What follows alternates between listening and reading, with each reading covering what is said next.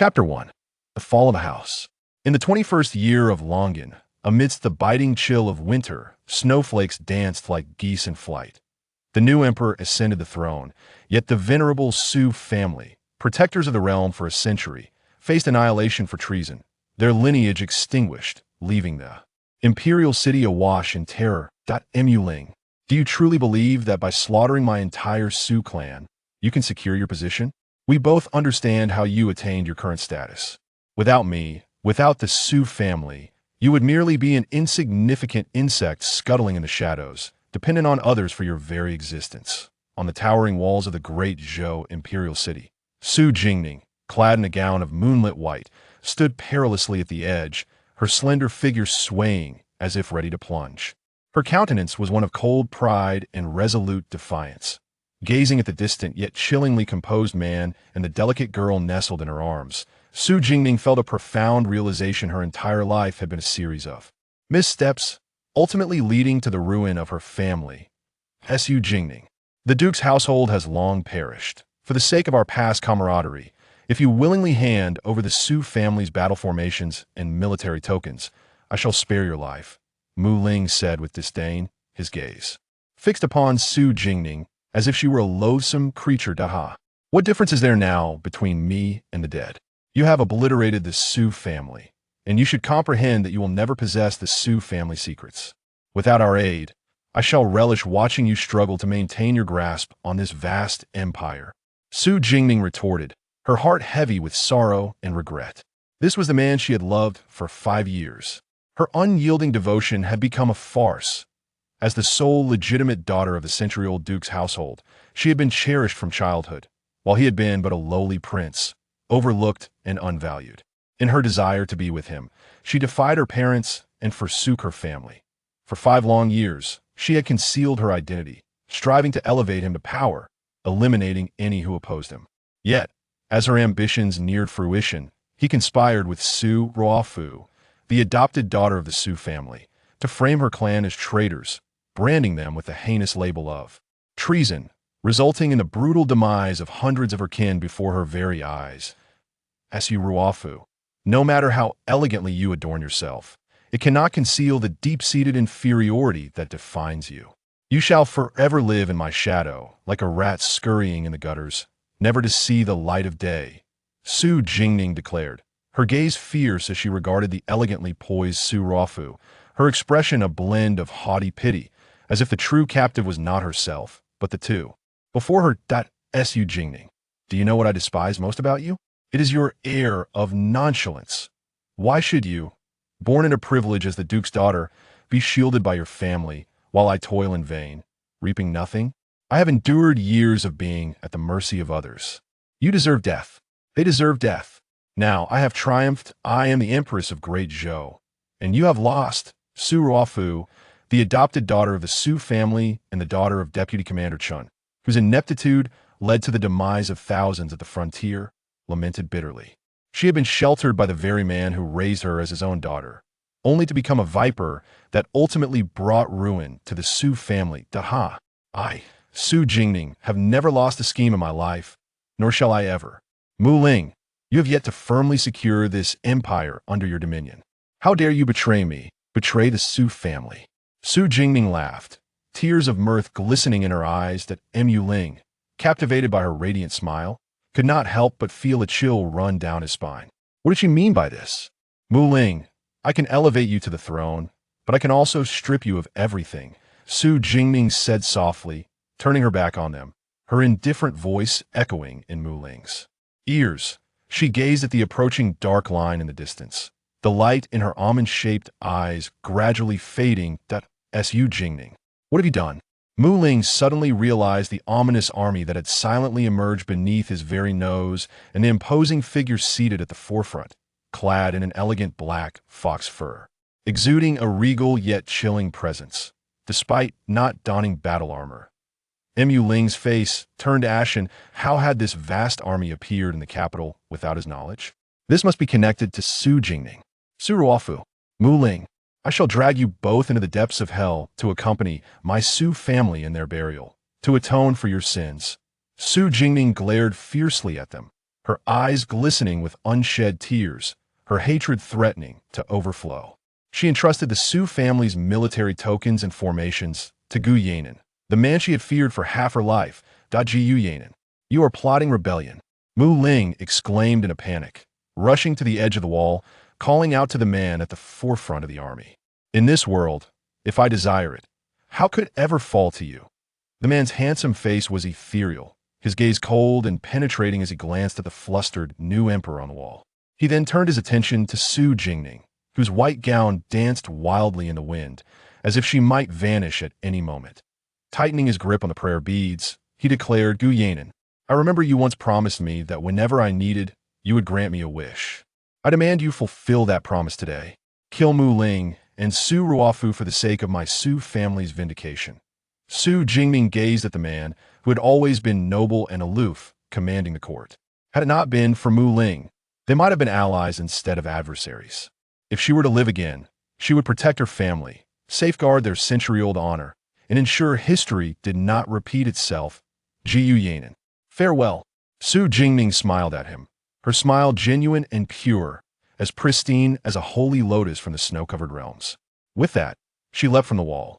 Tap, tap, tap. The prayer beads entwined around her delicate fingers suddenly snapped, scattering across the ground. Jiyu Yanin watched, helpless, as the girl he had secretly cherished for half his life leapt without hesitation from the wall. The ever-cold and proud lord of the northern frontier, the regent of Great Zhou, now found himself disoriented before the tens of thousands of soldiers, stumbling toward Su. Jingning beheld the radiant figure lying in the snow, blood staining the ground beneath her, her eyes closed in eternal slumber. Jiyu Yanin's eyes turned crimson as he trembled, cradling her in his arms, his voice quaking with desperation. Su Jingning, awaken. Su Jingning, awaken. I'm sorry, I came too late. A tear fell, tracing a path down her serene brow. In time, the regent of Great Zhou, long residing in the northern frontier, led an army to besiege the imperial city, imprisoning the new emperor and empress in a dark cell, subjecting them to every conceivable torment for over a month, before hanging them on the city wall, allowing their corpses to be ravaged by sun and rain, their demise a gruesome spectacle. He personally re-examined the treason case against the duke's household, exonerating them, and posthumously ennobled Duke Su Bo as king of the Su. Later, when all believed the regent was poised to ascend the throne, he unexpectedly adopted an 80-year-old boy from a collateral branch of the imperial family, crowning him as emperor. Afterward, he vanished without a trace, lost to the annals of Great Zhou. Chapter 2. The soul returns in the serene and elegant Lanya pavilion of the duke's residence. A delicate fragrance wafted through the air. The golden charcoal in the brazier burned brightly, warding off the chill from outside. The warm room was adorned with an array of exquisite paintings, ancient texts, and rare artifacts, all collected for the young lady by the duke and his sons from various places. A maid in a pink dress entered from outside, warming herself by the fire before cautiously approaching the inner chamber, careful not to let any cold air disturb the slumbering girl. Yunqing, has the young lady awakened today? Not yet, replied the maid named Yunqing softly, having just fed the sleeping girl some medicine. It has been 3 days. Her fever remains unrelenting, and the cold she had just begun to recover from has returned. We do not know when she will wake. Looking at the pale face of the girl on the ancient bed, her expression was filled with concern. 2 days prior, at the old lady's birthday banquet, the young lady had accidentally fallen into the water and had been in a coma for 2 full days. It was the depth of winter, and when she was rescued, she had been nearly lifeless. To make matters worse, rumors were now circulating within the duke's residence that the young lady had attempted to take her own life by jumping into the lake due to her desire to marry Prince Ling, which the duke had opposed. Although the young lady had indeed admired the talented Prince Ling and had clashed with her parents over it, she was always composed and sensible. How could she have acted so recklessly? In these past few days, the entire duke's residence was shrouded in a cold and gloomy atmosphere, with everyone on edge, fearing any misstep could lead to punishment. Suddenly, no, don't. Su Jingning bolted upright in bed, drenched in cold sweat, her heart wrenching and her mind clouded from her prolonged slumber. Young lady, you are awake. Yunya exclaimed joyfully, leaning closer to Su Jingning, then turning to Yunqing. Quickly summon the physician and tell him the young lady has awakened, so he may come to examine her. I will go at once. Yunqing replied, her face beaming with delight as she hurried out. Do you feel unwell, young lady? Yunya asked, anxiously observing the dazed girl on the bed. Yunya? Am I dead? Su Jingning murmured to herself. Young lady? What nonsense are you speaking? Are you perhaps delirious from the fever? Yunya said, hastily feeling Su Jingning's forehead. The fever has subsided. I'm not dead. Su Jingning looked at her fair, delicate hands. No, her hands had become rough and calloused from wielding swords for 5 years. How could they now be so soft? This was clearly the hand of a 16 or 17-year-old. Could it be that she had been reborn? Yunya, what year is it now? She asked urgently. It is the 16th year of Longan, young lady. What is the matter with you? The 16th year of Longan. She had been given a second chance. Heaven had acknowledged her unyielding spirit and resentment, granting her a new life. She had returned to the 5th year before her demise. Now she was merely 16, and all the tragedies had yet to unfold. An ire. A gentle yet anxious voice, accompanied by hurried footsteps, approached from outside the room. Upon hearing the familiar voice, Su Jingning's body froze. It was her mother. She raised her gaze to the newcomer, a graceful woman in a pale purple embroidered gown. Her hair, elegantly styled, approached with an air of gentle beauty, her eyes filled with unmistakable concern. Mother! Su Jingning could not contain her sobs. Thank goodness you've awakened. Are you feeling unwell? Su's mother, Jiang, fixed her gaze intently upon her daughter, her heart finally at ease after days of worry. I'm sorry, mother, Su Jingning said, her eyes brimming with tears as she recalled the wrongs she had committed in her past life and the sight of her mother dying before her eyes. She could not help but throw herself into her mother's embrace, repeatedly apologizing to her former self. Everything is fine. Everything is fine. I am here for you. If you truly wish to marry Prince Ling, I will intercede on your behalf. As long as you and I are happy. Su's mother listened to her daughter's stuttered apologies and ultimately relented. Perhaps if her daughter truly loved him, she would allow it. No, mother. I no longer wish to marry Prince Ling. I was foolish before. It was my mistake. Su Jingning withdrew from her mother's embrace, tears still glistening in her beautiful almond-shaped eyes, yet her expression was resolute. Su's mother was puzzled. Just days ago, her daughter had been determined to marry Prince Ling at any cost. Is it true? Mother, after this fall into the water, I have come to realize many things. Prince Ling is not a virtuous man, Su Jingning stated seriously. Upon hearing this, Su's mother felt a pang in her heart. Her daughter had truly come to understand. Very well, good child. In the future, I shall find you an even better husband. Su's mother gazed at her daughter with heartfelt emotion. Her daughter wished to remain with her father and mother, not to go anywhere. Very well. As long as An'er is happy, you must express your gratitude to Ah Fu for saving you. Had she not called for help, you would have been in grave danger. You are typically so wise. How could you let yourself be cornered in such a manner? Su's mother looked at her pale daughter, relieved that help had arrived in time. Cornered? What do you mean, mother? Su Jingning feigned confusion. In her previous life, Su Ruofu had schemed against her, causing her to fall into the water at her grandmother's birthday banquet, and while she was unconscious, spread rumors that she had jumped into the lake out of infatuation with Prince Ling to coerce her father into granting permission for their marriage.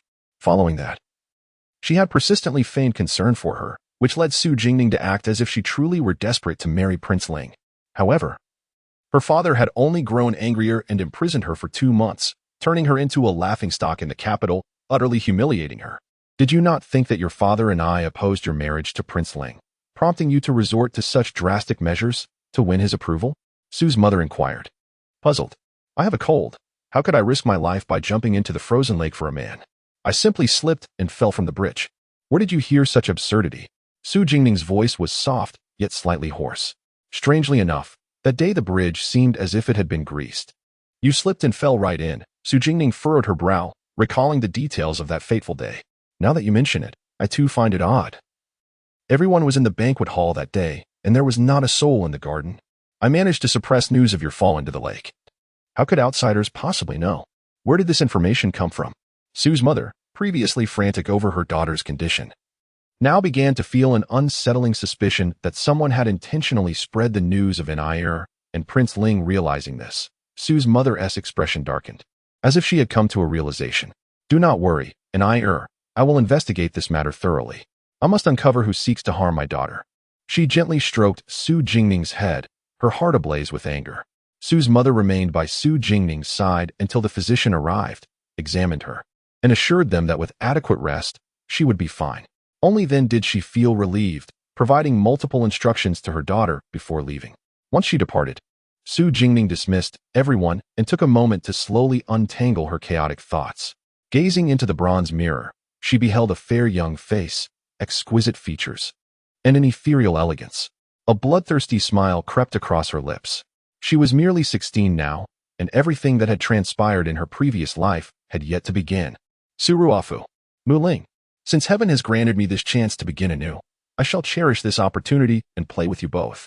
I shall lead you step by step into the abyss, ensuring you never rise again. The suffering you inflicted upon me in my past life, I shall reclaim 1,000-fold from you. Third miss, you have arrived, came Yunqing's voice from outside. As I approach my second elder sister, I have heard that she has awakened. Su Ruofu, adorned in a flowing azure gown reminiscent of a lake, styled her hair in a captivating manner, her countenance radiating beauty. However, upon mentioning Su Jingning, her expression turned deeply concerned. Miss is resting. Please do not disturb her, came the reply from a servant. As Yunqing gently declined Su Ruofu's request. Let her in, a faint and delicate voice emanated from within. Yes, miss, the servant acquiesced. Su Ruofu parted the curtain and entered the room. Sister, you have finally awakened. I have been so worried these past few days. You cannot imagine how concerned His Highness, the King of Ling, has been for you. Observing the beauty and evident worry etched on Su Ruofu's face, Su Jingming was struck by the sheer prowess of her performance. In her past life, she had been gradually deceived by this very sister, whom she had cherished as family, only to discover that she was a venomous viper cloaked in innocence. Suppressing her animosity with great effort, Su Jingning feared she might succumb to the urge to tear her apart. The intensity of Su Jingning's gaze startled Su Ruofu, whose once warm and gentle demeanor momentarily faltered, revealing a chilling glint of bloodlust in her dark, icy eyes. Had she misjudged her sister? Sister, it is truly wonderful that you have awakened. His Highness has grown increasingly gaunt with worry over your prolonged unconsciousness. You cannot imagine how heart-wrenching it is for him, Su Ruofu continued, her words flowing effortlessly while concealing her ulterior motives beneath a veneer of sincerity. Su Jingning remained silent, her demeanor aloof, until the faint sound of footsteps outside broke the tension. I am sorry to have troubled you. I have come to understand that Father has his reasons for opposing my marriage to the King of Ling. Please refrain from mentioning him in my presence henceforth. Her voice was soft, yet carried an air of detachment. Why, sister? His Highness is such a wonderful person who treats you with utmost kindness. Father has been anxious during your coma, and if you beseech him, he will surely support your desire for this union. Besides, the cold book banquet is in just a few days. We can attend together as His Highness specifically requested me to bring you. Su Ruofu's earnestness was palpable, though the calculating glimmer in her eyes was unmistakable. A cold smile danced in Su Jingming's heart as she recalled how, in her previous life, she had succumbed to Su Ruofu's manipulations, seeking their father's approval while in a frail state, only to be met with his vehement disapproval. Her health had never recovered, and her subsequent appearance at the cold book banquet led to disgrace, fracturing her family's reputation irreparably. Are you quite familiar with His Highness? Su Jingning's brow arched slightly as she scrutinized her sister. Sister, Su Ruofu attempted to continue persuading her, but was interrupted. Has my sister awakened? Oh, Fu is here as well, a clear and gentle voice interjected. Su Jingchun entered, clad in a gray-blue robe, exuding an air of grace and elegance, his sharp gaze resting upon the visibly anxious Su Ruofu. Behind him stood the Duke of the State, draped in a purple official robe, his features sharp and resolute, commanding respect without uttering a word. Father, elder brother, Su Jingning greeted softly. With the year-end approaching, they had returned to the capital to report for duty and celebrate their grandmother's birthday, unaware that a scandal had erupted at home due to her. Indeed. We have come to visit you, as we heard you have awakened, Su Jingshun replied with a smile, observing their father still garbed in his official attire. Su Ruofu felt a twinge of envy. Clearly, their father was deeply concerned for Su Jingning's well-being. I shan't disturb you any longer. Please enjoy your conversation, she said, relieved as she witnessed their usual expressions. Be careful on your way back. The roads are slippery, the Duke of the State advised kindly. Yes, sister. I shall take my leave now, Su Ruofu said, bowing to the three before exiting. As Su Jingshun watched her depart, a shadow of concern flickered across his features. You have finally awakened. You cannot fathom how worried we have been these past days. You always act so willfully. It seems you have suffered for it, he said affectionately. Gazing at the pale girl before him, I am sorry for causing you concern, Su Jingning murmured, unable to meet the Duke's gaze for fear of revealing her reddened eyes. You should not apologize to me, but rather to father, Su Jingchen replied, his eyes filled with a complex mix of emotions. It was perplexing that his sister had chosen to favor the king of Ling, a man he deemed weak and ineffectual, yet who was born into the imperial family and had survived the treacherous court intrigues. Su Jingning remained silent, her head bowed, prompting the Duke of the State to feel a sense of frustration. He mistakenly believed her reticence was merely a stubborn tantrum, a trait she had inherited since childhood. Seeing his beloved daughter, who had always been pampered, so recklessly endanger herself for a man, he felt a mix of heartache and helplessness. Ah, the King of Ling. Do you comprehend why your father does not approve of your union? Though he may not command the emperor's favor, he is still a prince. The Su family commands the loyalty of countless soldiers. As his only legitimate daughter, do you realize the magnitude of the implications? A single misstep could lead to catastrophic repercussions for our family. Before the Duke could finish his admonition, Su Jingning interrupted him. Rising from her bed, she knelt before the Duke, bowing her head. Father, I am sorry for causing you worry. I am but a foolish child. I no longer harbor feelings for the King of Ling. I shall not speak of this matter again. The suddenness of her actions startled the Duke, and he exchanged a glance with Su Jingchen, both filled with doubt. He approached Su Jingning, lifting her gently and holding her shoulders, his expression serious. Is this true? Yes. I no longer have feelings for him, she replied, feigning sorrow. Very well. If you do not wish to pursue it, then there are many worthy suitors in the world. The King of Ling is unworthy of my precious daughter, the Duke declared, wary of pressing further for fear she might change her mind. Indeed. Only father would dare say that the emperor's son is unworthy, Su Jingchen remarked, guiding their father towards the door. Let her rest well, she has just awakened. Indeed, Ningning. Focus on regaining your strength. Your health is of utmost importance, the Duke advised. Understood, Su Jingning murmured as she watched the two depart, her fatigue overwhelming her once more. Though her body seemed fine, she felt weakened, her chronic ailment from childhood persisting despite her efforts to remedy it. She chose not to revisit their earlier conversation, aware that her elder brother had begun to harbor suspicions regarding Su Ruofu, while Su Jingchen appeared refined and amiable. Few knew that the Duke's son was a master of subterfuge, particularly when it came to his only sister. Su Ruofu, you who feign the role of the virtuous and gentle sister, I shall gradually peel away your facade. Chapter 3, The Truth Behind the Lake Incident. Father, do you truly believe that Ning fell into the lake because of King Ling? Although she can be a tad willful at times, she is not like the other noble ladies in the capital. Ning would never risk her life for a man. Su Jingchen walked alongside the Duke of Jingui through the gardens of the Su residence, his eyes clouded with contemplation. I certainly do not believe it. Ning has experienced much more than others from a young age. She is astute and wise, and would never resort to such a desperate act as throwing herself into the lake. The Duke replied, hands clasped behind his back, a hint of pride for his daughter concealed beneath his stern expression. I also cannot fathom that my sister would act in such a manner, Su Jingchen said with a smile, though it seemed to fade slightly as a thought crossed his mind. However, Afu appears to have changed considerably over the years. I urge you to investigate the circumstances surrounding Ning's fall and the source of those inexplicable rumors. We cannot allow her to suffer unjustly. The Duke, having raised Su Ruofu as if she were his own daughter, felt a tinge of disappointment. Su Jingchen nodded in agreement and continued walking with the Duke for a while before parting ways. On his way back to his courtyard, he deliberately veered towards the spot where Su Jingning had fallen into the water. Despite his thorough search, he found nothing. Just as he was about to leave in disappointment, he noticed something in the grass near the bridge. Upon closer inspection, he discovered it was a small piece of talc, about the size of a fingernail. Talc. How could there be talc here? He approached the bridge and carefully examined the area, soon finding a bit of white powder that had yet to be cleaned. Talc powder. The realization struck him that Ning's fall had indeed been deliberate. His thoughts turned to his sister, pale and suffering from the cold due to her recent ordeal, and his expression darkened. How dare someone bully his sister right under his nose? He cautiously wrapped the small piece of talc and the powder in a handkerchief before returning to his quarters. After waking, Su Jingning remained cocooned in the warm chamber for several days, her mother instructing the household to allow her to rest undisturbed due to her cold-induced ailment. Enjoying the peace and solitude, Su Jingning felt her spirits and health improve significantly. Yunya, let us visit grandmother today. I haven't seen her in quite some time, Su Jingning said, rising early that day. Dressed in an ice blue silk gown embroidered with silver clouds and styled with an elegant hairstyle, she exuded grace and refinement. Her complexion markedly better than in recent days. Certainly, Mississippi.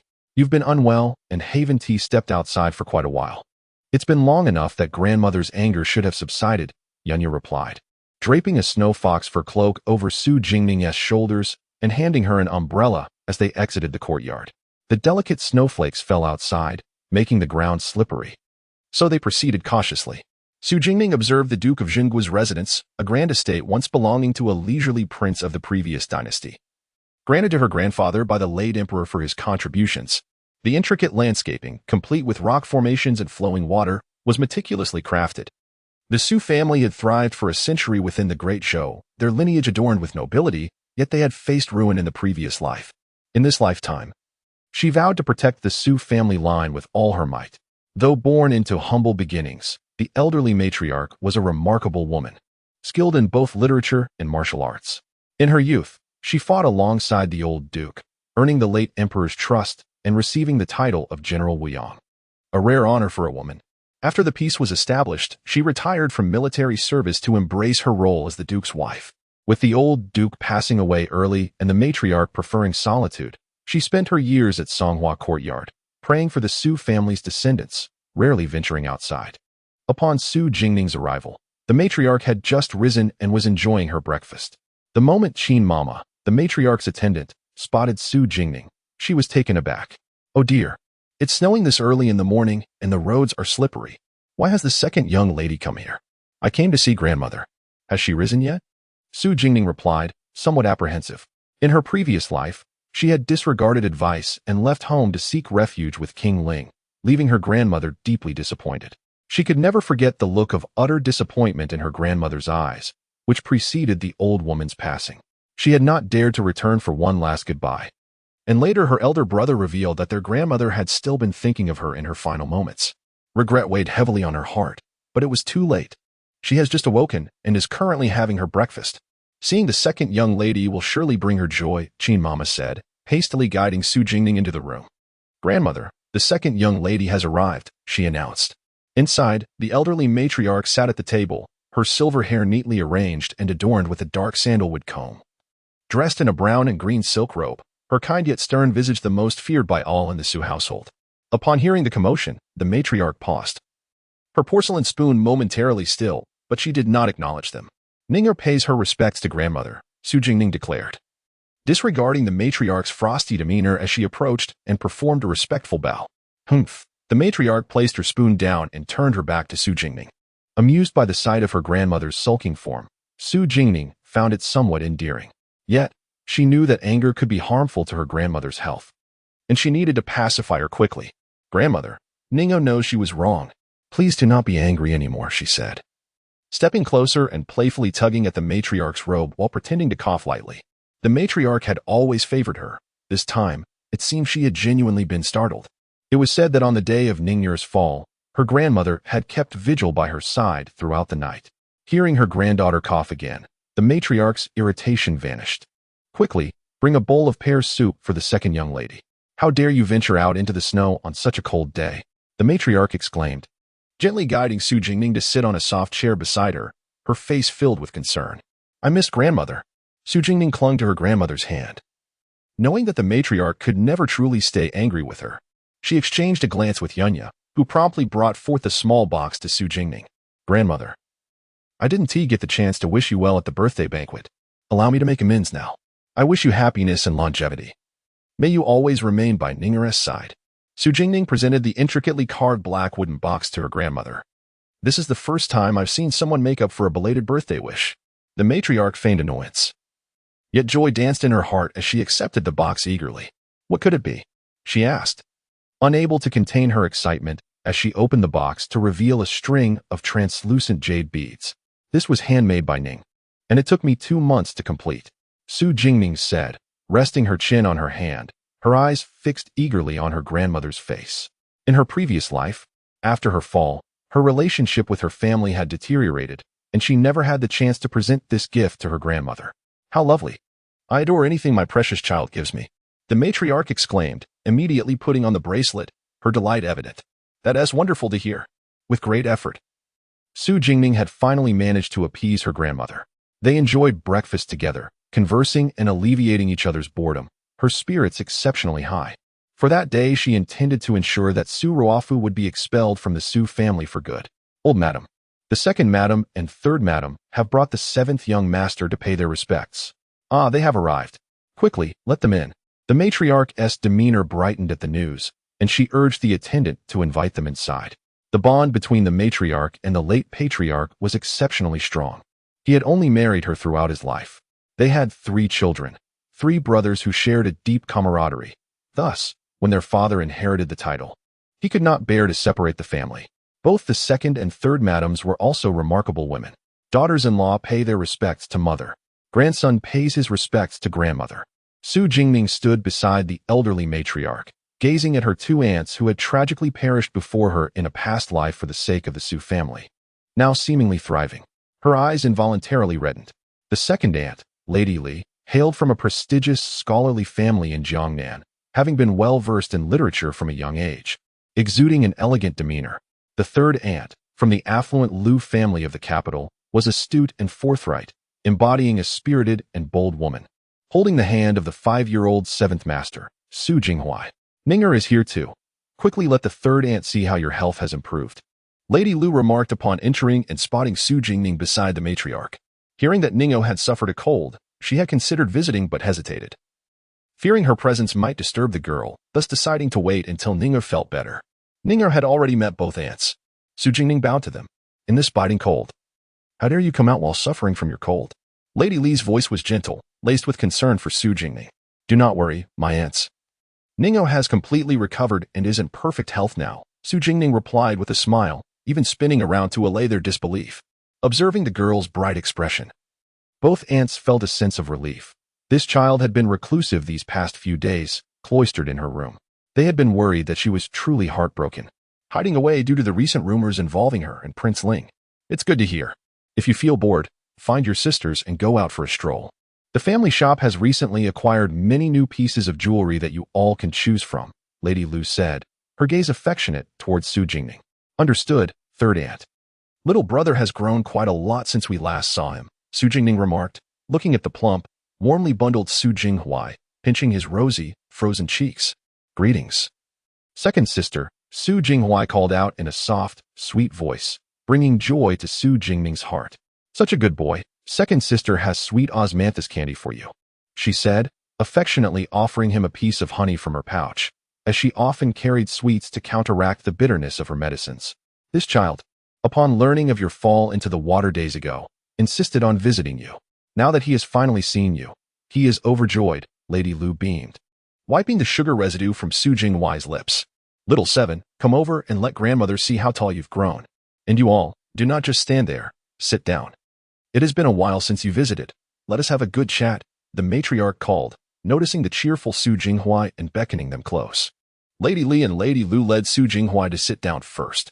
Su Jingming took her place beside him, playfully engaging him, their laughter filling the room.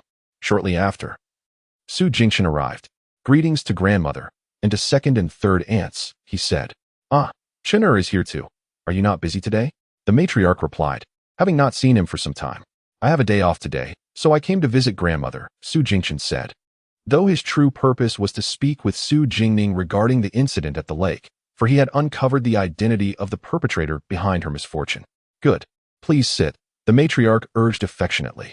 Su Jingchen took a seat beside his sister, gazing at her radiant smile, his heart heavy with remorse for not having protected her better, having failed to detect the deep-seated malice lurking near her. He dreaded how devastated she would be to learn that Su Ruofu was responsible for her fall. Ninger, do you know that day? Su Jingchen was about to reveal the sinister truth when he was abruptly interrupted. Wow, grandmother, today the Songhua courtyard is truly lively.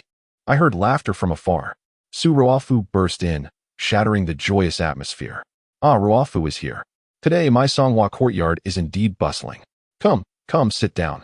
The matriarch welcomed her, as Su Ruofu always presented herself as sweet and endearing in front of the elderly lady, who held a fondness for her. Thank you, grandmother. I'm so relieved that second sister has finally come out. I've been so worried these past few days, Su Ruofu exclaimed upon spotting Su Jingning, eager to reach out and indulge in their usual playful banter, having missed her sister's presence. However, just as she extended her hand, it was intercepted by the stern-faced Su Jingchen standing nearby. Elder brother? Su Ruofu questioned, puzzled. Do you genuinely care for Ning'e? Su Jingchen asked. His handsome features set in a serious expression, scrutinizing Su Ruofu with a hint of scorn. What are you talking about, elder brother? Second sister has treated me like a real sister since childhood. Of course, I genuinely worry for her. Su Ruofu replied, bewildered by the accusation. A true sister? Is this how you treat someone who has shown you kindness like a true sister? Su Jingchen's voice was taut with suppressed anger as he tossed the talc and its powder he had found at the lake before her. The sudden eruption of his fury startled everyone present, as Su Jingchen was known for his calm demeanor and gentle nature. They had never witnessed him lose his temper. Su Ruofu stared at the talc and its powder, her face going pale as she struggled to maintain her composure. Elder brother, what do you mean by this? She inquired, her voice trembling slightly. Lady Su, observing the white stones, picked one up for inspection. Is this talc? It is extremely soft and easily ground, often used in medicine. This talc is only found in the southern regions. Physicians there often use it in their remedies. I have lived in the capital for many years and have yet to see any physician here using it. Chinner, where did you find this? What does it have to do with Afu? Surely, there must be some misunderstanding, she said, casting a worried glance at Su Ruofu, perplexed by her son's sudden outburst.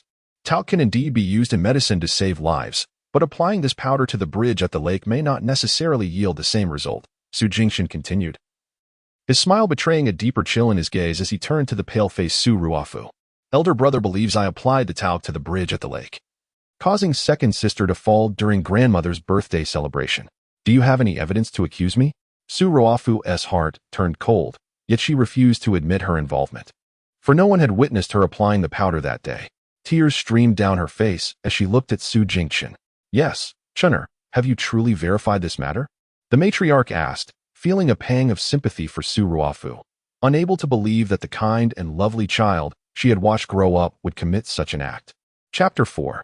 Dealing with Su Ruofu, Su Jingchen cast a cold gaze upon her, his disdain deepening as he realized, for the first time in many years, the remarkable acting skills of the adopted daughter of the Su family. Tu Fei, bring him in, Su Jingchen commanded, his voice echoing through the doorway. Shortly thereafter, the burly figure of Tu Fei entered, escorting a middle-aged man. Upon seeing him, Su Ruofu was so frightened that she fell to the ground. It's over. All is lost. How could he possibly be here? He was the owner of the stone shop in the northern part of the city, a man from the southern borders. Sister, have you met him before? No, I haven't. I swear, I don't know him. Su Ruofu hastily denied, panic evident in her voice. Yet the man interjected. But I have seen you. Haven't I, boss? Su Jingchen smiled at her. Indeed, this young lady has visited my humble shop. It is quite secluded. And with her ethereal grace and exquisite attire, coupled with her purchase of talc, I could not help but remember her face. You lie. There is no way you could recognize me. I clearly. Su Ruofu's face turned ashen as she attempted to defend herself, only to regret her words the moment they left her lips. The onlooker's expression shifted dramatically, and the matriarch's visage darkened ominously. Chin Mama, fetch the master and mistress. She commanded coldly, devoid of any compassion. No, grandmother. Please, let me explain. It wasn't me. Second sister, I swear it wasn't me. Su Ruofu cried, tears streaming down her face, portraying an image of utter helplessness. Take the third miss to the side hall and escort the unrelated individuals away. The old matriarch ordered with a frigid tone, showing no mercy. Su Ruofu was dragged away, struggling and calling out, to the side hall of Songhua courtyard. The gathered crowd regarded her with icy glares, fully aware that Ning'e had nearly lost her life because of her. Moments later, Duke Xinghua Su Bo and his wife arrived in haste, the latter's expression grim. She had been investigating the incident surrounding her daughter's near drowning, as well as the rumors involving her daughter and the Ling Prince. To her shock, she discovered Su Ruofu's illicit relationship with the Ling Prince. The two had schemed to entangle Ning'e with the prince, aiming to secure the Su family's support for him. She had intended to confront Su Ruofu for clarity when summoned by the matriarch, and now, the reckoning would come as well. Su Madam gazed at her daughter with deep sorrow, gently caressing her gaunt cheek. Do not fear, I shall stand for you. Bring Su Ruofu here. Duke Xinghua's expression was equally displeased as he instructed his attendants. Upon seeing the Duke, Su Ruafu rushed forward. Father, father, it wasn't me. I swear it wasn't. The Duke stepped back, avoiding her embrace, disappointment etched on his face, remaining silent. Su Madam forcefully pulled her away, delivering a slap filled with anger and despair. Su Ruafu, our family took you in out of pity for your plight, an orphan, alone in the world, and welcomed you into the Su household, granting you our name and protection. Do you realize the risks our family undertook to adopt you? For all these years, we have cherished and safeguarded you, and this is how you repay our kindness? You have harmed Ninger, nearly costing her life, and spread rumors that tarnish her reputation. Tell me, who truly entangles with the Ling Prince? Mother, I was wrong. I was bewitched and misled by the Ling Prince. Please, don't abandon me. Su Ruafu knelt on the ground, fervently bowing her head in apology. Blood trickling from her forehead, her expression one of utter despair. Do not call upon us. We have 4 children. From this day forth, you shall no longer be the third miss of the Su family. Su Madam's eyes brimmed with tears of rage, realizing they had nurtured a viper in their midst, one that nearly harmed their own child. Boer, a treacherous person, has no place in the Su family. If you cannot bear to do it, I shall take on the role of the villain, the matriarch declared, her demeanor commanding as she faced Duke Jinghua. Su Bo, mother, I understand. The Duke bowed respectfully to the matriarch before turning to Su Ruafu. Looking at the pitiful figure of Su Ruafu, his gaze was icy. Were it not for the years he had spent raising her, she would have been but a lifeless body at that moment. We took you in out of compassion for your father's long-standing friendship with me, not wishing to see you abandoned. For years, I have treated you as my own, as a true daughter of the Su family. Yet you have repaid our kindness with betrayal. Henceforth, you shall revert to your original surname, Chin. I shall publicly announce that you have severed all ties with the Su family. Leave the Su household by tomorrow. I will arrange for your return to the southern borders, and you shall never set foot in the imperial capital again. The Su family will no longer protect you. Take care of yourself. The Duke spoke in a deep voice. No, father, I don't want to. I was wrong. I will change. I don't want to go back to the southern borders. Su Ruafu wept uncontrollably, terrified of returning to a life as the daughter of a criminal. You nearly caused Ninger to lose her life. We are not killing you. We are simply sending you back to the southern borders. What further grievance do you have? Su Jingchun, suppressing his fury, feared he might lose control and harm her. Su Ruafu trembled, a flicker of determination in her eyes as she bowed 3 times before the Duke and his wife. I am sorry, Su family. I have wronged you, and I have wronged second sister. Today, I shall offer my life to atone for my sins. With tears in her eyes, she suddenly rushed towards a pillar behind Su Jingning, attempting to end her own life by crashing into it. Stop! The crowd gasped in shock at her sudden move. The old matriarch and third Madam Li cried out in alarm, while the second Madam shut her eyes in terror. A muffled sound broke the tension, awakening everyone. Su Jingning, closest to Su Ruafu, intercepted her attempt. She stood protectively in front of Su Ruafu, knowing the impact was not severe. Su Ruafu, fearful of death, would never truly wish to perish. She merely sought their pity to spare her. Ninger, are you all right? The crowd rushed to Su Jingning, alarmed by her actions. Su Ruafu had not anticipated Su Jingning would save her, ruining her plan. She glared at Su Jingning from the periphery, filled with resentment. I am fine. I simply did not want her to die in grandmother's courtyard, soiling her grounds. Su Jingning replied, shaking her head as Su Jingchen helped her to her feet, casting a look of disdain at Su Ruafu. Slap. Su Ruafu received another blow from Su Madam. Do you wish to die? Then I shall grant your wish. Take her to the punishment hall and administer 70 strikes. If you wish to repay the Su family's kindness, endure the punishment.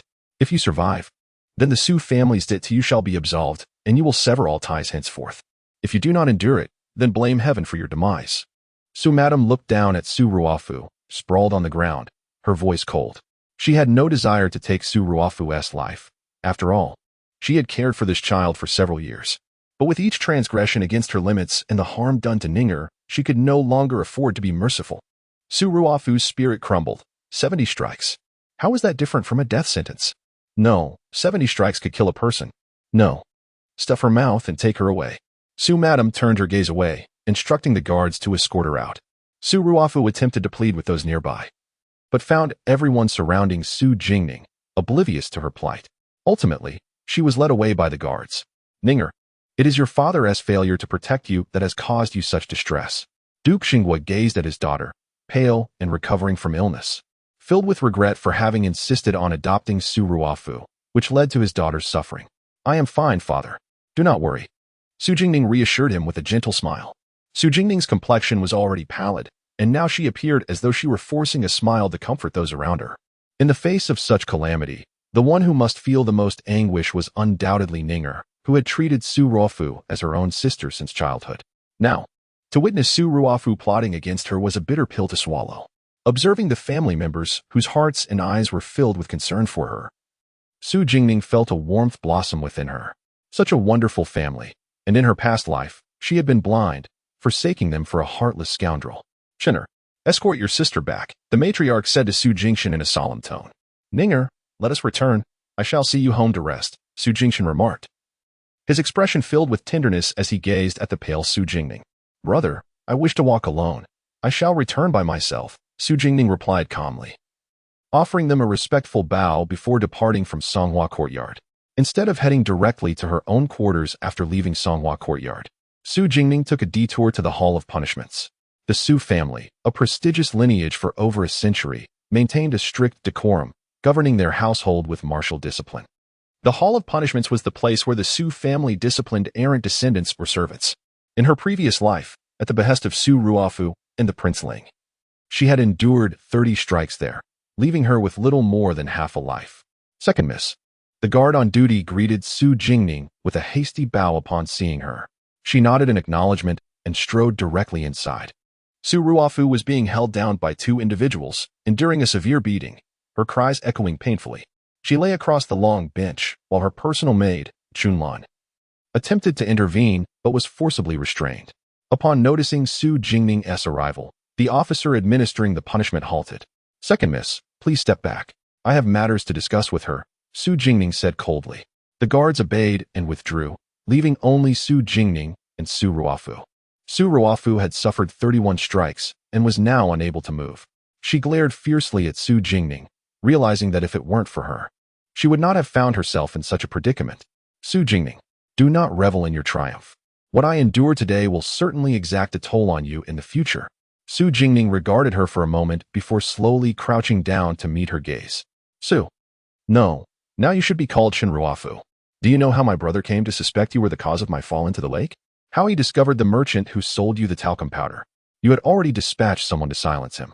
Su Jingning caressed her cheek, her eyes filled with a murderous intent as she spoke with a smile. "It was you.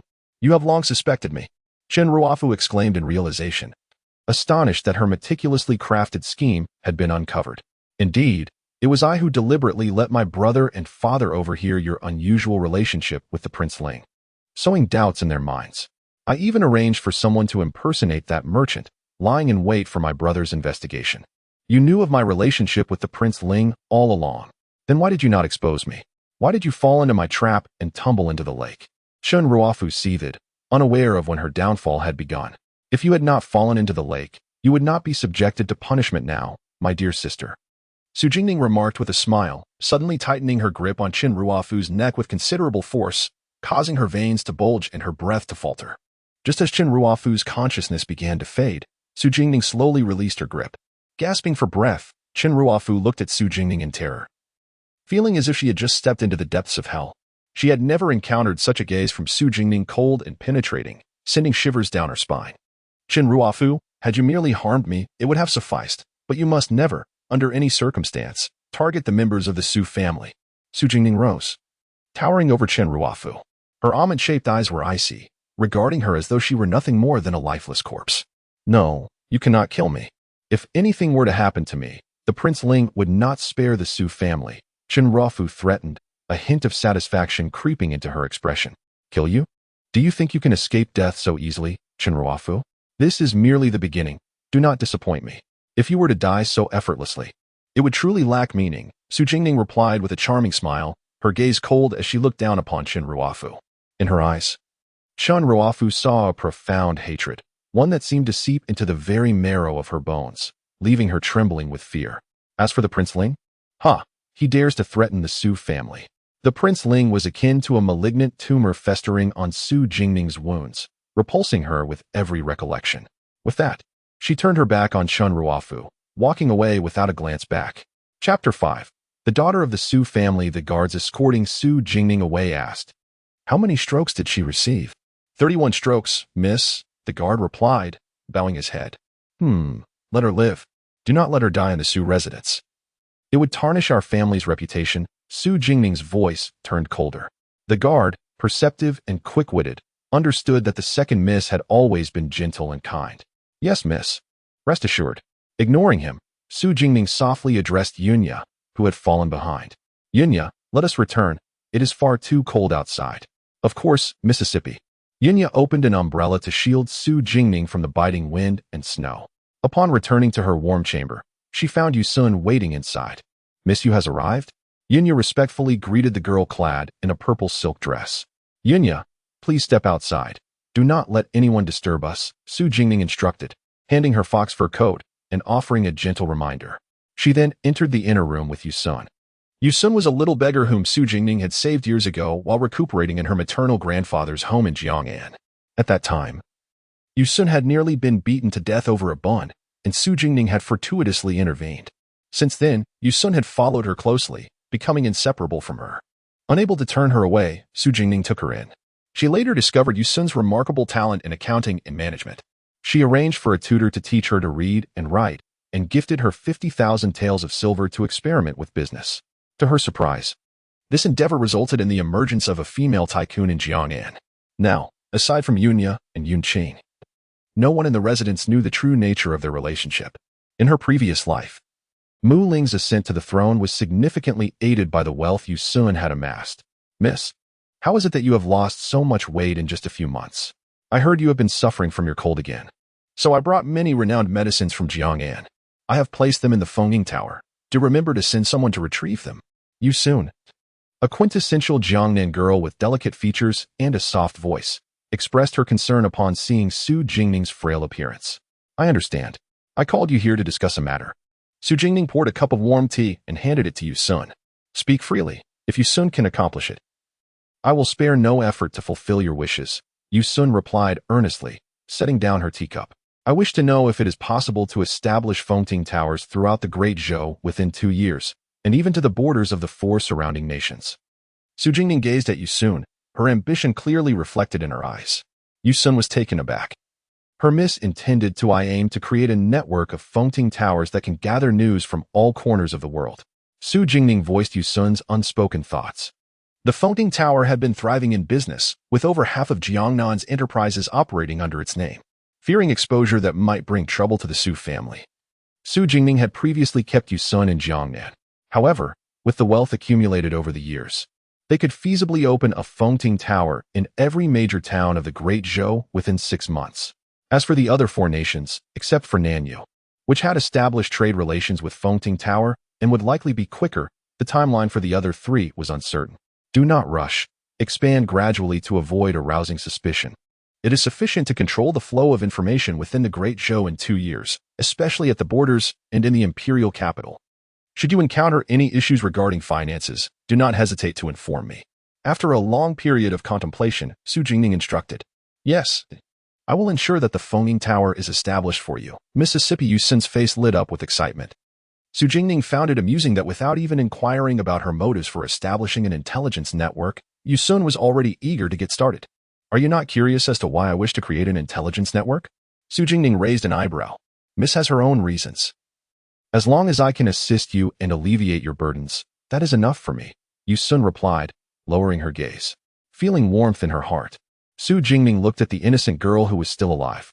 In her past life, Yusun had perished while attempting to save her. This time, she vowed to protect her and ensure she earned a lifetime of wealth. Very well, remember to exercise caution and prioritize your safety, she gently reminded. Understood, Mississippi. I feel a bit tired. You may leave for now. She closed her eyes and waved her hand toward Yusun. Yusun donned a black cloak, bowed to her, and swiftly slipped out of the window, disappearing in an instant. Su Jingning felt no anxiety about her being discovered. For Yusun was an exceptional accountant and possessed top-tier agility. The guards of the Su residence stood no chance against her. She aimed to hold all the world's information in her grasp to remain vigilant against any hidden threats to the Su family, ensuring they would not become mere pawns in the shadowy intrigues of the court. Miss, It is time for your medicine. Yunqing entered with a bowl of dark concoction. You may leave it there. I will drink it myself shortly. Su Jingming grimaced at the sight of the medicine. No. The madam has instructed me to ensure you finish it, although it is rather bitter. This prescription was specially crafted by a renowned physician from Jiangnan and is remarkably effective for your cold. If you persist for another 6 months, your condition may improve. Yunqing urged with genuine concern, knowing that Su Jingming had always been reluctant to take her medicine. I know. I will drink it now.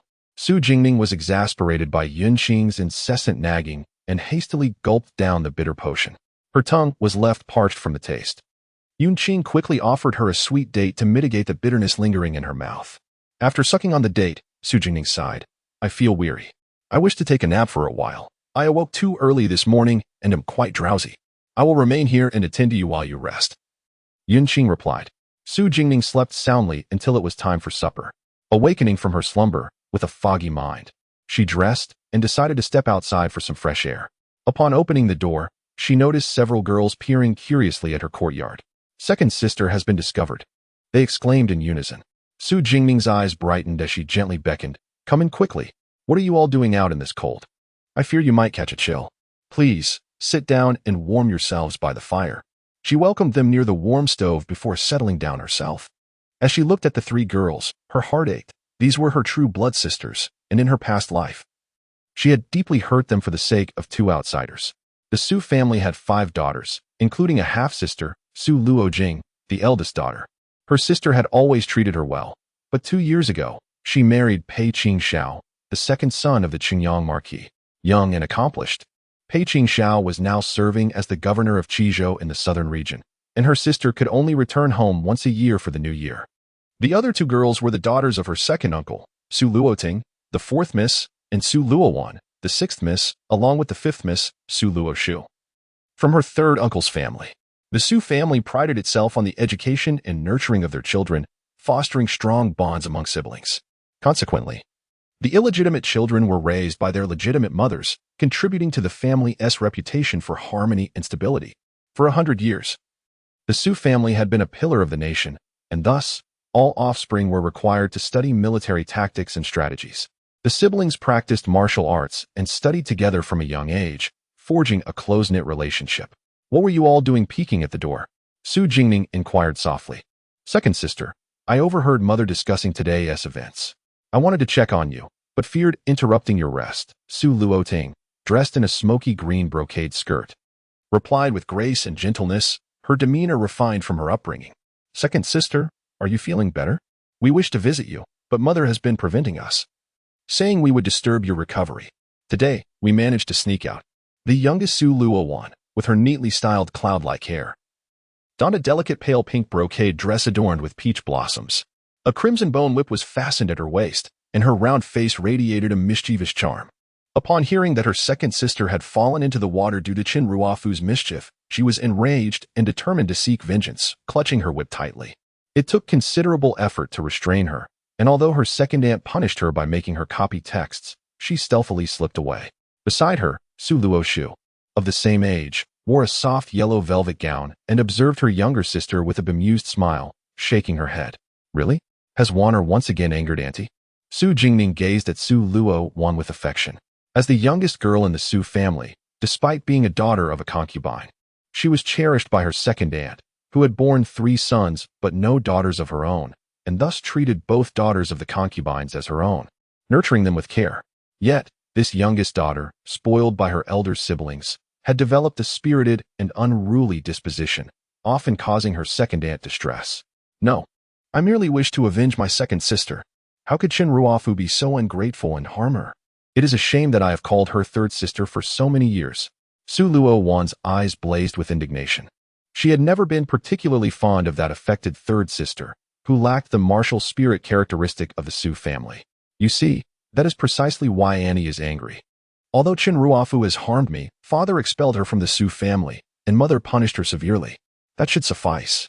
From now on, she is but an outsider. Why waste your ire on someone who is no longer part of our family? Su Jingming gently chided, tapping Su Luowan's forehead. Perhaps you are right, second sister. I might have misconstrued things. However, if mother discovers that I have snuck out instead of copying texts in my room, I shall surely be punished. Second sister.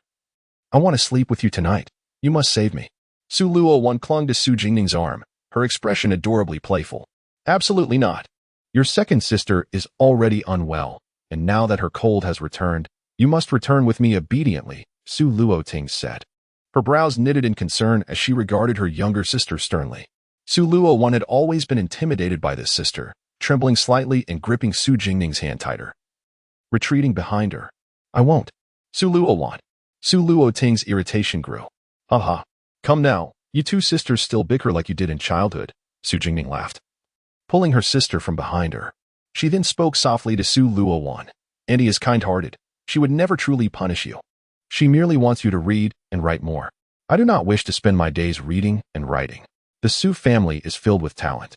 Each of my brothers and sisters possesses remarkable skills. I want to master the Crimson Bone Whip. I must become a formidable female general on the battlefield. Su Luo pouted in dissatisfaction. Su Jingning and Su Luo exchanged amused glances, momentarily at a loss for a retort. Su Jingning recalled the past, remembering how, in her previous life, one had indeed gone to the northern frontier, wielding her whip with unmatched prowess, earning the title of General Su. Yet, betrayal had arisen within the Su army, leading to the deaths of her kin. And it was she who had fought valiantly to carry the military insignia out of the northern frontier to safety. She had perished at the tender age of 15. A luminous age snuffed out on desolate soil. She was right. The Su family had long been renowned for their martial prowess, never producing a waste of space. In this generation, all 6 sons of the Su family had taken to the battlefield by the age of 10, each a youthful hero safeguarding the great Zhou. The Su daughters, too, were well-versed in both the arts and martial skills, excelling in military strategy. Luo Ting was a prodigy in formations. And the Su family's array charts, once sought after by Mu Ling, were merely the scattered notes compiled effortlessly by their fourth sister. Luo Shu had an uncanny sensitivity to weaponry. The crossbow used by the Su family's armored troops became renowned in the northern frontier after her modifications. Yet, in her previous life, these extraordinarily gifted sisters met a tragic end under Mu Ling's decree of treachery against the Su family, leading to their annihilation. In this life, she vowed to protect her sisters, ensuring they could live carefree and pursue their passions. The sisters shared a delightful dinner in Su Jingning's warm chamber, engaging in cheerful conversations before returning to their respective homes. The following morning, the long-lasting snowfall ceased and the sun emerged. As Su Jingning partook of her breakfast, Yunya hurriedly entered. Miss, Chen Ruofu is not dead. She has merely been beaten to a pulp and is gravely injured, unconscious. Su Jingning paused, inquiring, what of father and mother? Madam, upon learning this, instructed that she be taken to a rural estate, where she is to be kept until she awakens and leaves. She has said she wishes never to see Chen Ruofu again. This morning, father dispatched Uncle Su to publicly declare that the adopted daughter of the Su family, Su Ruofu, disregarded the family's 10 years of nurturing and attempted to harm her legitimate sister, thus betraying them. Henceforth, she is to be stripped of the Su surname and revert to her original name, Chen Ruofu, severing all ties with the Su family. Many in the capital are aware of how the Su family has treated her over the years. Now, people are condemning Chen Ruofu as an ungrateful viper. Even if she desires to remain in the imperial capital, it seems her prospects are grim, Yunya softly relayed. Understood. Keep a watchful eye on the household in the coming days. If anyone shows signs of unrest, act without mercy, Su Jingning commanded, setting aside her bowl and wiping her mouth delicately with a handkerchief. Leave me for now. I wish to be alone, she spoke gently. Yes. Yunya cast a concerned glance at Su Jingning, sensing her troubled mood. Alone on the soft couch by the window, with a chilling breeze seeping through. Su Jingning's fingers turned pale as they gripped her teacup. Chen Ruofu must not die yet. She sought to make Chen Ruofu and Mu Ling experience a living hell. To witness the gradual destruction of everything they cherished, allowing them to feel the excruciating pain that gnawed at her very bones. She intended for them to descend into the abyss, condemned to eternal suffering. In her previous life, she had spared no one who had harmed the Su family, even if it meant resorting to despicable methods or becoming the very person she had once despised. She would not hesitate. Chapter 6. Journey to Qingfu Temple, my lord. You have arrived. Is Ninger inside? Su Jingchun, with a refreshing demeanor, inquired gently, his warm gaze meeting Yunya's. The young lady is in her room. My lord, It seems that the young lady has not been in good spirits these past few days, often lost in thought and frequently plagued by nightmares at night. She has always been most receptive to your words. Perhaps you could spend some time conversing with her. Yunya hesitated before suggesting to Su Jingqian. Why? Is it because of Su Ruofu? Or perhaps Prince Ling? Su Jingqian's brows furrowed in concern. I do not know, but I sense that the young lady is not as joyful as she once was, Yunya replied, shaking her head, anxiety creeping into her heart. I understand. Su Jingqian lifted the curtain and stepped inside. Upon entering, he beheld his sister, clad in thin garments, sitting alone by the window, lost in thought. The window stood wide open, cold winds rushing in, yet she remained oblivious to the chill. You have just recovered from a serious illness. How can you leave the window open so wide? The biting cold is fierce. Are you not afraid of falling ill again? Su Jingqian approached and firmly shut the window, blocking out the frigid air. Elder brother, what brings you here? Su Jingning exclaimed, her eyes sparkling with joy, though the corners were tinged with red. Su Jingqian remained silent, gazing earnestly at her. You have been downcast since your near drowning. Do you have something weighing on your mind? Su Jingning was taken aback by his question, momentarily speechless. Is it regarding Chen Ruofu? Su Jingqian continued softly, aware of his sister's close bond with Chen Ruofu since childhood. No. Su Jingning lowered her head, avoiding his gaze. Yet, Su Jingqian could sense a profound sadness emanating from her. Elder brother, if I were to make a grievous mistake that harmed the entire Su family, would you blame me? Su Jingning looked at him, her eyes revealing an uncommon vulnerability.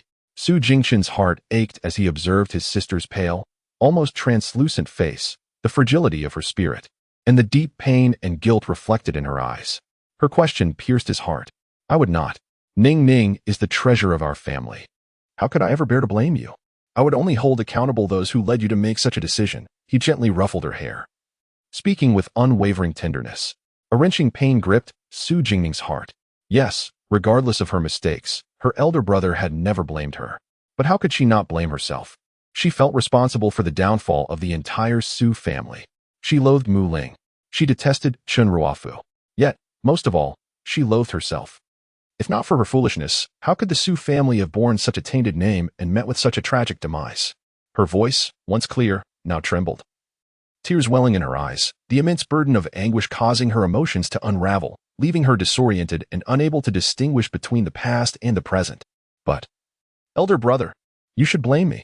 I was wrong, and I have brought ruin upon our family. For the sake of one person, I disregarded our parents' counsel, turned my back on the Su family, exerted myself for him, fought battles on his behalf, and helped him ascend to power, only to await him with joy. Only to be met with his betrayal. He conspired with Chen Ruofu, framing the Su family with treason, leading our father and brothers to their deaths in desolate lands. Their bodies left unburied, exposed to the wilderness. I had to witness our mother, aunts, and sisters perish before my eyes, powerless to save even one of them. I am the one who caused the demise of the entire Su family. I am terrified. Elder brother, I fear that you will once again suffer because of me. I dread becoming the center of the Su family once more. Su Jingning cradled her head, her voice growing fainter. Her mind filled with the bloodshed of the Su family in her past life, overwhelmed by fear. Do not be afraid. Do not be afraid. Elder brother is here. Elder brother is here. Everyone is here. Su Jingqian swiftly embraced her, soothing her with gentle words. He had never witnessed Ninger in such a state of fragility and terror. What had transpired? As Su Jingning's emotions began to stabilize under Su Jingqian's tender encouragement, she leaned against him and succumbed to sleep. Su Jingqian carefully carried his sister to bed and watched over her for a long while, noting her restless murmurs in her slumber, only departing when he was assured of her peaceful rest. Exiting Lineage Pavilion, Su Jingqian pondered the individual his sister had mentioned, apart from Prince Ling. He could think of no one else. A palpable aura of menace enveloped him. He sensed that Ninger's emotional state was perilous, as she suppressed her feelings. Ninger had always been composed and wise. She had never spoken so irrationally. What could have transpired? Tu Fei. Investigate closely whom the second young lady has been in contact with recently, especially Prince Ling. Leave no detail overlooked. Understood. Tu Fei bowed in acknowledgement. In the following days, Su Jingqian visited Lineage Pavilion daily to check on Su Jingning, inquiring about the words she had spoken that day. She merely claimed to have had a dream. Observing her return to her usual demeanor, he finally felt reassured, assuming she had indeed experienced a mere nightmare. Today marked the festival of heaven in the imperial capital. a day for the great Zhou to worship the celestial deities, seeking to cleanse the impurities of the past year and ensure a peaceful and auspicious new year. The atmosphere within the household was filled with uncontainable joy. This morning, a letter arrived from the northern frontier, announcing a resounding victory. The Su family's generals had displayed unparalleled bravery, forcing the Western Liang forces into retreat, severely weakening their national strength. The emperor was elated and had summoned the Su family back to the capital for rewards, allowing them to celebrate the new year together. As the army had begun its return, Su Jingning received the news, her heart enlightened. It had unfolded similarly in her previous life.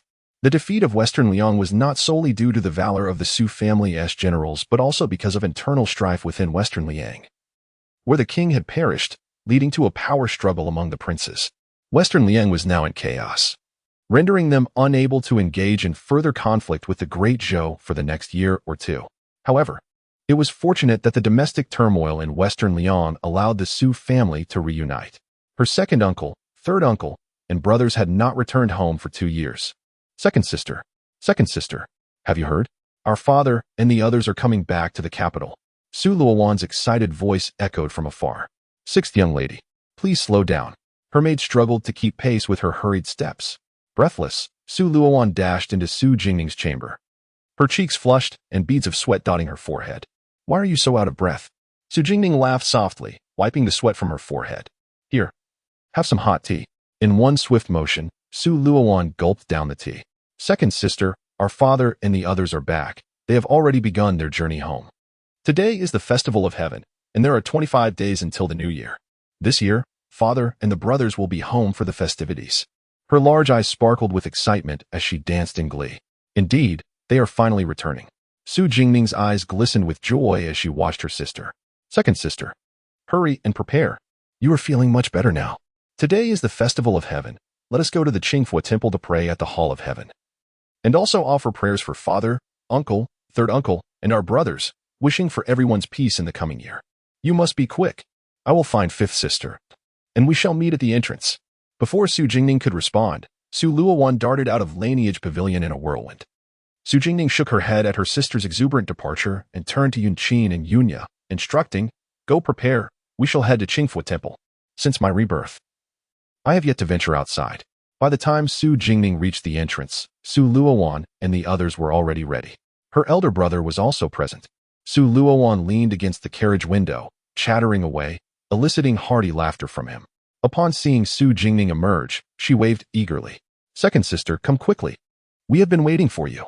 Su Jingning instructed Yunya to take the rear carriage and nodded as she approached them. Are you also going to Qingfu temple? Elder brother?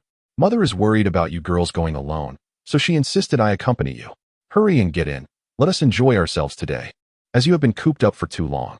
Su Jingqin affectionately ruffled Su Jingning's hair, his gaze filled with fondness. As Su Jingning ascended the carriage, she was handed a hand warmer by Su Luoshu. Second sister, quickly hold on to the warmer. Your cold condition has only just improved, so do not be careless. Observing the warmth in her hands, a hint of color graced Su Jingning's typically cool brow. The Qingfu temple, nestled in the eastern hills of the imperial capital, was blanketed in snow and renowned for its spiritual potency, drawing a multitude of worshippers, especially on this auspicious day of functions. Su Luoshu leaned against the carriage, her delicate features betraying a hint of impatience as they had already waited for half an hour without ascending the mountain. How did I never notice how pious the people of the capital are? She had always been skeptical of deities. You spend all your days cooped up in your workshop. How would you know what the capital's people believe?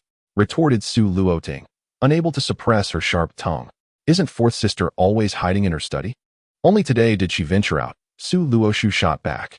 Both sisters grew increasingly impatient. Wrapped in her snow fox cloak, Su Jingning found amusement in their banter. She suddenly realized that the girls of the Su family were admirable in many ways, save for their reluctance to venture outside. Why has Xiaoan taken so long? Where is she? Just as Su Jingning was about to lift the curtain to look, Su Luowan dashed in. Let us go, we can leave now. Eldest brother is waiting for us. Today, Prince Chen has come to Qingfu temple to pray for blessings, and all the noble ladies of the capital have gathered. The temple only allows a few to ascend, and many are being turned away at the foot of the mountain. Thankfully, we have eldest brother with us. Su Luowan leapt from the carriage, extending a hand to help Su Jingning out, only releasing her grip when she spotted Yunya approaching. How could Prince Chen be here? Su Luoting furrowed her brow in inquiry. I don't know. Anyway, who cares? We are not here to see him. Let us hurry. We mustn't be late. Su Luowan urged, pulling her along. Second sister, hurry up. With her azure green skirt and matching cloak, Su Luowan appeared vibrant and charming, while Su Luoting, in her light purple embroidered dress, exuded grace, drawing curious glances from passers-by. Seeing her sisters rushing ahead, Su Luoshu also pulled Su Jingning to follow. Thanks to Su Jingshan's presence, the prince's attendants recognized him, allowing them a relatively smooth ascent up the mountain. Prince Muhong, intelligent and handsome, was celebrated as the foremost talent of the imperial capital, the beloved son of the current emperor and the virtuous concubine Shu, now of marriageable age. Noble ladies vied for his attention to secure a prosperous future for themselves and their families. Su Jingning scoffed inwardly. How could a royal be as gentle and kind as they claimed? She knew Prince Chen to be ruthless, capable of sacrificing even his own consort. In a past life, he had offered his enchanting consort to the Southern Yu Emperor to gain support in his bid for the throne against Mu Ling and the Crown Prince. Ultimately, the consort, unable to endure the humiliation, took her own life on the way to Southern Yu, preserving her dignity. Second sister, why are you daydreaming? We have arrived. Make sure to pray earnestly to cleanse your ailments and ensure good health for the coming year, Su Luoshu said, noticing Su Jingning's distracted demeanor. All right. Su Jingning gazed at the incense-laden atmosphere of the solemn temple. She held no faith in Buddhism, had it been effective. Her family would not have met such a tragic end, bearing the weight of infamy. Thus, she trusted only in herself. Accepting the incense from a young monk, she bowed reverently before the statue and placed it in the incense burner. Then, with hands clasped, she knelt on the incense mat and closed her eyes. May I, Su Jingning, with all my might, protect my family from harm and worry. Upon exiting, Su Luowan, having overheard some news, insisted on seeking out a 1,000-year-old peach tree rumored to grant wishes for love or desires. Though she had little interest, she noticed her younger sisters were eager to go. You all go ahead. I'm not keen on it. I'll wait here. Eldest brother, take the sisters with you. Just keep an eye on them in the crowd. Su Jingning said to Su Jingshan, feeling reassured with him around. He observed her weary expression and the distance between them and Su Luowan and the others before responding solemnly. Very well. Stay here and wait for us. We shall return shortly. Standing before the pavilion of Qingfu Temple, Su Jingning listened to the distant chime of the bells and watched the swirling snow mist in the mountains. Her resentment from her rebirth gradually soothed. Amitba, are you the second Miss Su? A young monk in azure robes approached her with a bow. Who are you? Yunya interjected, cautious as she stepped in front of Su Jingning. Yunya, do not be rude. Su Jingning nodded to her and asked the monk, I am Su Jingning. May I inquire why you seek me? I am Wu He, a disciple of Master Hui Hai. He instructed me to inform you that he is seeking an audience with you. Should you wish to meet him, the young monk replied, lowering his head. Master Hui Hai? Su Jingning's eyes narrowed with suspicion. She had heard of his great renown and the respect he commanded, even from the emperor. Indeed, the master said he would not pressure you, should you wish to meet. Follow me. If not, he believes your paths will cross again someday. The monk bowed respectfully to her. Su Jingning regarded the handsome young monk, contemplating for a moment. Given the master's words, it seemed fate would indeed lead her to meet him in the future, so it might be wise to understand his intentions now. Leaning in, she whispered to Yunya, wait here for me. I will go and see Master Hui Hai. But miss, you do not know him. It may not be wise to trust him. Yunya expressed her concern, blocking Su Jingning's path. It's all right. I'll be back shortly. With that, she followed the young monk. Wu guided Su Jingning to the tranquil rear of Qingfu Temple, where ancient trees stood tall. The young monk remained silent, ushering her to a serene bamboo courtyard where he bowed at the entrance. Master, second Miss Su has arrived. He then bowed again before her. You may enter. The master awaits you within. Su Jingning returned the gesture and stepped into the courtyard, surrounded by lush bamboo, vibrant even in winter. As she traversed the grove, she soon spotted Master Hui Hai, draped in a brown robe, meditating beneath the eaves, his countenance radiating compassion. Having met the master before, Su Jingning was uncertain of his reasons for summoning her. She bowed respectfully and softly inquired, Master Hui Hai, may I ask why you wish to see me? The master opened his eyes, peering into Su Jingning's soul with a gaze that seemed to penetrate her very essence, revealing the scars she bore within. Chapter 7 Reunion Amitba. Esteemed monk, I have the pleasure of meeting Miss Su Air. If it pleases you, I invite you to savor the exquisite tea of Qingfu Temple. Huihai paused his rhythmic tapping of the wooden fish and gestured for Su Jingning to take a seat, pouring her a cup of clear tea. Su Jingning did not decline. She promptly sat across from Huihai and took a sip of the tea. The initial bitterness was difficult to swallow, yet it concluded with a subtle, fragrant sweetness. Placing the cup down, Su Jingning gazed intently at Huihai, her almond-shaped eyes shimmering with curiosity. The tea was indeed delightful. But surely the master did not invite me here merely to sample Qingfu Mountain's brew. Huihai's eyes sparkled with a gentle smile, his countenance benevolent as he presented a sandalwood box to Su Jingning. I invited you here today because of this. Within lies something that may protect you from a fatal calamity that is inescapable by any other means. I do not know the master. Why would he bestow this upon me? Su Jingning scrutinized the wooden box, remaining still, her sharp gaze fixed on Huihai. It was entrusted to me by an old acquaintance. You ought to accept it. Su Jingning had always been hesitant to accept items of uncertain origin. She pushed the box back towards Huihai. With a knowing smile, Huihai replied, "The acquaintance I speak of is also someone familiar to you. This item does not lack provenance. Please, accept it. My acquaintance. Among those I know, none could possibly be connected to Master Huihai." Reluctantly, Su Jingning lifted the sandalwood box, gently opening it to reveal an ordinary red string bracelet adorned with a teardrop-shaped bead, translucent and mysterious, as if tinged with a hint of red ink. Who could this possibly be from? With no further objections, Su Jingning accepted the box, but chose not to wear the bracelet. She expressed her gratitude to the master, bowing her head in respect. Huihai nodded in acknowledgement, falling silent as he closed his eyes to resume his meditation. Seeing this, Su Jingning chose not to linger, rising to offer a slight bow before departing the small courtyard. Upon exiting, she overheard a conversation she should not have. The order was given. The crown prince must not leave Qingfu Temple alive today. When he arrives, act immediately. A group of 7 or 8 masked assassins whispered among themselves. Su Jingning cautiously concealed herself behind a towering pine tree, lifting her skirt to minimize sound, wishing to avoid entanglement in their deadly scheme. Fate, however, had different plans. A branch above her, burdened by too much snow, gave way, sending a cascade of snow onto her shoulder. Who goes there? The black-clad assassins, alerted by the noise, approached her hiding spot with heightened vigilance. Curse you, Crown Prince. Su Jingning silently fumed, questioning the need for his presence in a temple. In a swift motion, she pulled the jade hairpin from her hair, darting forward to confront the nearest assassin. With a flick of her wrist, she struck with blinding speed, causing him to clutch his neck and collapse lifelessly to the ground. The remaining assassins, witnessing their comrade's sudden demise at the hands of this unexpected woman, drew their daggers, advancing towards her with lethal intent, their movements betraying their rigorous training.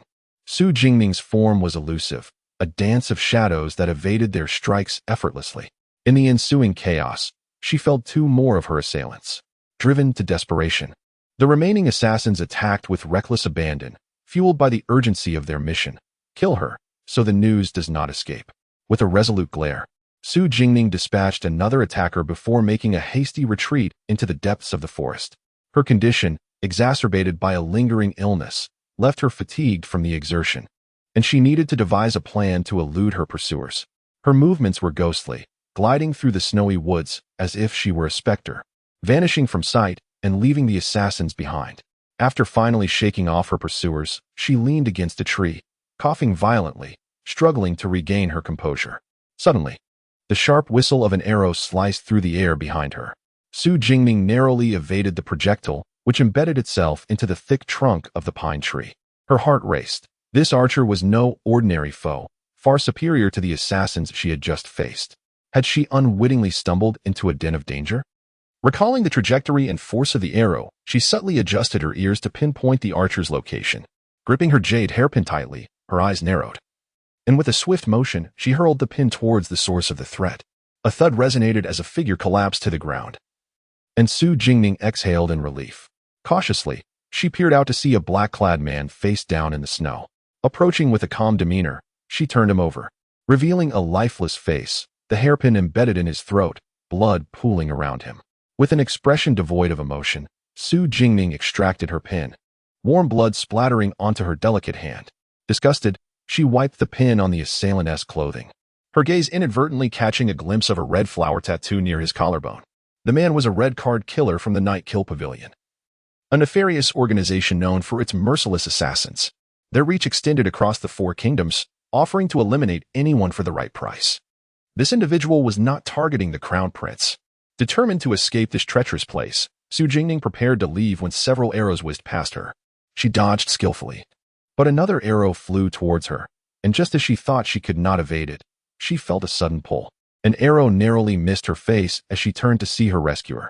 The figure stood with his back to her, gripping his wrist with one hand while launching a small, glowing knife with the other, adorned with a string of translucent Buddhist beads around his wrist. He wore a dark blue brocade robe, his hair tied high, embroidered with silver clouds, tall and statuesque. Su Jingning tilted her head back, recognizing the silhouette as that of Gu Yinan. Her mind went blank. How could it be him?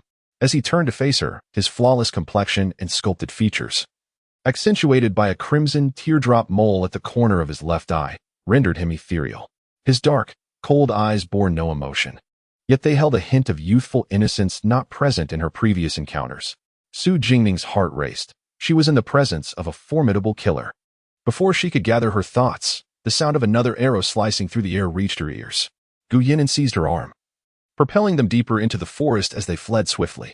Today, she had unwittingly stumbled into a den of assassins. Su Jingning stumbled along, feeling Gu Yinan's grip firm, yet reassuring as the assassins pursued relentlessly. Had the Night Kill Pavilion dispatched all their red card killers? She finally broke free from his grasp, exclaiming that she could no longer keep pace. This was futile. We must devise a plan to eliminate them. Let us split up to deplete their arrows, forcing them out into the open, and then we shall strike. Just as she turned to draw the assassins away, Gu Yinan restrained her. Stay hidden and do not move. I will handle this. His voice was calm and steady, instilling a sense of security amidst the chaos. After speaking, she cast a glance around and swiftly flew out. Su Jingning obediently hid behind a tree, listening to the whistling of arrows in the snowy forest, accompanied by the sound of bodies hitting the ground. After a while, the arrows ceased. She peered out and discovered 6 or 7 cloaked figures surrounding Gu Yinan, their strikes ruthless. Scattered around were several lifeless bodies. As Su Jingning observed Gu Yinan being restrained by a few men in front, she failed to notice the assailant behind, poised to strike. Be careful. A soft yet stern voice rang out. In a flash, Su Jingning intercepted the blade aimed at Gu Yinan, inadvertently cutting her left arm.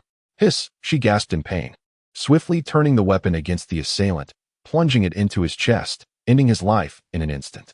Back to back, Su Jingning and Gu Yinan worked seamlessly, dispatching the remaining attackers in mere moments. With a sigh, Su Jingning discarded the knife and collapsed onto the snowy ground. Her usual grace and elegance vanished. Gu Yinan, why do I always encounter you in peril? How many enemies have you made? Frustration bubbled within her, and she no longer feared Gu Yinan. She had merely intended to step out to light incense and pray for blessings, only to be inexplicably summoned by an old monk who spoke of her imminent death. And now she had been hunted twice. Gu Yinan stood beside her, his gaze fixed on the gaping wound on her left arm, his hidden hand trembling slightly.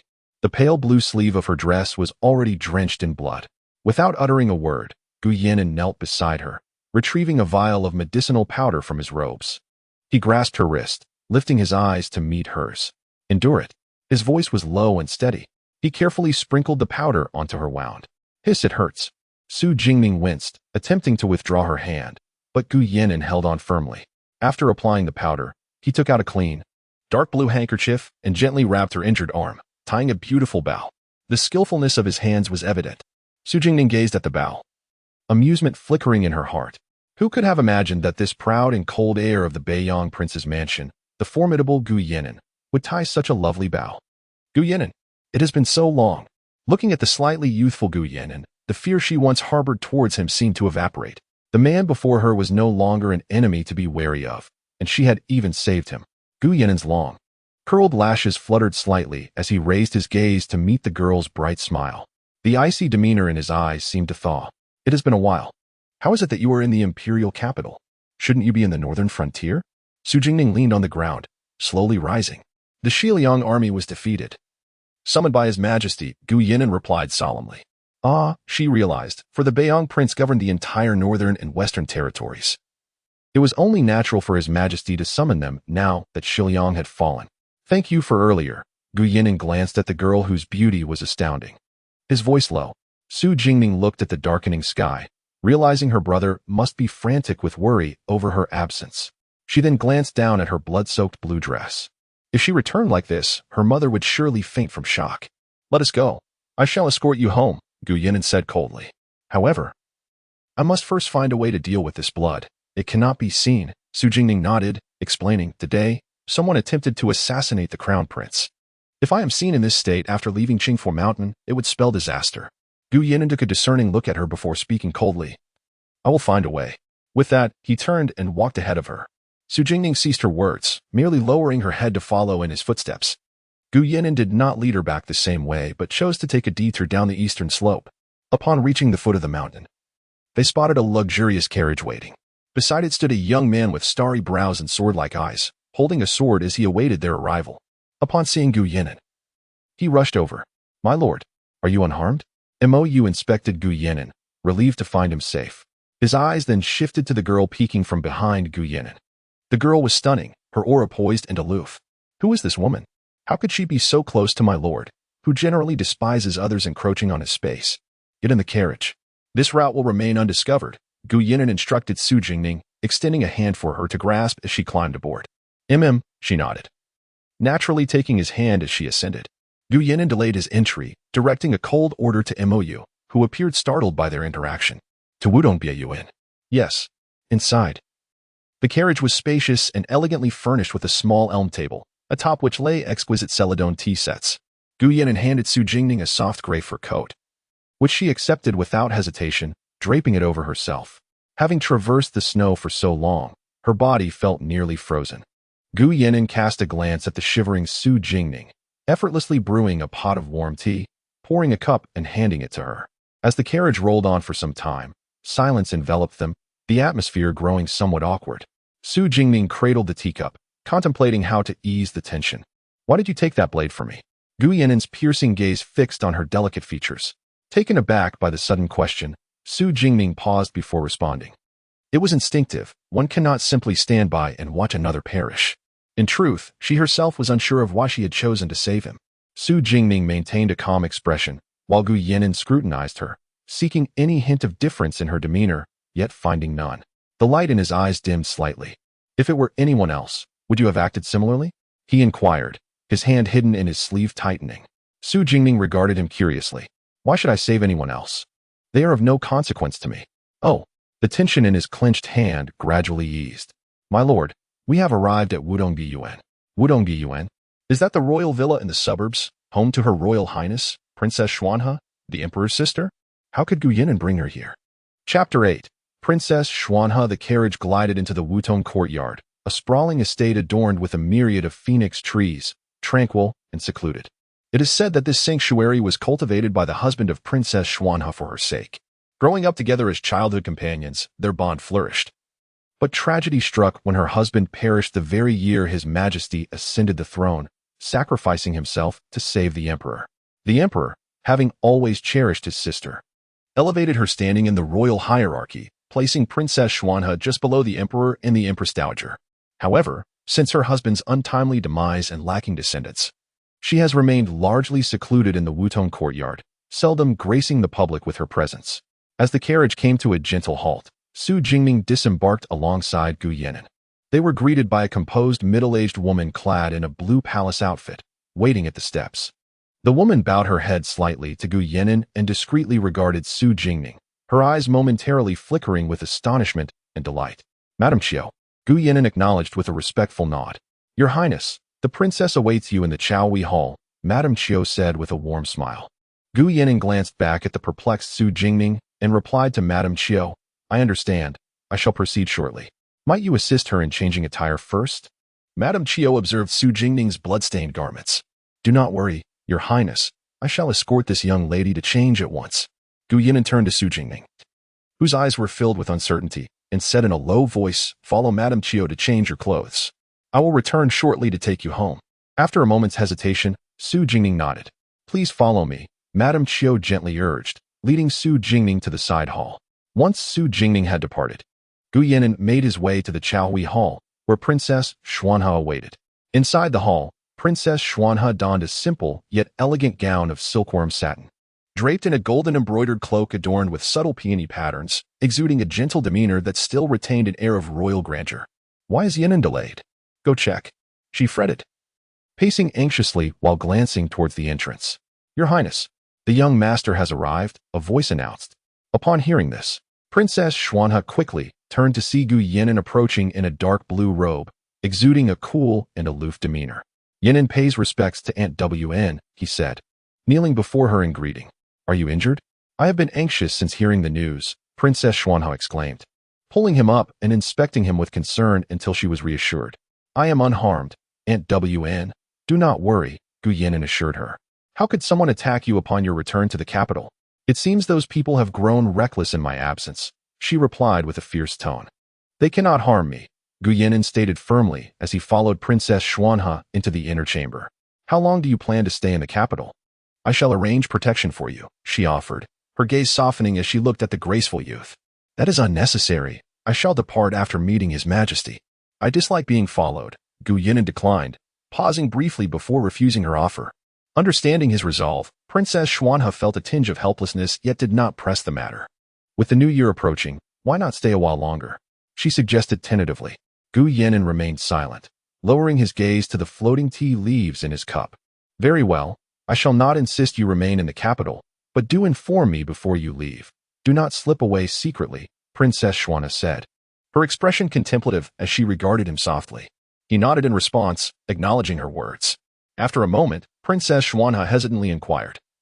I heard from the attendants that a wounded girl accompanied you to the courtyard today. Is she trustworthy? Yes, she was injured because of me, Gu Yinan admitted, knowing he could not conceal Su Jingning's presence from Princess Xuanhe. If you trust her, that is sufficient. Is her injury severe?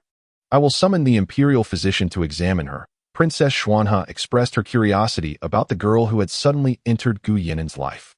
Your Highness, the young lady Su has arrived, Madame Chio's voice announced from outside, having changed out of her bloodied garments. Su Jingning appeared in a moon-white gown adorned with silver butterfly embroidery, draped in a snowy fox fur cloak. Her long dark hair flowed behind her, glimmering subtly under the moonlight. With delicate features and an air of cool elegance, she captivated all who beheld her. Please, Miss Su, come in, Princess Xuanhe beckoned softly. Su Jingning performed a courteous bow to Madame Chio before entering the inner chamber. The decor within was understated, yet exuded an aura of refined luxury. Su Jingning maintained a calm demeanor as she approached Princess Xuanhe, curtsying gracefully with her back straight, embodying elegance and poise. Greetings, Your Royal Highness. I am Su Jingning. Long live the princess. Princess Xuanhe regarded the girl thoughtfully, taking her time before speaking. Dear child, there is no need for excessive formalities. Come closer, so I may see you better. Thank you, Your Highness. Su Jingning replied, stepping forward. Please, have a seat. She gestured towards the space next to Gu Yinan. Noticing the small injury on Su Jingning's arm, Gu Yinan subtly shifted her teacup to her right side. Princess Xuanhe, ever observant, caught this detail and smiled, noting Su Jingning's radiant beauty and composed demeanor. I heard from Yinan that you were injured on his behalf. How is your condition? Princess Xuanhe inquired with genuine concern. In her previous life, she had encountered Princess Xuanhe before Mu Ling's ascension, and the princess had exuded an imposing and regal presence that even Mu Ling found intimidating. The contrast was striking with the gentle and soft-spoken woman before her now. What was the nature of the relationship between Princess Xuanhe and Gu Yinan? Thank you for your concern, Your Highness. It is but a minor injury, Su Jingning quickly replied.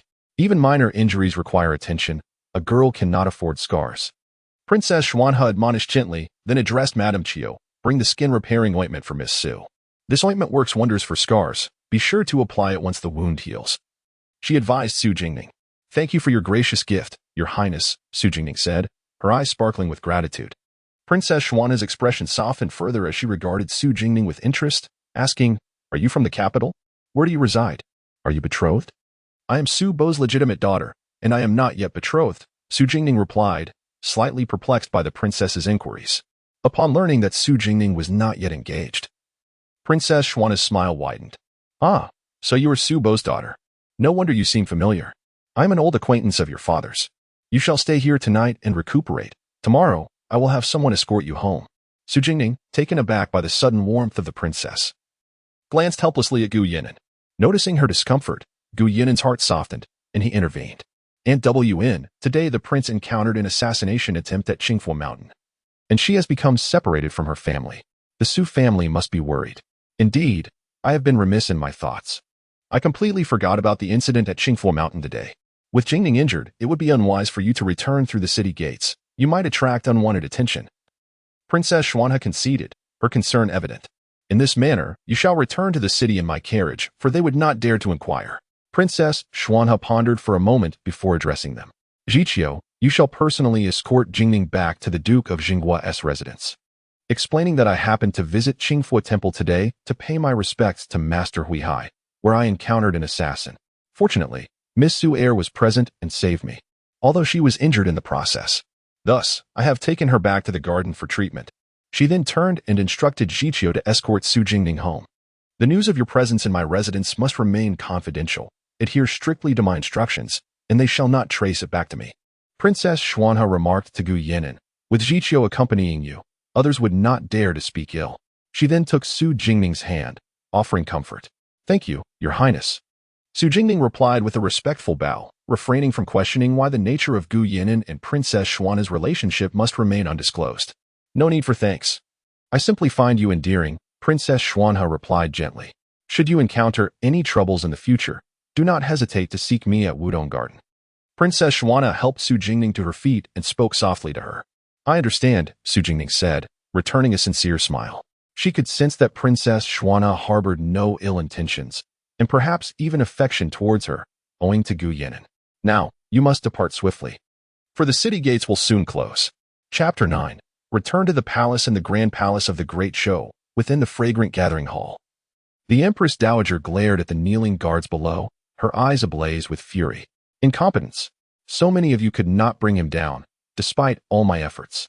Regardless, ensure that he is eliminated before he returns to the northern frontier. The Empress Dowager's voice was cold and sharp. Moreover, today a woman inadvertently stumbled into our trap. She possesses extraordinary skills and formidable power. We attempted to silence her, but we were no match for her, and she managed to escape with Gu Yan'an. What? Useless. Did she notice you? The Empress Dowager's voice rose sharply, her gaze piercing through the man on the ground. No. She seemed to be caught up in the assassination attempt on Prince Qin at Qingfu Temple and did not see me from my position behind her, the guard whispered. That is fortunate. Find her and dispose of her discreetly. Do not leave any traces for me to worry about, the Empress Dowager commanded. Her beautiful eyes filled with murderous intent. Also, inform the Ministry of Justice about the assassination of Heng Er involving the consort and the crown prince. Let's see how the emperor will defend them this time. Understood. Upon exiting the Wutong courtyard, Su Jingning gazed intently at the strikingly handsome man before her. His expression as cold as ice. He was the only noble of a different surname in Great Zhou, the sole son of the northern Yang prince. A figure of immense stature and cunning, deeply trusted by the emperor, holding the title of the second-ranked general of the imperial guards, truly a prodigious talent, basking in glory. Yet, Su Jingning had witnessed his most vulnerable moments. 6 years prior, in Jiangnan, her chronic illness had worsened, leading her to her maternal family's residence in Yuqing for recuperation. She would never forget the first time she encountered Gu Yan'an. Before that moment, she had never imagined someone could endure such torment. The memory of that scene still sent shivers down her spine. At that time, she often followed her mischievous cousin on excursions, who, under the guise of entertaining her, led her to brothels. It was in one such establishment that she stumbled upon Gu Yan'an. The dim chamber was filled with a pool of blood, flowing in through a pipe. The air was thick with a nauseating stench, a vile mix of blood and fish. The 12-year-old Gu Yan'an was bound with fine fishing lines. Trapped in the center of the blood pool, his relentless struggles had embedded the lines into his skin, leaving no part of his body unscathed. Half submerged in the blood, his wounds were already festering. Su Jingning was terrified. She had never witnessed such brutality.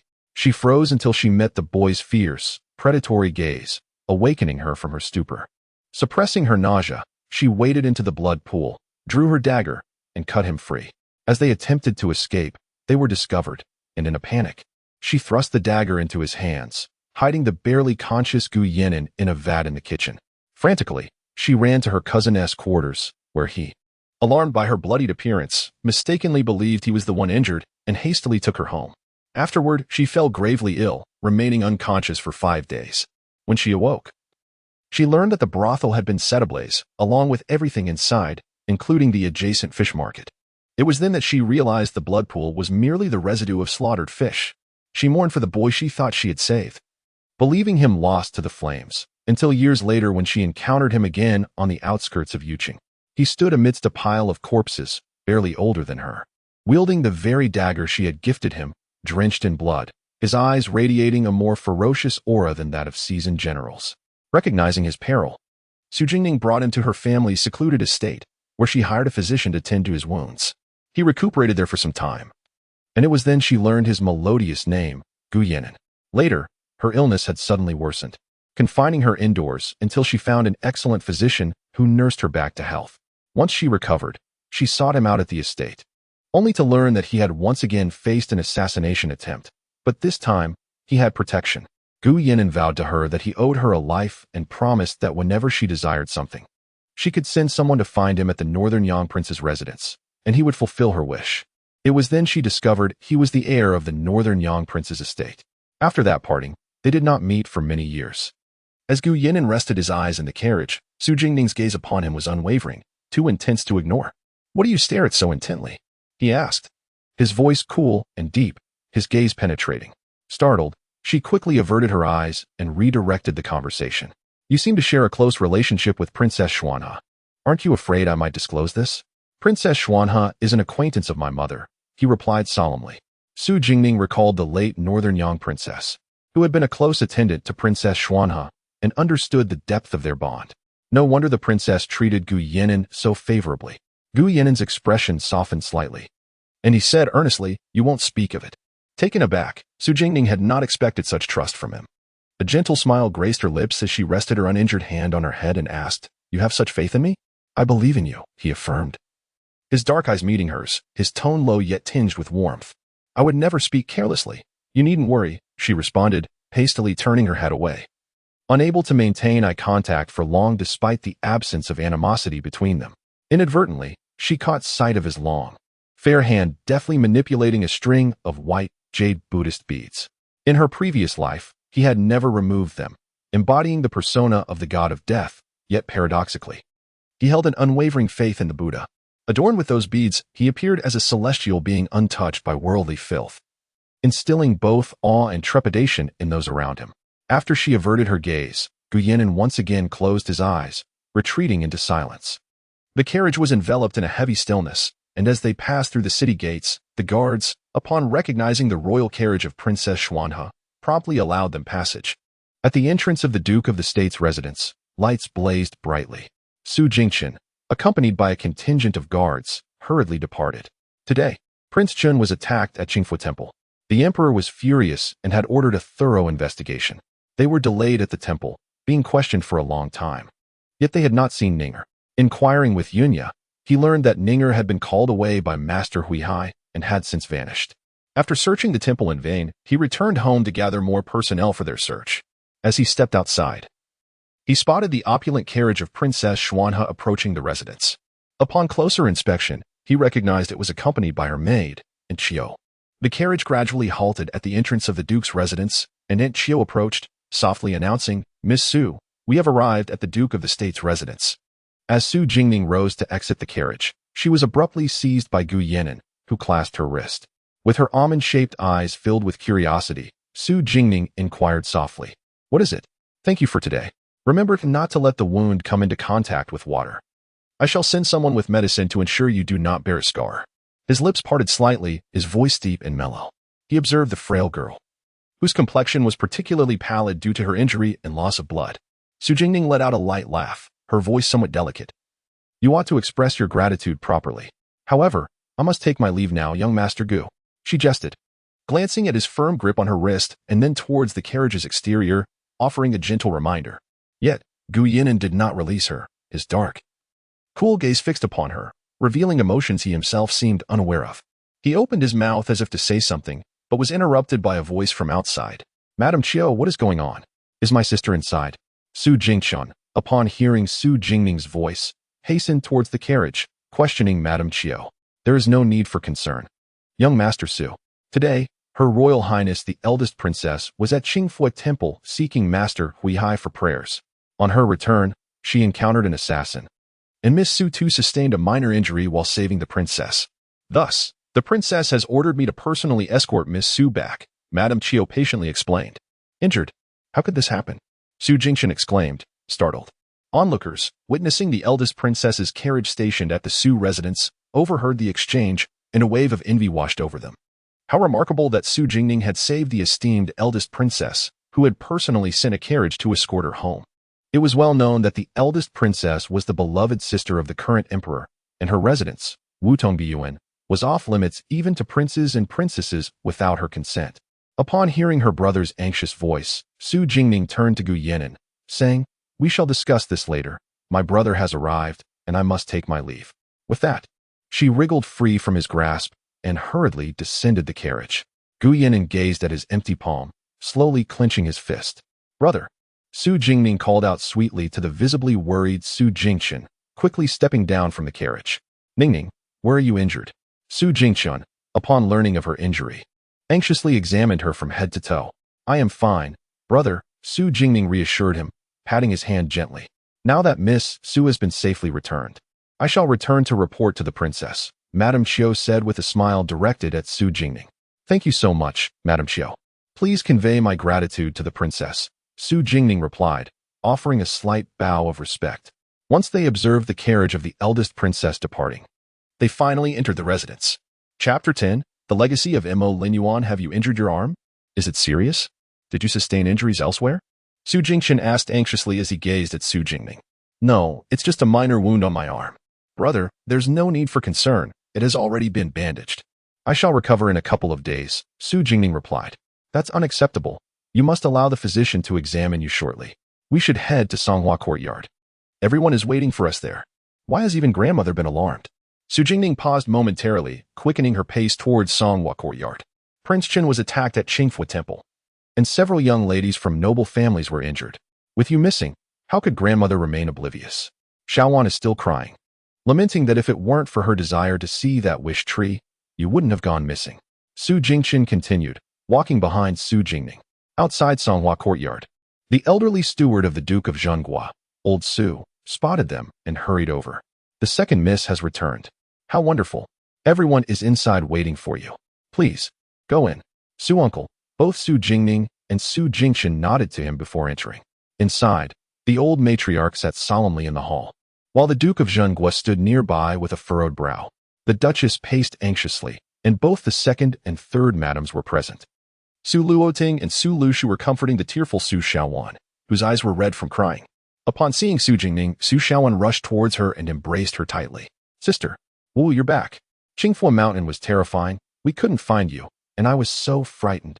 Ninger, the family breathed a sigh of relief upon seeing Su Jingning return, appearing relatively unharmed. "I'm fine. Please, do not cry." Su Jingning gently wiped away the tears from Su Xiaowan's eyes, soothing her. "Really?" Su Xiaowan scrutinized Su Jingning, noticing the injury concealed within her sleeve, and began to weep again. "Sister, you've been hurt. Wua. It's all my fault for insisting we go see that wretched peach blossom tree." Su Xiaowan's wail startled the Su family once more.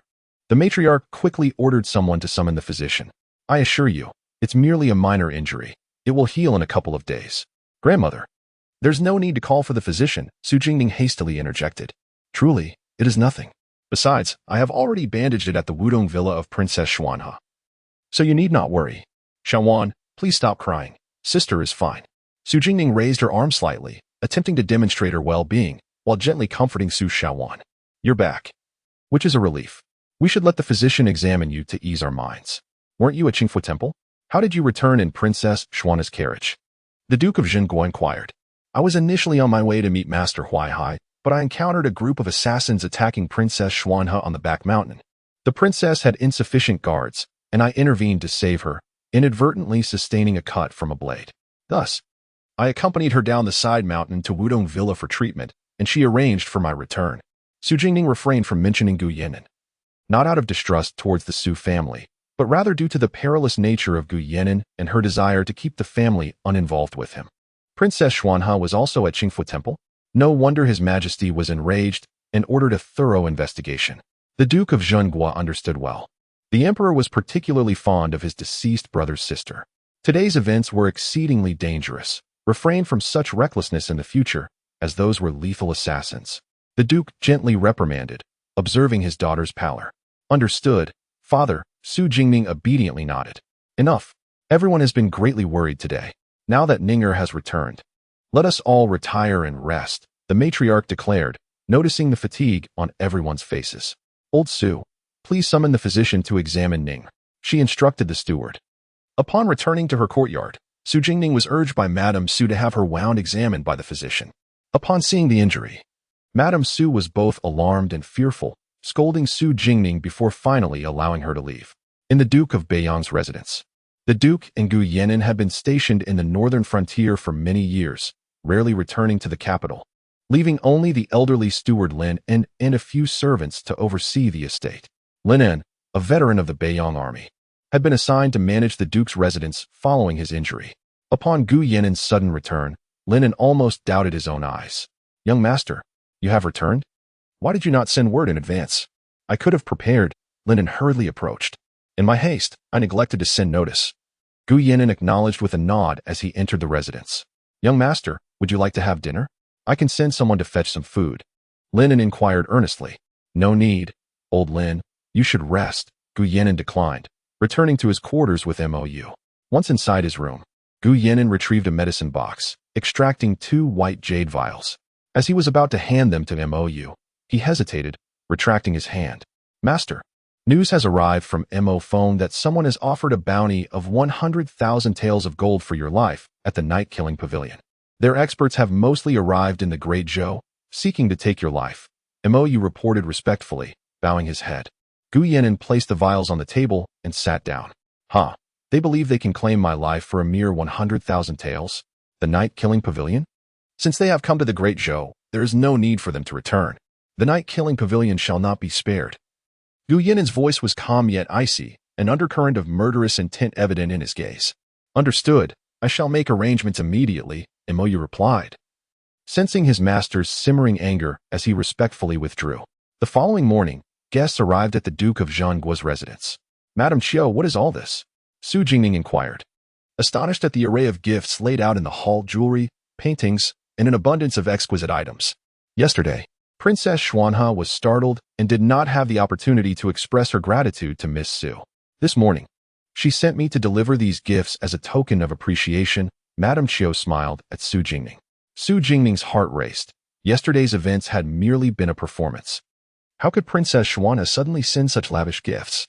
Madame Qiu, I hardly contributed much. These gifts are too extravagant for me to accept. Su Jingning politely declined. Do not worry, Miss Su.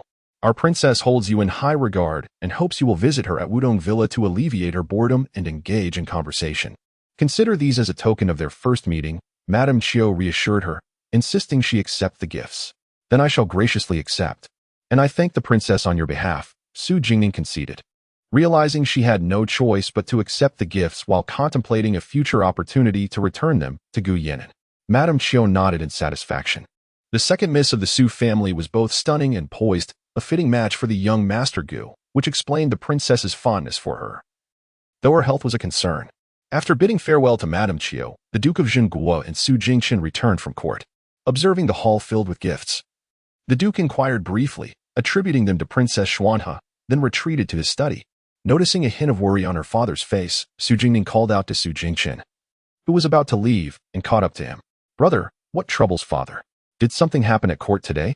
After a moment of hesitation, Su Jingchen replied, It's nothing significant. Only that today the emperor demoted the Marquis of Weiyuan to account and reprimanded Minister Liu. Why? Is it possible that the incident with Prince Chen is related to them? Su Jingning questioned. No, it is because the heir of the Beiyang Duke, Gu Yenin, has returned to the capital. Wei Yuanho reported to the Northern Yangwang that the Northern Yangwang's residence was amassing troops, and that he had not returned to the capital for 5 years, disregarding the emperor's authority.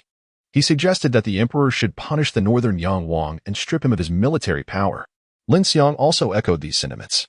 Unexpectedly, the emperor was enraged and stated that the Northern Yangwang had devoted himself to the country, safeguarding the borders of the Great Zhou, only to be met with suspicion and censure from his peers.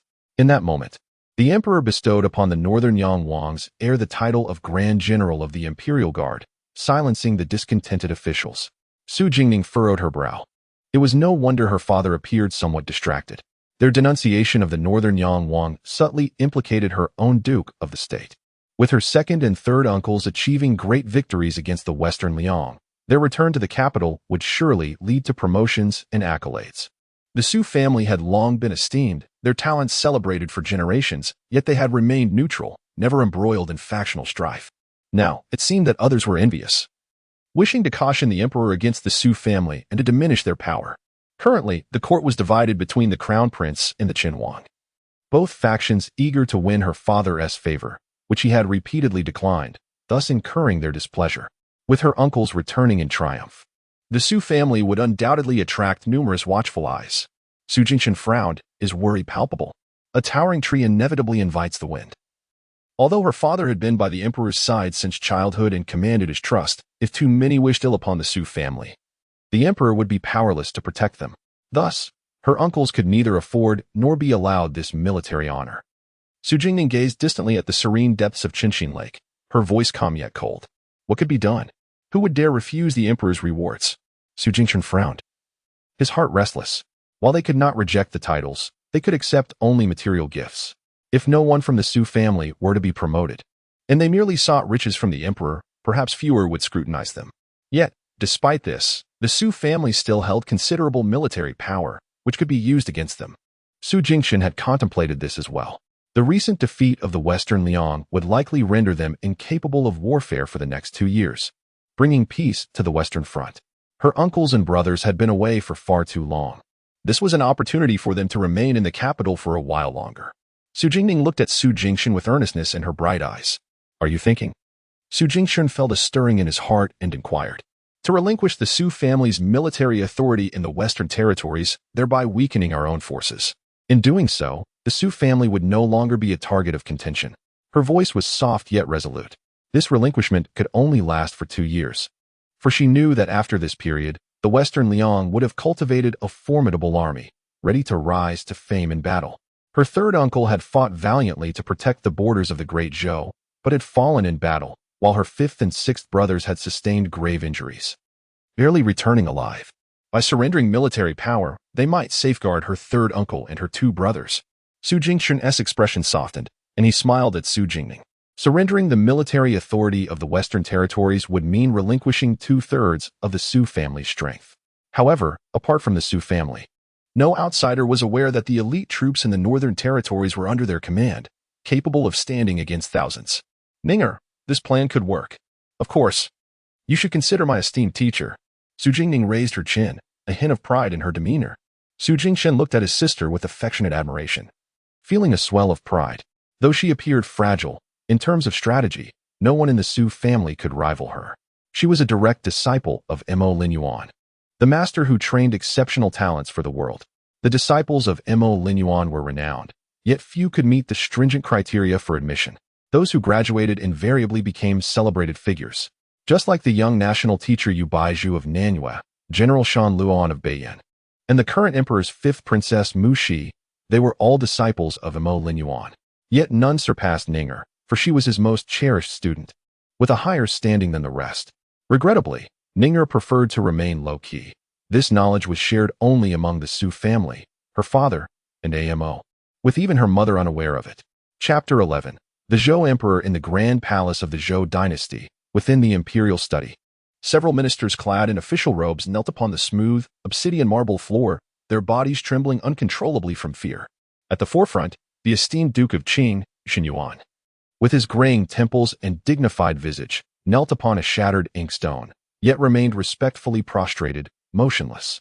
Upon the imperial throne sat the Zhou Emperor, a tall and imposing figure, with strikingly handsome features and clad in a resplendent black and gold dragon robe, exuding an aura of authority that dared not be challenged.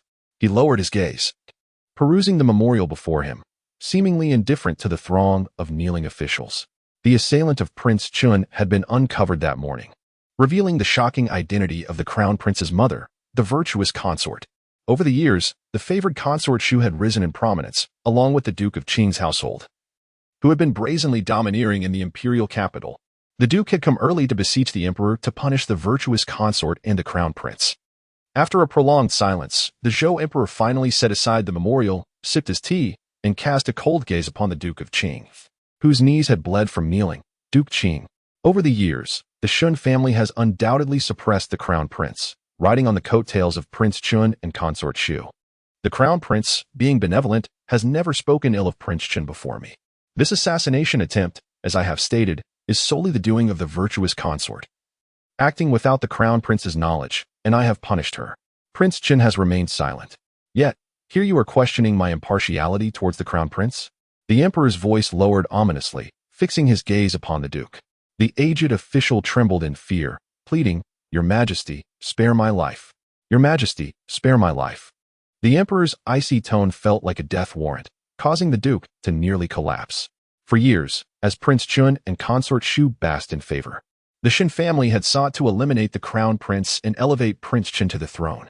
Now, having seized this opportunity to expose the misdeeds of the crown prince's mother, they aimed to depose him. Yet, they overlooked the fact that the current crown prince was the emperor's chosen heir. Should the emperor wish otherwise, the crown prince would not easily fall. With a glint of menace in his eyes, the emperor warned the exhausted and pale duke, "Duke Qing, you possess but one life. Guard it well. Cast aside any improper thoughts, lest you find yourself at a loss for how you met your demise. Shengfu, escort these ministers from the palace. Let them recuperate at home." Furthermore, Prince Chun, having been startled by the assassination attempt, should rest in his residence until the new year. There is no need for him to emerge. The Zhou emperor commanded, casting a glance at the fainted vice minister of the Ministry of Personnel, before addressing the head eunuch beside him, and the inept Consort Shu, who has indulged her relatives in wreaking havoc within the capital, shall remain in the Xiefeng Hall for reflection. "Yes, your Majesty," the round and amiable Shenfu responded. Yet, within the palace walls, only those of considerable stature could serve as the emperor's confidants. "Ministers, please," Shenfu gestured with his feather duster to the officials. The Duke of Qing, with bloodied knees, was assisted out of the imperial study by 2 eunuchs, followed by the other officials in his party. These civil officials, frail in constitution, would likely take weeks to recover from their injuries. Shengfu dispatched people to see the ministers out of the palace. As he prepared to return, he spotted Gu Yan'an, tall and striking in his resplendent crimson official robe, approaching the imperial study. "Ah, the young master has finally arrived. His Majesty is in quite a fury today, suffering from a headache due to his anger. Please, go in and offer your counsel."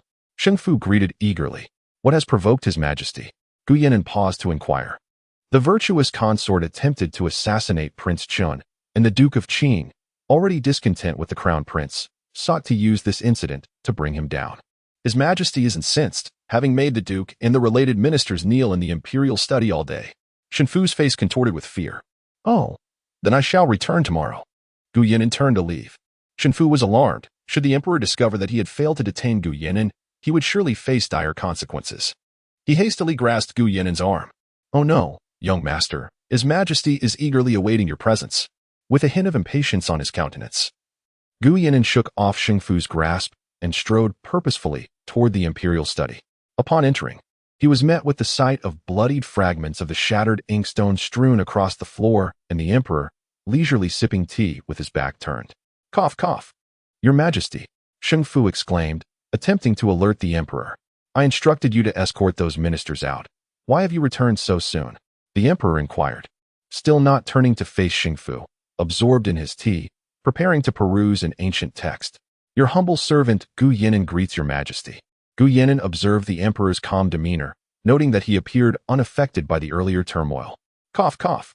Your Majesty, it is the young master who has arrived." Shenfu's voice was strained as he gestured to Gu Yan'an. Upon hearing Gu Yan'an's voice, the emperor's hand trembled slightly as he held the teacup. "Yan'an has come." "Shenfu, why did you not say so earlier? Quickly, have someone clean up the mess on the floor. Brew a pot of the esteemed Junshan silver needle tea to present." The emperor's eyes sparkled with joy as he regarded Gu Yan'an, his demeanor transforming to one of warmth and affection. Shenfu felt helpless, having tried to remind the emperor. Yet it was the emperor who had ignored him. "I heard that there was another assassination attempt on you yesterday. Why did the Prince of Beiyang not send more guards to protect you? Where are the guards I assigned to you? Were you harmed?" The emperor scrutinized Gu Yan'an, who had grown taller since their last meeting 2 years ago. "Thank you for your concern, Your Majesty. I am unscathed," Gu Yan'an responded solemnly, taking a subtle step back. Seeing this, the emperor remained unperturbed and continued, "How long do you intend to stay this time? The new year approaches. Why not remain until after the festivities? The prince's residence is likely rather lonely without you. I shall send more people to keep you company." "That is unnecessary. I shall return to Beijing in a few days to celebrate the new year with my father," Gu Yinan gently declined. He then added, "Let the prince of Beiyang return. It has been years since I last saw him." The emperor's expression darkened slightly, his tone becoming obstinate. Gu Yinan, seemingly unfazed, continued, "I have come to the capital concerning the defeat of the Shiliang forces. I have received secret correspondence indicating that the king of Shiliang has passed, bequeathing the throne to his fourth son, Feng Yujie. The eldest prince has rebelled, resulting in a stalemate between the factions. Currently, Shiliang is in disarray, lacking the strength to contend with the Zhou dynasty. Meanwhile, both Beiyin and Nanyue are poised to seize this opportunity to carve out territories from Shiliang. However, the balance among the four kingdoms remains tenuous, with the Zhou dynasty subtly surpassing the others. Should this balance be disrupted, the Zhou dynasty may face years of warfare." The emperor pondered deeply before responding. The Shiliang royal court has always been fragmented. It has ranked last among the four kingdoms in recent years. With the death of the king of Shiliang, disorder is inevitable. The eldest prince, Feng Yulu, is experienced and highly esteemed in the court, which may lend him greater support. But what of the fourth prince? Do you have any insights? The fourth prince, Feng Yujie, is astute and has long enjoyed the favor of the late king. Being the king's legitimate son, it is only fitting that he inherit the throne. However, he is still quite young at merely 14 years old. Despite his intelligence, without allies, he will struggle to assert himself against the senior princes in the court, Gu Yinan replied solemnly. This balance among the four kingdoms must not be disrupted. Beiyin and Nanyue shall not be permitted to meddle in Shiliang's internal strife. Dispatch emissaries to Shiliang to offer support to this fourth prince. Convey to him that the Zhou dynasty is willing to assist him in ascending to the throne and stabilizing the Shiliang situation, on the condition that the Shiliang forces refrain from encroaching upon Zhou territory for 5 years. A fierce determination gleamed in the emperor's eyes. However, this matter is of great importance. Who do you suggest we send? The emperor appeared contemplative, gazing at Gu Yinan. The son of the Minister of Rights, Jiang Hechuan, is currently traveling in Beijing. He is a capable individual, Gu Yinan suggested earnestly. "Ah, this is the first time I have heard you commend someone. He must indeed be quite remarkable." Emperor Zhou regarded the impassive Gu Yinan with a raised eyebrow and remarked with a smile, "Jiang Hechuan, let us send him forth. He is in the northern frontier, and it would be swift for him to reach Shiliang. I shall compose a letter at once and dispatch it post-haste to King Beiyang, instructing him to make immediate arrangements." He then turned and walked towards the imperial platform to draft the edict. Observing the emperor engrossed in his writing, Gu Yinan took a sip of the freshly brewed tea offered by Xingfu, then rose and offered a slight bow. "Your Majesty, if there are no further commands, I shall take my leave." With that, he turned to depart. "Ah, wait. I have not granted you leave yet. Dinner is soon to be served. And you must partake before you go?" the emperor called out, watching Gu Yinan's graceful figure as he turned away. "I have matters to attend to and shall not join your Majesty for dinner," Gu Yinan replied without looking back. Xingfu, standing to the side, watched Gu Yinan recede with trepidation. It was indeed peculiar. The emperor, known for his profound scheming and formidable presence, commanded respect that even the crown prince dared not challenge. Yet Gu Yinan exhibited such impertinence before him, and the emperor had never cast blame upon him. In fact, the emperor seemed to dote on him even more, treating him with greater affection than his own son. "Xingfu, devise a means for him to remain in the imperial capital for the new year. Can King Beiyang endure the festivities without him?" The emperor pondered, hands clasped as he gazed in the direction Gu Yinan had taken, a glimmer of cunning in his eyes. "Ah, what scheme could an old servant conjure?" Xingfu responded, his expression one of conflicted concern. Suddenly, a spark of inspiration lit his eyes as he addressed the emperor. "Your Majesty, did you not appoint His Highness the Young Master as the Grand General of the Imperial Guard? Logically, the Imperial Guard should fall under his command. However, he has been stationed in the northern frontier for years and has yet to visit the Imperial Guard camp. Now that he has returned, why not request His Highness to drill the soldiers of the Imperial Guard for your Majesty's protection in the future?" The emperor regarded Xingfu with delight in his eyes. "Ha ha ha, that is indeed a splendid idea. You shall go to the King Beiyang's residence at dawn to convey my decree. Do not let this young man slip away again." Chapter 12.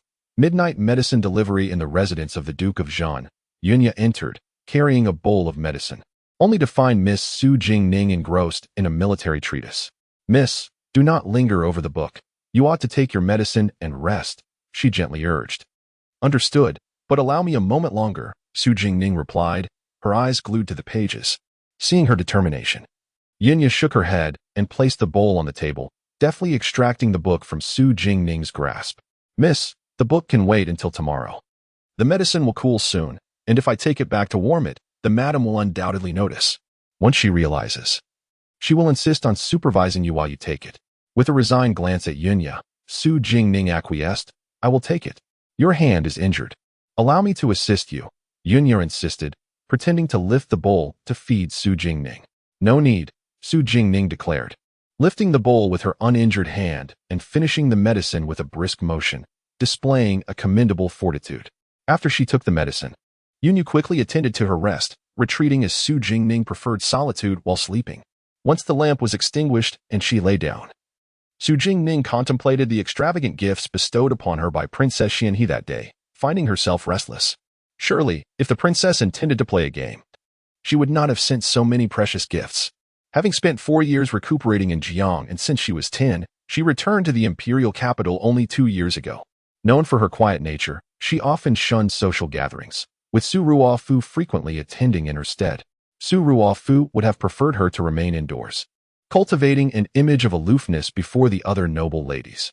Only recently, upon meeting Prince Ling, had she ventured out a few times, and yet this had led to scandalous gossip. Now, she found herself the subject of ridicule among the daughters of prominent families, labeled as frivolous, disrespectful, foolish, and arrogant. Yet, despite the rumors, Princess Xianhe had showered her with gifts, and Su Jingning discerned genuine joy in the princess's gaze. Was it perhaps due to her assistance to Gu Yan'an? Suddenly, Su Jingning's almond-shaped eyes widened as she discreetly retrieved a small dagger from beneath her pillow, gripping it tightly and holding her breath. Someone had infiltrated her room. The intruder had gone unnoticed by the guards outside. Had she not been awake, she might have remained oblivious to their presence, revealing their extraordinary skill. She sensed the figure had placed something on the table and stood there for an extended period without movement. Gathering her strength, she thrust the dagger towards the figure and swiftly advanced. In the darkness, the intruder seemed taken aback that she was awake, narrowly evading her dagger. But Su Jingning struck them with her palm. As the figure seized her wrist, preparing to retaliate with a kick, a deep, captivating voice whispered urgently, "Do not move. It is I." The voice, Gu Yan'an. Upon realizing her attacker was Gu Yan'an, he released his grip on her. "Miss, what is the matter? Are you unable to sleep?" Yunqing's voice called from outside, having heard the commotion. "Nothing. I am merely a bit thirsty and have risen for some water." "You should return to sleep," Su Jingning replied, calling out. "Ah, then do rest well," Yunqing said, not suspecting anything amiss, before retreating to her own quarters. Once she heard the door close, Su Jingning switched on the lamp. In the soft glow, she discerned Gu Yan'an standing in her chamber, clad in a grayish-blue brocade robe, his expression stoic and devoid of remorse for intruding upon her private space. A surge of anger welled within her, and she fixed him with a frosty gaze, her tone sharp. "Master Gu, what brings you to my chamber at such an hour? Your etiquette is truly commendable." "I did not intend to intrude," Gu Yan'an replied, observing the indignation on Su Jingning's face, wishing to clarify. "Did not intend to? Then why, pray tell? Are you in my room?" she retorted, taking a seat at the table and regarding him with cold eyes. "I promised to deliver the medicine yesterday, but it seems you prefer to keep our acquaintance a secret from the Su family. Thus, I had to wait until they were asleep to come. I intended to leave immediately after delivering it, but I did not anticipate waking you," he explained softly, attempting to assuage her ire. Su Jingning noticed the faint blush on his ears, and his demeanor suggested sincerity. Glancing at the medicine on the table, she recalled his mention of it the previous day. "Could you not have found someone to deliver it to the manor? Must you frighten me in the middle of the night? Had you not spoken, that needle would have pierced your hand," she said, her tone softening slightly as she tossed a silver needle from her sleeve. Gu Yan'an did not regard the needle, his eyes fixated on Su Jingning's left forearm, where the fresh wound had reopened, staining her sleeve with blood. He stepped closer, grasping her hand. "Your injury. I am sorry." Su Jingning was taken aback. The proud Gu Yan'an was apologizing to her. Was he not known for his arrogance and disdain for others? "Ah, it is nothing." My wounds tend to heal more slowly than others. A slight movement can easily cause them to reopen, she replied nonchalantly, attempting to retract her hand. Do not move. I shall rebandage it for you.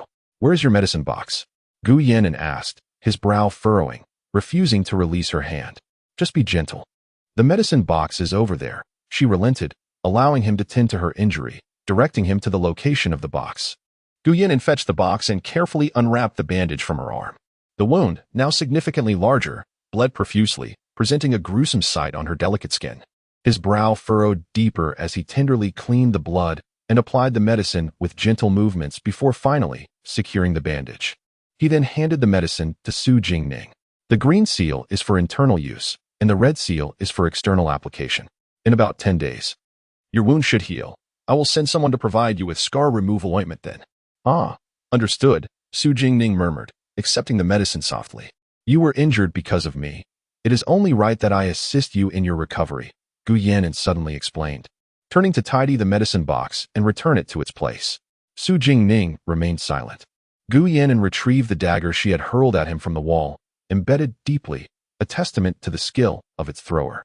Years apart have significantly enhanced your abilities, he remarked, handing the dagger back to her.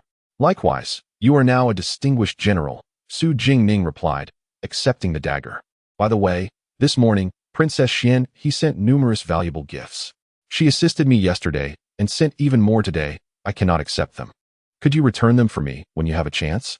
Su Jingning suggested, recalling the gifts as Gu Yan'an was present. Since the princess has given them to you, it is only fitting that you accept them graciously, he countered dismissively. With that, he glanced at her, gently advising, rest well. Keep your wound dry. I shall take my leave now. He opened the window, climbed out, and quietly closed it behind him, leaving her in solitude. Su Jingning stared at the empty window, lost in thought. She needed to bolster the security around her quarters. Allowing him to come and go so freely was unacceptable. The following morning, Su Jingning was startled awake by Yun Qing. Miss, a thief entered your room last night. Look at this dagger mark, Yun Qing exclaimed. Pointing to the mark on the wall, her expression filled with concern. There was no thief. That was merely me swatting a moth last night, Su Jingning reassured her. Early in the morning, Su Jingning was roused from her slumber, her mood far from pleasant, and she casually deceived Yun Qing with a remark. Oh, what moths are there in this winter? Yun Qing queried in confusion. If I say there are, then there are. You go out first. I shall sleep a little longer. Su Jingning replied impatiently. After dozing for another half an hour, she finally arose, satisfied. Miss, someone has just delivered this for you from outside the manor. Yun Yan presented a large redwood box to Su Jingning. What is it? Do you know who sent it? Su Jingning inquired, gazing at the box. It contains a collection of medicinal herbs for replenishing vitality and blood. A young boy brought it, but he could not clarify who instructed him to deliver it. He merely mentioned to the doorman that it was for you, Mississippi. Should we send someone to investigate? Yun Yan's expression reflected uncertainty. Su Jingning opened the box to examine its contents, which were divided into several compartments, revealing ginseng as thick as a child's arm, exquisite deer antler velvet, and a variety of precious blood-nourishing herbs. The box was filled to the brim, a display of opulence. Suddenly, Su Jingning thought of Gu Yan'an. No need. Send the ginseng and deer antler to Songhua courtyard, and the rest to the pharmacy. I have no use for them, she instructed softly. Understood. Yun Yan assumed that Mrs. Benefactor was Miss Yu and did not inquire further, dispatching the herbs to the old matron and the pharmacy. By the way, Miss, Chen Ruofu awoke yesterday afternoon. She has lingered at the estate and has not departed. Yun Yan conveyed the news she had not had the chance to share the previous day. Su Jingning's eyes turned cold, an unmistakable disdain etched across her features. Have someone keep watch on her.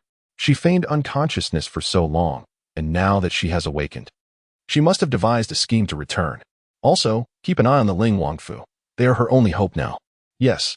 Subsequently, Gu Yan'an did not visit the Duke of Zhengguo's residence, but instead sent medicinal supplies every few days, having delivered them 5 or 6 times over the past 10 days, which piqued Yun Yan's curiosity. Yet, the miss said nothing, merely instructing her to accept the gifts as customary. Yun Yan, I shall step out today. Please keep it from my mother. Su Jingning's wound had already scabbed over, and the medicine from Gu Yan'an proved remarkably effective. In the past, such a minor injury would have taken at least a month to heal. Miss, where are you going? I shall call someone to accompany you, Yun Yan asked. observing Su Jingning in her narrow-sleeved blue dress adorned with light patterns and a dark blue cloak. "No need. I shall return shortly. Today, my mother is visiting grandmother to pay her respects and likely will not have time to come here. Keep it from her. Do not let her discover anything." Su Jingning replied before taking a short sword and departing without any escort. Upon exiting the Duke of Jingua's manor, Su Jingning headed directly toward the city gates and exited the city. Chapter 13. The Dark Market of Wuxiao. Upon leaving the city, Su Jingning journeyed to Wuxiao Town, a mere 20 li from the imperial capital. Wuxiao Town, the closest market to the grand capital of the Great Zhou, served as a refuge for those unable to enter the city on the same day. Consequently, it thrived with a bustling populace, its development surpassing many border towns in recent years. More significantly, Wuxiao Town boasted the largest underground market in the Great Zhou, a crucial transit point for those traveling to and from the imperial city. This convergence of diverse individuals facilitated transactions that the capital could not accommodate. In this clandestine market, one could procure anything from enslaved servants, ferocious beasts, to potent drugs and poisons. However, Su Jingning's visit to Wuxiao was not for such trivial pursuits. Her destination was the underground casino, notorious for its gruesome spectacles wherein human lives were wagered in life-and-death arenas held bi-monthly. The casino pitted impoverished fighters against ferocious beasts, providing entertainment for the affluent patrons within. In her past life, in a bid to win Mu Ling's favor, Su Jingning had unwittingly stumbled into this casino. Witnessing the carnage and horror of these brutal contests, she had seen a fighter torn to shreds by a ravenous tiger. Yet, it was through this grim experience that she had encountered a remarkable talent, Lu Jifan. Though he appeared to have little hope of defeating the Tiger King, he surprisingly devised a cunning plan to turn the tables, showcasing a tenacity and ruthlessness that Mu Ling sorely needed. Su Jingning acquired him, gifting him to Mu Ling.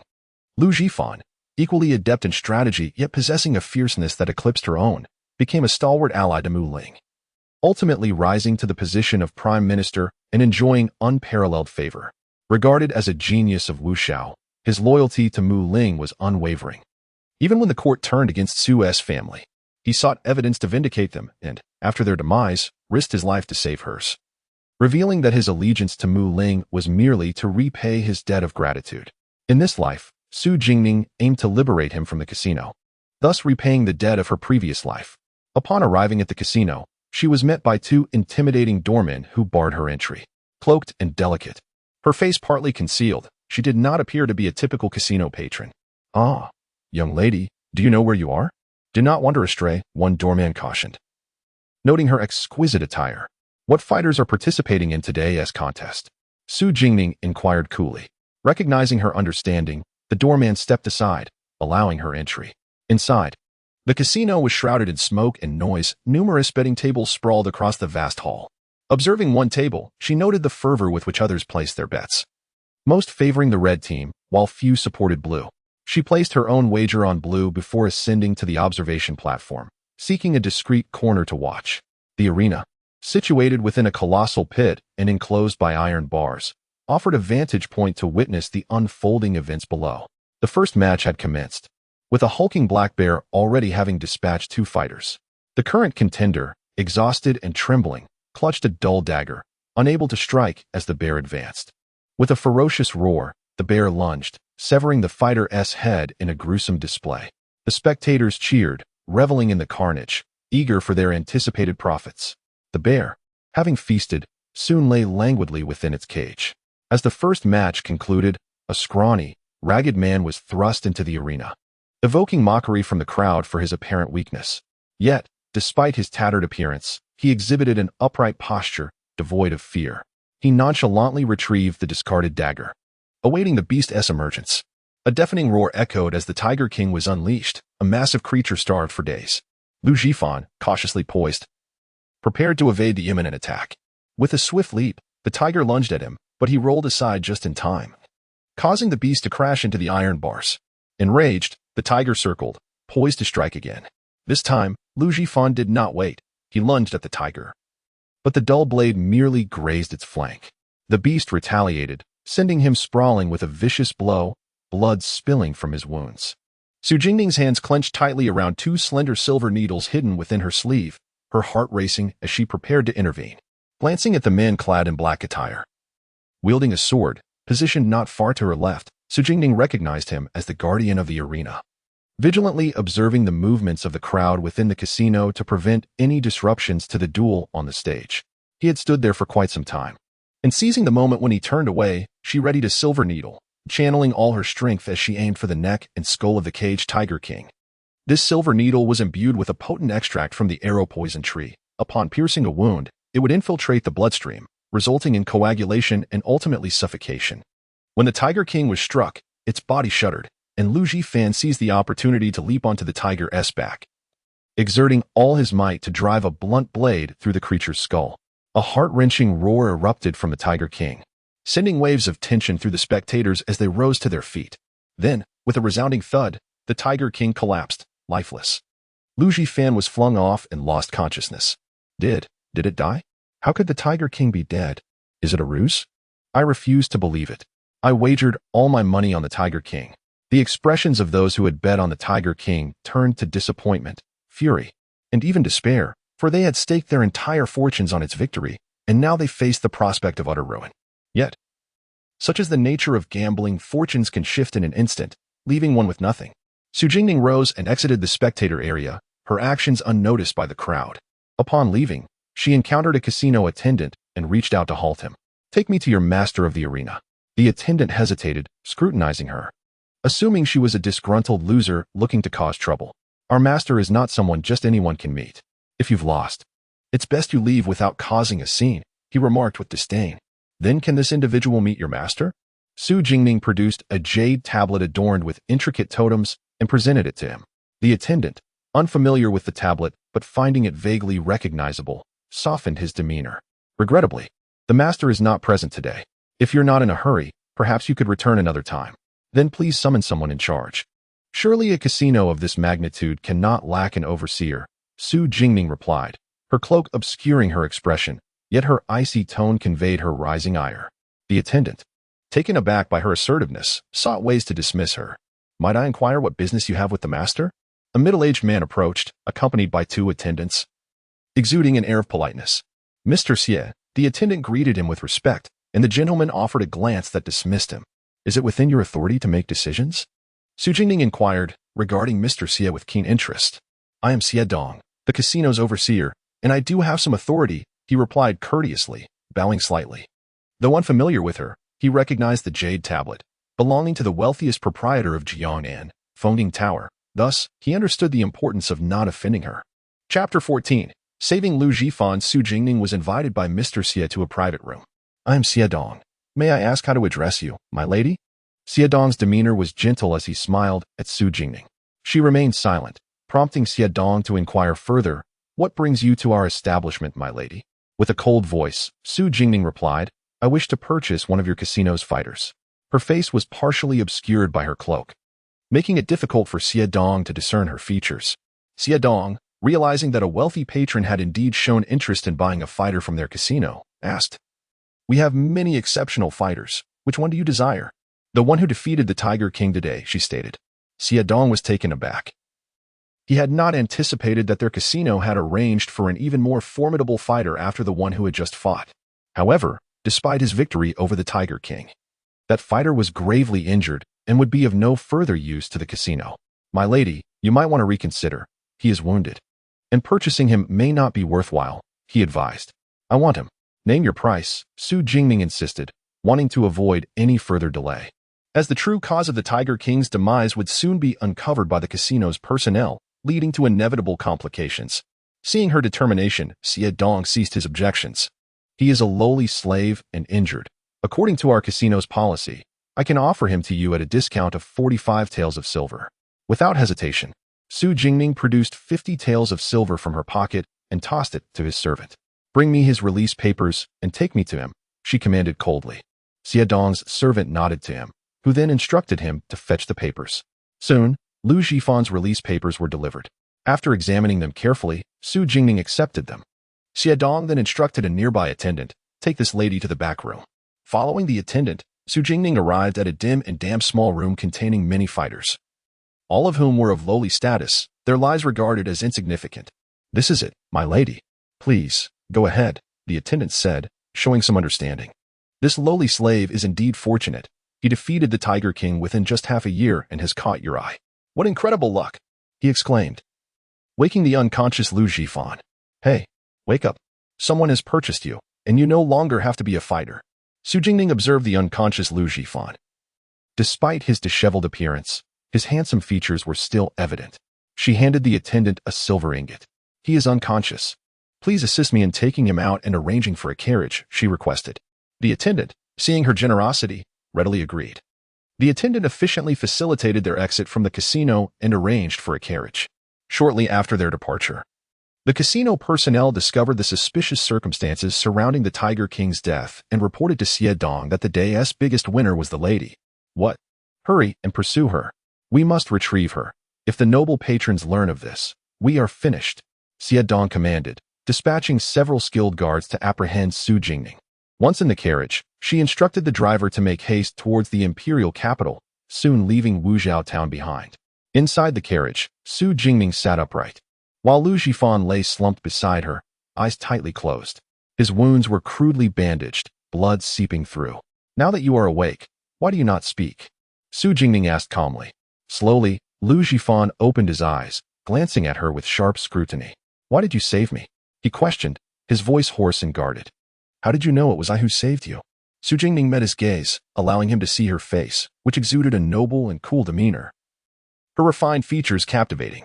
Because of this, Lu Zhifan opened his palm, revealing 2 poison needles wrapped in cloth. Su Jingning's eyes widened in surprise. She had anticipated his discovery of her actions but had not expected him to do so with such swiftness. It was because of these that the Tiger King died. He stated with calm certainty. And how can you be sure that I was the one who shot them? Su Jingning raised an eyebrow, intrigued. I was uncertain at first. But now I am convinced, for you purchased me, he replied, gazing into her eyes with indifference. Ah, quite astute, Su Jingning remarked, a glimmer of admiration in her eyes. What do you believe I desire from you? Surely it is not merely to have you as my bodyguard, for I assume you do not excel in martial strategy. Lu Zhifan lowered his head slightly. Having witnessed the coldness and ruthlessness of humanity, he had experienced the most heartless betrayals and had learned to trust no one. Su Jingning remained silent, casting a glance at his bleeding wound. Let us tend to your injuries before discussing further. Lu Zhifan was taken aback by her words. When he looked at her again, she had already closed her eyes. He found it curious. He sensed no ulterior motives from this lady. Suddenly, the carriage came to a jarring halt, causing Su Jingning to lurch forward, instinctively catching Lu Zhifan, who nearly tumbled out. The carriage had stopped in a forest, where 5 or 6 armed guards from the casino blocked their path, appearing fierce and menacing. Who dares obstruct our way? The driver called out. The occupants have violated the casino's rules, and we must take them back to the owner for accountability, the leader declared. The driver, upon realizing they were from the Wuzhou casino, panicked and leaped from the carriage, fleeing into the woods. The guards, with their powerful backing, were known for their tyranny, unhesitating to take lives. My lady has violated the casino's rules yet wishes to leave unscathed? What do you take our establishment for? The leader continued arrogantly. Unlicensed gambling, bribery, cruelty, and the slaughter of innocents. Do you think the esteemed casino is unaware of how many laws you have breached? Su Jingning's calm voice emerged from within the carriage. And what if we have? Who is it that possesses such influence to conceal matters beneath the emperor's nose? The leader scoffed at her words. We have someone backing us. Oh, and who might this illustrious patron be, capable of such feats? Su Jingning inquired lightly. The leader, caught up in his bravado, nearly revealed too much before his companion quickly silenced him. Stop wasting time. Seize them and take them back for the owner to deal with. Another shouted, cutting off the leader. Charge, he commanded, rushing towards the carriage. Su Jingning glanced at the incapacitated Lu Zhifan and quietly instructed, stay inside and do not come out. She then adjusted her hat to conceal her face, bending down as she exited the carriage. If you wish to capture me, you must first prove your competence, she declared. Standing proudly in front of the carriage, her right hand gripping a short sword, exuding strength and confidence. With that, she launched herself at the group, displaying a grace and skill they had never witnessed. Within moments, she had incapacitated 3 of them. The remaining 3, witnessing this, exchanged fearful glances and quickly repositioned themselves, encircling Su Jingning. With a cold smile, Su Jingning remarked, I did not expect you to possess some tactical prowess. However, do you truly believe such a simple formation could ensnare me? She thrust the sword backward into the knee of the man to her left, causing him to wince in pain and shatter the formation instantaneously. The most vulnerable point of the three-kill formation was indeed the lower limbs, and a mere flick was sufficient to rupture it. Su Jingning swiftly dispatched two more adversaries, and just as she was about to eliminate the final one, a sound akin to a long spear slicing through the air reached her ears. She swiftly drove her sword through the last foe, then turned to see what transpired behind her. It appeared that someone had not perished completely.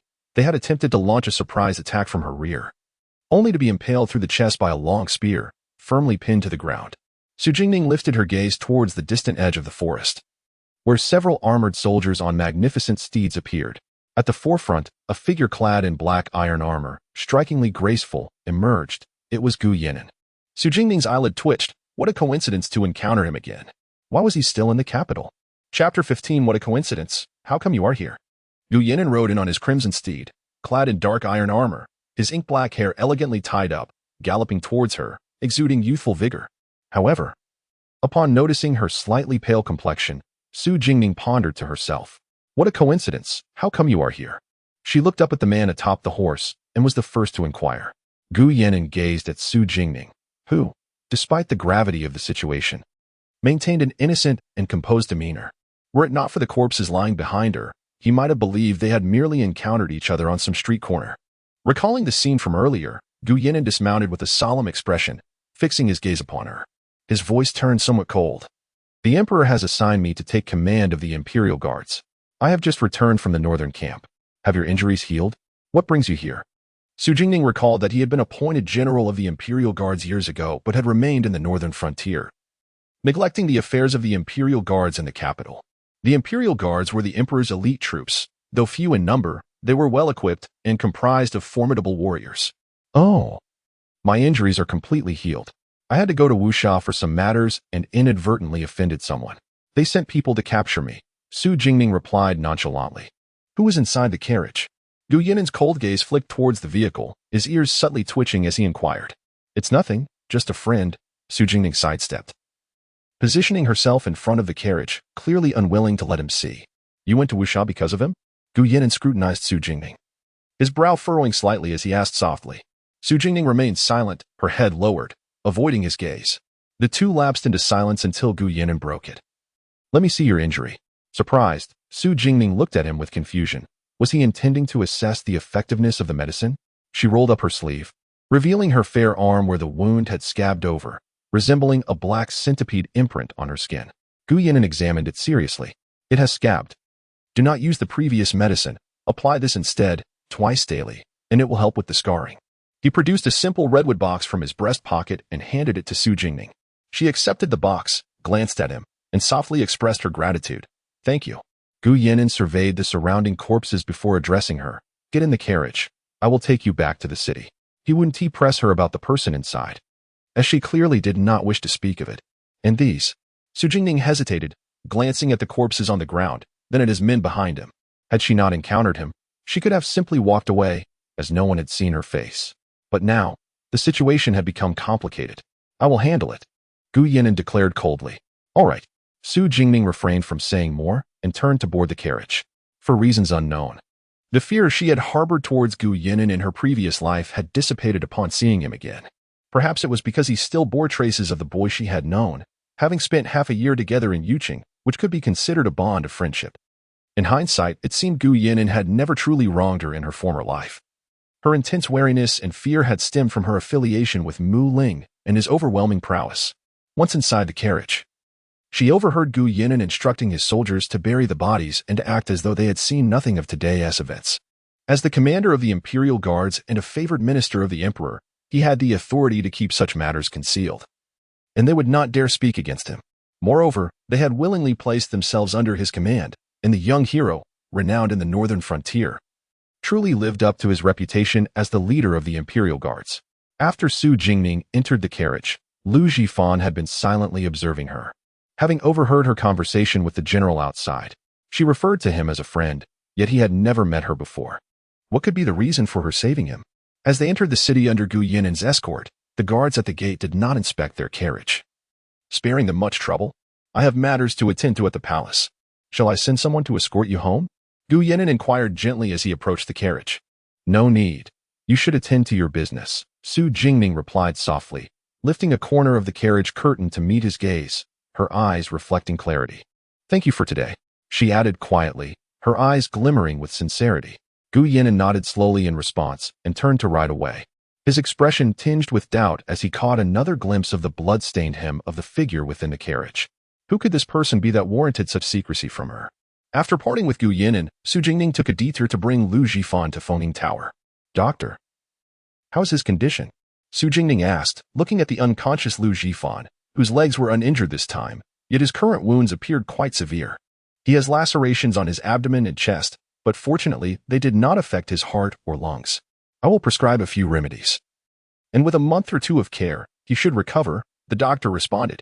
However, this gentleman seems to harbor some emotional turmoil, which may hinder his recovery.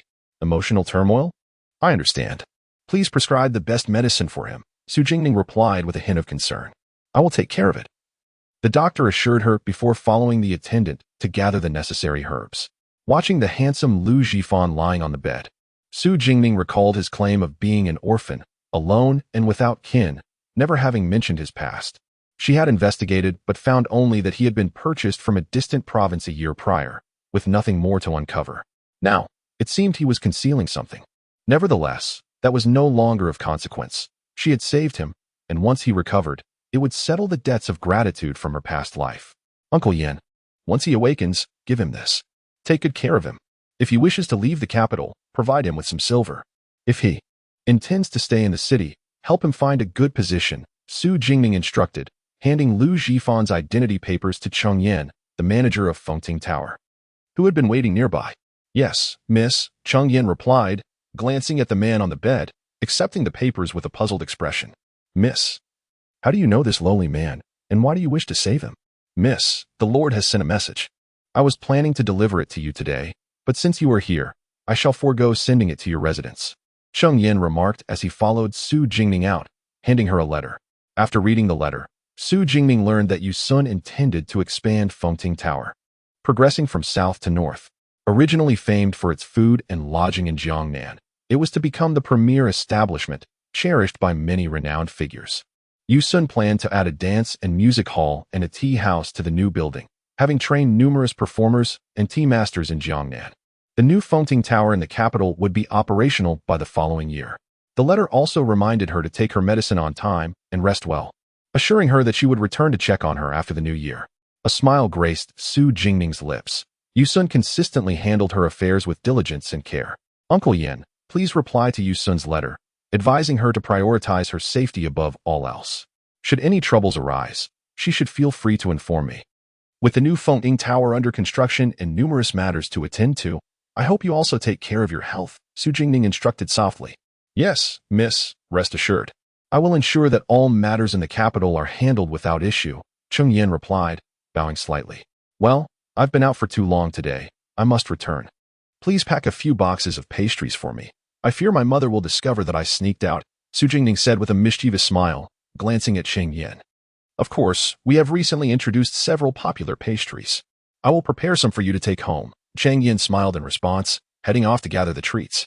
As Su Jingning descended the stairs, she waited in the hall for the pastries, taking the opportunity to observe the business at the tower. Fengting Tower undoubtedly lives up to its reputation as the foremost establishment in the enchanting Jiangnan region. Presently, in the capital, there exists a singular venue that exudes elegance and charm, attracting only the esteemed dignitaries and nobility. In recent days, the newly introduced pastries at Fengting Tower have garnered considerable acclaim, with a long queue forming at the entrance as patrons eagerly await their purchase. Chapter 16. Bone-crushing hatred Jingning? A clear and warm male voice filled with surprise came from behind Su Jingning. Su Jingning's body stiffened. Her entire being turned cold, and her pale face was marked by tightly clenched fists, struggling to suppress her hatred. This voice was one she would never forget in her lifetime. Mu Ling. As Su Jingning regained her composure, she slowly turned around to face Mu Ling, who was clad in a moon-white robe adorned with cloud patterns. His features were soft and gentle, exuding an aura that seemed devoid of malice. Yet, Su Jingning was acutely aware that no one in this world could act as convincingly as he could. With a lowly birth and no affection from the emperor, He feigned a life of indifference, wandering the world unnoticed, allowing everyone to lower their guard. But this was merely a facade, a mask to conceal his wolfish ambition. In the end, which prince had not perished at his hands? "Greetings, Your Highness the Ling King." Su Jingning performed a slow bow, her demeanor respectful. Yet the moment she lowered her gaze, the murderous intent in her eyes was impossible to mask. "Jingning, there is no need for such formalities between us." Mu Ling stepped forward, attempting to assist Su Jingning, his tone tinged with a hint of dissatisfaction at the distance she maintained. Su Jingning gently evaded his hand, feeling a wave of revulsion at the sight of him. "I have only met Your Highness twice. For you to address me so intimately seems rather inappropriate. Please, refer to me as Miss Su Air instead." She took a step back, casting a cold glance at Mu Ling, her voice frigid. Mu Ling scrutinized her, reflecting on Chen Ruofu's words. Chen Ruofu had mentioned that Su Jingning was aware of his schemes against her, and it was no wonder she regarded him with such icy indifference. "It was my oversight. It has been some time since we last met, and I am pleasantly surprised by this chance encounter. I hope you can forgive me, Miss Su Air," he said, bowing slightly with an apologetic expression. "If there is nothing further, I shall take my leave," Su Jingning replied curtly, nodding at Mu Ling as she prepared to turn away. "Miss Su Air, I must apologize regarding Chen Ruofu. I was unaware she would harm you behind my back. Had I known, I would have intervened," Mu Ling called out sorrowfully, his eyes filled with emotion. "The matters between Your Highness and Chen Ruofu have no bearing on me. She is no longer a member of the Su family. You two share affections. Marrying her is your prerogative. Why must you linger around me?" Su Jingning turned to the side, her brows furrowed, her voice sharp. The onlookers caught wind of Su Jingning's words, recalling how the Duke of Jingui had recently announced the severance of ties with his adopted daughter Su Ruofu, claiming she had plotted against her legitimate sister, all for the sake of the Ling King. "Miss Su Air, you have misunderstood," Mu Ling said. Observing Su Jingning's exquisite face, his anger barely contained. He reached out to grasp her. "Your Highness, as a prince of the realm, I implore you to maintain your dignity." Su Jingning evaded his grasp, casting a cold glance at him before exiting the Fengting Lu without even a formal farewell. Unbeknownst to them, the third miss of the Su family was entangled with the Ling King, leading to the conclusion that the rumors circulating during this time were likely false. Given Su Air's demeanor, it seemed she too had been kept in the dark regarding the Ling King and the adopted daughter of the Su family, prompting murmurs of discontent among the crowd. Mu Ling, amidst the whispers, felt his expression darken further. Regardless of her knowledge, he was determined to possess her. He must seize the military power of the Duke of Zhenghua. Su Jingning had not anticipated encountering Mu Ling that day, and her heart was tumultuous with hatred, a pain that penetrated to her very bones. "Mu Ling, the suffering I endured in my past life, I shall repay you bit by bit. You yearn for the exalted throne. I shall ensure you sink into the mire, forever unable to fulfill your desires." Upon returning home, the sky had darkened. Outside Lanyago, Yunyu was anxiously pacing, occasionally peering out. "Miss, I see you have returned." She hurriedly approached Su Jingning. "Miss, you are back. What is it? Has mother come?" Su Jingning asked, her voice tinged with concern. "No, it is the Duke who has arrived," Yunyu replied softly, taking the food box from Su Jingning's hands. "My father?" Su Jingning paused, taken aback.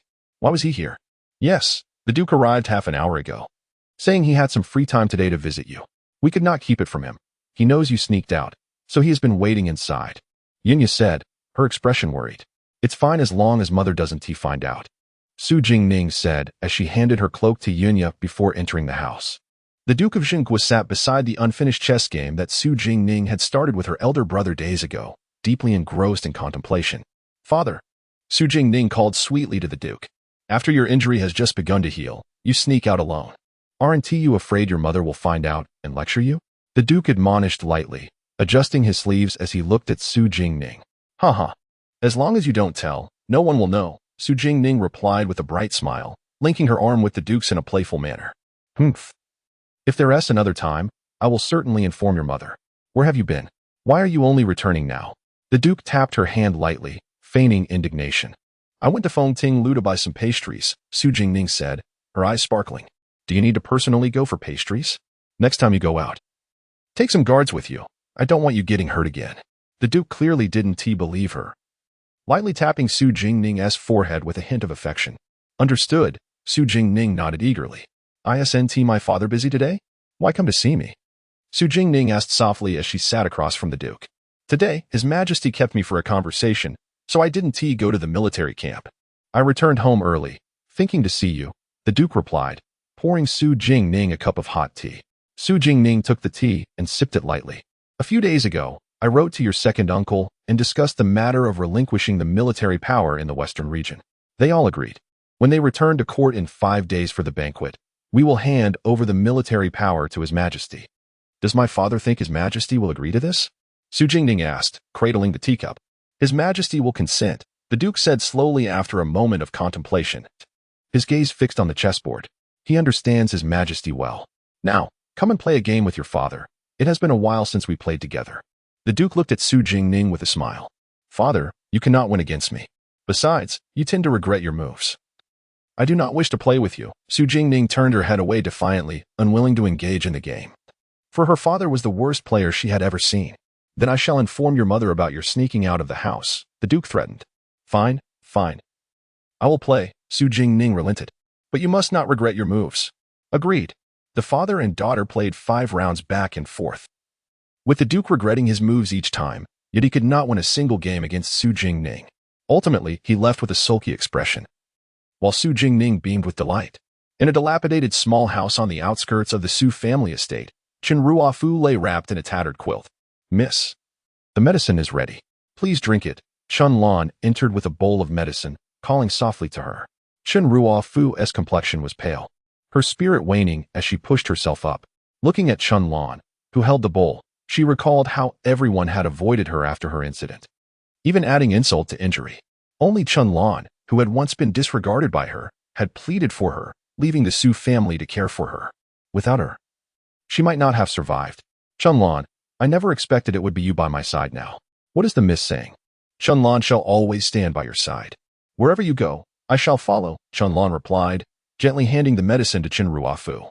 Chen Ruofu's heart was moved as she glanced around, hatred flashing in her eyes. They wished for her death. Dream on. She, Chen Ruofu, aspires to become the most esteemed woman in the world. The Su family dares to treat her this way for the sake of Su Jingning. Just wait. She shall make everyone in the Su family regret their actions. Chunlan, have you delivered the items to the Ling Wangfu? She inquired. I sent them early yesterday, but did not encounter His Highness, Chunlan replied softly. It is of no consequence. He will come to see me. Chen Ruofu closed her eyes. Understanding Mu Ling's ambitions, he desires the military power of the Su family, and she can assist him. In the Duke of the State's residence, Su Jingning dreamed once more of a battlefield drenched in blood, strewn with corpses. The warm blood of her family stained her face as they fell before her eyes, alongside the despairing faces of her mother and aunts. She felt as though 1,000 arrows pierced her heart, yet she could save not a single soul. Su Ruofu's triumphant laughter echoed, and the ruthless nature of Mu Ling tormented her. She harbored a deep-seated desire to rend them limb from limb, yet could inflict no harm upon them. Her dearest ones had all departed, leaving her alone in a bleak and frigid world with no escape in sight. Miss, awaken. Yinxin gazed at Su Jingning, drenched in sweat and racked with pain, her heart aching to rouse her. Ever since the incident by the water, the young lady had been plagued by nightmares, unable to find rest. Did you have another nightmare, miss? Perhaps we should summon the physician? Yinxin gently suggested as Su Jingning opened her hollow eyes. No need, it will pass in due time. Su Jingning's voice was somewhat hoarse as she rubbed her head, lifted the covers, and rose from the bed. Miss, Chen Ruofu has been secretly taken away by Ling Wang. As Yinya styled Su Jingning's hair, she spoke. Yes, I am aware. The bait has been cast. The fish will inevitably bite. Let us prepare a grand gift for Ling Wang, Su Jingning replied, her tone light and indifferent. As Su Jingning gazed at her reflection, a hint of bloodthirsty hatred flickered in her eyes. Mu Ling, in this life, you shall not have your desires fulfilled. I will make you wish for death. Her gaze caught sight of a wooden box on the Nam of Vanity, an incongruous presence amid the exquisite craftsmanship. It was a gift from Master Hui Hai, untouched since her injury. Remembering the master's words, she opened the box to find a simple red string adorned with a teardrop-shaped bead. Crystal clear with a hint of red ink swirling within, exuding an air of mystery.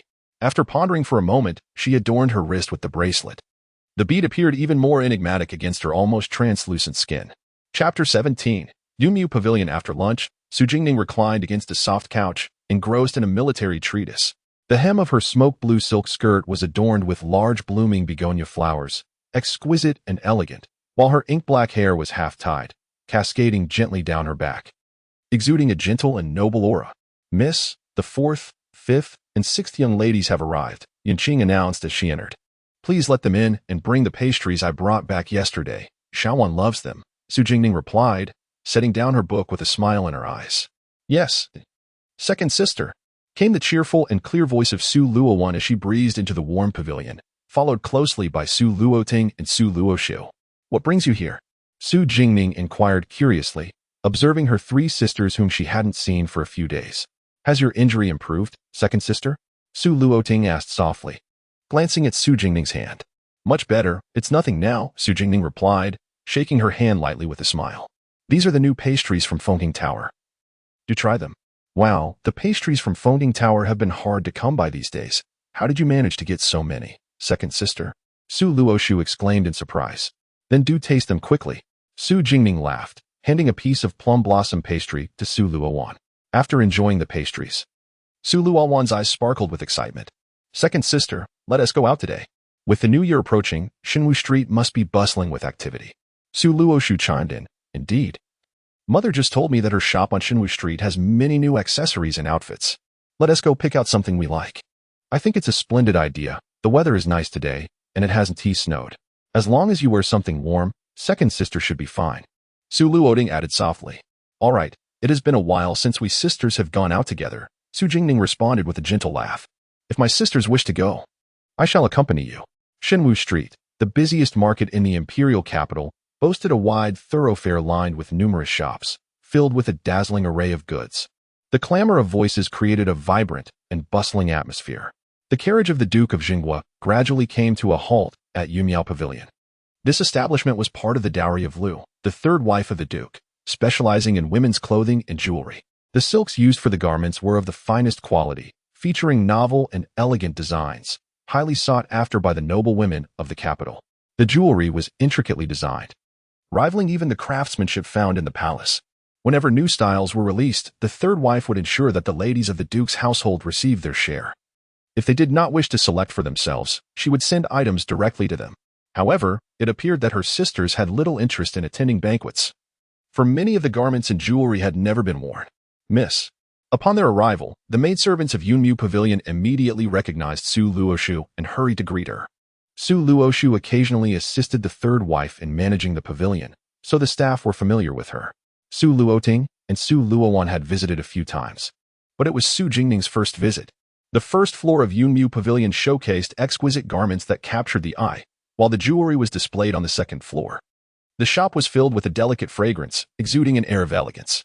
The business was thriving, with numerous noble women and ladies browsing through the clothing. "Mother mentioned that new styles have arrived. We came to take a look," Su Luoshu said gently. "Please follow me, miss," a maidservant beckoned, guiding them to another elegant area where the new styles were displayed, already occupied by several elegantly dressed women. "You needn't stay here. We can choose for ourselves," Su Luoshu said with a smile, dismissing the maidservant. Second sister, quickly choose what you like. I will have them wrap it up for you," Su Luoshu urged excitedly, pulling Su Jingning along. "I really don't need anything. My 3rd aunt just sent me 2 outfits not long ago, and I haven't had the chance to wear them yet. You should help 4th sister and Xiaowan choose instead," Su Jingning laughed, noting that her wardrobe was already overflowing with garments she had yet to wear. "Then let's head to the 2nd floor to look at the jewelry. I heard they have released several new sets that are exceptional. I'll accompany you to choose," Su Luowan suggested, noticing Su Jingning's disinterest in clothing and wanting to help her select some jewelry. Second sister was exceptionally beautiful but did not particularly enjoy wearing accessories. "That is fine. I can manage on my own. Xiaowan is calling for you. Go to her." Su Jingning gently nudged Su Luoshu toward the direction of Su Luowan, who was waving at them from afar. "All right then, second sister, you head upstairs first. We'll come find you in a bit," Su Luoshu conceded. Making her way towards Su Luowan, Su Jingning ascended to the 2nd floor alone. The upper level of Yunmu Pavilion was adorned with various exquisite and luxurious pieces of jewelry, divided into 3 distinct sections, each decorated with a different plant motif. Peony Pavilion, resplendent and majestic; Lotus Hall, elegant and refined; Orchid Bamboo Pavilion, cool and unique. Each type of jewelry was exceptionally intricate and captivating. Truly, her third aunt, hailing from a wealthy family, had impeccable taste in design, which explained the popularity of Yunyao Pavilion among the affluent young ladies of the capital. As Su Jingning strolled and paused to admire the pieces on display, she finally stopped in front of a blue jade bracelet in the orchid bamboo pavilion. The translucent jade shimmered with wisps of mist, resembling azure and emerald hues, truly unique. It reminded her of her eldest sister, who had a penchant for collecting jade bracelets, and this one would suit her perfectly. "Please wrap this for me," Su Jingning said softly to a nearby maidservant. Just as she finished speaking, a haughty voice rang out from behind her. "I want this bracelet. Wrap it up and send it to the Duke of Qigua's residence." Turning to see the source of the voice, Su Jingning beheld a young woman clad in a pale yellow embroidered gown, her enchanting eyes sparkling, her delicate features exuding an air of pride and vivacity. Shenzi, the youngest daughter of the Duke of Qigua, she thought, recognizing the young lady, a niece of the consort, who had been spoiled since childhood and possessed a rather arrogant disposition, reminiscent of the Duke's tendency to bully the weak. Beside her stood a tall and striking man draped in a dark green robe with golden cloud patterns, his handsome visage and imposing presence unmistakable. Mu Hung, the crown prince who had recently survived an assassination attempt. The surrounding women blushed and stole glances at him shyly. Su Jingning glanced at them briefly before turning back to the maidservant, speaking gently, "Please wrap it for me. I shall return shortly." She intended to continue her exploration of the shop. The maidservant nodded and picked up the bracelet to prepare it for wrapping. "I said I want this bracelet. Kindly ask this young lady to select another," Shenzi commanded imperiously, pointing at Su Jingning. Noticing the young lady's exquisite attire, it was evident she was educated and literate. Su Jingning raised her head, her cool gaze meeting Shenzi's, and replied softly, "That is only natural." Shenzi tossed her head back in disdain, looking down at Su Jingning. The latter's unfamiliarity and simple attire, lacking in adornments, suggested she hailed from a modest family. Su Jingning, with her noble and graceful demeanor, offered a slow smile to Shenzi. The crown prince, upon catching sight of Su Jingning, was captivated by her beauty. She was strikingly exquisite, yet possessed an ethereal grace akin to that of an orchid, making it difficult to look away. "Surely, you must understand the principle of first come, first served," Su Jingning remarked, noting the crown prince's gaze upon her, feeling a flicker of displeasure as she furrowed her brow at Shenzi. Do you know who I am, to dare speak to me in such a manner?" Shenzi retorted, taken aback by Su Jingning's boldness, seeking to intimidate her. "And if I do? What if I do not?" Su Jingning felt weary of the confrontation and was disinclined to engage further. "I am Shenzi of the Duke of Qinggua's household. How dare you covet what I have set my sights on? Look at your shabby attire. Can you afford a bracelet from Yunyu Pavilion?" Shenzi's disdain for Su Jingning intensified, especially upon noticing she had no maidservant accompanying her, further confirming her assumption that Su Jingning could not afford such luxury. "Excuse me, how much is this bracelet?" "I shall purchase it," she declared, casting a disdainful glance at Su Jingning. Those around them, witnessing the clash with the arrogant Shenzi, gathered to watch the spectacle unfold. Su Jingning's lips curled slightly, her beautiful eyes icy and detached as she regarded Shenzi with a frosty gaze. "To think she could snatch away what I cherish, such a fanciful dream." Chapter 18. Conflict. "It was Miss Shen. My apologies, but this bracelet belongs to me." Su Jingning extracted several banknotes from her pocket and handed them to the nearby maid. "I believe Miss Shun, being well-bred, would never resort to such underhanded tactics, correct?" Su Jingning smiled faintly, speaking softly to the indignant Shenzi, whose face was flushed with anger. She then turned away, ignoring her, and continued to point at the exquisite and elegant headpieces nearby. "This one, that one, and that over there. Please wrap them all up for me," she instructed the maid. Shenzi, observing Su Jingning's calm demeanor, felt a surge of anger. She was determined not to comply with Su Jingning's wishes. "Wrap all of those up and send them to the residence of the Duke of Qigua. Lai Fu. Pay for them." After issuing her command to the steward to settle the payment quickly, lest Su Jingning beat her to it, the steward followed her orders and squeezed past Su Jingning to make the payment.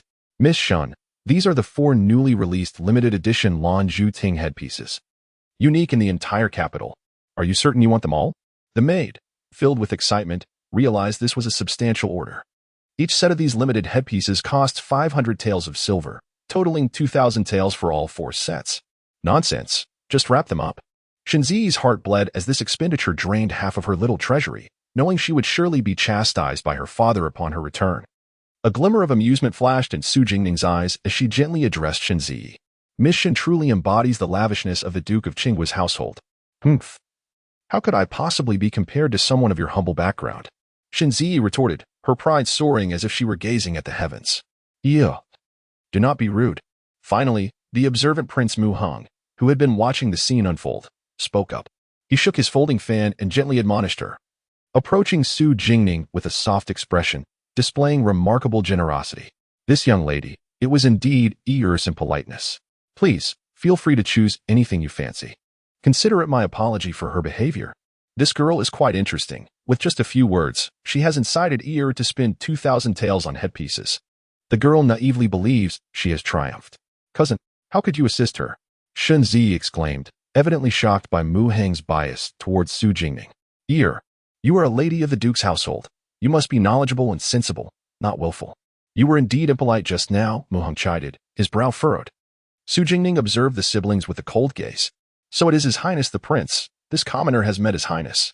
Su Jingning bowed respectfully to Prince Mu Hong. Maintaining her dignity. There is no need for courtesy, the prince replied with a smile, gesturing for her to rise. Thank you, Your Highness. I have matters to attend to and shall take my leave now, Su Jingning said softly, turning to depart. This young lady is truly astute. With just a few words.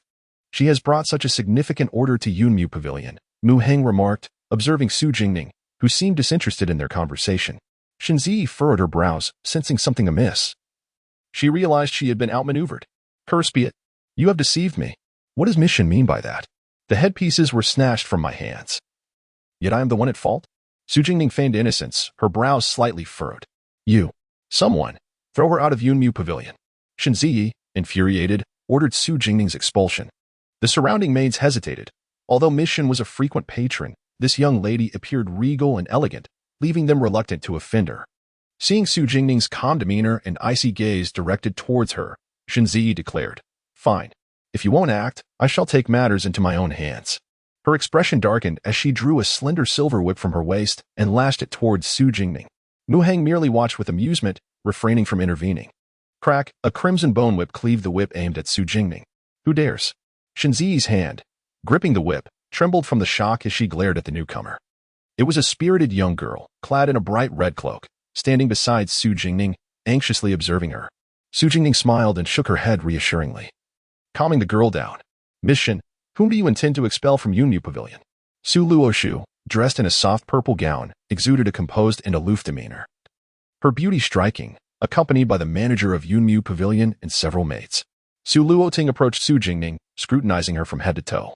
Su Jingning offered her a comforting smile, prompting her to regard Shen Ziyi with a cold expression.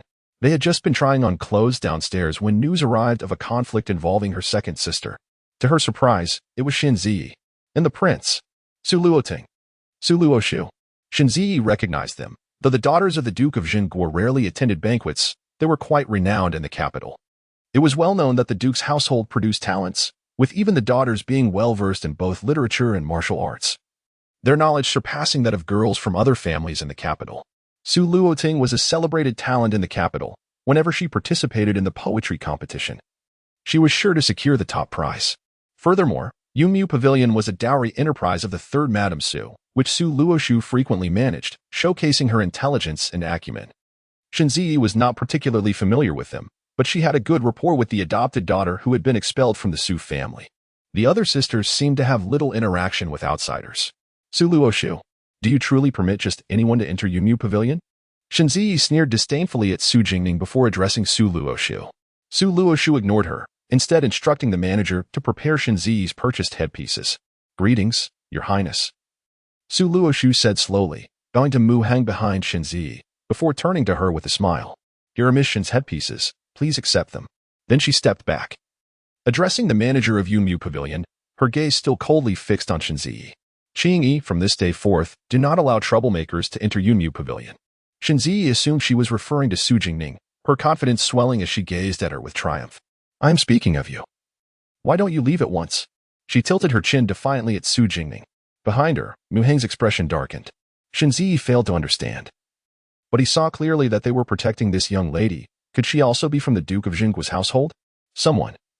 Please escort Miss Shin out of Yunmu Pavilion. Su Luoshu commanded a few maids nearby. Su Luoshu, what do you mean? By what right do you demand my departure? Shinzi finally realized she was the one being addressed. You are all in cahoots. Cousin, they are ganging up against me. Shinzi exclaimed, turning to Prince Muhung to complain. Is it not you who attempted to strike my second sister with a whip? Now it has turned into us bullying you. Su Luoting retorted, infuriated by Shinzi's arrogance. So you were Su Jingning? Shinzi's brows knitted as she recognized her as the pampered daughter of the Duke of Jinggue, who had been sheltered from the world due to her frail health. Gazing at the lady clad in a smoky blue skirt of begonia cloud gauze, exuding elegance and beauty, she felt a surge of disdain. Recently, the capital had been abuzz with her scandals. Shinzi's eyes narrowed with contempt as she regarded Su Jingning. They say the Duke's daughter is proud and aloof. Ha! I see nothing more than a skilled thief of affection, not even sparing the men favored by her sister. It serves you right that Ruo Fu seeks to harm you.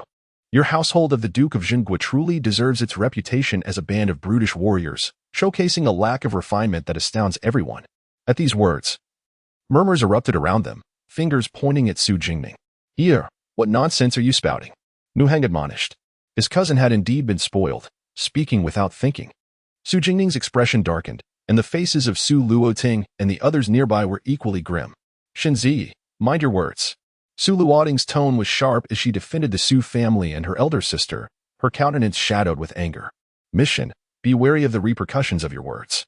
The entire Jinggue Gong family is known for its loyalty and valor, having fought valiantly for the protection of the nation and its people. Unable to return home for years due to the bloodshed on the battlefield. Yet, you have reduced them to mere brutish warriors who know only how to kill. Su Jingning's voice remained calm and cold as she cast a glance at the Prince of Qin behind her. Could it be that His Highness the Prince of Qin shares this sentiment as well? Miss Su, you have misunderstood. The Jinggue Gong family is indeed deserving of respect for their unwavering loyalty, the prince replied, his demeanor gentle as he addressed Su Jingning. He then turned to Shinzi with a reproachful tone. The Jinggue Gong is a first-rank minister of the Great Zhou, commanding significant military power and holding immense prestige within the army. If such words were to reach his ears, it would extinguish any hope of winning his favor. Chapter 19. The Broken Wrist Cousin. I have not spoken amiss. She is indeed entangled with His Highness the Ling Wang, a fact known throughout the imperial capital. Do you not think that it was this very matter that led to your family, the Su clan, expelling Ruo Fu? Today, I shall seek justice for her. Shinzi glared at Su Jingning, her expression filled with wrath. She gripped the whip tightly, poised to strike. Shinzi, my Su family is a prestigious household granted by the late emperor. How dare you insult us so casually? Moreover, our family matters are of no concern to outsiders. It was that Qin Ruo Fu who plotted against my elder sister first, then harbored malicious intent to harm her afterward. She is merely the daughter of a traitor. My Su family took her in out of compassion, granting her the status of a lady, and yet she repays our kindness with ingratitude, displaying a heart as cold as a wolf's.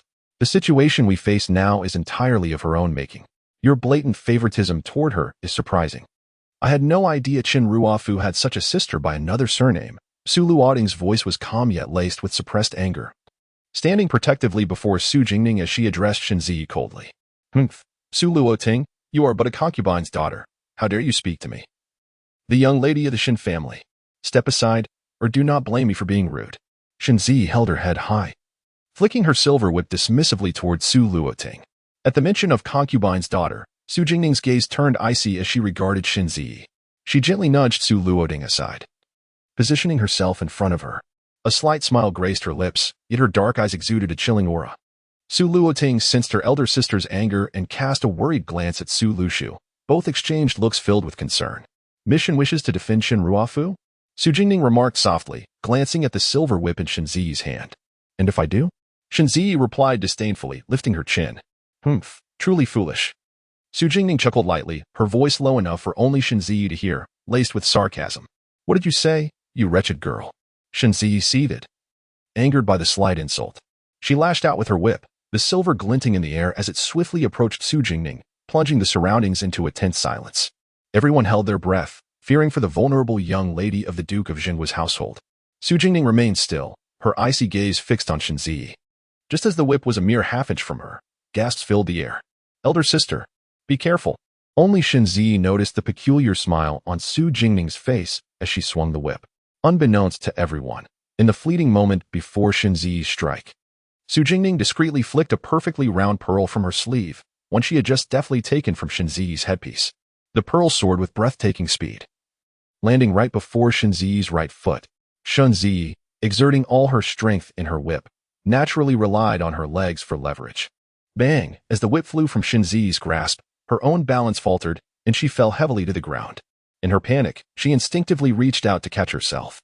Su Jingning observed as Shinzi's hand twisted grotesquely upon impact. My hand. Shinzi's face turned ashen, clutching her left wrist tightly, rolling on the ground in agony.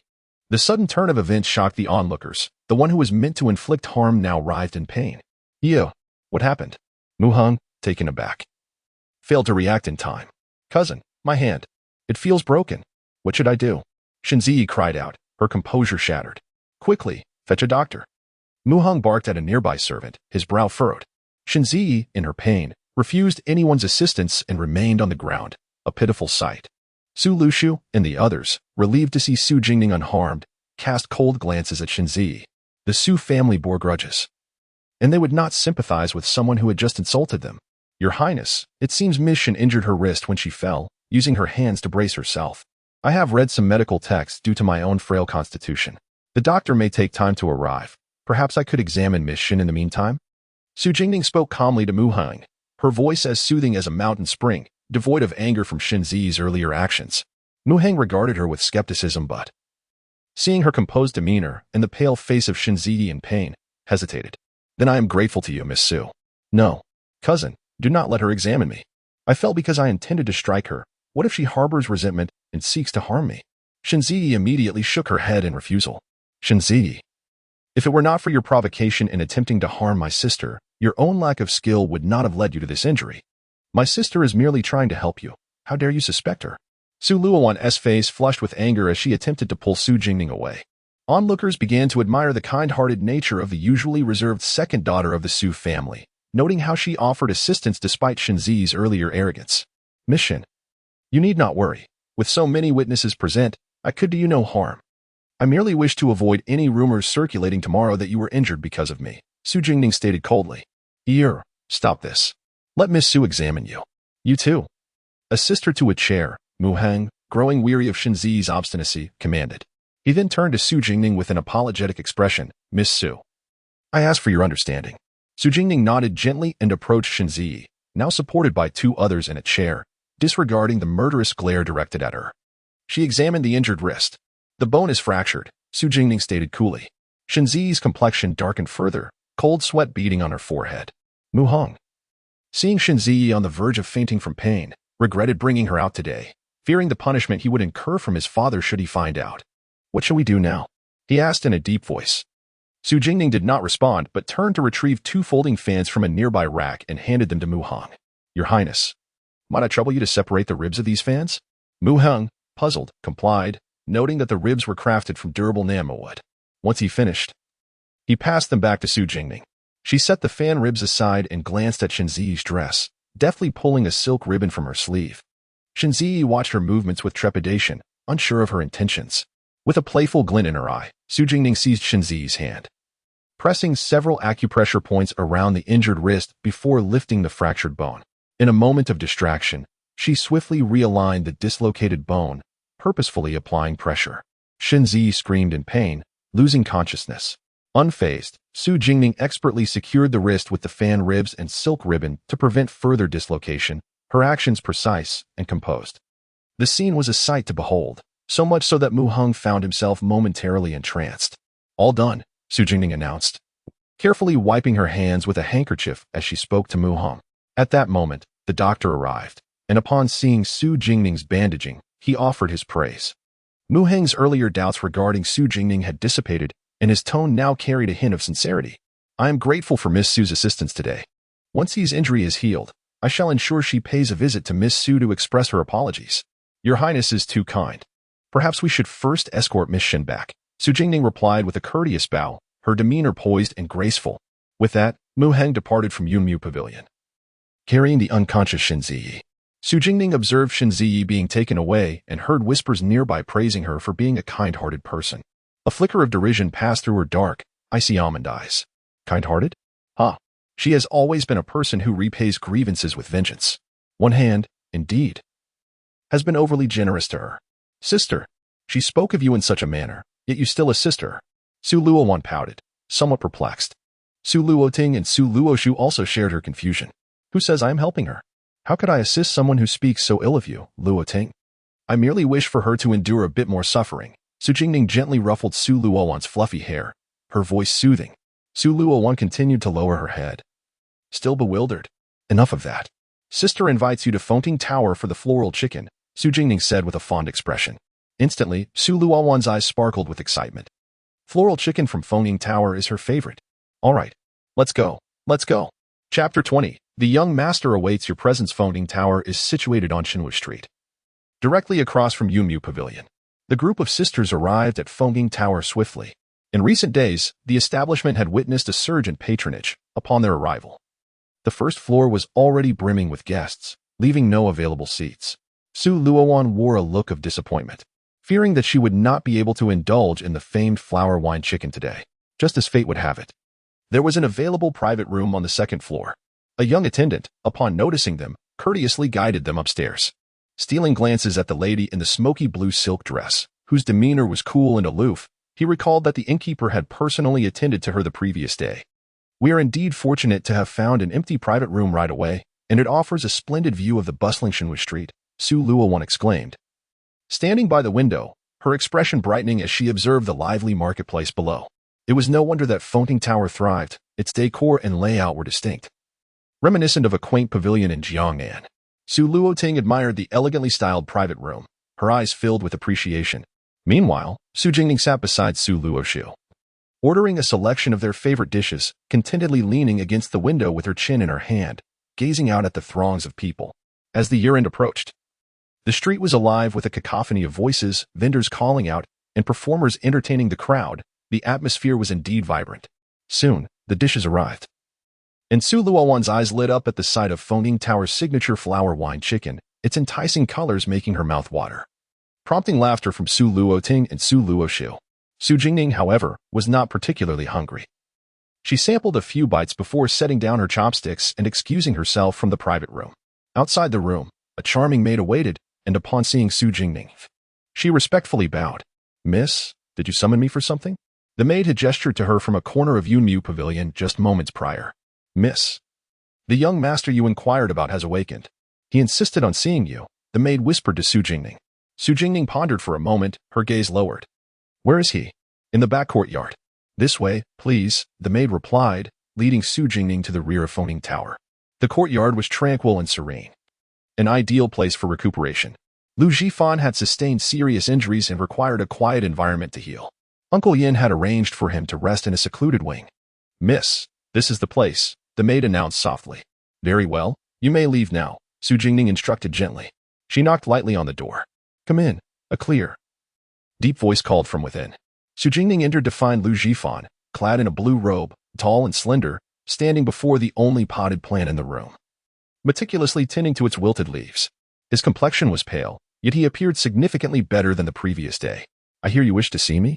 Su Jingning crossed her arms, not approaching him but leaning against the doorframe, studying the calm and handsome man before her. Upon hearing her cool and detached voice, Lu Jifan looked up, his gaze falling on the figure shrouded in shadow by the door, clad in a simple yet elegant smoky blue dress. Topped with a snow-white fox fur cloak, she exuded an air of sophistication, her demeanor somewhat indifferent as she regarded him. Her complexion was fair and translucent, her eyes dark and expressive, observing him with an unguarded curiosity that left him somewhat perplexed. Why did you go to such lengths to save me? Only to let me leave? Lu Jifan inquired directly, his gaze fixed intently on Su Jingning, ensuring he did not miss a flicker of emotion on her face. However, upon hearing his question, Su Jingning merely regarded him with an open expression, a smile playing on her lips as she replied, If I were to say that you had once assisted me, and my saving you was merely repaying a favor, would you believe it? Not a chance. Lu Jifan asserted firmly, certain he had never encountered her before. The girl was strikingly beautiful. Had he met her, he would have surely remembered. Believe what you will. Su Jingning shrugged, unconcerned by his disbelief. Uncle Yin should have given you the contract.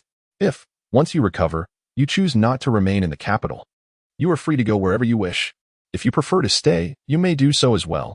You can leave whenever you like, regardless of your belief. My act of saving you was simply to repay a favor. I have no ulterior motives. Besides, you are of no use to me at present, are you? Su Jingning maintained her forthright demeanor. Lu Jifan observed her, sensing sincerity in her words, his initial wariness beginning to dissipate. He was a man who valued clear debts and credits, disliking to owe anyone. You saved me. I could assist you with a task, should you require it, he offered. His tone noticeably less distant. Very well, she replied, her voice light and unhesitating. Disappointment flickered in Lu Jifan's heart, realizing that genuine kindness was a rarity in this world. Then focus on your recovery. Consider it a task completed for me, she said with a playful tone. Lu Jifan gazed at the slyly smiling woman, momentarily taken aback as her laughter seemed to dispel the shadows haunting him.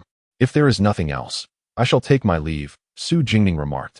Straightening up and preparing to depart, he heard a low thank you behind him. Pausing briefly, she exited the courtyard. I have been away for some time. They must be worried, she thought, as Lu Jifan watched her retreating figure, feeling a sense of confusion. This girl was enigmatic, despite having met her only twice. He found himself inexplicably drawn to trust her. Soon, Su Jingning exited the back courtyard of Foaming Tower, avoiding the crowd as she returned to the private room. At the residence of the Duke of Qinghua, Shenziyi remained unconscious as Mu Hong escorted her home. Oh dear. How could she have been so injured after going out so well? Lady Shen fretted, her eyes brimming with tears as she gazed anxiously at her daughter. Do not panic.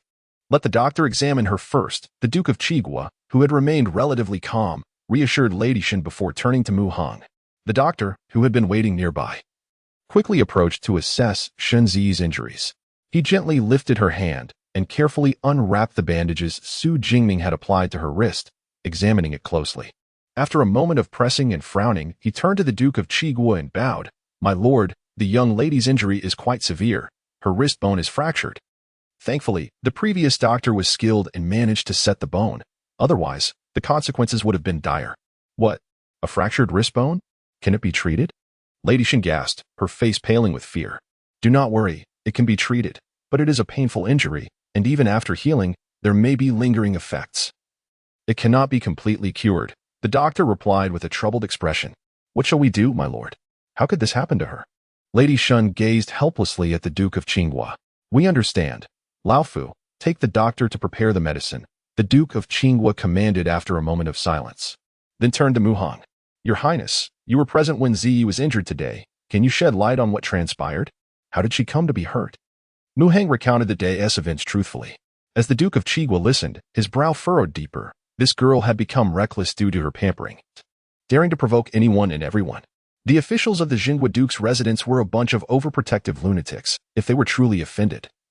The Duke of Qinghua's residence would undoubtedly suffer repercussions. This is utterly unacceptable.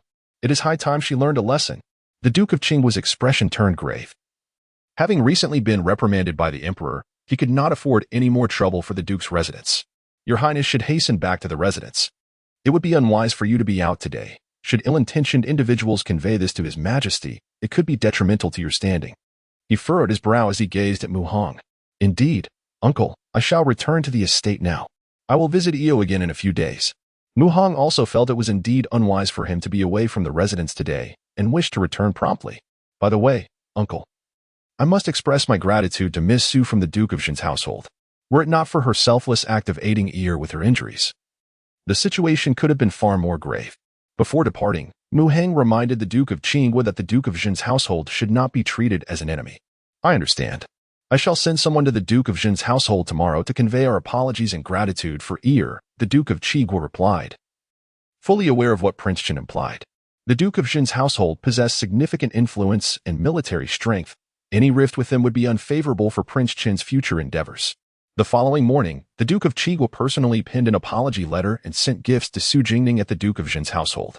However, the Duke of Jin's household refused both the gifts and the letter, politely returning them. Subsequently, the Duke of Qinghua's household dispatched several additional gifts. Yet the Duke of Jin's household continued to decline them, clearly indicating their unwillingness to accept the apology. The Duke of Qinghua, left with no alternatives, ultimately acquiesced to the situation. Chapter 21. The return of the Su family. The Duke of Town's residence was bustling with excitement today, as everyone within the estate busily adorned it for a grand occasion. All the servants had donned the new garments graciously bestowed upon them by the third lady, Lu, creating a festive atmosphere. Aside from the matriarch, the other ladies of the household had already set out early to the city gate to welcome back the valiant soldiers from the north. Whenever the Sioux army returned, the family would gather at the city gates to greet the triumphant troops. The gates of the imperial capital were teeming with people anticipating the return of the soldiers from the Great Show, eager to reunite with long-absent loved ones. Everyone craned their necks, eyes filled with hope and joy, gazing into the distance. The members of the Duke of Town's household positioned themselves to the left of the city gate, where officials from the court stood at the entrance. The Minister of Rights, upon noticing them, bowed respectfully to the Duchess. The Duke and his heir had already gone to court early that morning and were absent from the gate. Su Jingning stood behind her mother and two aunts, her gaze drawn to a striking figure beside the minister, a man adorned in purple ceremonial robes. He was tall and handsome, exuding an aura of nobility, with delicate features and long, fair hands that absent-mindedly caressed the white jade prayer beads on his wrist as he gazed into the distance, waiting for the army's arrival. Su Jingning sighed inwardly. Gu Yinan was indeed the most beautiful yet perilous man she had ever encountered. As if sensing her gaze, Gu Yinan turned his attention toward her. Su Jingning was caught off guard by the depth of his gaze and quickly averted her eyes. A flicker of affectionate amusement flashed in Gu Yinan's eyes at her reaction before he turned away. They're here. The black sails and white tiger banner. They're coming. The crowd suddenly erupted in cheers, straining their necks to see the approaching army. In the distance, the troops drew nearer, resembling a majestic dragon returning home, exuding an imposing presence that extended to the horizon. The Su family generals rode at the forefront, led by General Su Ming, the Duke's second uncle and commander of the Western Army. Accompanying him was General Su Zheng, the Duke's third uncle and commander of the Northern Army, whose stern features were accentuated by his black armor.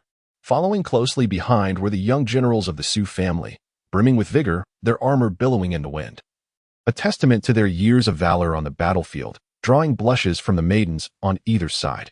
Father, and brother, mother, look quickly. Su Luowan leaped in the crowd, her face alight with joy as she turned to tug at Second Lady Su's sleeve. The Second Lady, her eyes glistening with tears, nodded vigorously, tightly clasping the hand of her daughter, Su Luoting. Their family was finally to be reunited. Fourth sister, I want to see too. Where's father? The youngest son of the Su family, Su Jinghuai, who was being held by his nurse, also stretched his neck to catch a glimpse of the distant figures. Look, dear. Your father is over there. Third Lady Su pointed towards Su Zheng in the distance, her expression tender. Su Jingning gazed at her uncles and elder brothers, who returned safe and sound, standing tall and spirited, her eyes misting over with emotion. This time, no matter the cost, she vowed to protect the safety of her family. No one would dare harm her loved ones. The army soon arrived at the city gate. Following protocol, the leading general dismounted to receive the court officials' welcome. The Emperor of Shou, valuing the Su family's steadfast defense of the north and west, had sent the Minister of Rights and several other dignitaries to greet the returning forces. By the Emperor's decree, the valiant soldiers of the northern border returned victorious. His Majesty has proclaimed that the northern generals, unmatched in bravery and strength, have achieved a great victory over Xiliang. Such fierce warriors are a blessing to the Great Zhou. Tomorrow, a grand banquet will be held at the Taichen Hall to honor the generals and wash away their fatigue. The Minister of Rights presented the imperial edict to Su Ming. The northern generals received the decree with gratitude, proclaiming, "Long live His Majesty! Long live the Emperor!" Su Ming accepted the bright yellow edict and, with a solemn voice, responded on behalf of the troops, "We thank His Majesty for His kindness. May His Majesty reign for 10,000 years. Congratulations to the returning generals. Please follow me to the palace for an audience with His Majesty, who awaits you with the court officials," the Minister of Rights said respectfully, offering Su Ming assistance. According to tradition, the army was not permitted to enter the city. They were to proceed to the military camp on the outskirts, and only the main generals could enter the palace. Su Ming and Su Zheng led the main commanders of the northern border into the palace for their audience. Although young, the Su family sons were all formidable heroes. Besides the Duke's heir, who served as the deputy commander of the Western Army, 3 of the young gentlemen held the ranks of main generals. The Duke's second son, Su Jingma, third son, Su Jingyu, and fourth son, Su Jingyi had all begun as mere soldiers on the battlefield, gradually rising to their esteemed positions through sheer determination. The wives of the Duke, after 2 long years of separation from their husbands and children, finally felt their hearts ease as they beheld their loved ones safe and sound. Choosing to marry into a military family, they had lived in constant fear of losing them, but thankfully, they were all back. As they looked at the jubilant crowd gathered at the city gate to welcome the victorious soldiers, they felt immense pride for their husbands and sons. The fifth son, Su Jingxian, and the sixth son, Su Jingze, who were not required to enter the palace, spotted their family members waiting for them from afar. The two brothers bore a resemblance, their handsome faces reflecting the nuances of youth. Su Jingxian, clad in dark blue armor, had thick brows and bright eyes, with charming dimples resembling those of the second lady, though he rarely smiled in the military, believing it to detract from his authority. Su Jingze, similarly attired, was slightly more robust in stature due to his years on the battlefield, his once fair complexion now a healthy bronze. The second and third ladies gazed at the two young men, filled with emotion, longing to bring them home immediately. However, protocol dictated that their father and brothers must first attend to matters at the military camp. The brothers exchanged a glance with their family before galloping away toward the camp with their troops. In the palace, upon the golden throne, the Emperor of Shou, clad in a resplendent yellow dragon robe, sat with an air of authority, summoned the northern generals to court. Grand Eunuch Sheng stood at the side of the throne, announcing the arrival of the northern soldiers. The Duke of Town, adorned in a purple robe with lion patterns, stood at the forefront of the military officials, while the Chancellor, Lu Wei, aged and graying, presided over the civil officials.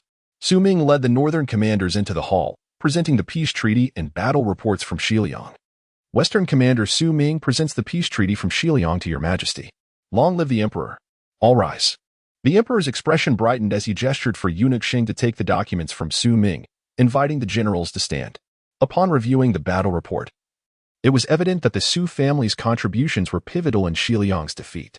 The Su family, acclaimed by the Emperor as the backbone of the Great Zhou, appeared destined for greatness as generals. The recent victory had resulted in the reclamation of 5 border cities previously occupied by Xiliang, with the casualties on the Great Zhou's side significantly lower.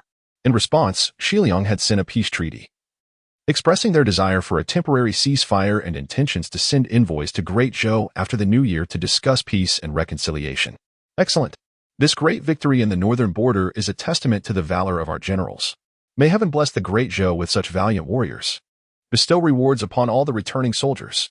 The Emperor declared joyfully, sealing the fate of the triumphant generals with a wave of his hand. Turning to Su Ming, he remarked, "The Su family truly embodies the spirit of martial prowess. Speak, Su Ming, of the rewards you desire for your accomplishments in this battle." Su Mingfu bowed respectfully, expressing gratitude for the Emperor's immense favor, which granted the Su family the opportunity to serve the nation and protect its people. With 3 generals emerging from the Su household, they had already received the highest grace and honor from the Emperor. The Su family dared not be greedy. In this recent victory, reclaiming 5 cities in the Western territories, every soldier's contribution was indispensable. The minister boldly suggested that, in recognition of the Emperor's virtuous governance, every soldier who returned safely to the capital, having shed blood on the battlefield, should be rewarded. Su Ming lowered his head and responded solemnly, "Excellent. To possess great merit without greed. This is the hallmark of my scholarly general. I shall heed your counsel and bestow rewards upon every soldier who returns safely to the capital." However, the Su family must also receive their due recognition. Given the recent defeat of Xiliang and the significant toll on our national strength, we no longer possess the vigor to provoke further conflict in the Western territories.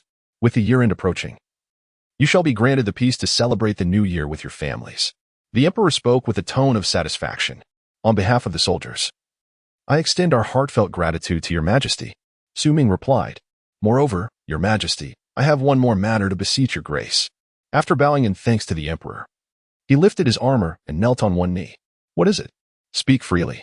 Su Ming retrieved the command token for the Western Army from within his garments and held it aloft above his head. Chapter 22. The chessboard with the tumult of battle in the Western realm now quelled. I humbly beseech Your Majesty to withdraw the military orders from the West. Su Ming spoke in a somber tone.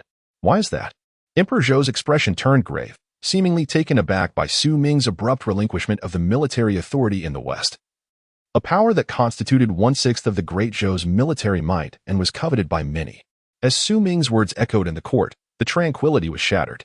The Duke of Qin and Prime Minister Lu exchanged glances, their expressions revealing their surprise.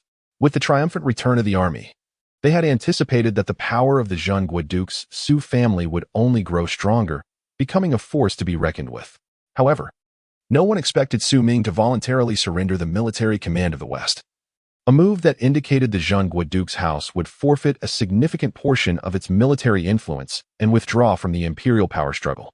The military command of the West was indeed a prized possession, long held by the Su family, rendering others powerless to act. Yet, with Su Ming's unexpected offer to relinquish this command, both factions sought to prevent the other from gaining it. I implore your majesty to forgive my request. Half a year ago, I suffered an injury from an arrow fired by the Shiliang army, which has proven difficult to heal. I often find myself breathless and restless, unable to find peace. The physician has advised me to rest thoroughly and avoid exertion, lest my life be endangered.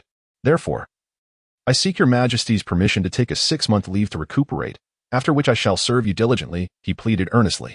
Emperor Zhou remained silent, contemplating the military order from the west handed to him, then glanced towards the Zhenghua Duke, who stood with an air of indifference, his head bowed. The emperor's brow furrowed slightly at the duke's lack of concern. You cast this burden aside so easily? Your injury is indeed concerning. It is paramount that you recover first. Your request is granted, the emperor finally declared, casting a glance at Su Ming without addressing who would temporarily assume the vacant position of the West's military commander. Thank you for your grace, your majesty. Su Ming knelt in gratitude. Dismiss the court. Please retain the Duke of Zhenghua. The emperor's tone turned stern as he requested the duke to stay. In the imperial study, Emperor Zhou sat behind the emperor's desk, his face cold as he observed the Zhenghua Duke standing before him, head bowed, his demeanor unperturbed, which only served to heighten the emperor's ire. Is the military command of the West truly a hot potato? Are you so eager to relinquish it to me? Your majesty, I do not understand your intent. The duke replied, maintaining his calm effrontery. Do not feign ignorance, you old fox. You simply wish to avoid getting embroiled in the conflict between the crown prince and the Prince of Qin. Do you truly believe I am oblivious to your motives? The emperor shot him a sidelong glance. Your wisdom is unparalleled, your majesty, the duke responded with a bow. Observing the duke, who resembled a cotton ball in his demeanor, the emperor found himself at a loss. In this court, I can only place my trust in you, and I has secluded himself in the northern frontier for years without returning, and now you two are trying to evade the murky waters of court politics. The emperor lamented with a bitter smile. The duke recalled the grand ambitions they had set during their youth, his expression momentarily lost in nostalgia, and he remained silent. Your majesty, this stalemate has persisted for far too long. It is time to bring it to an end, the duke said, his brows knitted, his expression inscrutable as he gazed at the unfinished chessboard by the window, where the black pieces were at a disadvantage, seemingly on the brink of being consumed by the white pieces. Following his gaze, the emperor too regarded the chessboard, a flicker of hatred flashing in his hawk-like eyes. You are right. This game must conclude, the emperor declared, exuding an imperial aura, his gaze fierce as he regarded the duke, whose presence was imbued with a sense of commanding authority. Rest assured, as long as I am here, I shall ensure that the Su family remains unharmed. I am willing to face any peril for your majesty's cause, the duke replied, his resolute features betraying no hint of doubt. As night descended, the capital's streets were illuminated, the glow of lanterns casting a warm light amidst the bustling crowds, creating an atmosphere rich with vitality. At the Zhenghua Duke's estate, the ancestral hall behind Songhua courtyard was aglow with incense, honoring the ancestors of the Su family, adorned with numerous helmets. A solemn tribute to those Su family members who had perished on the battlefield, their bodies never returned. The matriarch of the Su family stood at the forefront, hands clasped in prayer, gazing at the central tablet, her eyes glistening with unshed tears. The Duke of Zhenghua, Su Bo, and his wife stood behind her, while the second master, Su Ming, and his wife, Li, and the third master, Su Zheng, along with his wife, Lu, flanked the sides. Behind them, Su Jingxian stood with the younger generation of the Su family. Ming please inform our ancestors that the children of the Su family have returned safely. The matriarch turned to the side, her voice gentle as she regarded the children who had returned unscathed. In the center of the ancestral hall, Su Ming and Su Zheng stood at the forefront, with Su Jingma, Su Jingyu, Su Jingyi, Su Jingxian, and Su Jingzi standing in succession behind them, each exuding a noble presence. Together, Su Ming and Su Zheng lifted their garments and knelt before the tablets. Vice Commander of the Su Army, Su Ming, has returned home safely. Commander of the Weihu Camp, Su Zheng, has returned home safely. Commander of the Jifeng Camp, Su Jingma, has returned home safely. Commander of the Liang Camp, Su Jingyu, has returned home safely. Commander of the Xianming Camp, Su Jingyi, has returned home safely. Commander of the Jifeng Camp, Su Jingxian, has returned home safely. Commander of the Shinji Camp, Su Jingze, has returned home safely. The powerful, resonant voices echoed throughout the ancestral hall, stirring emotions and bringing tears to the eyes of those present. Su Jingning lowered her gaze, fearing the tears welling in her eyes might fall. After her departure from the Su family in her previous life, she had never again heard such a harmonious return of the family members. According to the ancestral laws, each child returning from battle must visit the ancestral hall to report their safe return, seeking the protection of their ancestors, praying for the safety of the Su lineage in future conflicts. Well then, after a day of toil, let us dine. Oh, my dear grandchildren have finally returned. The matriarch exclaimed with a radiant smile as she beamed at the lively Su family children, their spirits lifted. She affectionately grabbed Su Jingze and Su Jingyi, playfully patting their faces, her joy palpable. The family moved to the dining hall of Songhua courtyard, where the steward had prepared 2 large tables of dishes, awaiting the completion of the ancestral rites. The elders sat at the main table alongside the matriarch, while all the younger generation of the Su family occupied the other table. Having not seen each other for 2 years, the siblings engaged in lively conversation, their joy evident as they shared stories. Su Luowan eagerly recounted to her ever-patient third brother, Su Jingyu, the amusing incidents that transpired on the battlefield, while Su Jingyu and Su Jingxian playfully bantered, enthralling Su Luowan and Su Jinghuai. Su Luoshu boasted about her newly devised crossbow schematics to the 6th brother, Su Jingze, who responded with playful disdain. Su Luoting immersed herself in studying the formation chart that her 4th brother, Su Jingyi, had just given her, utterly perplexed, neglecting her meal, while Su Jingyi leisurely ate, observing her attempts to decipher the formation. What are you daydreaming about? Are you unhappy that your 2nd brother has returned? Su Jingning felt a large hand atop her head, playfully ruffling her smooth hair. A low, affectionate voice resonated in her ear. Turning her gaze to her right, she found her 2nd brother, clad in a dark blue robe adorned with cloud patterns, exuding a free-spirited charm, his sharp features striking. 2nd brother. Su Jingning's eyes sparkled as she smiled softly at Su Jingma. Unable to resist, Su Jingma pinched her round, delicate face before producing a dagger, placing it before her. The dagger's sheath was entirely black, engraved with ancient totems and inlaid with sapphire gems, both mysterious and exquisite. Here, this is for you. Keep it hidden. Do not let mother know it was I who gifted it to you. Upon seeing the dagger, Su Jingning's eyes gleamed with excitement. 2nd brother, where did you find this? This is the sole remaining work of the renowned swordsmith from the previous dynasty of Beiyan, Beishang. It is crafted from an unknown material, possessing remarkable hardness, capable of slicing through iron effortlessly. It was purchased at a high price by the Emperor of Yin upon its creation, and after the upheaval in the Beiyan court, its whereabouts became a mystery. By chance, I spotted it on the general from Xiliang. Knowing your fondness for it, I brought it back for you. Su Jingma leaned nonchalantly against the chair, his demeanor carefree. Thank you, 2nd brother, Su Jingning exclaimed, flipping through it numerous times, utterly enamored. Su Jingma's expression softened with affection. His sister indeed cherished it, and his efforts to acquire it from the hands of the Xiliang commander were not in vain. Observing the others at the dining table engrossed in their own affairs, too preoccupied to eat, Su Jingma could no longer bear the sight and urged everyone to set aside their tasks and partake in the meal first. Only then did they quiet down and enjoy their food. Chapter 23. Attending the palace banquet the following morning, the emperor's rewards for the Su family arrived. An unprecedented deluge of rare treasures that overflowed the main hall, far exceeding the customary bestowals. While no Su family member received an official promotion, the sheer volume of riches bestowed was remarkable. That evening, the emperor would host a grand banquet at the Hall of Supreme Splendor, honoring the victorious soldiers of the northern frontier, and the Su family was among the esteemed invitees. Lady Su, the Duchess of the Jinghua state, roused Su Jingning at the crack of dawn, subjecting her to an endless procession of gowns, none of which met her exacting standards. Oh, mother, please cease this sartorial torment. I shall wear this ensemble. It is merely a visit to the palace, not a royal decree demanding such meticulous preparation, Su Jingning pleaded, collapsing onto a chair. Fatigue etched upon her features. The Duchess, observing her daughter's languid posture, scrutinized the light blue silk gown adorned with embroidered magnolias. It did, indeed, complement Jingning's ethereal beauty. Very well, let us proceed with this attire. Adorn her hair, and secure the white jade ornament, the Duchess conceded with a dismissive wave. Her cherished daughter, sheltered for years, could not be outshone by the other noblewomen. Beholding her daughter's graceful poise and captivating visage, the Duchess nodded in approval. Jingning was a true reflection of her youthful splendor. reminiscent of her own days as the celebrated first beauty of Jiang'an. Mother, Jingning, are you prepared? It is time to depart for the palace. Su Jingma's voice echoed from beyond the doorway, urging the dawdling pair to hasten. Yes, yes, mother. Please hurry. Brother and I await you at the entrance, Su Jingning exclaimed. Rising with alacrity, eager to escape her mother's meticulous ministrations. As they reached the entrance, the carriages were already prepared. Coincidentally, they encountered Su's second madam, accompanied by Su Luoting and Su Luowan, both impeccably adorned.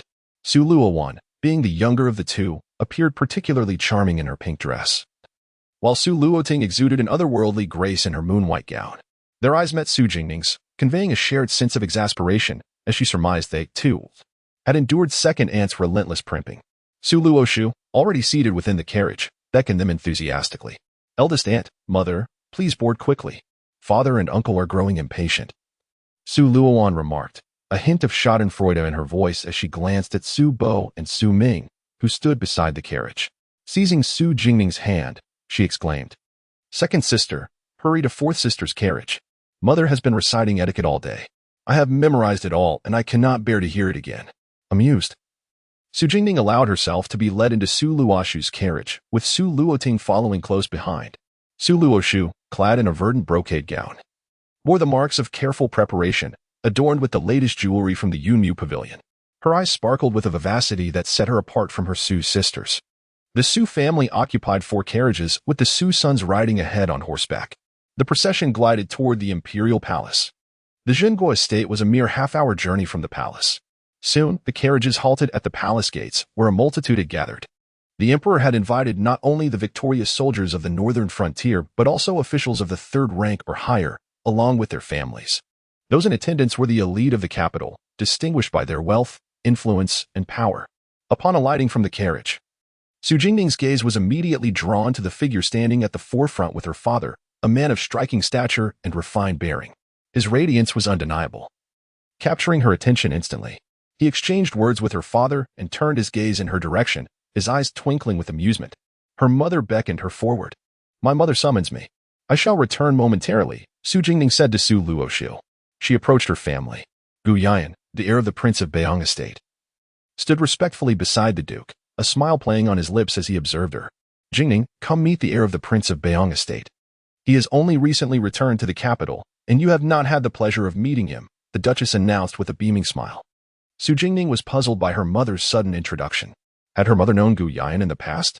Greetings, Heir Gu, Su Jingning said, her demeanor demure and obedient. My greetings to Miss Su, Gu Yan responded, his amusement deepening as he watched Su Jingning feign ignorance. He played along with her charade. The late Princess of Beiyang was a dear friend of mine. When she passed away, I was in Jiang'an, recuperating. I was unable to attend the funeral. Over the years, I have often thought of her and longed to meet her child. However, you were stationed in the northern frontier, making it impossible. Now, seeing you as a young hero, I am certain the princess in heaven is proud of you, the Duchess said, her voice filled with emotion, as if she were looking at a long-lost friend. You are alone in the capital. If you do not find it bothersome, please visit our home often. It would help alleviate my guilt for not being there for the princess, the Duchess continued, her eyes filled with affection. Thank you for your concern, madam. It is I who should be paying my respects, Gu Yan replied, his voice humble and courteous. Very well, let us proceed. The banquet is about to commence. The Duke interjected, his voice firm. He nodded to Gu Yan and led his wife into the palace. Su Jingning followed behind them, her brothers having vanished without a trace. Gazing at the towering palace walls and the ornate glazed tiles, she realized that the beauty within was confined, hidden from the outside world, while those within were deprived of the freedom beyond. Su Jingning did not envy the palace's supreme power and splendor. She had resolved that in this life. If she could resolve the threats to the Su family, she would leave the capital and roam the world as a chivalrous wanderer. Is this your first visit to the palace? Gu Yan's deep, mellifluous voice resonated in her ear. Yes, Su Jingning replied hesitantly. In this life. It was indeed her first time. As a child, she had been frequently ill and rarely ventured out. Later, she had spent several years in Jiang'an for her health. Upon her return, she had remained indoors, never visiting the palace. Have you been applying the ointment as prescribed? Gu Yan asked, walking beside her, his gaze softening as he observed the halo of light around her delicate hair. Yes, I have. The ointment you provided is remarkably effective. What are its ingredients? It has an excellent scar-reducing effect, Su Jingning replied, recalling how the scar on her forearm had faded significantly. She tilted her head, inquiring about the formula. She hoped to concoct a few bottles herself, but she had been unable to identify one of the ingredients. I'm uncertain. It was prepared by the estate's physician. If you desire, I shall inquire about the formula and provide it to you in a few days, Gu Yan replied gently. That would be wonderful. Thank you. Su Jingning exclaimed, her almond eyes crinkling into a radiant smile. It is my pleasure, Gu Yan responded, his lips curving into a smile as he gazed at her. His voice soft. As the Duke turned, he witnessed his daughter's radiant smile as she gazed at the young man in brocade robes. The young man, known for his arrogance and indifference, looked at his daughter with a tender, adoring gaze. The Duke's expression shifted. The youth, despite his young age, had achieved remarkable feats and was exceedingly brilliant, a true prodigy. However, his mind was too inscrutable, even for him. He did not wish his precious daughter to be too close to him, lest she be deceived. After all, the young man was exceptionally handsome, and his foolish daughter had a weakness for attractive individuals. Jingning, come here, he commanded, his voice stern, his eyes wary as he watched Gu Yan, hearing her father's summons. Su Jingning, perplexed, obediently approached him. After Su Jingning departed, Duke Xinghua hastened his pace, leaving Gu Yan behind, fearful that he might engage in conversation with his daughter once more. Chapter 24, Princess Xuyang in the Hall of Taichin. The hour was drawing near. Numerous court officials and their families had already taken their seats. At the highest point was the emperor's throne, with 2 seats at the lower end, followed by the positions of the princes and nobles. At this moment, Prince Qin and several other princes had arrived, with Prince Ling seated at the edge, where Su Jingning immediately spotted him. The Su family occupied the upper right corner, directly opposite the princes, and Su Jingning found herself facing Mu Ling. A tumult of emotion surged within her, inciting a wave of nausea, and her complexion paled considerably. Most of the attendees were strangers to Su Jingning, yet her extraordinary beauty, enhanced by the meticulous adornments of the Duchess of the State, rendered her even more striking. Exuding an ethereal quality akin to an orchid blooming in the depths of the void, captivating the gaze of all. Surely this beauty is the treasured daughter you've concealed for so many years, exclaimed the wife of the Minister of Revenue, her voice echoing from afar as she beheld Su Jingning with the adoration of a long-lost gem, turning to the Duchess of the State with her inquiry. Oh, what do you mean by concealed? Our child has simply been in poor health since childhood, making it difficult to bring her out, replied the Duchess of the State with a carefree demeanor, as she and the minister's wife shared a familiar rapport. Ninger, this is Madame Liu, the Minister of Revenue's wife. Come and greet her, the Duchess prompted. Greetings to you, Aunt Liu, Su Jingning responded gracefully, her beauty and demeanor endearing her to all. A stark contrast to the whispers circulating in the capital. Oh, such a well-mannered child. You must come and play at our residence more often, Madame Liu declared, her affection for Su Jingning evident. Thus, Su Jingning was introduced to numerous official families, her smile nearly frozen from the effort of maintaining it. Finally, as the banquet was about to commence, the introductions came to an end. Since Su Jingning's entrance, Mu Ling had been observing her intently, his gaze lingering on the woman in a blue dress, whose gentle and cool temperament remained unchanged, though his expression bore a hint of cunning. He recalled the items given to him by Chan Ruofu earlier that day, his eyes clouded with inscrutable calculations. The emperor has arrived. The crown prince has arrived. Princess Xuyang has arrived. The voice of the grand eunuch rang out, silencing the bustling hall instantly. Everyone knelt in unison. Long live our emperor.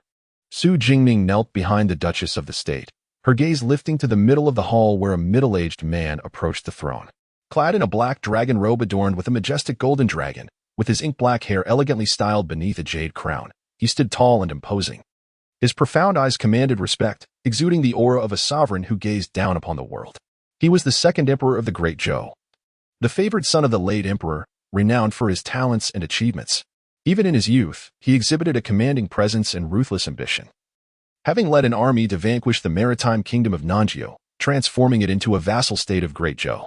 Since ascending the throne, his contributions to the realm had been numerous, earning him the admiration of the people.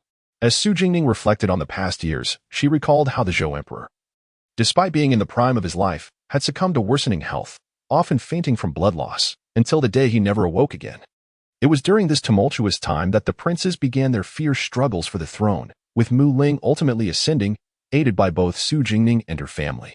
Su Jingning remembered the uprisings caused by factional disputes within the court, as enemies from the north and south provoked the borders of Great Zhou. leading to widespread suffering among the populace. She mused that had the compassionate emperor remained lucid, he would have surely prevented such turmoil. Everyone, rise. There is no need for excessive formalities today. This is a joyous banquet, so let us all relax. The Zhou emperor spoke with a cheerful demeanor. Lifting his robe as he took his seat, Shifu commenced the banquet. He instructed the grand eunuch. As the music began, exquisite dancers twirled to the melody, and the hall buzzed with lively conversation and clinking goblets. Su Jingning observed the two individuals seated beneath the throne. On the left sat the crown prince Mu Feng, the eldest son of the virtuous consort, possessing a disposition that garnered him considerable support within the court despite lacking the striking looks of the emperor. On the opposite side was a stunning girl of 15 or 16 years, clad in a delicate lavender gown adorned with silver butterflies. Her dark hair was loosely styled, crowned with a matching crystal hairpin. She bore a resemblance to the Zhou emperor, her features exquisite and her demeanor exuding both grace and pride, making it impossible to overlook her presence. She was the sole child of the emperor and the late empress, known as Princess Xuyang Muxi. With the early demise of the empress, the emperor had never taken another consort, and Princess Xuyang had been raised solely by him, enjoying his deep affection since birth. Elevated to the status of a first-rank princess with the title of Xuyang. Furthermore, due to her exceptional talents, she had been accepted as a disciple of Mo Linyuan, making her the only royal daughter of the great Zhou to receive such an honor. Though a princess, her status surpassed all other princes and nobles, second only to the crown prince, a testament to the emperor's affection for her. Princess Xuyang rested her chin on her hand, appearing somewhat bored as she observed the performances in the hall, her expression revealing a hint of impatience. Occasionally, she glanced at the empty seat below, which she surmised belonged to the Northern Sun Princess residence. Just as Su Jingning contemplated averting her gaze, she noticed the visible delight in Princess Xuyang's round eyes. Following her line of sight, she saw Gu Yan'an, dressed in a dark blue satin robe, elegantly taking his seat. He leisurely sipped tea, his demeanor casual as he watched the performances. Su Jingning realized that not only was Princess Xuyang captivated, but many noble women in the hall were covertly admiring him, including the girl who had previously been fixated on Prince Ling. It was undeniable, Gu Yan'an's beauty was striking, and his youthful accomplishments rendered him hard to ignore. With a slight pout, Su Jingning shifted her gaze, feeling somewhat miffed by his popularity. As the banquet progressed, Su Jingning found the noise unbearable, the atmosphere stifling and uncomfortable. Without a second thought, she seized a silver goblet from the table and drank deeply.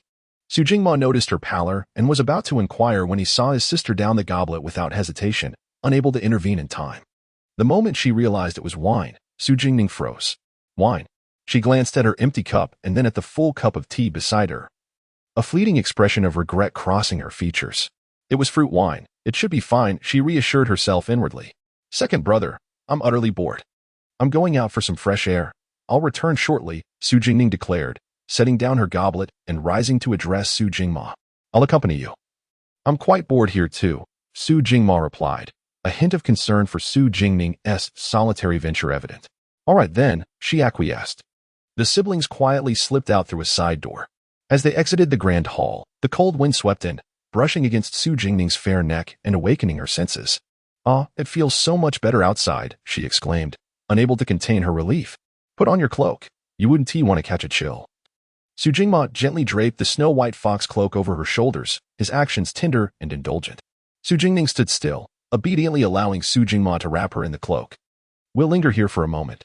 I know you dislike being cooped up inside, but we must maintain our decorum, Su Jingma softly coaxed. Okay. The Tai-Chun Hall stands close to the palace walls, and as the siblings emerge from a side entrance, they traverse a lengthy corridor engaged in conversation. Upon turning the corner, they encounter a spacious balcony from which the entirety of the imperial capital's nocturnal splendor can be observed. The vast and opulent city unfolds before them, illuminated by a myriad of lights, exuding an air of mystery and breathtaking beauty. Wow, it's truly magnificent, Su Jingning exclaims, her eyes sparkling with wonder as she tiptoes, resting her chin on her hands while gazing at the imperial city. Su Jingma stands silently behind her, arms crossed, leaning against the wall. Chapter 25. Entanglement. May I inquire if you are Master Su'er? The Duke of the State has sent someone to summon you. A young eunuch emerged from the side, bowing his head in greeting to Su Jingma. A sense of unease stirred within Su Jingma. Why had his father called for him? He had only just stepped out for a moment. Ning Ning, let us return, he suggested, intending to take Su Jingning back with him. Second brother. You should go back first. I want to stay out here for a while. Father must have urgent matters to discuss with you, Su Jingning replied. Reluctant to return so soon, relishing the comfort of the outdoors, Su Jingma furrowed his brow, wishing to persuade her to accompany him. Oh, second brother. The banquet hall is not far. I can return by myself shortly. Look, there are still so many people around. Su Jingning waved her hand dismissively and turned away, displaying a rare stubbornness. Su Jingma, left with no choice, could only remind her, remember to come back after a while. I know. With that assurance, Su Jingma followed the eunuch back to the banquet hall. Inside, Gu Yinan sat with a cold and distant demeanor, lazily watching the performances. Upon noticing Su Jingma's solitary return without Su Jingning, a flicker of doubt crossed his dark eyes as he observed that King Ling was absent from his designated spot. His fingers tightened around the teacup in his hand. On the corridor, Su Jingning gazed at the distant lights, which grew increasingly blurred, her mind drifting into a haze. Hearing footsteps behind her, she assumed it was Su Jingmo returning out of concern. Second brother, I told you I would return by myself shortly. Why are you back again? She called out, but the figure behind her remained silent. Perplexed, she turned to see who it was. Why are you not? Su Jingning's words faltered as she recognized the person standing behind her, her expression instantly turning icy. Prince Ling, why are you here? She asked, bracing herself against the wall, casting wary glances around. Indeed, the corridor was now devoid of any other presence. Jingning, do not misunderstand. I merely wish to converse with you, Mu Ling said. Dressed in a silver-gray robe adorned with python patterns, his warm demeanor drew closer to Su Jingning. Conversing? Then why have you sent the people nearby away? Furthermore, I have no need for a private conversation with you, Prince Ling, Su Jingning replied, her voice firm and frigid, as if she wished to distance herself from him immediately. Jingning, whether you believe it or not, my feelings for you have always been sincere. I have never intended to use or harm you. Mu Ling gazed earnestly at Su Jingning, hoping she would understand his genuine intentions. Su Jingning's face remained frigid, her small hands gripping the wall as she struggled to maintain her composure. Curse it! How could she be feeling dizzy even from fruit wine? She had never been able to tolerate alcohol since childhood, and she never expected that even fruit wine would affect her so severely. If you truly have sincere feelings for me, you would not have cornered me here and sent away everyone else, Su Jingning scoffed, shaking her head in an attempt to create distance between them. Mu Heng seemed to perceive her disorientation, a calculating glint flashing in his eyes as he stepped closer, invading her personal space further. Jingning, you are the most intelligent woman I have ever encountered. I genuinely admire you. I possess something of great significance to the Su family. If you are willing to stay with me, I will never part with it. Surely, being as astute as you are, you would not want your family to suffer. Would you? Mu Heng's brows arched slightly, his intentions glaringly obvious. Su Jingning's expression hardened as she fixed her icy gaze upon Mu Ling, causing a chill to creep into his heart. What is it? Her already cold voice turned even more frigid, forbidding approach. The military report from the Su family regarding the battle 3 years ago in the northern region against Beiyin. There seems to be something they have concealed from the emperor. Mu Ling's voice was smooth, probing. Upon witnessing the rapid shift in Su Jingning's expression, Mu Ling realized, indeed, Qin Ruofu had not deceived him. The Su family indeed had secrets from the emperor and the court. He could leverage this to coerce the Su family into assisting him. You, how do you know? Did Qin Ruofu tell you? Su Jingning's cheeks flushed with heat, her eyes icy as she fought to regain clarity. But as her footing wavered, she nearly collapsed. Mu Hong, quick to react, caught her just in time. Su Jingning attempted to break free, but the alcohol had rendered her weak, her limbs unresponsive. Let go. Let go of me. She protested, her voice softened by intoxication, stifling the nausea swirling within. Jingning, what is wrong with you? Mu Ling held her tightly, feigning concern that felt utterly insincere. In the distance, Gu Yinan, having noticed Su Jingning's prolonged absence, stepped into the dim corridor, his gaze falling upon the entangled figures and the girl's flushed face. A pang of pain shot through him, his grip tightening around the Buddhist prayer beads in his hand, knuckles turning white. He observed the shadow cast by the lanterns, dark and solitary, scoffing at himself. Gu Yinan, you are as dark and cold as the shadow, unfit for the light. How could you ever dream that she would notice you? With a downward glance, he turned and swiftly disappeared down the corridor. Just as he rounded the corner, an image of Su Jingning's flushed face flickered in his mind. Something was amiss. Wait. He halted abruptly, retracing his steps. Indeed, the girl was red-faced, brows furrowed in evident discomfort, desperately trying to break free from Mu Ling's grasp. In that instant, Gu Yinan felt a string snap within him, his dark eyes brimming with fury and wrath. Unbeknownst to Mu Ling, who was still attempting to soothe Su Jingning, the danger approached swiftly. Bang! Before Mu Ling could react, Gu Yinin's furious kick sent him crashing to the ground, his head striking the floor violently, rendering him momentarily dazed. Before he could comprehend who had attacked him, a punch landed squarely on his right cheek, numbing the entire side of his face. Su Jingning was suddenly released, stumbling several steps back until she collided with the wall. Finally regaining her balance. Having been held tightly by Mu Hung, she now felt unclean, a dull ache roiling within her, leaving her utterly distressed. Her pale face reflected panic as she steadied herself against the wall, trembling. Seeing her in such a pitiful state, Gu Yinin's heart ached. Why had he not noticed her distress sooner? It's all right. It's all right. Do not be afraid, he murmured softly, striving to soothe the girl, cautious not to touch her for fear of startling her. Su Jingning, still trembling, kept her head lowered, unwilling to meet his gaze. This was the first time Gu Yinin had witnessed such a fragile and timid side of her, and he regretted deeply not having seen it sooner. Damn Mu Ling, he thought, a glint of murderous intent flashing through his eyes. However, when he turned, Mu Ling had vanished, likely having slipped away upon realizing it was him. Gu Yinin. Su Jingning finally began to regain her composure, her voice faint and delicate. I am here. It's all right now, Gu Yinin replied in a low, gentle tone. Striving to calm her, Su Jingning clutched his sleeve tightly, and Gu Yinin felt her body was frighteningly cold and stiff. What has happened to her? He wondered, grasping her hand tightly in an attempt to ease her tension, but to no avail. Do not be afraid, I am here. Everything will be fine, he reassured her softly. Dirty. Eventually, her voice emerged, thick with nasality and laced with grievance, soft and plaintive, her rigid body beginning to relax slightly. Gu Yinin was taken aback, momentarily confused by her words. I touched my clothes. They are filthy. Su Jingning's large apricot-shaped eyes brimmed with tears, desperately trying to remove the cloak.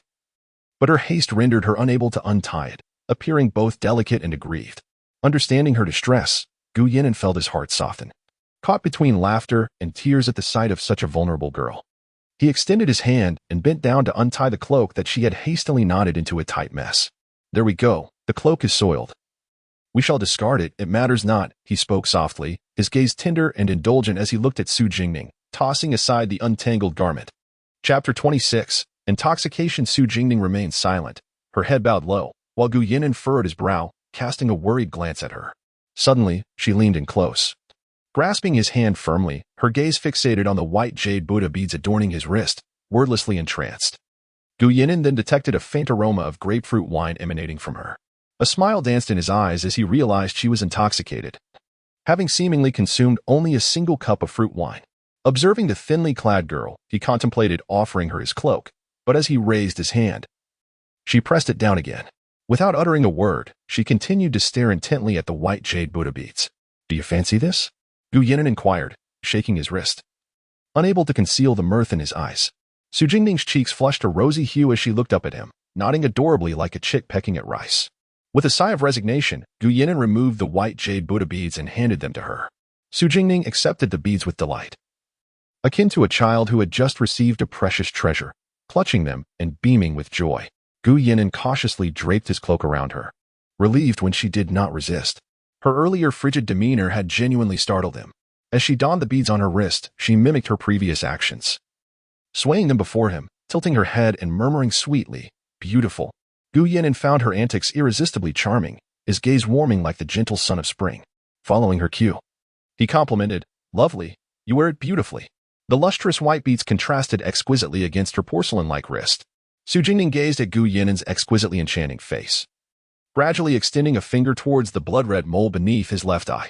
Gu Yinin froze, paralyzed by her touch, as her delicate hand, like a feather, brushed against the mole. She caressed it tenderly, her gaze hazy and entranced. She looked at Gu Yinin, softly murmuring something before leaning into his embrace. Gu Yinin stared in disbelief at the girl in his arms, his expression a mixture of surprise and restraint. He heard her clearly, whispering, "Beautiful." Again, only one person in this world called him that, little Su Jingning from his childhood. During his darkest days in Jiangnan, it was she who had saved him. He had never imagined that a girl younger than himself would lead him out of hell. Though small, she was remarkably composed and intelligent, hiding him in a rice bin while diverting the enemies away. Later, he escaped that place, yet could not find her, until fate brought them together again. He had eliminated all those who pursued him, his terrifying and bloodthirsty visage repulsing even himself. Yet, she had seen him, and instead of fear or disdain, he found surprise and concern in her eyes.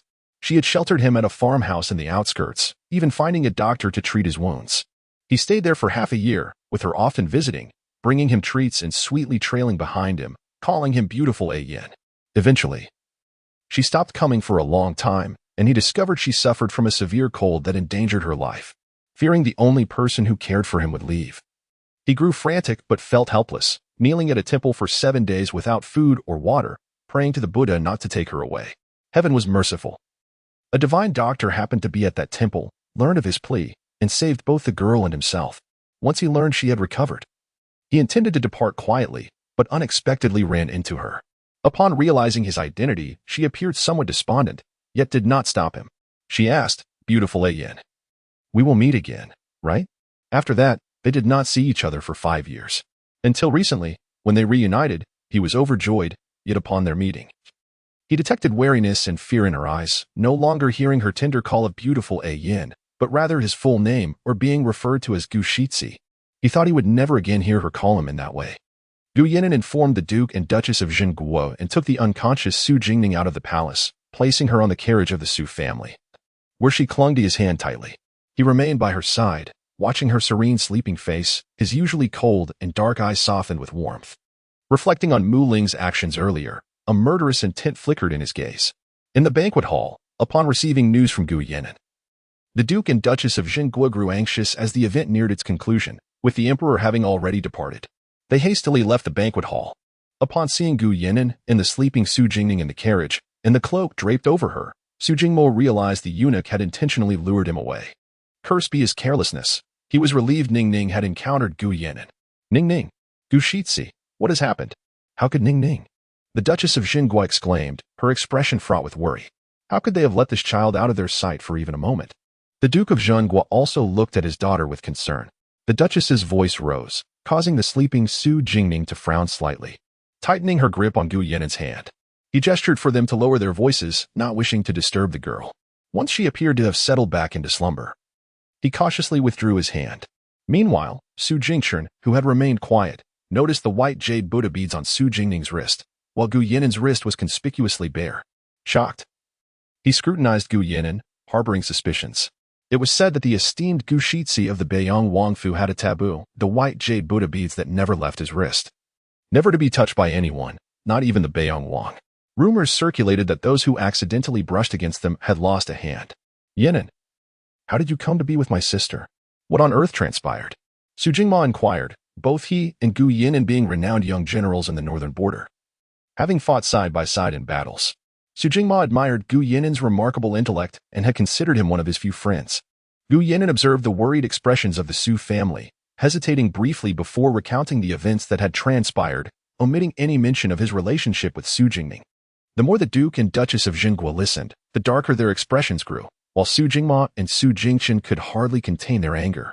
"Thank you, Gu Shitsi, for your assistance today," the Duke of Jingguo expressed gratefully. "It was merely a small effort on my part. You need not be so formal," Gu Yinan replied, bowing respectfully. "Mo, go inform your second uncle that we shall return home," the Duke instructed Su Jingma, having left in haste without notifying them. "Yes." Gu Yinan watched as the carriage of the Duke's household departed, lingering for a moment, his gaze fixed on the snow accumulating on the distant palace walls, his expression inscrutable. He then turned, mounting his horse and swiftly riding toward the southern part of the city, seemingly headed in the direction of the Ling Wangfu. Chapter 27. The misfortune of Prince Ling. Gu Yinan raced straight to the residence of Prince Ling. The guards attempted to stop him, but he effortlessly dispatched one with a powerful kick, sending him crashing to the ground. Clad in a deep blue brocade robe, his sharp features exuded an otherworldly allure, and a palpable aura of menace surrounded him, deterring anyone from approaching. "Bring Mu Ling out," he commanded, standing in the courtyard with his head lowered, avoiding the gaze of others. His voice was icy and deep. "How dare you? Who are you? Do you realize where you are? This is the residence of Prince Ling, and you cannot act so recklessly." The steward of the residence shouted, failing to recognize Gu Yinan. Inside the study, Mu Ling had just returned home, unaware that the day's events would lead to a confrontation with the notorious Gu Yinan. The northern Yang prince's influence was vast, and with his father's favor towards Gu Yinan, even the crown prince could not compete. No one in the court dared to offend him, leaving Mu Ling with no choice but to remain silent. Hoping to avoid a clash with Gu Yinan altogether, Gu Yinan's kick had been delivered with full force. His abdomen throbbed painfully, and half of his face was swollen. Qin Ruofu, who had been secretly residing in the estate, rushed over with a medicine box upon hearing of his injuries. Just as she finished tending to him, Gu Yinan made his entrance. After leaving Su's estate, she had taken up residence in Prince Ling's household, which lacked a princess. Qin Ruofu was not only beautiful but also adept at cheering Mu Ling up, holding what she believed to be secrets from the Su family. She garnered Mu Ling's favor and indulged in comforts beyond those at the Duke of Zhangguo's residence. How could Gu Yinan have appeared at such a crucial moment? Squandering a golden opportunity?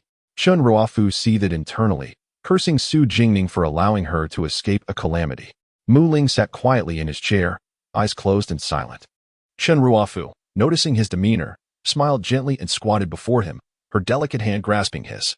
With me by your side, your highness need not worry. We possess leverage over the Duke of Zhangguo's estate. Persuading them to serve you is only a matter of time, she assured him softly. As he gazed at the understanding and gentle Qin Ruofu, Mu Ling instinctively drew her into his embrace, feeling his worries dissipate in her warmth. Suddenly, a cold and deep voice echoed from outside, accompanied by the steward's reprimands, jolting Mu Ling into clarity. Gu Yinan, he dares to come to the residence of Prince Ling. How audacious! Your Highness, who is it? Qin Ruofu inquired, hearing the commotion outside with a hint of confusion. Mu Ling rose, intending to investigate. But the study door was forcefully kicked open. Upon seeing Gu Yinan, radiating an aura of menace, Mu Ling's heart sank, fear gripping him involuntarily. He quietly urged Qin Ruofu to exit first. Your Highness, you. Qin Ruofu's eyes reflected her concern, but she obediently left the study. Gu Yinan, do you understand the consequences of invading a royal residence? Mu Ling called out coldly. Gu Yinan remained silent, casting a cold glance at the wary Mu Ling before shutting the study door behind him. Inside, only Gu Yinan and Mu Ling remained. Gu Yinan, seasoned from years of battle, exuded a fierce aura that pressed down on Mu Ling, making it hard for him to breathe as he approached step by step. What do you want, Gu Yinan? Mu Ling's voice trembled with anxiety. Help? Someone, please. With a fierce expression, Gu Yinan struck with an open hand. And Mu Ling instinctively raised his arms to defend himself, rolling away to evade the attack. Though Mu Ling was skilled among the princes, he stood no chance against Gu Yinan. Have you gone mad, Gu Yinan? Mu Ling could not comprehend why Gu Yinan was so ruthlessly attacking him. Each strike aimed to take his life. Gu Yinan did not respond, intensifying his assault as Mu Ling struggled to avoid being struck down. With a swift motion, Gu Yinan seized Mu Ling's throat, cutting off his air supply, causing Mu Ling's face to turn pale and veins to bulge. He realized with horror that Gu Yinan was genuinely willing to kill him. Just as Mu Ling felt the life ebbing from him, Gu Yinan abruptly released his grip. His gaze chillingly cold. Which of your hands touched her? His voice was a low rasp, imbued with an overwhelming pressure. Oh. It appears both of your hands have made contact, he smirked, the blood-red tear mole at the corner of his eye accentuating his sinister beauty. His hand slowly reached towards Mu Ling's arm. A scream of terror and agony echoed through the residence of Prince Ling, sending chills through the dark night. Outside the study, anxious onlookers awaited, hearing the sounds of conflict within. They hesitated, deterred by the two cold-faced guards wielding swords at the door, none daring to advance. Finally, the study door swung open, revealing the menacing figure of Gu Yinan emerging, followed by cries of despair from within. Qin Ruofu beheld the strikingly handsome man. And as a woman, she could not help but acknowledge his allure, which dwarfed that of Prince Ling. He was none other than Gu Yinan, the heir of the northern Yang prince's estate. As he strode away, Qin Ruofu recalled the mournful sounds emanating from the study and hurried back inside. In the study, Mu Ling appeared terrifyingly pale, drenched in sweat, leaning helplessly against the table, his demeanor disheveled and pitiful. His arms hung limply at his sides. Your Highness, what has happened to you? Qin Ruofu gasped, rushing towards him. My hands. Mu Ling spoke weakly. Qin Ruofu, in a flurry of panic, pulled up his sleeves to check, only to be horrified. Gu Yinan had dislocated Mu Ling's arms at the joints, leaving them twisted at unnatural angles, hanging limply by his sides. Doctor, steward, quickly summon a physician. Qin Ruofu urgently commanded the steward, instructing others to carry Mu Ling to bed. Unbeknownst to her, Gu Yinan had dispatched all the nearby doctors to the military camp in the suburbs for an urgent examination, meaning Mu Ling would have to wait until the following day to find a physician. At the Duke of Zhangguo's residence, Su Jingning remained in a deep slumber until midday the next day. Miss, you're awake. A splitting headache clouded her thoughts as she groggily sat up, clutching her head. Yunyu approached to assist her, offering a prepared hangover remedy. Miss, you drank fruit wine at the palace banquet yesterday and returned completely inebriated. It was the young master who carried you home. Suffering from a throbbing headache, Su Jingning gulped down the remedy, recalling Mu Ling's vile demeanor from the previous night. She felt a wave of nausea wash over her, her emotions in turmoil. Taking a deep breath, she set the cup down, shaking her head in an attempt to recollect the events of the previous night. She vaguely remembered seeing Gu Yinan, but the details escaped her. As she lowered the cup, she suddenly noticed the translucent white jade prayer beads adorning her wrist. Su Jingning's beautiful, lively eyes widened in disbelief. She thought she was imagining things, questioning her senses. Yunya, what is this? She asked, pointing to the beads with a dazed expression. Oh, you were wearing them when you returned last night. I don't know who they belong to. I wanted to take them off, but you insisted on keeping them on, refusing to let anyone touch them. Miss, whose prayer beads are these? Yunya, busy arranging the newly placed peach blossoms in the room, casually inquired upon hearing Su Jingning's question. If she turned around, she would see the rigid expression on Su Jingning's delicate face. Who could explain why Gu Yinan's prayer beads were adorning her wrist? What had she done the previous night? Yunya, what was I like after I got drunk? Su Jingning asked, a hint of anxiety in her voice. Yunya ceased her actions, stating, Miss cannot indulge in alcohol. A mere sip leads to inebriation. I recall the last instance when you were intoxicated in Yuqing, having inadvertently consumed the floral brew prepared by the Lord of Night Valley, resulting in 2 days of drunkenness. Upon hearing this, Su Jingning's complexion deteriorated further. She was already acutely aware of how she appeared when inebriated. That time, she had accidentally partaken in the floral brew crafted by senior sister Yiling, and the tale of her drunken escapade had since become a source of amusement among her senior brothers and sisters.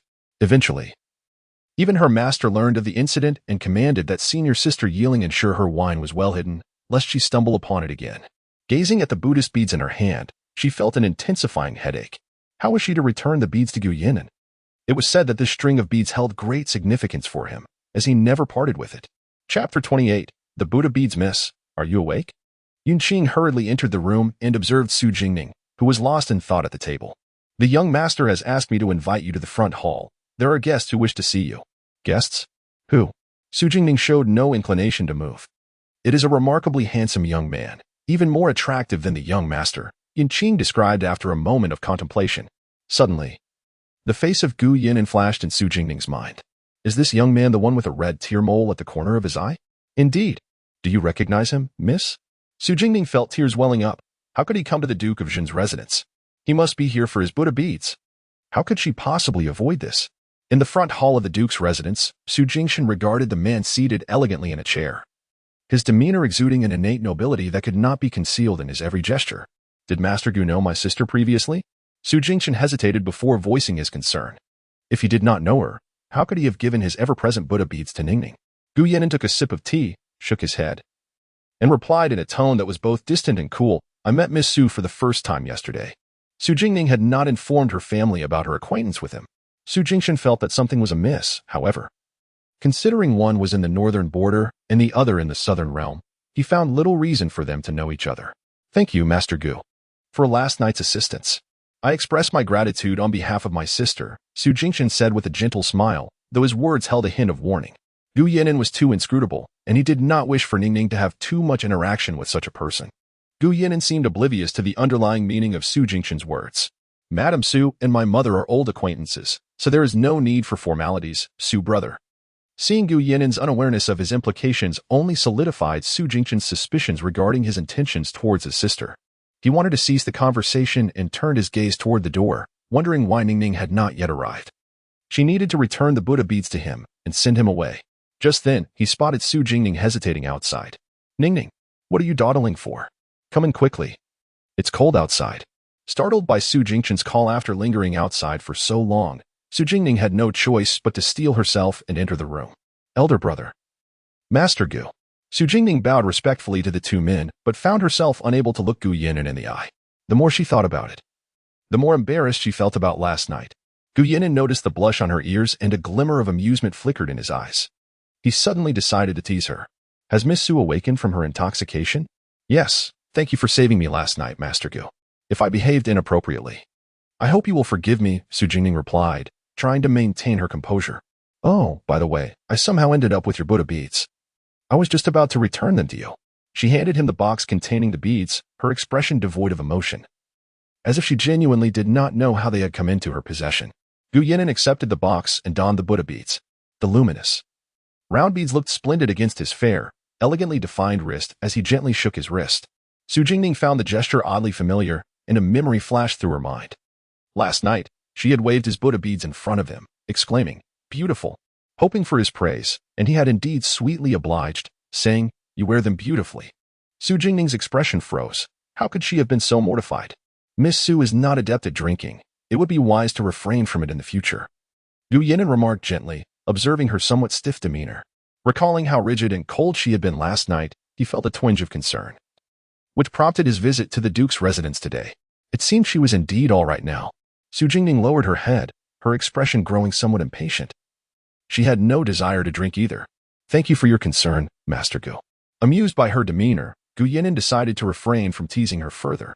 He turned to Su Jingchen, bowing slightly. "I have official matters to attend to and shall not impose further. Please convey to Madam that I shall pay her a visit next time. Official business is paramount. I shall not detain you any longer, Master Gu. Please take care." Su Jingchen thought him to have ulterior motives towards his sister and wished for him to leave promptly. Gu Yinan cast one last glance at Su Jingning before departing the Duke's residence.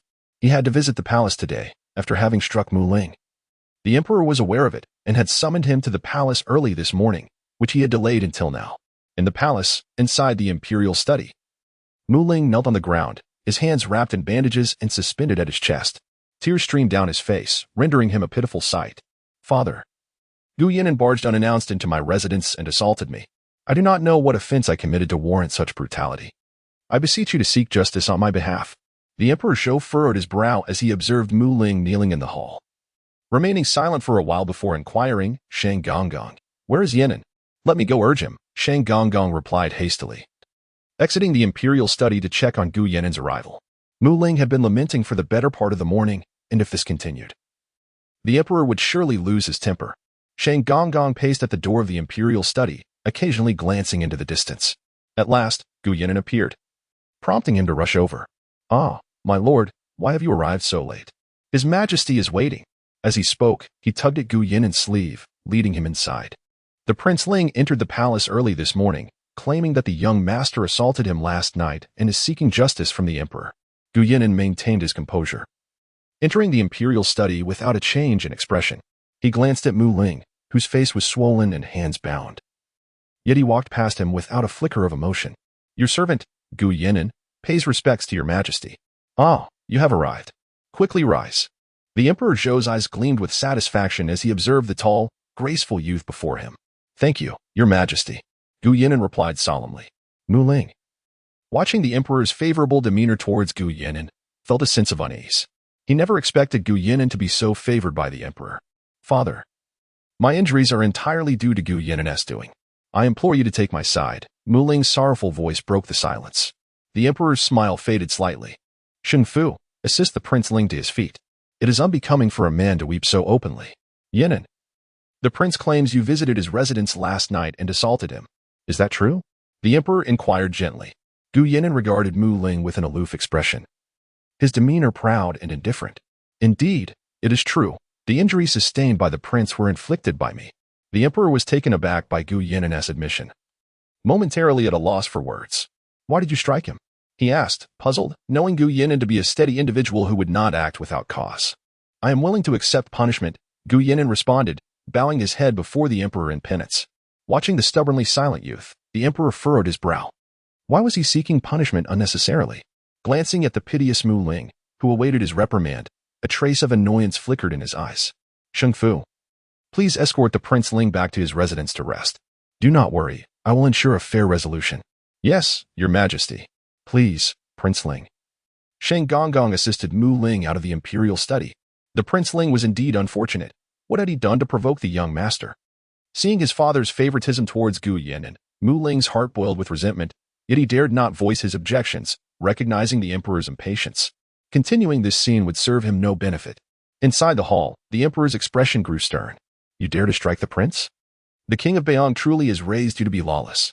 If this matter were to come to the knowledge of the court officials, Do you realize the charges that would be laid upon you? I am aware, and I shall accept my punishment, Gu Yinan replied coldly. Still unwilling to disclose the reason for striking Mu Ling punishment. What punishment will you accept? If there is a next time, I will send you back to the northern frontier, the Emperor Zhou exclaimed in exasperation. The corner of Gu Yinan's mouth twitched, as if he were more inclined to remain in the imperial capital. I understand. Thank you, Your Majesty, Gu Yinan said, bowing with a demeanor that was both detached and composed. Your Majesty, please do not be angry. I shall take my leave, he stated in a low, indifferent voice. Turning to exit the imperial study, this left Emperor Zhou alone behind him, pondering how this young man was becoming increasingly unruly, yet he found himself powerless to act. Chapter 29. Mu Ling suffers another beating that evening. Emperor Zhou dispatched Xing Fu to the Prince Ling's residence, bestowing upon him numerous treasures, medicinal herbs, and rare antiques, yet conspicuously neglecting to mention the incident with Gu Yinan. Before departing, Xing Fu cautioned him to let the matter rest and not to bring it up again in the future. Mu Ling discerned that this was his father's directive and was taken aback by the gravity with which his father regarded the northern Yang prince's household. Gu Yinan, this grudge shall not be forgotten. Mu Ling glanced at the glaring yellow imperial edict, feeling an overwhelming sense of irritation. Outside the prince's chamber, Chen Ruofu's gentle voice resonated. Mu Ling concealed the edict. Come in, he beckoned. Chen Ruofu entered, carrying a food box into the study. I heard you haven't eaten all day and was worried. This is a soup I personally simmered this afternoon. Please have a taste. Her voice was soft, deliberately avoiding mention of Mu Ling's visit to the palace. Displaying remarkable consideration. Upon seeing the beautifully colored and aromatic chicken soup, Mu Ling felt a flicker of appetite. You've worked hard. In the future, let the servants handle such matters, he suggested. It is no trouble at all. As long as the prince enjoys it, that is enough for me, Chen Ruofu replied, extending the soup towards him. Her delicate, fair hands bore several prominent red blisters. What happened to your hands? Mu Ling asked, his heart aching for her. Chen Ruofu swiftly hid her hands behind her back. It's nothing, just a minor burn. I didn't want to disturb the prince's mood today. Her naturally enchanting demeanor, coupled with her feigned strength, evoked a wave of sympathy within Mu Ling. A warmth spread through him. His mother had come from humble beginnings and passed away early, leaving him vulnerable to the taunts of eunuchs during his childhood. No one had ever personally prepared soup for him until Chen Ruofu. He gazed at her with deep affection. Ruofu, you are all I have now. My prince, I shall always accompany you, no matter what you do, she replied, smiling softly, her countenance eliciting an even gentler gaze from Mu Ling. At the Duke of Jin's residence in Su Jingma's courtyard, his attendant in Shang stealthily entered the room, presenting him with a porcelain vial.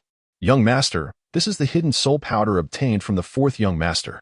Su Jingma took the vial, unperturbed. Didn't he suspect anything? No, I told him exactly what the young master instructed, and the fourth young master handed it over willingly. Good. Ensure no one discovers my absence from the residence, Su Jingmo ordered, casting a glance at the dark night. Perfect for a nocturnal escapade. With that, his tall figure melted into the shadows. Stealthily exiting through the back door, Su Jingma encountered the fourth young master, Su Jingyi, leaning against the wall, arms crossed in the corner. Clad in black, his hair tied high, he exuded an air of elegance, his captivating phoenix eyes narrowing in amusement at Su Jingma. Su Jingma scoffed inwardly. He had anticipated that acquiring Su Jingyi's concoction would raise suspicions. The Xianyuan camp, under Su Jingyi's command, was the most perilous unit of the Su family army, adept at employing military formations, poisons, and assassinating enemy commanders. Every soldier there was a master in the art of poison, leaving devastation in their wake. Second brother, dressed like this so late. Where are you off to? Su Jingyi teased, a smirk gracing his lips. And how do you explain your own attire? Su Jingmo retorted, not deigning to answer. Su Jingyi straightened up, the smile fading slightly. I fear you may not know how to handle my medicine, so I shall accompany you. Understanding dawned upon Su Jingma, aside from their eldest brother. No one in the Su family possessed as much cunning as Su Jingyi. He likely knew of last night's events. The two exchanged knowing smiles and together slipped into the night, heading towards the Prince Ling's residence. The following day, the sounds of distress akin to a slaughtered pig echoed from the Prince Ling's residence. Rumor had it that the prince had offended someone recently and had been beaten last night, leaving him bedridden. Even his new favorite, Miss Chen, was not spared, having been poisoned, her face covered in sores. Unbeknownst to Su Jingning, who spent her days secluded in her chambers, she had no time to learn of these happenings. Elder sister, Su Luowan's cheerful voice jolted Su Jingning awake. Oh dear, why are you still in bed? Today is New Year's Eve. Weren't we supposed to play in the back garden yesterday? Su Luowan dashed into Su Jingning's warm chamber, cautious of the cold air that enveloped her. Opting to stand by the stove to warm herself while peering at her sister, Su Jingning lay beneath her covers, motionless, reluctant to rise.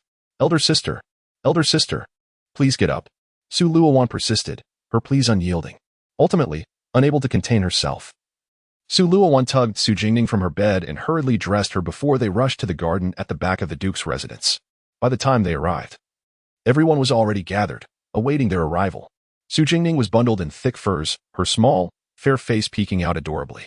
Elder sister, you can stay in the warm room and watch us play, Su Luowan said, pushing Su Jingning into the garden's cozy room, which was already warmed by a roaring fire, adorned with exquisite treats and tea. The room was surrounded by windows, offering a splendid view of the garden blanketed in snow. With a wistful glance at the thick layer of snow outside, Su Jingning sighed and entered the warm room. Her frail constitution could not withstand the cold, since childhood. While her siblings played in the snow, she remained inside, watching. Seated by the window with a plate of candied peanuts, she rested her chin in her hand, idly observing the festivities outside. Her eldest and third brothers had yet to arrive, being more mature than their other siblings. They would often sit with her in the warm room, simply watching. Su Luowan, clad in a vibrant red attire, frolicked in the snow, pulling Su Jingmo and Su Jingyi to help her build a snowman. The two brothers, unable to resist her charms, resigned themselves to rolling snowballs for her sake. Nearby, Su Luoting and Su Lushu crouched carefully, meticulously crafting a snowman with great caution, lest they ruin their creation. Their nimble hands shaped the snowman with remarkable detail, making it appear lifelike and beautiful. Just as they were about to finish, an unexpected snowball flew out of nowhere, knocking the snowman's head off. The two girls blinked in disbelief at the sight of their half-formed snowman. They turned to identify the culprit, only to find Su Jingxian doubled over in laughter after having just pelted Su Jingzi with snow. Engrossed in their playful antics, the two brothers remained blissfully unaware of the furious glares cast by their two younger sisters.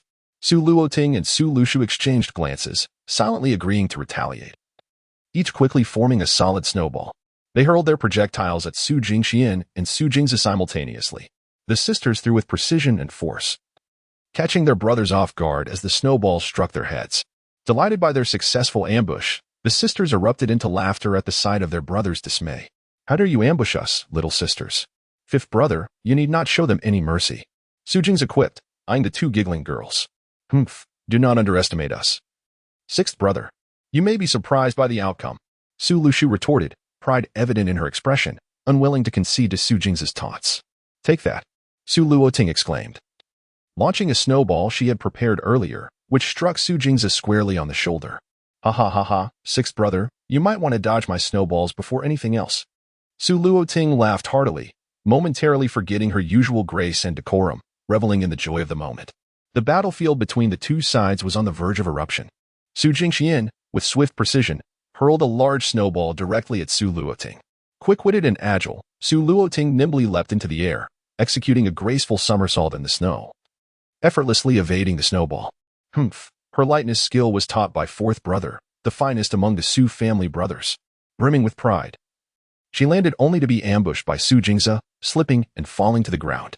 Su Luoting landed with a thud, remaining motionless, observing her tumble. Su Jingxian grew anxious and approached to assist her. However, just as he drew near, Su Luoting retaliated with a loosely packed snowball that struck him squarely on his handsome face, causing him to inadvertently take a mouthful of snow, freezing him in place. Pfft. Ha ha ha ha. All's fair in war, as fourth brother taught me. Right, fourth brother?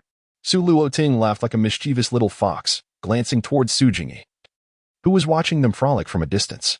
Meanwhile, Su Luoshu, leaning on her waist, was laughing uncontrollably, remarking on how amusing fifth brother was. Chapter 30, A New Year. Peace and prosperity. Su Jingning gazed at the joy in the snowy landscape, chuckling to herself. Ningning, what has caught your eye that you laugh so heartily? A warm, melodious voice inquired from behind. Turning around, Su Jingning was greeted by her elder brother Su Jingchen and her third brother Su Jingyu. Elder brother, third brother, she called out obediently.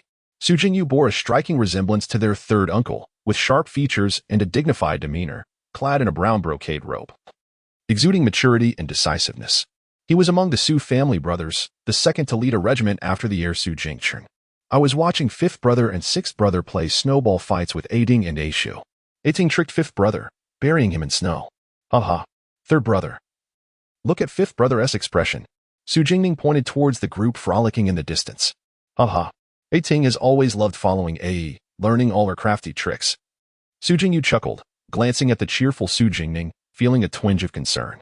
If only Ningning did not suffer from her cold condition. She could join her sisters in the snow. Stop staring outside. The wind is fierce. Look what your 3rd brother has brought for you, Su Jingyu said. Closing the window behind him, Su Jingning turned, curious about what her brother had in store. Open it and see, Su Jingyu urged, handing her a brocade box. What is it? She asked, accepting it with intrigue. As she opened the box, she was astonished to find a fist-sized crimson stone. Translucent and shimmering with golden glimmers under the light, mesmerizing in its allure. Phoenix Bloodstone, Su Jingning exclaimed, her eyes sparkling with delight. The Phoenix Bloodstone, said to be the crystallized heart's blood of an ancient phoenix reborn from flames, was an exceedingly rare treasure, its vibrant red hue glowing with golden brilliance.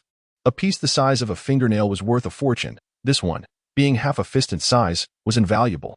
Didn't I promise to find you a Phoenix Bloodstone after your return from Jiangnan? I was in the northern region when you got home and couldn't deliver it sooner.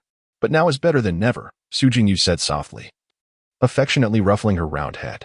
Su Jingning recalled how she had been reluctant to travel alone to Jiangnan, enamored with beautiful stones. Her brother had coaxed her that if she behaved and went for her health, he would bring her the most exquisite gem upon her return. She had thought it was merely a comforting lie, yet here he was, fulfilling his promise. Thank you, 3rd brother. I'm glad you like it. Su Jingyu replied with a tender smile. Just then, a lively voice rang out. What delightful treasures has your 3rd brother bestowed upon you? Let 6th brother have a look too. Su Jingza's robust figure approached, laughter trailing behind him, accompanied by his siblings, who were chatting merrily. Su Jingning quickly concealed the Phoenix Bloodstone in her sleeve, wary of letting Su Jingza see it. As Su Jingza's words faded, Su Jingyi playfully tapped him on the back of his head. What? Do you dare to snatch what 3rd brother has given to Ningning? Not at all.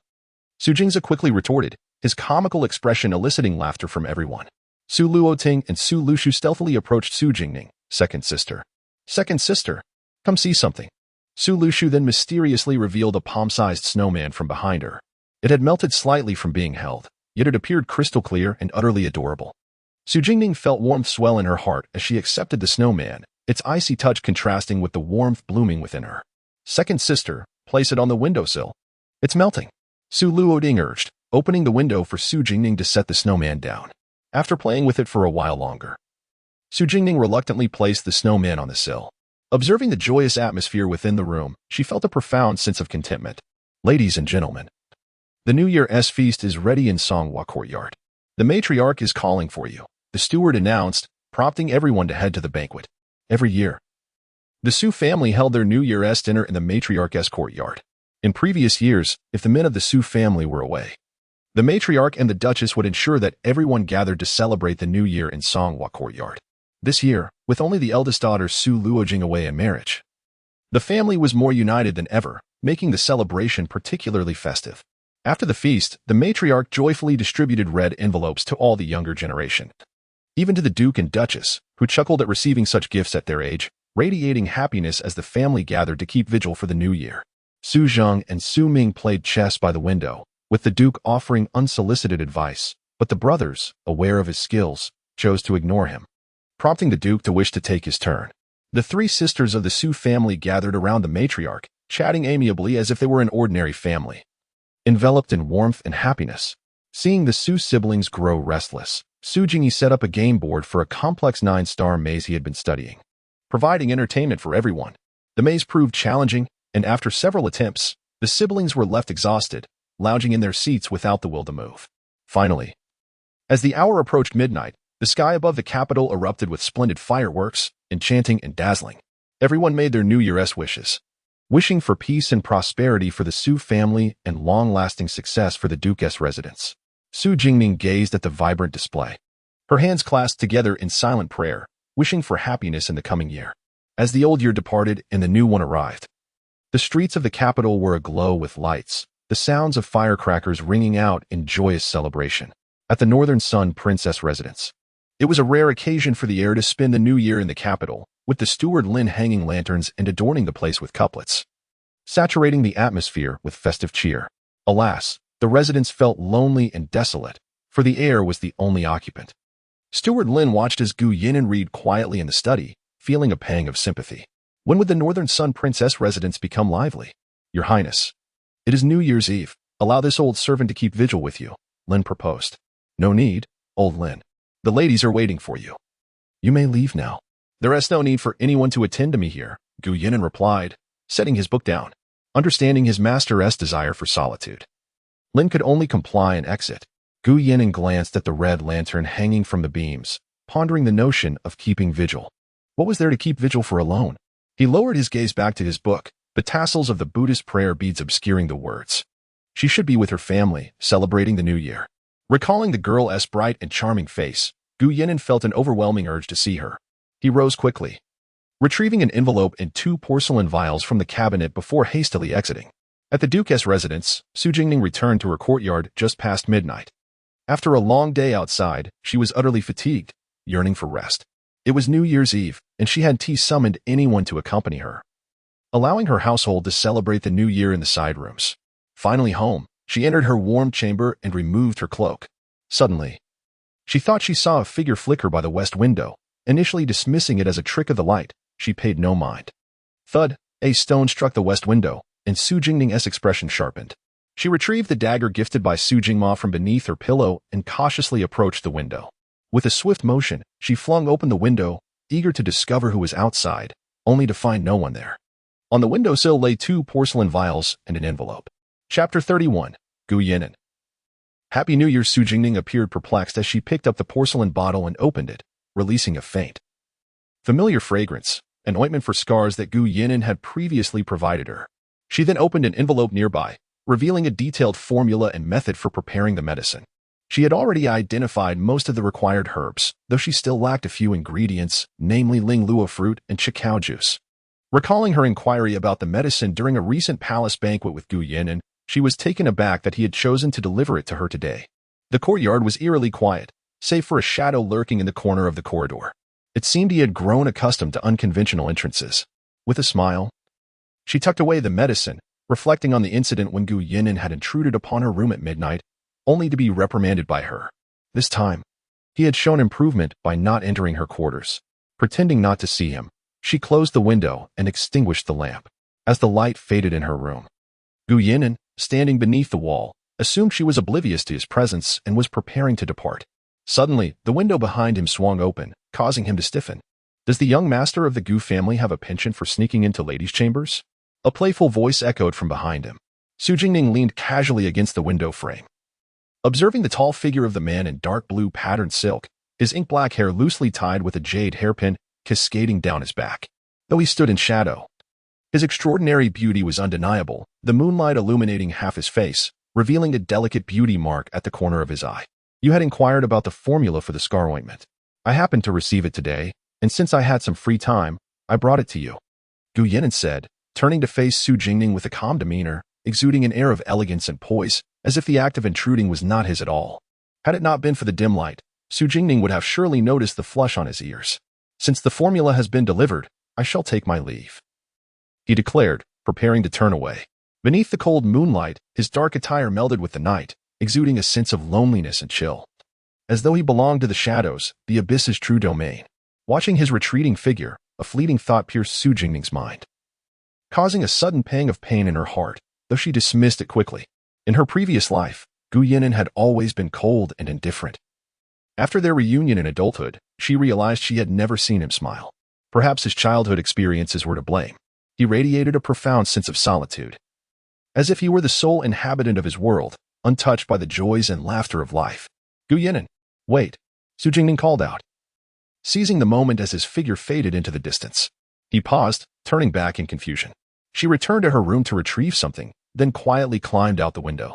Gu Yinan stood still, uncertain of her intentions. What is it? He asked, gazing down at the girl before him. Your hand, she replied. Gu Yinan hesitated, not grasping her meaning, remaining motionless as he stared at her. Growing impatient, Su Jingning urged, come on, extend your hand. At last, he obediently extended his hand. She placed a heavy red pouch embroidered with the character for fortune into his palm. Gu Yinan, Happy New Year. Su Jingning looked up at the man shrouded in darkness. Her smile warm and inviting, her voice soft. The girl's laughter and smile seemed to brush against Gu Yinan's icy heart like a delicate feather, stirring ripples of emotion within him. He remained silent, staring at the weighty pouch in his hand for an extended moment, noticing his dazed expression. Su Jingning waved her hand before him to rouse him from his reverie. This is a red envelope, a New Year's gift. You're alone in the capital, without any elders to give you one, right? I have plenty, so please accept this to bring you some good fortune. Thank you. Happy New Year. Gu Yinan's gaze softened as he looked at her, the usual coldness in his eyes replaced by a glimmer of warmth. He tightly grasped the envelope in his hand. No need for thanks. Now, please take your leave and remember to use the front door next time. Su Jingning waved him off, signaling for him to depart. As he vanished into the night, Su Jingning suddenly pressed her hand to her chest, leaning against a nearby stone table. Her expression twisting in pain as an inexplicable ache gripped her heart. She broke into a sweat, struggling to return to her bed, where she lay down, feeling an eerie familiarity with Gu Yinan's shadowy figure. The heartache eventually subsided, and as Su Jingning lay in bed, she endeavored to recall if she had forgotten something. But her mind drew a blank. Drowsiness enveloped her, and in her hazy state, she seemed to see Gu Yinan again. The man, once aloof and regal, knelt alone in a mysterious ancient temple, his demeanor reverent yet forlorn. The statue within emanated a sinister aura, its fierce visage seemingly gazing down upon him. He knelt before the statue, devoid of vitality, the atmosphere heavy with despair. A bloody dagger lay on the darkened floor beside him, an unsettling sight. It appeared he had lost everything, his world shrouded in darkness. Su Jingning felt the weight of his boundless despair and sorrow, yearning to approach him, yet found herself unable to move even an inch closer. The following morning, Yinxing discovered Su Jingning sitting by the window, her expression grave and her complexion pale. Miss, what troubles you? Haunted by the bizarre dream from the previous night, which felt all too real, Su Jingning shook her head. Oh, it's nothing. What brings you here? Miss, your complexion appears quite poor. Is your cold acting up again? Yinxing observed, concern etched on her face. It's nothing, just a restless night, Su Jingning assured her, checking her pulse to find her heart rate steady and normal. The previous night's events seemed an anomaly. That's a relief. Oh. The lady has requested you for lunch at Songhua Courtyard. It should be ready soon, Yinxing informed her gently. Understood. I shall go right away. After lunch, she would accompany her parents to visit relatives for New Year's greetings. Her elder brothers had concocted excuses to slip away to the military headquarters to celebrate with the soldiers, leaving her alone to bear the burden of family obligations. Finally, her mother insisted on dragging her out to pay New Year visits. During the 3 days of the New Year, the Su family gathered in the old matriarch's courtyard for a celebratory meal, reveling in the joy of reunion and welcoming the new year. As winter recedes, the world awakens. Beneath the festive exuberance of the new year, the capital's various factions began to stir with undercurrents of activity. Chapter 32. The beginning of revenge. Su Jingning stood beside the furnace, slowly casting the letter she had just read into the roaring flames, which soon reduced it to ashes. She watched as the paper gradually vanished amidst the golden embers, her dark, lively eyes reflecting unfathomable thoughts. With the arrival of spring, the time had come to deal with the vermin and eliminate the filth that accompanied them. Yunya, prepare the carriage. We are going out, she instructed her companion. Chen Ruofu had arranged to meet her at the Qingyan tea house, claiming to possess something of great interest to Su Jingning. Something that concerned the lives and fortunes of hundreds within the Duke of Jin's household. It would be wise for her to comply and meet at the Qingyan tea house. Upon their arrival at the Qingyan tea house, they found Chen Ruofu already seated within, adorned in a resplendent purple embroidered gown, exquisite and striking. For reasons unknown, she concealed her face with a silk scarf, revealing only her eyes. Upon noticing Su Jingning's arrival, she remained seated, exuding an air of pride and superiority. Unfazed, Su Jingning walked directly to the seat opposite Chen Ruofu and fixed her gaze upon her, saying nothing. Her eyes were sharp enough to strip Chen Ruofu of all her pretenses, leaving no artifice hidden from view. Eventually, unable to withstand the silence, Chen Ruofu broke the tension. Su Jingning, cease your lofty demeanor before me. I assure you, your pride will not last long. Oh, is that so? Su Jingning's expression turned icy as she regarded Chen Ruofu with a cold smile. However, if you were to obediently cooperate with us and marry Prince Ling as a concubine, perhaps we would refrain from revealing what we possess. We could also preserve the century-long reputation of the Duke of Jin. Chen Ruofu scrutinized Su Jingning. Taking a sip of tea, her demeanor condescending. Concubine? I, the legitimate daughter of the Duke of Zhan, am to be reduced to a mere concubine for Prince Ling? Su Jingning tilted her head, amusement evident in her gaze. His Highness has already promised me the position of the princess, should you comply in the future, as sisters. I shall not make things difficult for you. Chen Ruofu, with her head held high like a peacock, continued, after all this discussion. I still do not understand what you possess that warrants such repeated threats against me. How can I trust you? Leaning back, Su Jingning regarded Chen Ruofu with a languid expression. The world believes the Duke of Zhan has served as a loyal general for generations, protecting the nation and its people, earning even the Emperor's respect. But who knows that beneath this facade of loyalty lies a hidden agenda, concealing truths from the Emperor? Chen Ruofu's words pierced through the air. What do you mean? Su Jingning's gaze turned frigid as she looked at Chen Ruofu. Observing Su Jingning's sudden change in demeanor, Chen Ruofu realized her guess had been correct. The Duke of Zhan had achieved a great victory over Shiliang, yet no promotions were granted, and much of their military power was surrendered. Only a few troops remained in the northern territories, and while outsiders may be unaware, Chen Ruofu was well informed. The Duke of Zhan holds the northern and western armies, the latter being several times larger than the former.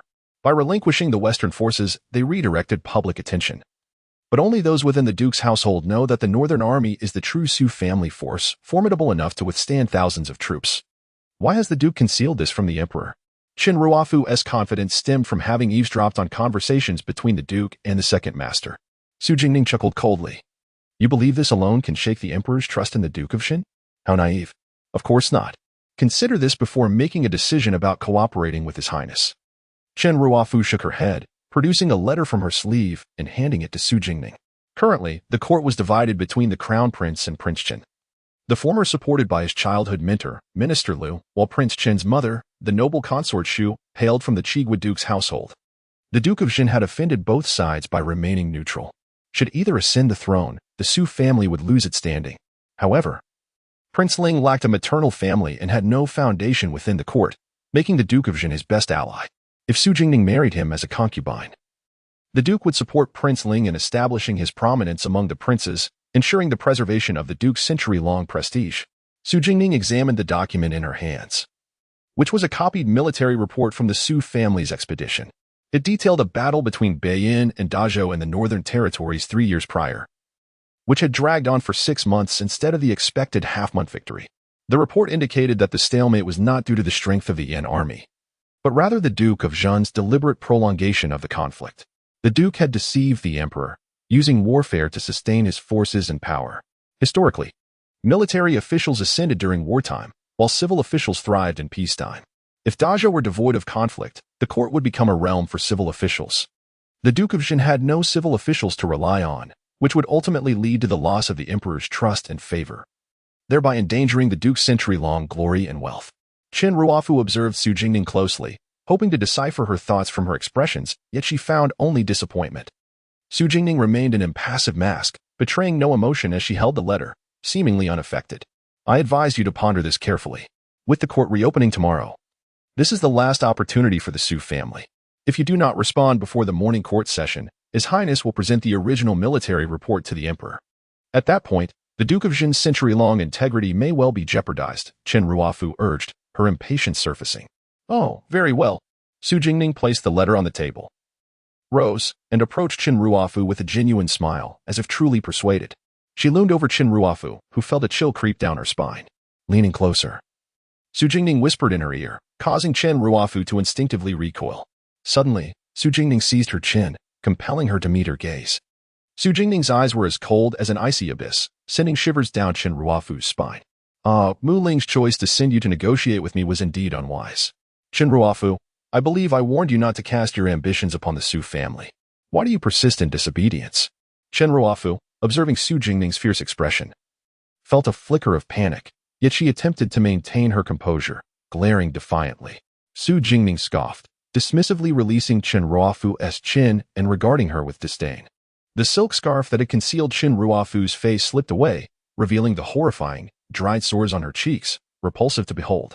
Upon seeing her face, Su Jingning's eyes flickered with suspicion, quickly morphing into disgust.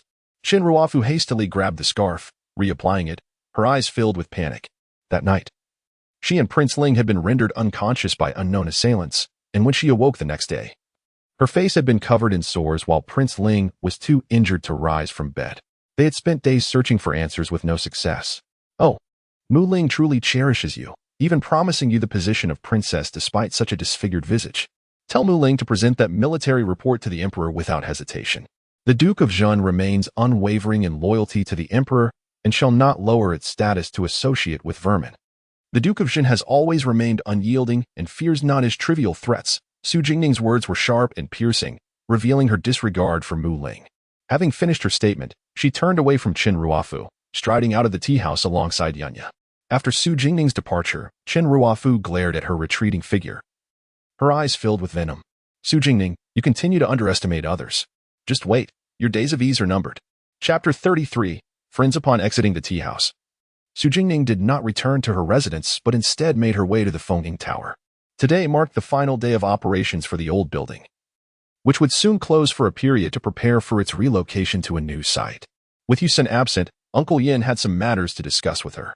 As Su Jingning arrived, she found Uncle Yin preoccupied with tasks. Recalling Lu Jifan, she wondered if he had made any progress in his recovery and decided to visit the back courtyard.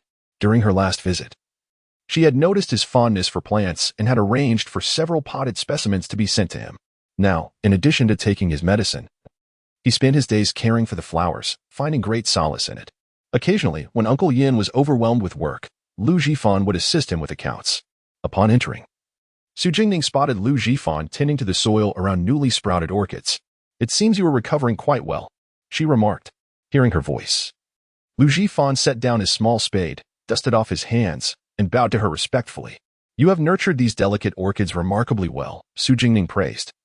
Admiring the lush green leaves and the partially open buds, I have yet to properly thank you for the plants you sent me, Lu Jifan replied, returning her bow.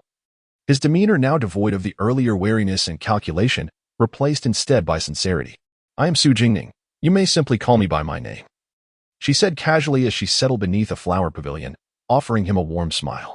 Lu Jifan hesitated momentarily. She was enigmatic. Few were aware of his presence at the Fengning Tower, and the staff spoke little of her.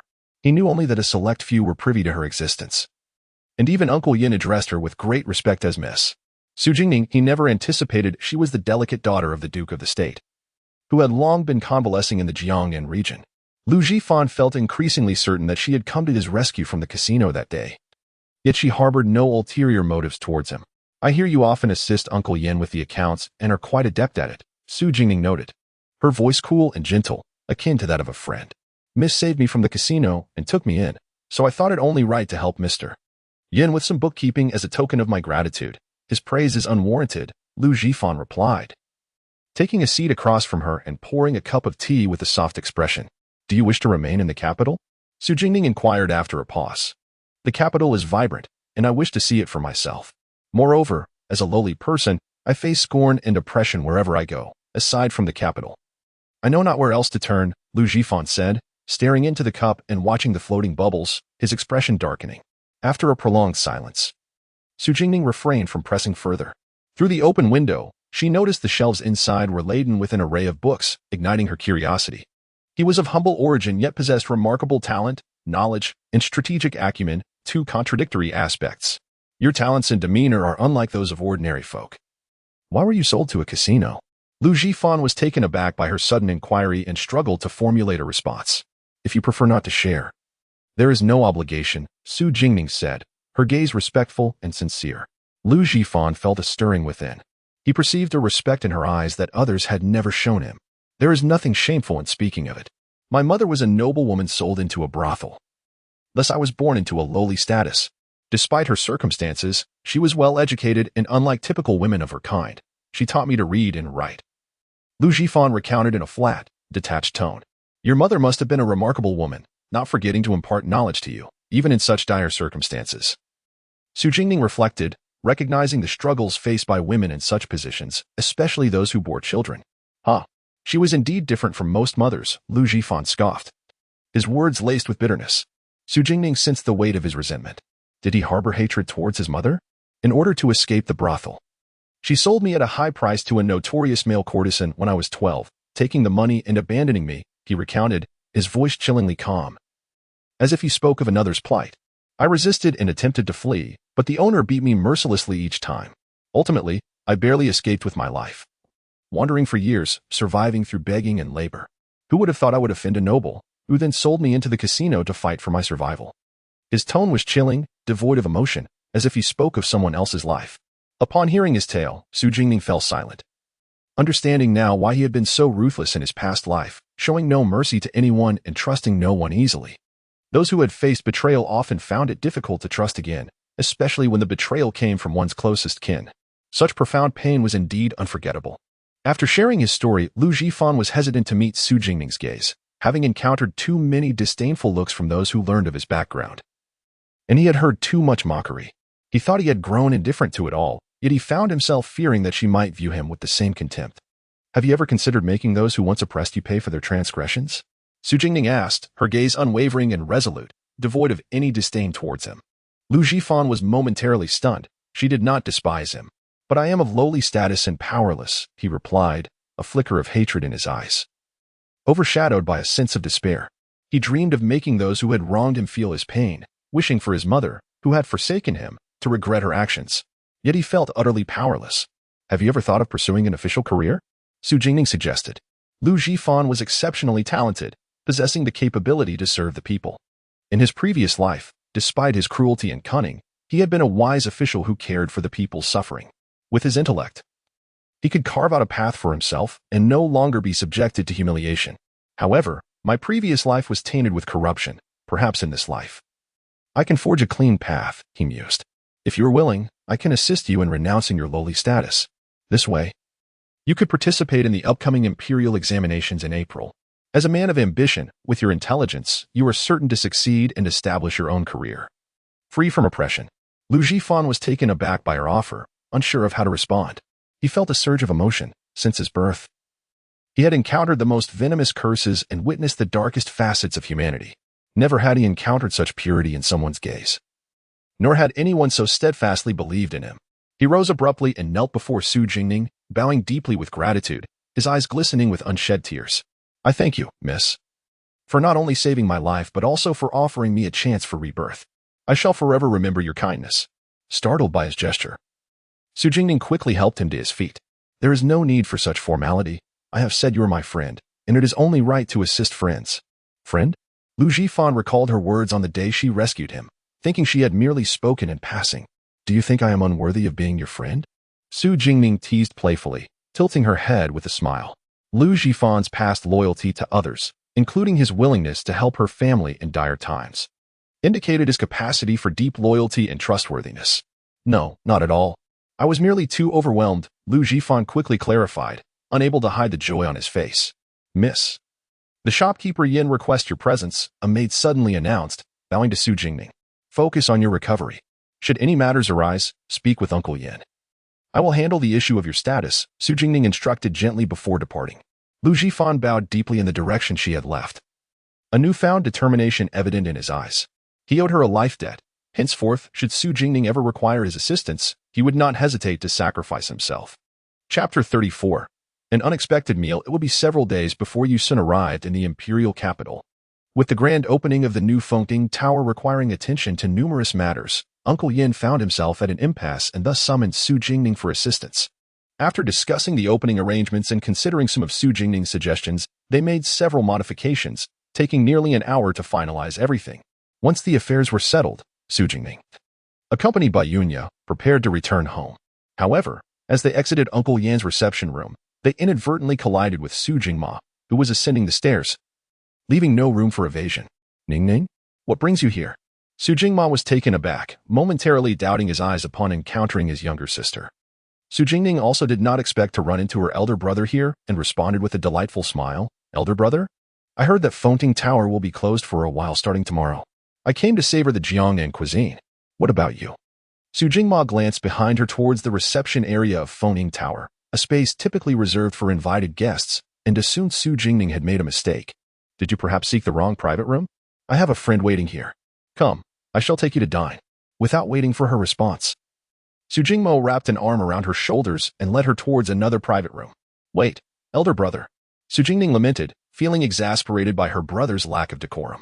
While her elder brother, Su Jingya, was known for his grace, Su Jingma's brusque demeanor was quite the contrast, and she found herself being pulled along. Elder brother will introduce you to some friends. My sister is truly captivating. They will envy me, he boasted with pride. I am not interested in meeting. Su Jingning attempted to protest, but was only released upon reaching the door, where Su Jingma pushed it open and strode inside. She had no choice but to follow obediently. My apologies for the delay. I was held up on the way, Su Jingma exclaimed upon entering, addressing the two gentlemen and one lady seated within the private room, each regarding him with varying expressions. One gentleman, seated by the window, possessed an elegant demeanor and was attired in flowing white garments, exuding a scholarly air. His initial fierce expression aimed at Su Jingma softened considerably upon noticing the striking beauty of Su Jingning, prompting a bemused smile. To his left sat a lady dressed in red, her features finely chiseled and her dark hair swept up, radiating an aura of noble confidence. With a sword resting against the table, she regarded Su Jingma with a calm demeanor, though she seemed momentarily caught off guard upon spotting Su Jingning. Su Jingning instantly recognized her as Princess Mu Shi of Xuyang. Did her elder brother know her? There was also another figure who had not turned around. Yet she discerned it to be Gu Yinan. Oh, this is my sister whom I often mention, Su Jingning. Su Jingma introduced her proudly. Upon hearing Su Jingma's voice, Gu Yinan turned to face the siblings, his gaze settling on Su Jingning. Ning Ning, allow me to introduce you. This is Qi Nefeng, the grandson of the esteemed Master Qi, and this is Princess Mu Shi of Xuyang, whom you likely met at the last palace banquet. And this is Gu Yinan, the heir of the Beiyang king. So, you are the Ning Ning my brother speaks of incessantly. It is a pleasure to finally meet you, Qi Nefeng remarked, his earlier intimidation replaced by a charming demeanor. You may call me Nefeng.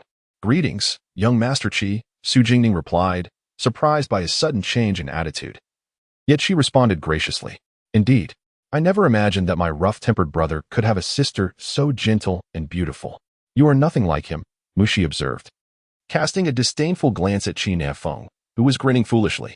Mu Shi then turned her attention to Su Jingning, who appeared delicate and fragile, slightly more slender than the average girl.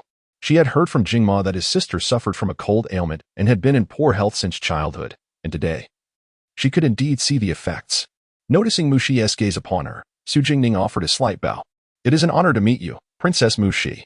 There is no need for excessive formality. You may call me Mu Shi, just as Jingma does, she replied, lowering her voice slightly as she smiled at Su Jingning, attempting to appear more approachable. Her beauty was striking.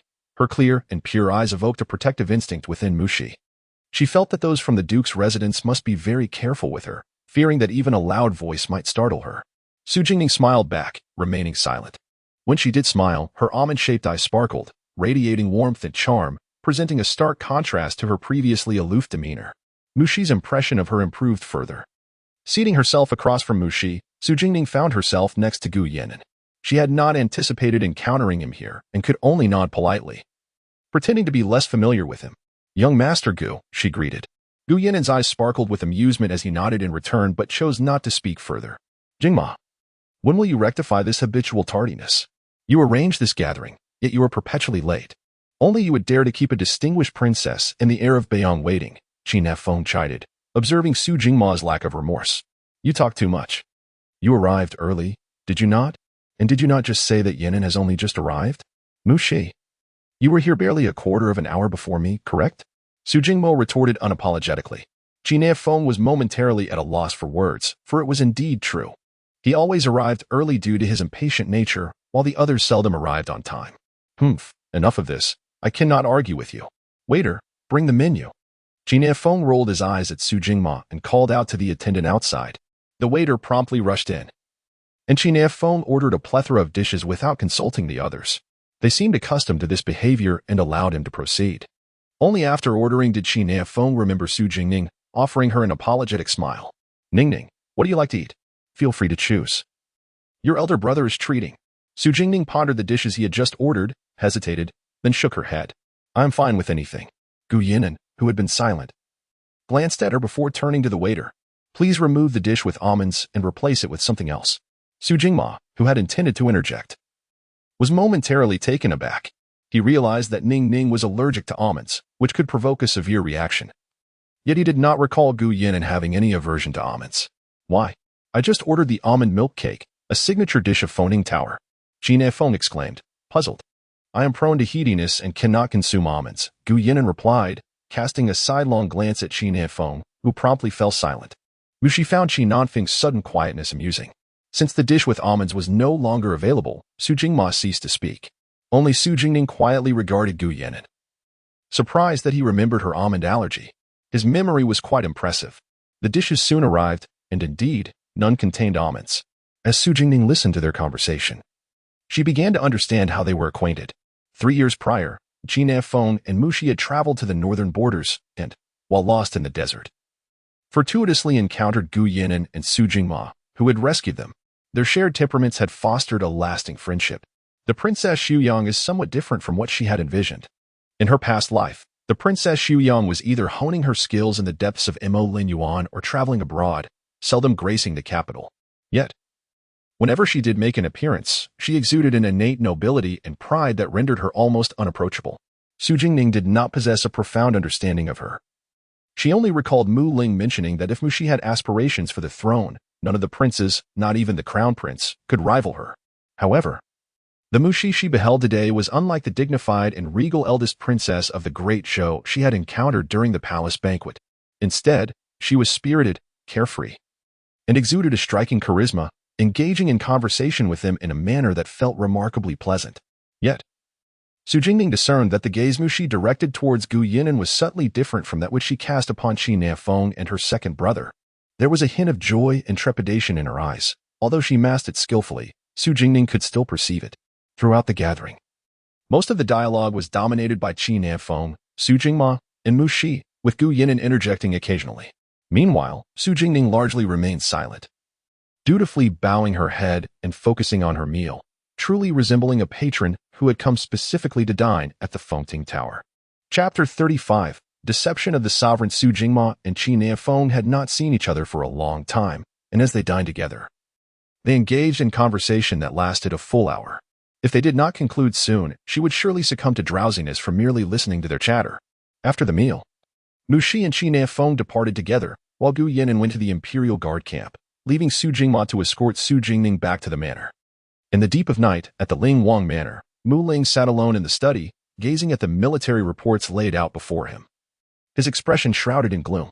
For years, he had remained hidden, burdened by the humble origins of his mother, feeling inferior and bullied since childhood. He had played the fool, deceiving everyone to survive in the unforgiving imperial court, where he was perceived as a weakling. Now, even the heir of the Beiyang Wang dared to bully him. If he continued to endure, it seemed that no one would remember the existence of the Ling Wang and the Great Zhou. Mu Ling cast a glance at the military report, his eyes filled with ruthless determination. To the Duke of the State, if you refuse to serve me, do not blame me for trampling you beneath my feet. The military power of the Su family must ultimately fall into my hands. The following day, within the Golden Hall of the Great Zhou, Emperor Zhou sat upon the throne. Today marked the first court session after the new year, and various departments had accumulated a great deal of business. The court meeting was, as usual, relatively brief. Observing that the ministers had ceased to offer counsel, the emperor prepared to dismiss the court. Just as Grand Eunuch Shi was about to announce the dismissal, a voice resonated from below.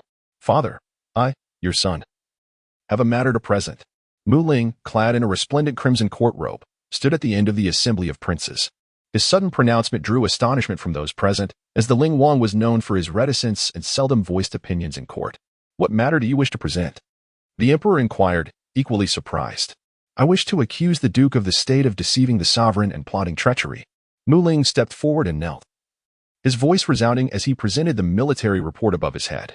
The Duke of the State, standing at the forefront of the military officials, narrowed his eyes, a fierce aura emanating from his battle-hardened demeanor. The Duke's household is loyal to His Majesty. Why does His Highness the Ling Wang slander us so? The emperor glanced at Mu Ling, who remained kneeling, and gestured for Grand Eunuch Xing to take the document from him. Father, this is the military report from 3 years ago regarding the battle between the Great Zhou and Bei'an in the Northern Territories. That battle should have been resolved in half a month, yet the Duke of the State, Su Bo, in a bid to preserve the Su family's prestige, deliberately prolonged the conflict, stretching what should have been a swift victory to 6 months, exhausting the resources of the Great Zhou. He later concealed this information, coercing the military scribe to falsify the reports, thereby deceiving the sovereign. His heart is deserving of punishment.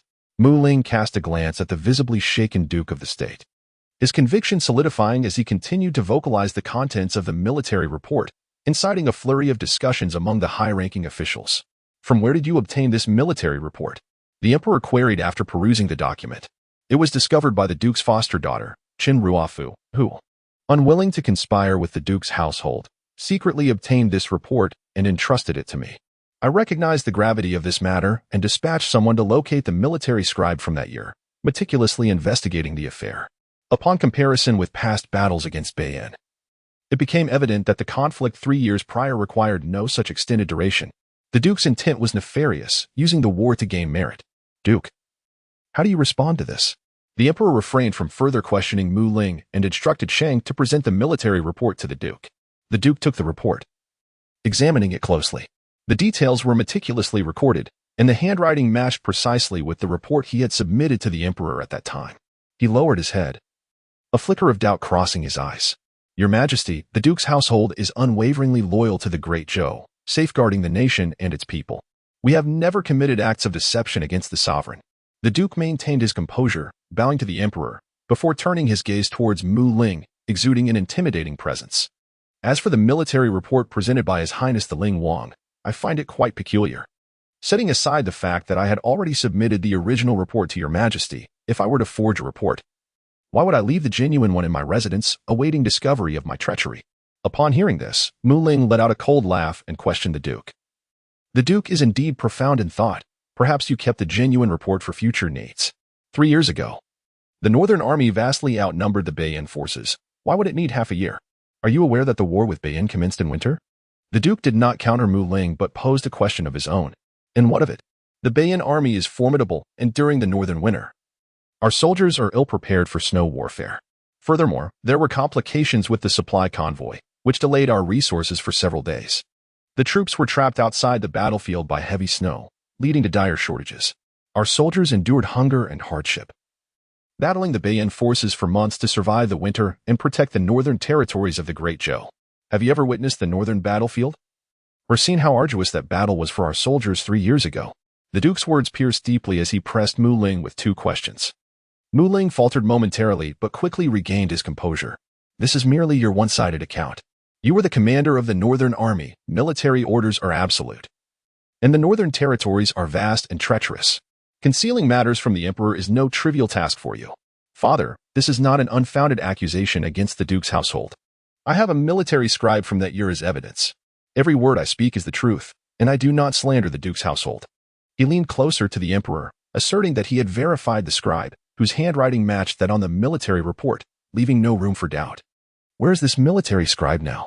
The emperor's gaze turned cold as he observed the ministers murmuring amongst themselves, demanding an explanation. He's waiting outside the palace. Mu Ling had anticipated the duke's rebuttal and ensured that the scribe was on standby. Bring him in, the emperor commanded Sheng. Soon, Sheng returned to the Golden Hall in haste. Your Majesty, there is no one waiting outside the palace. The emperor's expression darkened as he looked at Mu Ling Wang. What is the meaning of this? Explain yourself. Mu Ling's face paled instantly, realizing that it was impossible for the scribe to have vanished. He had gone to great lengths to locate him, fearing he would escape, and had even stationed someone to keep watch over him. Grand Eunuch Sheng. You must have seen correctly. How could there be no one? Sheng regarded Mu Ling with a puzzled expression. Ling Wang. The palace guards have reported that there is no one waiting at the gates, not even your own guards. How can this be? Mu Ling's complexion turned ashen, the blood draining from his face as he grasped the gravity of his predicament. He had been ensnared in a trap.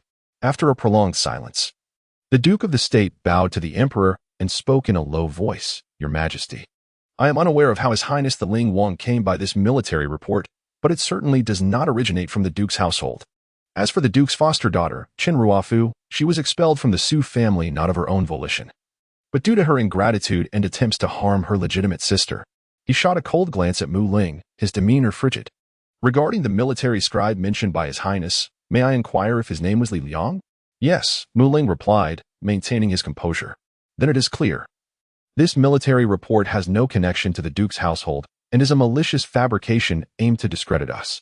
Your Majesty, the military scribe Li Liang was injured during the Northern Campaign and passed away shortly after returning to court. How could His Highness have located this scribe? The Duke's expression remained steady, regarding Mu Ling as if he were an amusing spectacle. If His Highness does not trust my words, the heir of the Beiyang Wang is also privy to this matter. He was present on the battlefield during that time. The Duke pivoted to indicate Gu Yan'an, who stood aloof among the ministers, adorned in a purple official robe. Gu Yan'an raised an eyebrow upon hearing his name mentioned by the Duke. A general emerged, bowing deeply to His Majesty with a voice that was cold and indifferent. During the Northern Border War, I was indeed present on the battlefield. And every word of the Duke of Zhenghua is entirely true.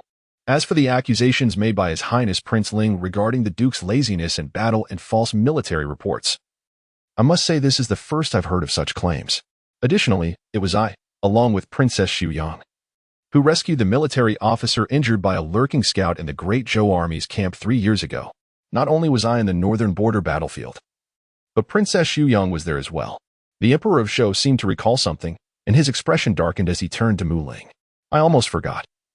It appears that Xia also traveled to the northern border 3 years ago. Prince Ling, how do you explain this matter? The son. Mu Ling's mind was in turmoil, and he opened his mouth, unable to utter a word. He suddenly remembered that the military officer he sought was no longer serving in the court. Yet there was indeed a record of his resignation due to illness 3 years prior. He had found this officer at his hometown, where the officer claimed he fled back home due to threats from the Duke of Zhenghua. With evidence and witnesses, he chose to present the military report in the court today. Your Majesty, I have dedicated my life to the military service of Great Zhou, diligently safeguarding the territory and its people. Today, I have been unjustly accused by His Highness Prince Ling of deceiving the Emperor and forging military reports, a crime punishable by death. I implore your Majesty to stand for me. The Duke of Zhenghua knelt with unwavering posture, his voice resonant with indignation. He had yet to confront Prince Ling for bullying Ning Ning, but now, fate had brought him to this moment. Duke Zhenghua, do not speak recklessly. I harbor no enmity towards you. Why would I seek to ensnare you? Mu Ling's brow glistened with beads of sweat, filled with shock and fear. No enmity? Your Majesty, I had no intention of bringing this matter forth, yet Prince Ling's actions have become intolerable. I have a daughter who has suffered from a cold illness since childhood, and she is cherished and nurtured by my family. Yet, inexplicably, she has garnered the attention of His Highness Prince Ling. Being so young and frail, I could not bear to see her wed so soon and thus rejected the prince's advances. Who would have thought that he would harbor resentment? On the day of the palace banquet, had it not been for the intervention of the Crown Prince of Bayangf, my daughter would have faced disgrace at the hands of His Highness. Your Majesty, I beseech you to deliver justice for me. The Duke of Zhenghua's expression was one of sorrow and rage as he pretended to wipe away tears. The Emperor's countenance grew darker as he listened. He had not anticipated that Prince Ling would engage in such vile actions. Prince Ling, you possess an audacity that astounds me. Your narrow-mindedness and schemes against court officials are profoundly disappointing. Father, I am wronged. I too have been deceived. It was Qin Ruofu who forged this military report. The Duke's household has severed ties with her, and she bears a grudge, deliberately using me for her revenge. I acted solely for the good of Great Zhou, which is why I was misled and exploited. I implore you, Father, to spare me. Mu Ling fell to his knees, trembling with fear. Misled and exploited. Mu Ling, do you realize that if I were to believe you today, what crime would befall the Duke of Zhenghua? Forging military reports is a capital offense. You would be endangering the Duke's life. The Emperor of Zhou was furious, slamming the memorial he had been holding onto Mu Ling's head. Duke Zhenghua, please rise. I shall ensure justice is served in this matter, the Emperor said, turning to the kneeling Duke. Thank you, Your Majesty. The Duke of Zhenghua glanced at the prostrate Mu Ling before rising to his feet. Chapter 36. You shall not die in vain. The Emperor of Zhou cast a cold glance at Mu Ling, who knelt on the ground. The farce of the day demanded a severe punishment for the Prince of Ling, lest the discontent among the court officials and the martial generals lead them to upheave the palace itself. Mu Ling, narrow-minded and of questionable character, had conspired against the court's esteemed ministers. Henceforth, he was stripped of his princely title and exiled to the pestilential region of Yuzhou in the southern territories, forbidden from returning to the capital without imperial decree. All implicated parties were to be imprisoned and subjected to strict judicial retribution. Mu Ling collapsed at once, realizing that Yuzhou was infamous as a land of disease and death, where the impoverished and barbaric populace struggled in its barren soil. If he were to be sent there, would he ever return to the capital alive? I acknowledge my transgressions. I beseech your Majesty for mercy. Mu Ling, in a state of utter panic, prostrated himself before the Emperor, desperate to avoid the fate of Yuzhou, for such a destination would spell the end of his ambitions. The Emperor's expression remained icy, his brows furrowed as he regarded Mu Ling with no hint of pity. Court is dismissed. As the courtiers bowed in reverence, Their gazes toward Mu Ling were filled with indifference and mockery. Though the Duke of State had relinquished military power in the Western territories, diminishing his influence. The legacy of the Duke's century-long prestige and military achievements for the Great Zhou still surpassed that of Mu Ling, who had no foundation in the court and had brazenly offended the Duke's house. Exiled to Yuzhou. The sixth Prince Mu Ling could only wonder if he would ever see the capital again. Eventually, Mu Ling was escorted back to the prince's residence. Upon arrival, Qin Ruofu had just prepared a sumptuous feast, her spirits high in anticipation of good news.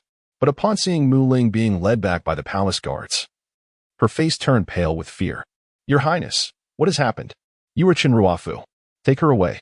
The head of the guards assessed Qin Ruofu with a cold, stern demeanor and signaled to his subordinates.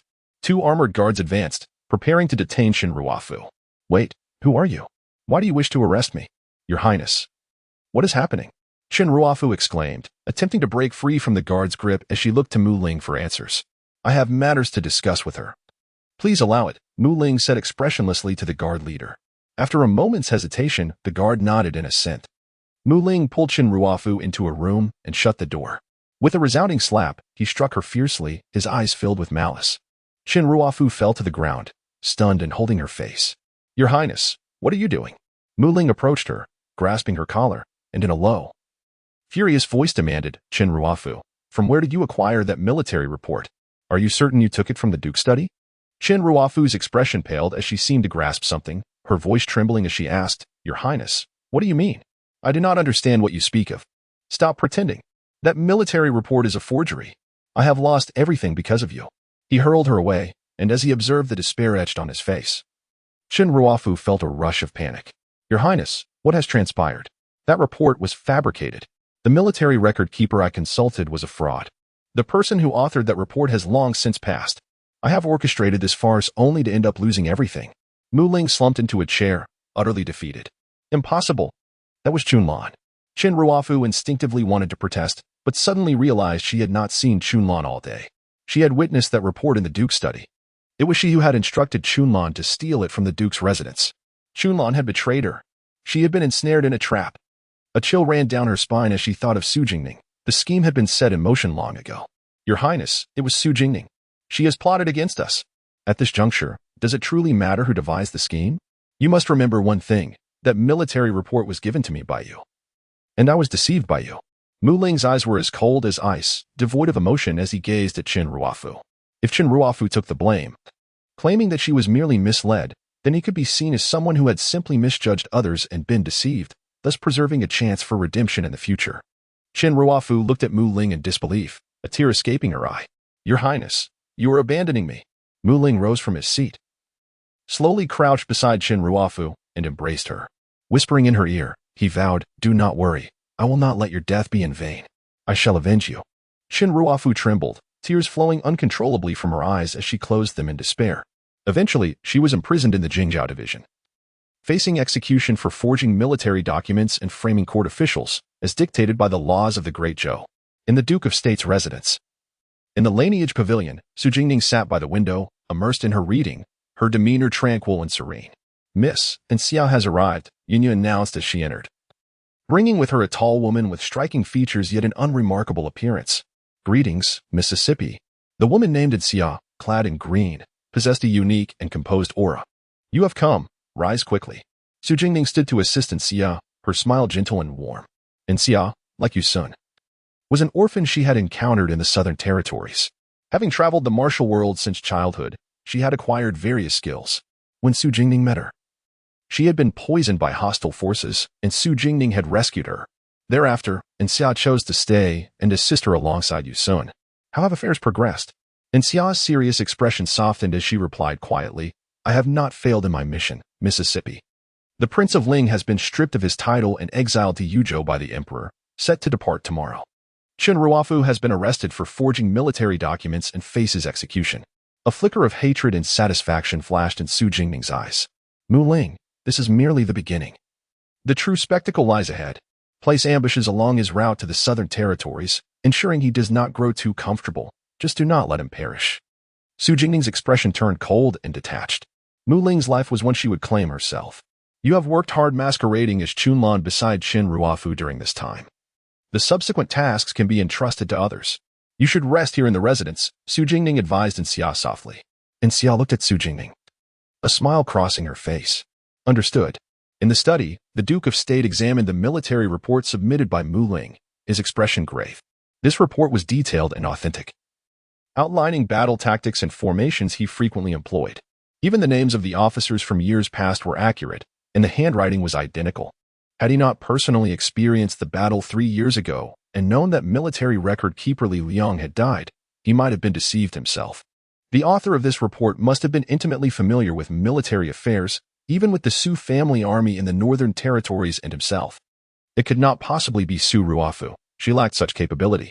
Who, then, had provided her with this military report? Who was scheming against the Su family from the shadows? Su Jingchen stood at the side of the desk, his head lowered, lost in thought as he regarded the report. The forger aimed to frame the Su family. Yet if they were so familiar with his father's battle tactics and the report was composed so meticulously, how could they be unaware that the military record keeper had already passed away? In the past, King Ling seldom dared to utter more than a few words during court assemblies, yet today he boldly confronted the Duke of Jingguo, indicating that he possessed considerable confidence in substantiating the matter concerning the Duke. Observing King Ling's demeanor, it appears he has indeed discovered the military records. Otherwise, he would not act so recklessly. He harbored a vague suspicion that the issue at hand was not directed at the Duke of Jingguo, but rather a scheme designed to ensnare King Ling step by step, leading him to believe that the Duke had committed treason against the Emperor. Fortunately, this matter was brought to light during today's court session. Ah Chen, investigate today's events. I have an unsettling feeling that something is amiss. The Duke of Jingguo remarked, his brow furrowed.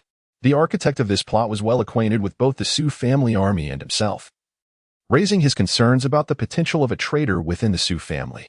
Indeed, Su Jingchen replied, equally puzzled, who could it be? And why would they choose to use the Su family to target King Ling? Chapter 37. Chen Ruofu's demise. Leaving his study, Su Jingchen was preoccupied with the day's events. Unable to find clarity, he sought solace in Su Jingning's residence, hoping to gain her perspective. Upon entering the courtyard, he noticed Anxia emerging from the house. Anxia, not a servant of the Su household, had accompanied Ningning from Jiangnan. He had investigated her background, discovering she was an orphan, versed in some martial arts. It seemed like ages since he had last seen her. Greetings, Your Highness. Anxia, it has been a while. Where have you been these past days? Su Jingchen inquired. My lady was concerned about the elder statesman in Yuqing and dispatched me to deliver some items, Anxia replied, bowing her head. I see. Su Jingchen cast a pensive glance at Anxia before entering the house. Brother, what brings you here? Su Jingning, having just finished the medicine Yunya had brought, grimaced as she popped a piece of candy into her mouth. I came to see you. Su Jingchen sat opposite Su Jingning. After a moment, he spoke. Ningning, are you aware that today His Highness Prince Ling was stripped of his title and banished to the desolate southern region of Yuzhou for fabricating military intelligence and falsely accusing father? Chen Ruofu will face execution for her role in this. Su Jingning paused as she poured tea for Su Jingchen. Does brother suspect my involvement in this matter? Su Jingning asked softly, handing him the tea. I was responsible, Su Jingning admitted, her expression serene as she looked at Su Jingchen. She did not wish to deceive her brother. Why did you do this? Su Jingchen had harbored suspicions upon seeing Anxia. Anxia, raised in the martial world, knew many capable individuals. However, he did not understand why Ningning would take such a risk to frame Mu Ling. Because the Su family does not tolerate betrayal. Chen Ruofu deserved to die. She divulged the Su family's military strength in the Northern Territory to Mu Ling and conspired with him against the Su family. I could not allow such a threat to linger. As for Mu Ling, he sought to take me as a concubine, using me as leverage to force the Su family to serve him. He dared to lay his hands on the Su family, seeking to exploit us.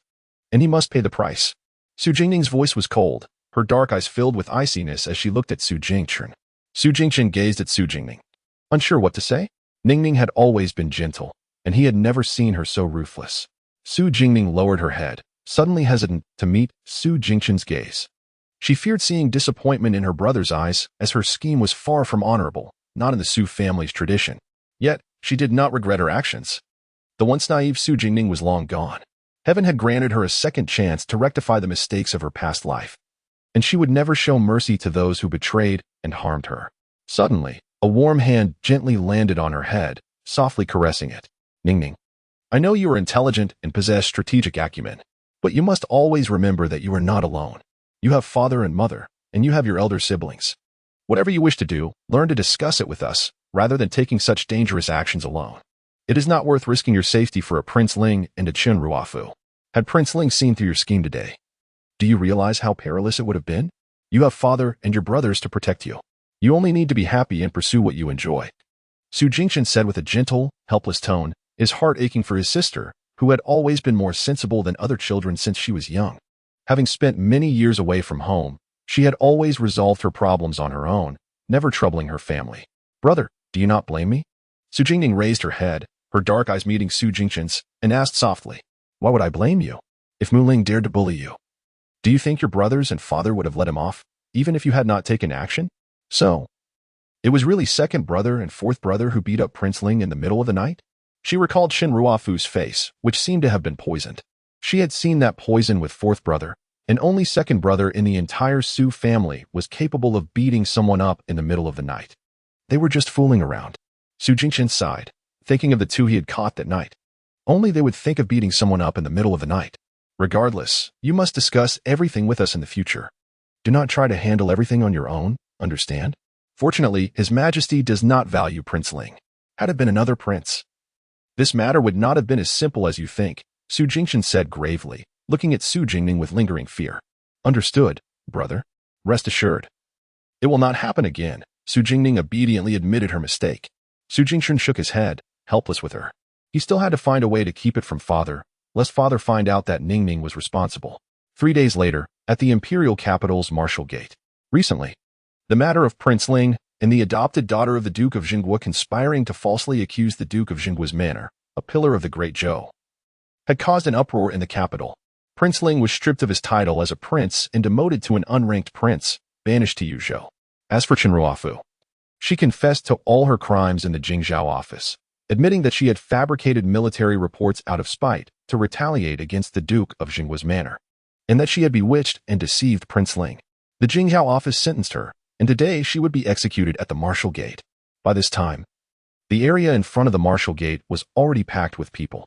The Duke of Jinghua's manor had protected the people of the Great Zhou for centuries, rendered countless military merits, and its members were loyal and righteous, deeply respected by the people of the Great Zhou. The Zhou people valued etiquette and righteousness. And in the face of Chen Ruofu, such an ungrateful and venomous person, everyone only felt disgust and contempt for her, and only felt sorry for the Duke of Jinghua's manor, which had fostered such a viper. Su Jingning hid in the crowd, draped in a dark blue cloak. Watching Chen Ruofu on the execution platform, dressed in a prisoner's garb, her face pale, her hair disheveled and stained with dirt, without a trace of her former wealth and elegance, she listened expressionlessly to the insults of the world, as if she could no longer hear them, her eyes vacant. Chen Ruofu raised her head and looked at the sky, laughing mockingly at herself. It was because she had entrusted herself to the wrong person, following someone who, like herself, only had themselves in their eyes and hearts, and was selfish to the core. She hated, she was unwilling, but she was an orphan, and no one would help her. This crime, whether it was her own or not, would lead her to a dead end. Chen Ruofu met Su Jingning's eyes in the crowd. She stood alone in the crowd, her delicate and radiant face concealed under the cloak, her temperament refined and outstanding. Even among so many people, she could still be seen at a glance. The gaze directed at Chen Ruofu was ancient and unwavering, calm and profound, yet it could chill people to the bone. In that instant, Chen Ruofu's resentment, hatred, and fear of death were instantly aroused by Su Jingning. Looking at the burly executioner with a fat head and ears standing beside her, she suddenly went mad and tried to break free from her shackles, her expression hideous and terrifying. The surrounding people were frightened and took a few steps back. The jailers pressed her firmly to the ground, preventing her from moving, and she lay prostrate on the cold, biting ground in an extremely wretched posture. She watched the resolute figure in dark blue walking away from the crowd, gradually giving up her struggle. Having departed the execution grounds, Su Jingning found the sky oppressively somber, as if on the verge of a downpour. A palpable chill permeated the air, thinning the usual throng of pedestrians as they hastened homeward. Before she had advanced far, raindrops began to fall. Undeterred, Su Jingning continued her somber march, the rain quickly saturating her dark blue cloak with an icy dampness. Lost in thought, she seemed oblivious to the biting cold. Her steps aimless. Ineluctably, she had metamorphosed into the very archetype she had once abhorred. Suddenly, she paused. Had the rain ceased? Raising her gaze, she beheld a pale yellow oiled paper umbrella held aloft, sheltering her. Turning, she beheld the figure holding the umbrella, a man adorned in a gray-blue greatcoat. His raven hair, meticulously bound, exuded an aura of austere nobility. His sharp features were softened by a crimson beauty mark gracing the corner of his eye, lending him an arresting beauty. His comeliness never failed to leave Su Jingning breathless. "Gu Yinan," she murmured, her voice barely audible. Gu Yinan gazed down upon the girl, her nose reddened by the cold. Her eyes, tinged with a faint flush, held an inscrutable melancholy that tugged at his heart. "Why are you without an umbrella?" "Oh." She shrugged. "I forgot. Gu Yinan, allow me to treat you to tea." "I never properly thanked you for your assistance last time," Su Jingning offered, a gentle curve gracing her lips. She felt a reluctance to return home, yearning for a sanctuary where she could collect her thoughts undisturbed. "Very well," he acquiesced. Gu Yinan sensed a disquiet in her demeanor, as if she were suppressing a torrent of emotion, stoically enduring an unspoken burden. He had followed her from the execution grounds, unnoticed despite her usual keen awareness. He would not have intruded upon her solitude had the rain not threatened to exacerbate her susceptibility to chills. As Su Jingning walked silently beside him, Gu Yinan tilted the umbrella, ensuring she remained sheltered beneath its canopy. They proceeded in companionable silence toward the tea house.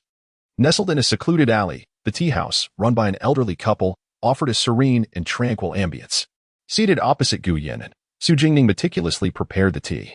Her countenance, radiant and striking when smiling, assumed an air of serene detachment when composed. Su Jingning's tea ceremony was a legacy from her master, a passionate tea aficionado. Despite her siblings' lack of aptitude and interest, her master had imparted his knowledge to her, cherishing the tea she prepared above all others. Gu Yinan watched as Su Jingning's delicate movements flowed with effortless grace, stray tendrils of hair dancing in the gentle breeze. A selfish desire bloomed within him, a longing that she might prepare tea solely for his enjoyment. "Taste it," she offered, presenting Gu Yinan with a cup. "While the tea itself may be unremarkable, my brewing skills are unparalleled." Her slender, alabaster fingers cradled the white porcelain cup with exquisite elegance. Gu Yinan smiled, accepting the tea. The jade-hued liquid within the pristine cup emanated a delicate fragrance. He took a tentative sip, savoring the distinctive flavor that lingered on his palate, leaving a refreshing and enduring aftertaste. "Truly, it is unparalleled," Gu Yinan affirmed, his voice a resonant murmur. Su Jingning refilled his cup, a silent gesture of hospitality. As he observed her, he discerned a subtle sadness veiled beneath her smile. He refrained from questioning her, content to offer his quiet companionship. Despite her stated intention to express gratitude for his past assistance, Su Jingning lapsed into contemplative silence after serving the tea, her gaze fixed on the world outside the window. For reasons she could not articulate, Gu Yinan possessed an aura that soothed her troubled spirit, bringing a sense of tranquility to her heart. "Gu Yinan," Su Jingning suddenly inquired, turning to face him, "did you fare well upon returning home as a child?" The present Gu Yinan, despite his noble bearing, remained a spirited and promising young general. She struggled to comprehend the transformation that had turned him into the merciless warlord of her past life. Even now, she was uncertain why the scion of the northern prince's lineage had been subjected to such torment when she rescued him. "I fared well enough," Gu Yinan replied, his voice tinged with a trace of emotion. He had not anticipated her revisiting their shared past. Su Jingning frowned. "Well enough? What then?" Had precipitated his metamorphosis into the ruthless and feared northern prince of later years? The northern prince, not merely the heir. The old prince's demise, ostensibly from illness, had occurred abruptly in June of the 17th year of Longan. Whispers of assassination and poisoning circulated, yet the true cause remained shrouded in mystery. Only after succeeding to the title had Gu Yinan undergone a profound transformation, becoming an aloof, bloodthirsty tyrant, commanding the northern frontier's formidable army. He had received an enigmatic imperial decree during the emperor's terminal illness, appointing him as regent. Suspicions of treachery abounded, even among Mu Ling and herself. However, Gu Yinan, despite accepting the decree, remained within the confines of the northern frontier, failing to attend the emperor's funeral in the capital. It was only after she entrusted him with the Su family's military seal and formations, urging him to fulfill his childhood promise by eliminating Mu Ling and Qin Ruofu, that he emerged from the north. Therefore, the old prince's death had been the catalyst for his transformation. If the old prince could be saved, might he forever remain the proud and radiant young general he was now? "Is the old prince in good health?" Su Jingning asked, her expression earnest. Gu Yinan was taken aback by her sudden shift in topic, momentarily speechless. Realizing the abruptness of her inquiry, Su Jingning offered an apologetic smile. I was merely asking. My father is in excellent health, Gu Yinan replied, puzzled yet truthful. In excellent health? How could he have succumbed to a sudden illness? In the heavily fortified northern prince's residence, how could assassins have breached his defenses? What had caused the northern prince's demise? Gu Yinan, do you trust me? Su Jingning asked, her gaze unwavering. She was determined to prevent him from becoming the man he had been in her past life. Gu Yinan studied her intently, a smile playing on his lips. I do, he affirmed. In this world, I trust no one but you. His response, so unequivocal and resolute, sent a tremor through Su Jingning's heart. From this moment forward, be vigilant of everyone around the old prince, especially those closest to him. Station trusted individuals near him to safeguard his well-being. Why? Gu Yinan asked, his expression growing serious. She would not have spoken these words without reason. Su Jingning hesitated, unable to offer a clear explanation.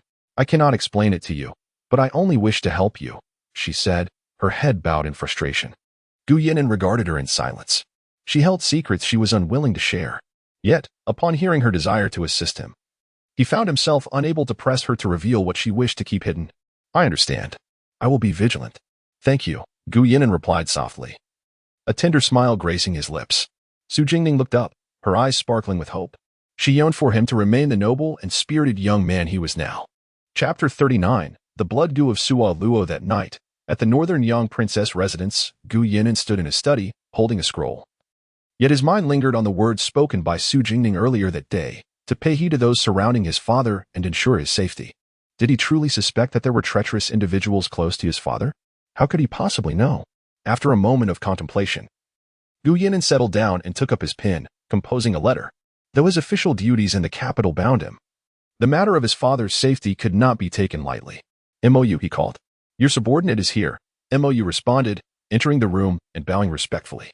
Deliver this letter to Lu Feng and instruct him to set off immediately to the northern border, ensuring it reaches my father without passing through any intermediary. Moreover, he is not to return but to remain discreetly by my father's side. Understood.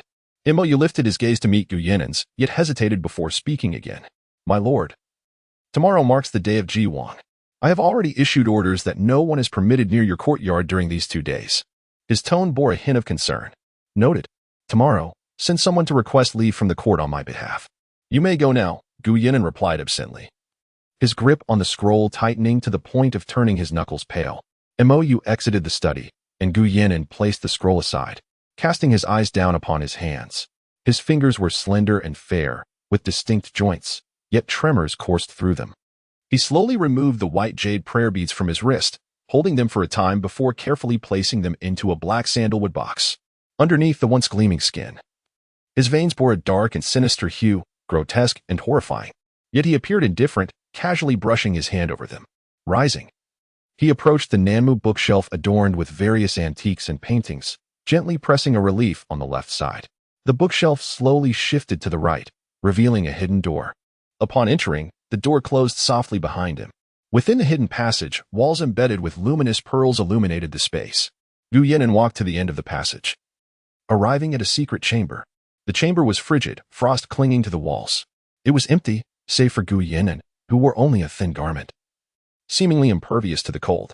With an expression devoid of emotion, he sat cross-legged in the center, entering a state of deep meditation.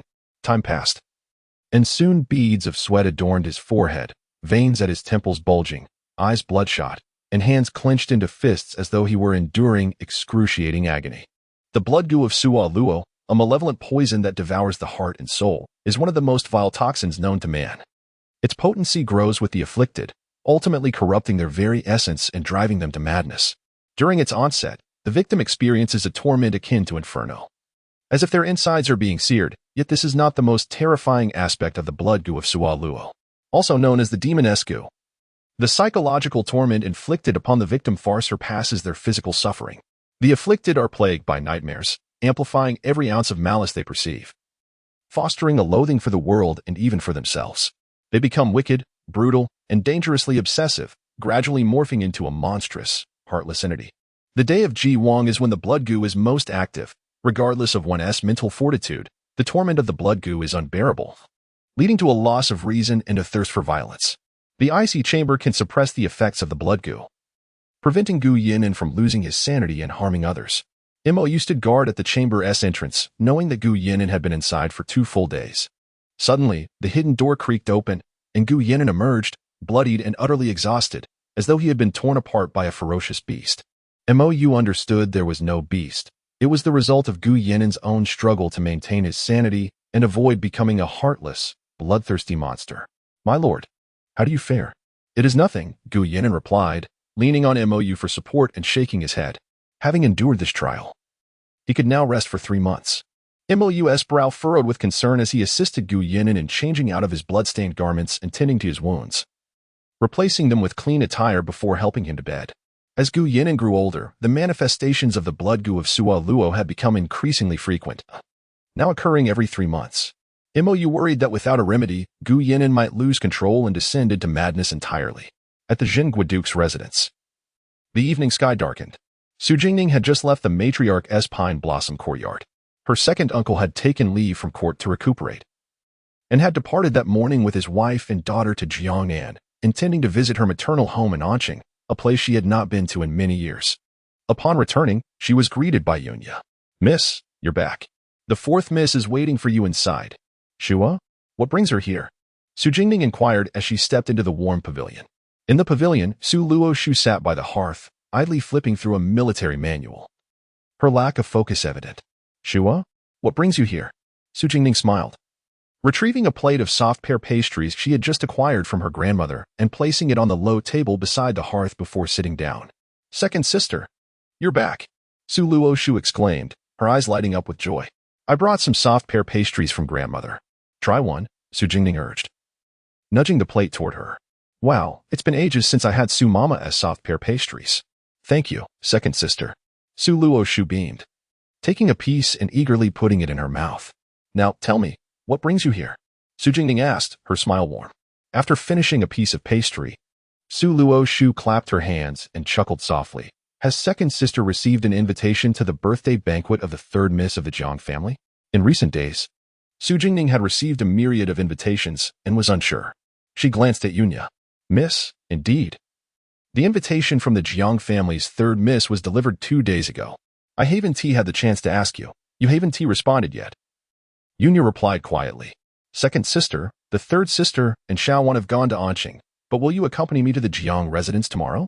Su Luo Shu clung to Su Jingning's arm. Su Jingning cast her a sidelong glance, bemused. Usually, Su Luo Shu was engrossed in her drafts in the workshop, reluctant to step outside. What had prompted this change? You, who usually detest going out, suddenly wished to attend the 3rd Miss Jiang's birthday banquet? "Second sister, you don't understand.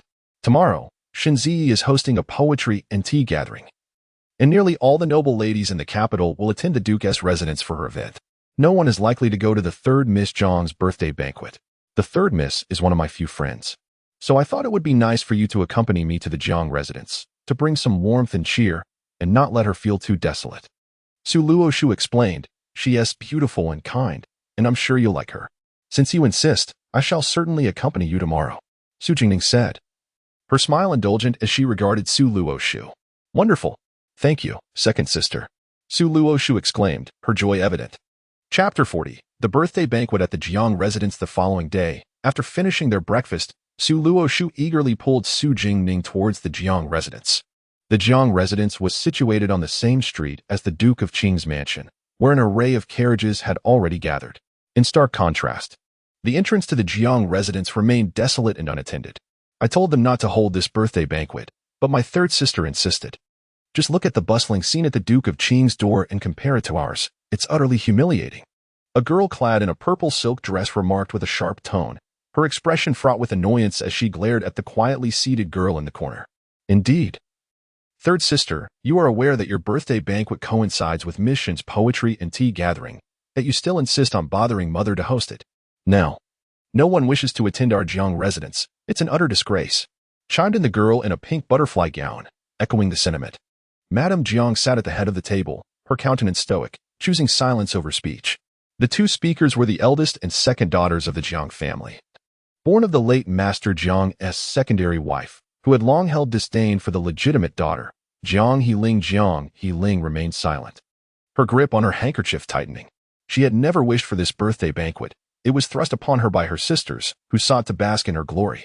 Initially, many noble young ladies from the capital planned to attend, but when Miss Shen unexpectedly announced her own poetry and tea gathering on the same day, everyone flocked to the Duke of Qing's mansion, leaving the Jiang residence bereft of guests.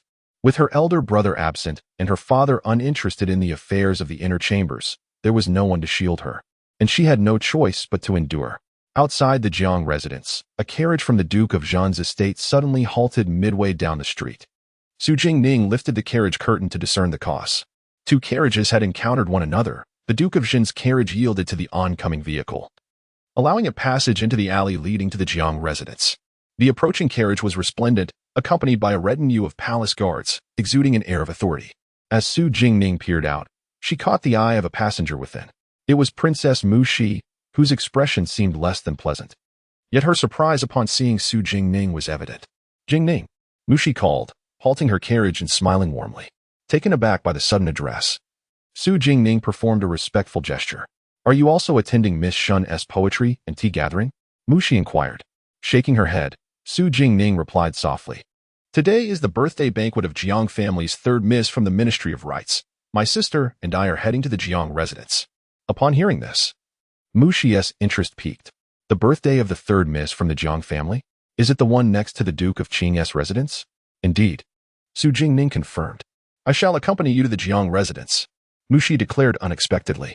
She had intended to find Qi Nanfeng at the Qi residence, only to discover he had secretly gone to the Duke of Qing's mansion to attend Shen Ji's gathering. The allure of a relic from the previous dynasty's literary sage had drawn him in, and she had planned to extract him from the Duke of Qing's. But upon encountering Su Jingning, she decided to let Qi Nanfeng be, saving herself the trouble of dealing with the Shen family. Surprised by Mu Shi's sudden decision to join her, Su Jingning momentarily stood speechless. "I will head in first to await you," Mu Shi said with a smile, instructing her guards to proceed to the Jiang residence. At the Duke of Qing's mansion, Shen Ji quickly emerged to welcome the approach of Princess Mu Shi's carriage, handing her an invitation. She had never anticipated that the princess would attend. After all, Princess Mu Shi seldom participated in private gatherings. Hence, with an air of triumph, Shen Ji stepped out to greet the princess amidst the congratulations of those around her. In the shadows behind her, Qi Nanfeng looked on, his face a mask of dread as he observed the slowly advancing carriage. "It's over. Mu Shi must have discovered my secret visit to the Duke of Qing's. She despises the Shen family. Undoubtedly, she will give me a thorough beating. Is it too late to slip away now? Hail Princess Mu Shi," Shen Ji exclaimed, her voice slightly raised with pride as she bowed to the still approaching carriage. To the astonishment of the gathered crowd, the opulent carriage passed right by her, heading directly towards the Jiang residence across the street, where it eventually came to a halt. Embarrassment washed over Shen Ji as she stood there, her face flushed with humiliation, listening to the whispers around her. "Isn't Princess Mu Shi here for Miss Shen's poetry gathering? How come she went to the Jiang residence?" "Oh, right. Isn't today the birthday of the third miss from the Jiang family?" Just as Shen Ji was about to call everyone back inside, another understated yet luxurious carriage bearing the insignia of the Duke of Zhan approached, darkening her expression. "Even the Duke of Zhan's people are going to the Jiang residence? Looks like it's the second and fourth young ladies of the Su family," murmured the crowd, glancing at Su Jingning and Su Luoshu as they disembarked at the entrance of the Jiang residence. "Jingning." Mu Shi awaited Su Jingning at the Duke of Zhan's carriage, her demeanor warm as she admired Su Jingning in her delicate blue orchid gown, exuding a gentle elegance. "Your Highness," Su Jingning greeted her with a graceful bow, her voice soft. Mu Shi stepped closer, taking her hand with a tender smile. "No need for formalities. When we're alone, just call me by my name like Jing Mo does." She then winked playfully, whispering, "I find you utterly charming. So do not stand on ceremony." "Of course," Su Jingning replied, feeling a fondness for the esteemed princess since their last meal together. "By the way, Your Highness, this is my sister, Su Luoshu. Shu Heir, meet Princess Mu Shi," Su Jingning introduced, noticing Su Luoshu's unease in the princess's presence. "Pleasure to meet you, Your Highness," Su Luoshu said, bowing slightly. Mu Shi turned to Su Luoshu, noting her graceful attire and striking features, her eyes lighting up with admiration. "Your sister is just as lovely as you," she praised without reservation. "Your Highness, you flatter me," Su Jingning replied, a hint of shyness creeping into her tone. "Shall we proceed inside? The banquet is likely about to commence," Su Luoshu suggested.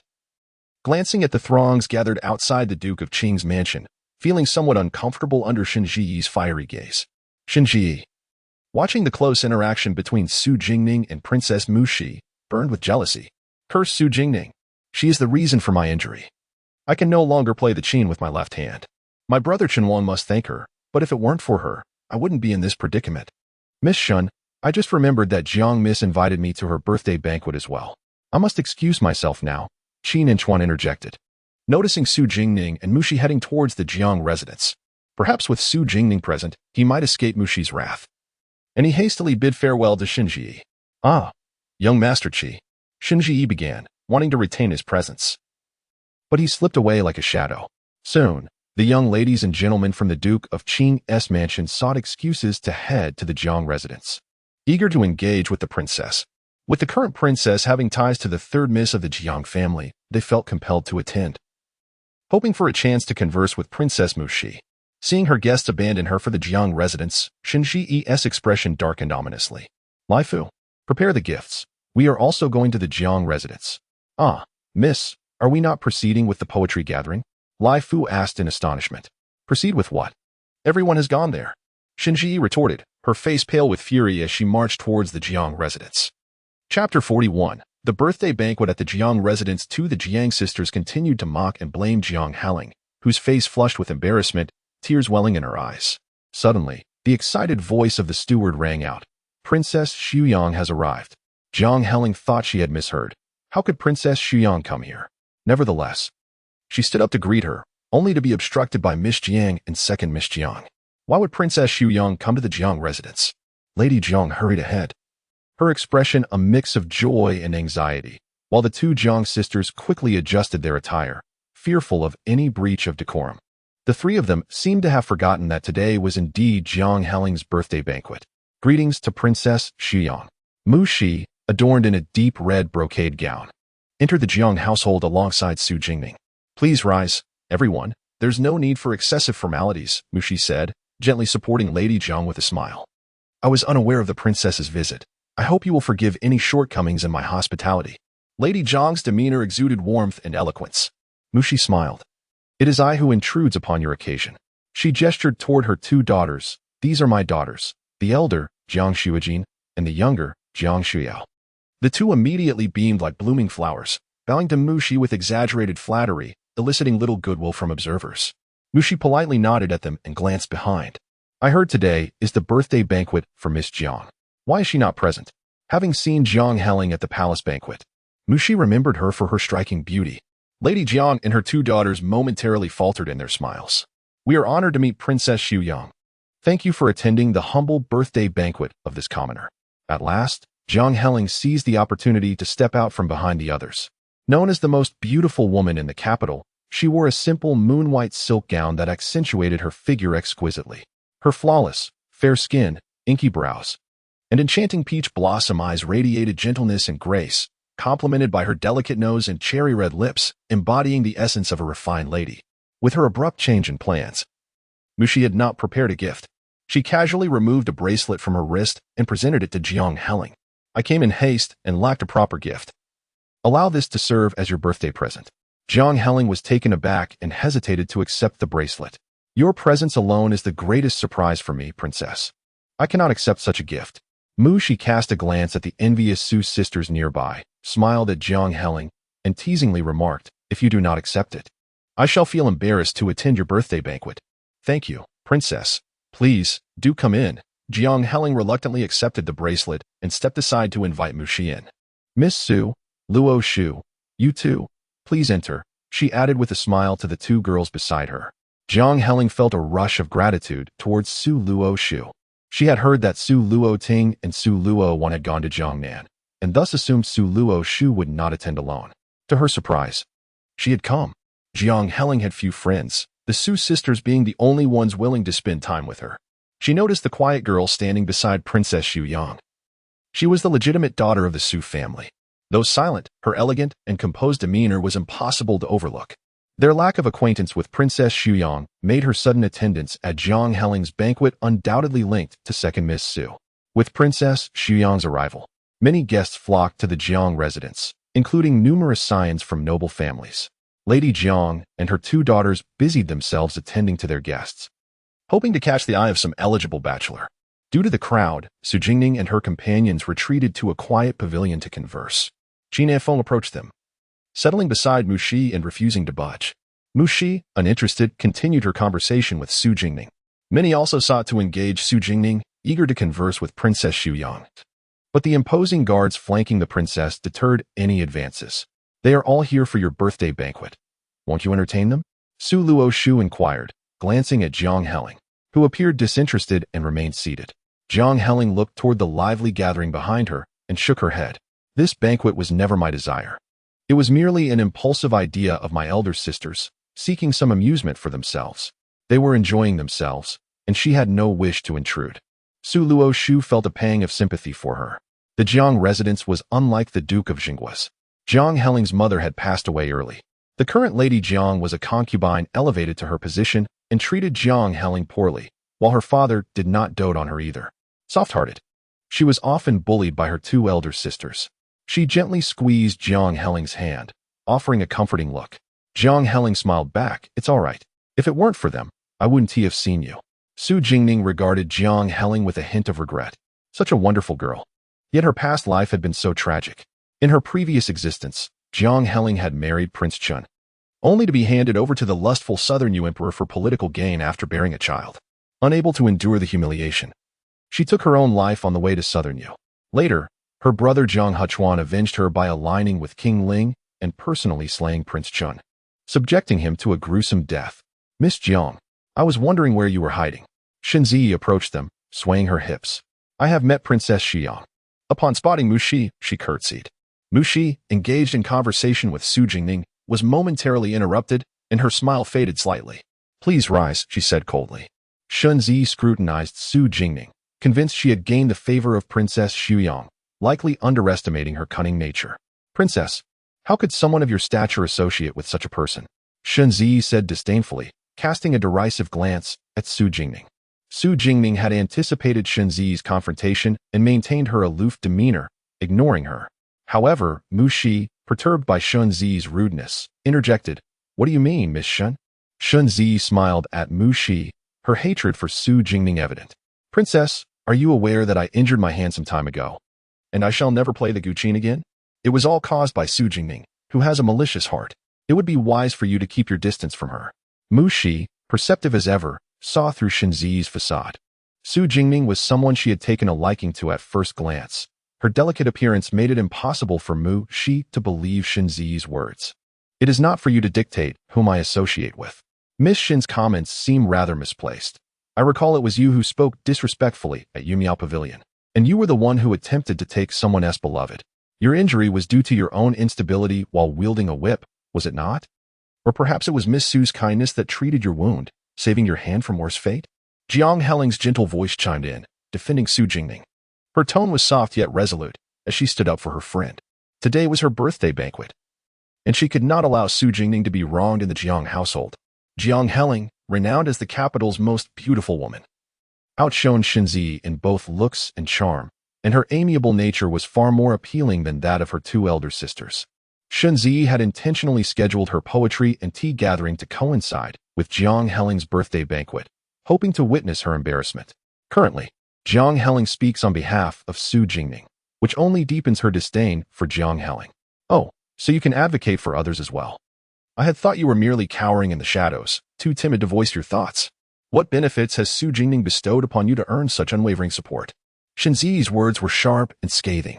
Hearing this, Su Jingning furrowed her brows, realizing that the loss of a hand had yet to instill any wisdom in her. Chapter 42.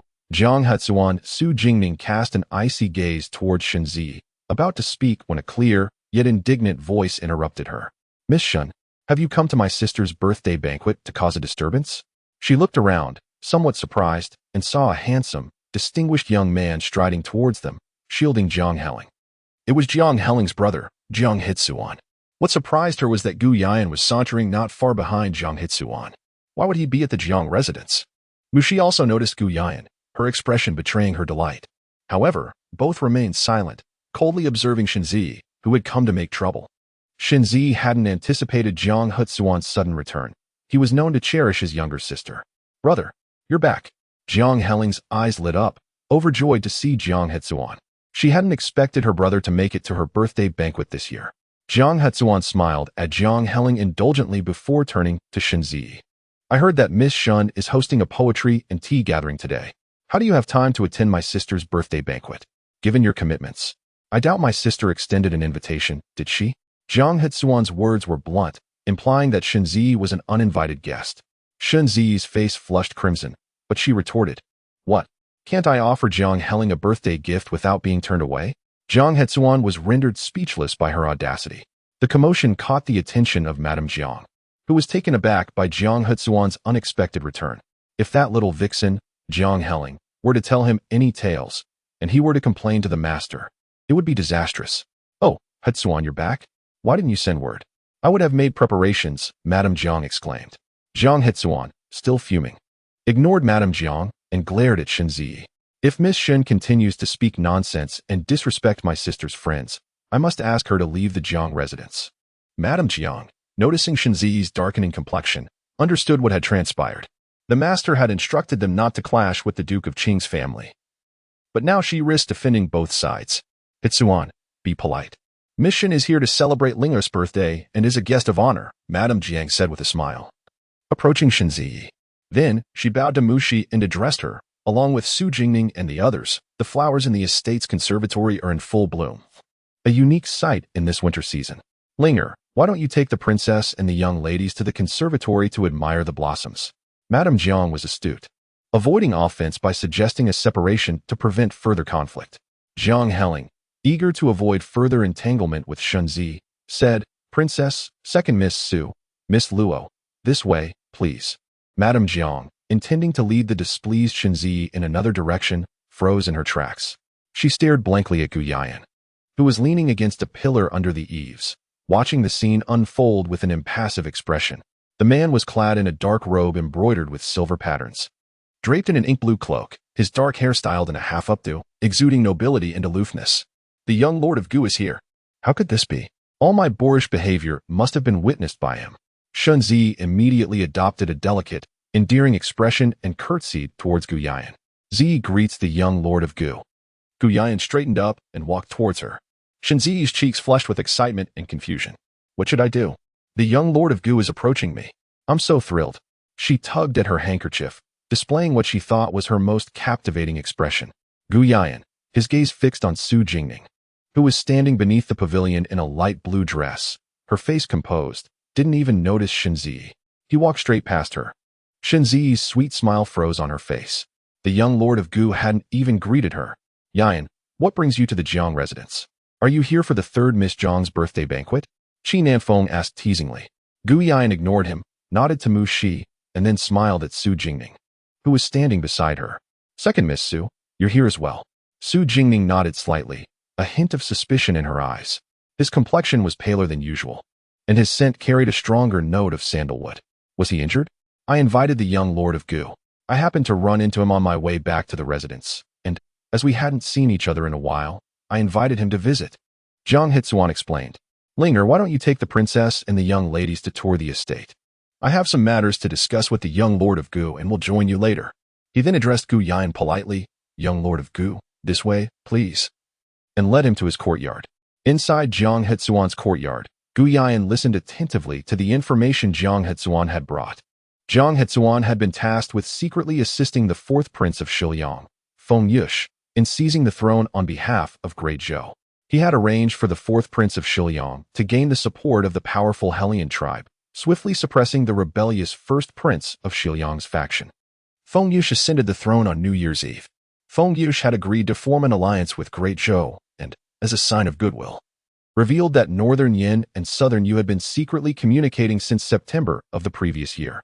They had secretly provided Southern Yu with a batch of cold iron ore, transported covertly from Shiliang to evade Great Zhou's stringent defenses. Southern Yu, with its scarce mineral resources, did not produce cold iron ore. If Northern Yin was secretly supplying Southern Yu with cold iron, it was likely that the two nations had already forged an alliance, Jiang Hetsuan said with concern. Northern Yin's weapons are forged from cold iron ore. If Northern Yin were to manufacture cold iron weapons for Southern Yu, their blades would undoubtedly be aimed at Great Zhou, potentially causing chaos in the southern territories, Gu Yan said, frowning slightly. Tomorrow, you will accompany me to the palace to report this matter to His Majesty. In the meantime, I will dispatch men to investigate the situation in the southern territories, Gu Yan said gravely to Jiang Hetsuan. Understood. The Shiliang envoys are expected to arrive in the imperial city in about half a month. The delegation includes the Princess of Shiliang. It is rumored that the Shiliang Emperor has given her a secret decree, suggesting an intention to form a marital alliance with Great Zhou. The Princess of Shiliang? Feng Xian? Gu Yan asked, surprised. Indeed, that Princess of Shiliang is a formidable figure. If she is truly here for a marital alliance, it could disrupt the current balance of power in the court, Jiang Hetsuan said with a hint of amusement. Have men keep a close watch on her. The Shiliang Emperor is young. A marital alliance with Great Zhou would deprive him of a significant asset, Gu Yan pondered. Shiliang's defeat has led to harsh peace terms from Great Zhou. The Shiliang Emperor would not be foolish enough to send a princess as a hostage, especially since Feng Xian wields real power in Shiliang. Understood. In the Jiang residence's garden, Shunzi stood beneath a snow pine, glancing towards the distant courtyard. Since seeing Gu Yan arrive at the Jiang residence, she had been unable to sit still. She was deeply infatuated with the young Lord of Gu, vowing to marry him and no other. Unfortunately, the young Lord of Gu was aloof and indifferent to women, rarely attending private gatherings, and seldom returned to the imperial city, leaving her with few opportunities to see him. Therefore, she was determined to express her feelings to the young Lord of Gu today and make him remember her. Finally, she saw Gu Yan, clad in an ink-blue cloak, emerge from the courtyard alone. His tall and slender figure exuded aloofness and nobility, causing Shunzi's cheeks to flush. She watched as he drew nearer. Young Lord of Gu. Startled by the sudden appearance of the woman, Gu Yan frowned, sidestepped to avoid her, and regarded her with a cold gaze. Who are you? He asked, his deep voice laced with iciness. I am Shunzi, the youngest daughter of the Duke of Qing, Shunzi said, lowering her head, afraid to meet his eyes. What do you want? He cast a fleeting glance at Shunzi, feeling an unsettling familiarity with the name. Young Master Gu, the young lady stammered, her voice tinged with shyness. I have long admired you. Would you? Shunzi's delicate face flushed crimson, her words faltering. I refuse, Gu Yanin replied coldly and decisively, shooting a disdainful look at Shunzi before unceremoniously striding past her. Suddenly, he recalled that she was the one who had troubled Su Jingning at Yunyao Pavilion last time. She had seemingly been in the pavilion of the Jiang residence moments ago, prompting him to wish to leave without delay. Shunzi stood frozen, her countenance pale, her eyes brimming with tears as she gazed in disbelief at the retreating figure. Chapter 43. A fitting pair oblivious to the inconsolable sobs of Shunzi behind him, Gu Yan strode away from the Jiang family's garden with purposeful strides. Only upon turning into the Jiang family's cloister did he decelerate his pace, noticing Su Jingning approaching. What brings you here? The severity in Gu Yan's countenance softened considerably. I inadvertently left my hairpin in the pavilion over there and came to retrieve it, Su Jingning explained, brandishing the white jade hairpin in her hand. Advancing slightly closer to Gu Yan, she detected a faint medicinal scent lingering on him. Her gaze then fell upon his pallid complexion and the delicate crimson threads in his eyes. Are you injured? Is someone pursuing you again? Su Jingning inquired, her almond eyes growing cold, her small face taut with concern. Gu Yan felt a jolt within his heart. She had discerned it. He had concealed it so well that even Jiang Hetsuan had not noticed. How had she discovered it? Seeing his silence, Su Jingning abruptly reached out to touch his wrist. Despite knowing she would not detect anything, Gu Yan felt a surge of unease. What? Are you concerned about me? Gu Yan jested, lightly evading her cool fingertips. His voice a low, captivating murmur. Su Jingning's outstretched hand faltered momentarily, her serene expression unwavering, before she firmly grasped Gu Yan's pale wrist. Hold still. This time, Gu Yan did not resist, allowing her to take his pulse, his gaze fixed upon her furrowed brow, amusement dancing in his eyes. Su Jingning's expression remained grave for a long while before she released Gu Yan's hand. His pulse was normal, even stronger than most, indicative of robust health.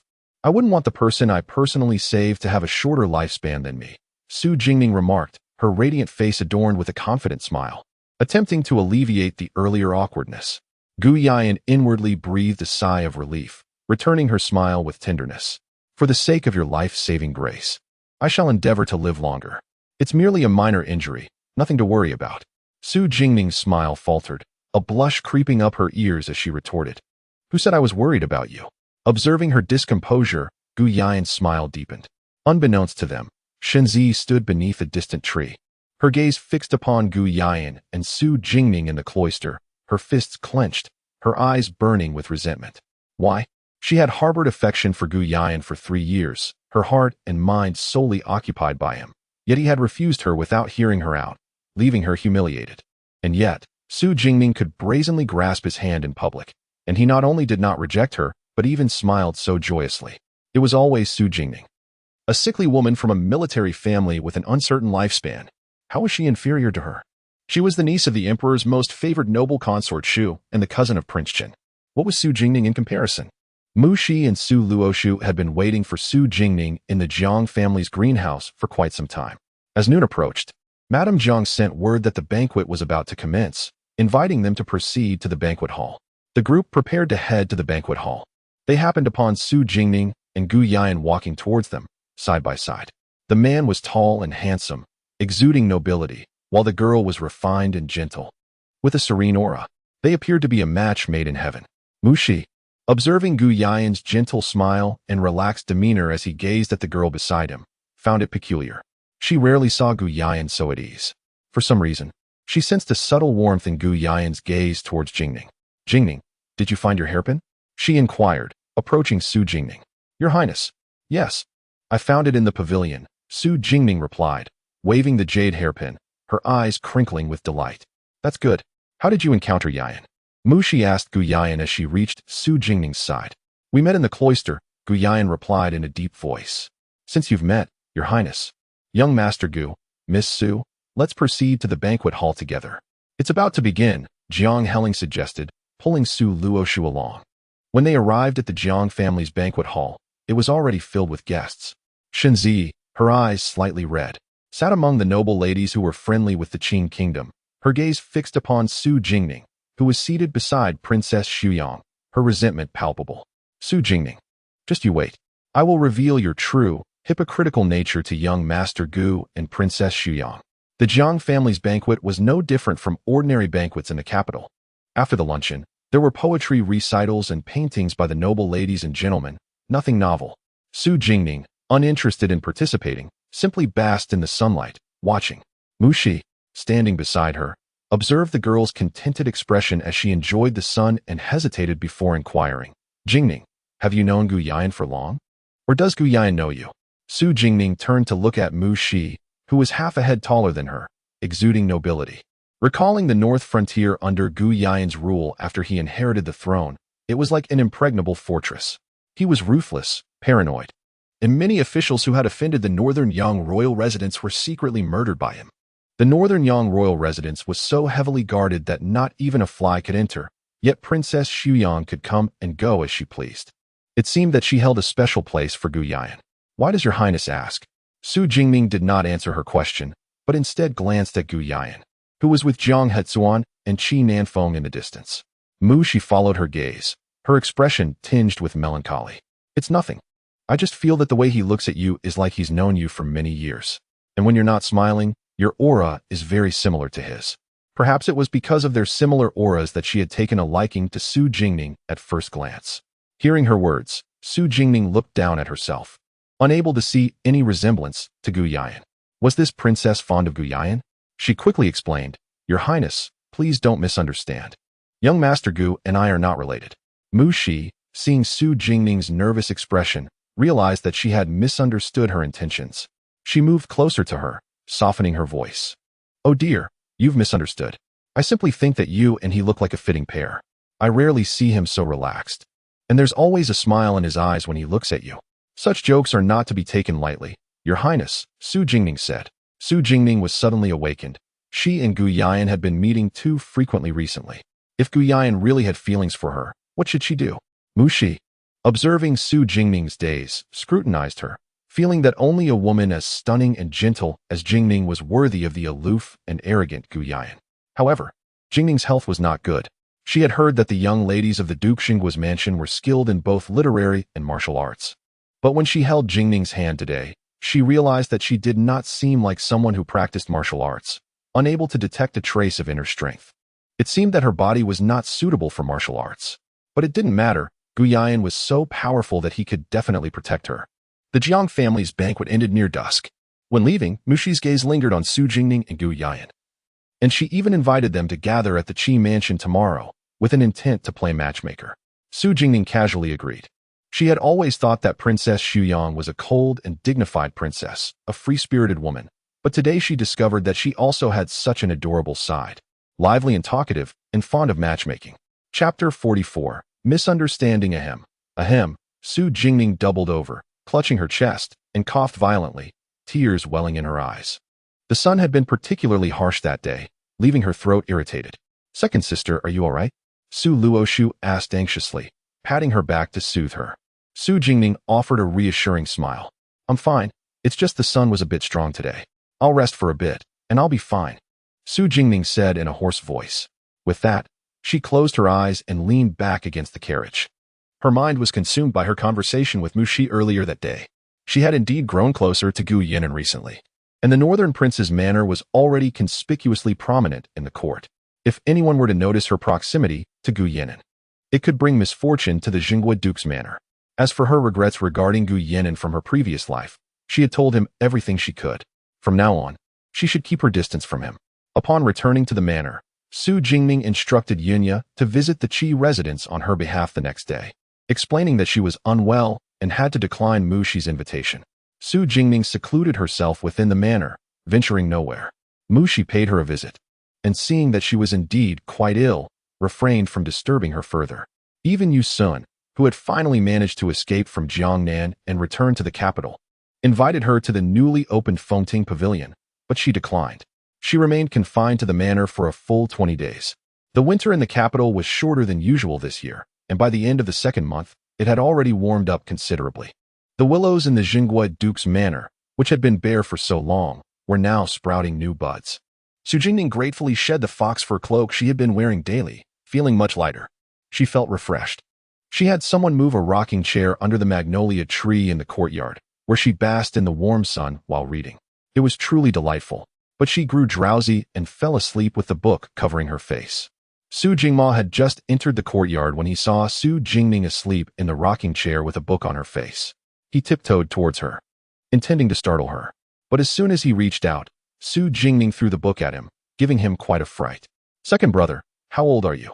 Still trying to scare me? If you frighten me, I'll tell mother you're bullying me, Su Jingning said as she sat up, smoothing her skirt. Her voice was slightly aggrieved, but her expression was disdainful as she looked at Su Jingma. Su Jingma, unabashed, chuckled and walked towards Su Jingning, handing her the book. Well, I didn't scare you. Su Jingning took the book and said, what brings you here, second brother? You've been cooped up in the courtyard every day. You're going to turn into a simpleton. The emperor has decreed that officials of the third rank and above, along with their families, accompany him to Mount Hua for the spring hunt, which will last for 5 days. Didn't mother tell you? Su Jingma felt that his sister had become dull from staying in the courtyard for too long, unaware of such an important event. No, can I not go? Su Jingning wanted nothing more than to stay in the courtyard. No. This spring hunt is different from previous years. There will be envoys from Western Liang and the Western Liang princess. They will also participate in the hunt. The young ladies and gentlemen of the capital are pampered and sheltered, and they are no match for them. The emperor specifically instructed that the sons of the Jingguo Duke's manor should all attend, and you and Shuer as well. Su Jingma's gaze dimmed as he thought of the Western Liang princess, emotions swirling in his eyes before being quickly concealed. The peace talks between Western Liang and Dezhou had concluded, but the Western Liang princess had made an agreement with the Dezhou emperor, carrying the Western Liang emperor's decree to stay in Dezhou for 3 years, specifically to study its economy and culture. Because of this, Western Liang had specially offered 10,000 warhorses. How could the emperor refuse? The Western Liang princess? Feng Xian? Is she really staying in Dezhou? Su Jingning asked, frowning. Since the Western Liang delegation had entered the capital, she had been anxious. This matter had deviated from her previous life. In her previous life, the Western Liang princess had not come to Dezhou, nor had she proposed staying. She couldn't understand what had gone wrong. Could it be because of her rebirth? But she had been cautious since her rebirth, only dealing with Mu Ling and Chun Ruofu. Could it be because she had her father hand over military power in the Western territory? Yes. Our Jinghua Duke's manor has always guarded the Western territory and has long been at odds with Western Liang. They may be targeting us this time, so be careful, Su Jingma said with some concern, cautioning Su Jingning. Understood. The next day, at the foot of Mount Hua, at the Royal Hunting Ground Camp. The spring hunt was the first major event of the new year in Dezhou, and with the participation of the Western Liang delegation, it was a grand affair. With a large entourage of officials and their families. Mount Hua, as a royal hunting ground, was picturesque. The mountains were majestic and verdant, with towering trees reaching into the clouds, and the air was filled with the fragrance of grass and trees. The gentle spring breeze was intoxicating. The hunt would not officially begin until tomorrow. After traveling for half a day, the Zhou Emperor instructed each family to rest. The Jinghua Duke's manor's tents were near the edge of the camp, with the women in one area and the men in another. The female members of the Jinghua Duke's manor who had come were the Jinghua Duchess, the third Madame Lu, Su Jingning, and Su Luoshu. Third Madame Lu rarely left the capital, and she suffered severe motion sickness from the half-day journey. The Jinghua Duchess and Su Luoshu were tending to her, so Su Jingning, unable to help, left the tent on her own. She had never been to Mount Hua in her previous life and had not expected the scenery to be so beautiful. She had heard that Mount Hua had a beautiful misty lake, so she took a few extra steps to see it. As a result, she saw Gu Yan'an, whom she had been avoiding for so long. He was wearing a dark blue brocade robe with his hair tied up in a white jade crown, his enchanting features dazzling. He was frowning and talking to Mou beside him. When Su Jingning saw him, she was immediately startled and turned around to escape, hoping that Gu Yan'an hadn't seen her. Second Miss Su, where are you going? Gu Yan'an's cold voice came from behind her. Su Jingning stopped in her tracks, unsure whether to turn around or not. Mou passed by her and respectfully bowed to her. Hearing the footsteps getting closer, Su Jingning closed her eyes and resigned herself to turning around. What a coincidence, you're here too, Su Jingning said with an awkward smile. Gu Yan'an looked at Su Jingning's smiling face and frowned for the first time. Are you so unwilling to see me that you avoid me whenever you see me? Gu Yan'an's voice was already cold, but now, with anger in his heart, it was even more terrifying. What are you talking about? I'm not avoiding you. It's just that I saw you talking to someone and didn't want to disturb you. Su Jingning continued to explain with a smile. Oh, really? Then why did you feign illness to decline the invitation you agreed to with Mu Shi? And why have you been feigning illness for so long to avoid Mu Shi? What are you afraid of? Gu Yan'an's voice was still cold, and his expression was somewhat hurt. He had been wondering for so long what he had done wrong to make her suddenly distance herself from him. Su Jingning's smile froze on her face, gradually turning cold, and her expression became wary. You're investigating me in secret, Su Jingning said in a calm, cold voice, her dark eyes filled with ice. She hated the feeling of being watched. If he knew she was feigning illness, how much else did he know about what she had done? Gu Yan'an, I hate being watched more than anything. Whatever I'm afraid of, whether I'm feigning illness or not, whatever I'm doing, it's none of your business, Su Jingning said. Feeling angered by Gu Yan'an, her face was tense with anger, and she turned to leave after speaking. Gu Yan'an felt a pang of pain in his heart from her words. He had not expected her to misunderstand him. He knew she was feigning illness because her maid had gone to the Qi residence that day to say that she was ill and could not go out. He thought her cold syndrome had recurred and rushed to the Jinghua Duke's manor to see her, only to discover that she was fine. He had initially thought she was only feigning illness because she didn't want to go out, but after she had been feigning illness for so long, refusing to go out with Mu Shi, he realized that she was avoiding him. He believed he had done something to displease her, yet after half a month, he remained oblivious to the source of the issue. Today, upon seeing her, she once again evaded him, prompting him to speak rather coldly in a moment of frustration. As he watched her turn to leave, he swiftly grasped her wrist. You misunderstand. I did not investigate you. I am. His voice softened considerably, yearning to clarify. But when he met the icy gaze of Su Jingning, he suddenly fell silent. Indeed, what was he to her? He did not even dare to approach her openly to express his concern. Fine, if you say I am investigating, then let it be so.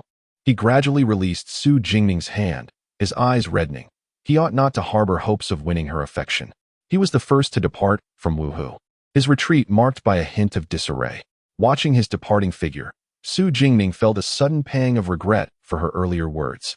As Su Jingma emerged from the tent, he encountered Gu Yan'an, whose face was shrouded in coldness.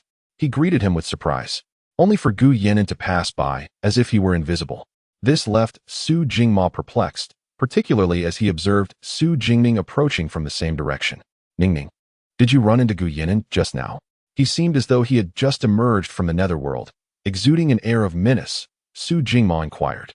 How would I know? I am not acquainted with him, Su Jingning replied, her tone sharp as she coldly turned to enter the tent. Oh, but I heard you both went to the Jiang residence together recently. He even came to inquire about your health afterward, Su Jingmo remarked, trailing behind her. Su Jingning paused momentarily at the entrance of the tent, then emerged once more. What did you say? When did he come? Just a day after you visited the Jiang residence, Su Jingma answered, observing the seriousness etched on Su Jingning's face. What? How did you speak to him? Su Jingning asked. Astonished. You weren't ill. Your cold symptoms have been well managed lately, Su Jingma responded matter-of-factly, covering her face with her hands. Su Jingning wished to avoid any further encounters with her second brother. Why did he not mention it sooner? This is a significant misunderstanding. She glanced in the direction where Gu Yinan had departed, contemplating how she might explain the situation. Chapter 45. The Spring Hunt. Su Jingning tossed and turned throughout the night, her mind occupied with the image of Gu Yinan leaving with red-rimmed eyes. She imagined he must have been quite exasperated. At dawn, the Emperor of Zhou held the opening ceremony for the hunt. The officials, both civil and military, along with participating hunters, gathered at the venue. While the officials' families observed from the periphery, the Emperor had left the capital, entrusting its affairs to the Crown Prince. Hence the absence of the Crown Prince among the accompanying princes. It was rumored that the Empress Dowager had also accompanied the Emperor on this excursion. The Empress Dowager occupied the prominent seat among the officials' families, adorned in splendid attire, exuding grace and dignity. She occasionally conversed with the wife of the Duke of Qing seated beside her. On the other side sat the wife of the Duke of Zhen and the third wife of the Duke of Zhen, accompanied by the wife of Minister Liu. These ladies were all esteemed court women, their ranks next only to the Empress Dowager. The wife of the Duke of Zhen, Shi, and the third wife, Liu, anxiously scanned the hunting grounds until they spotted their child among the participants. Noticing Liu's tension, the wife of the Duke of Zhen comforted her, saying, Yuan Yi, do not fret. The children are seasoned warriors accustomed to the battlefield. This competition is trifling in comparison. Yuan Yi was the third wife's given name.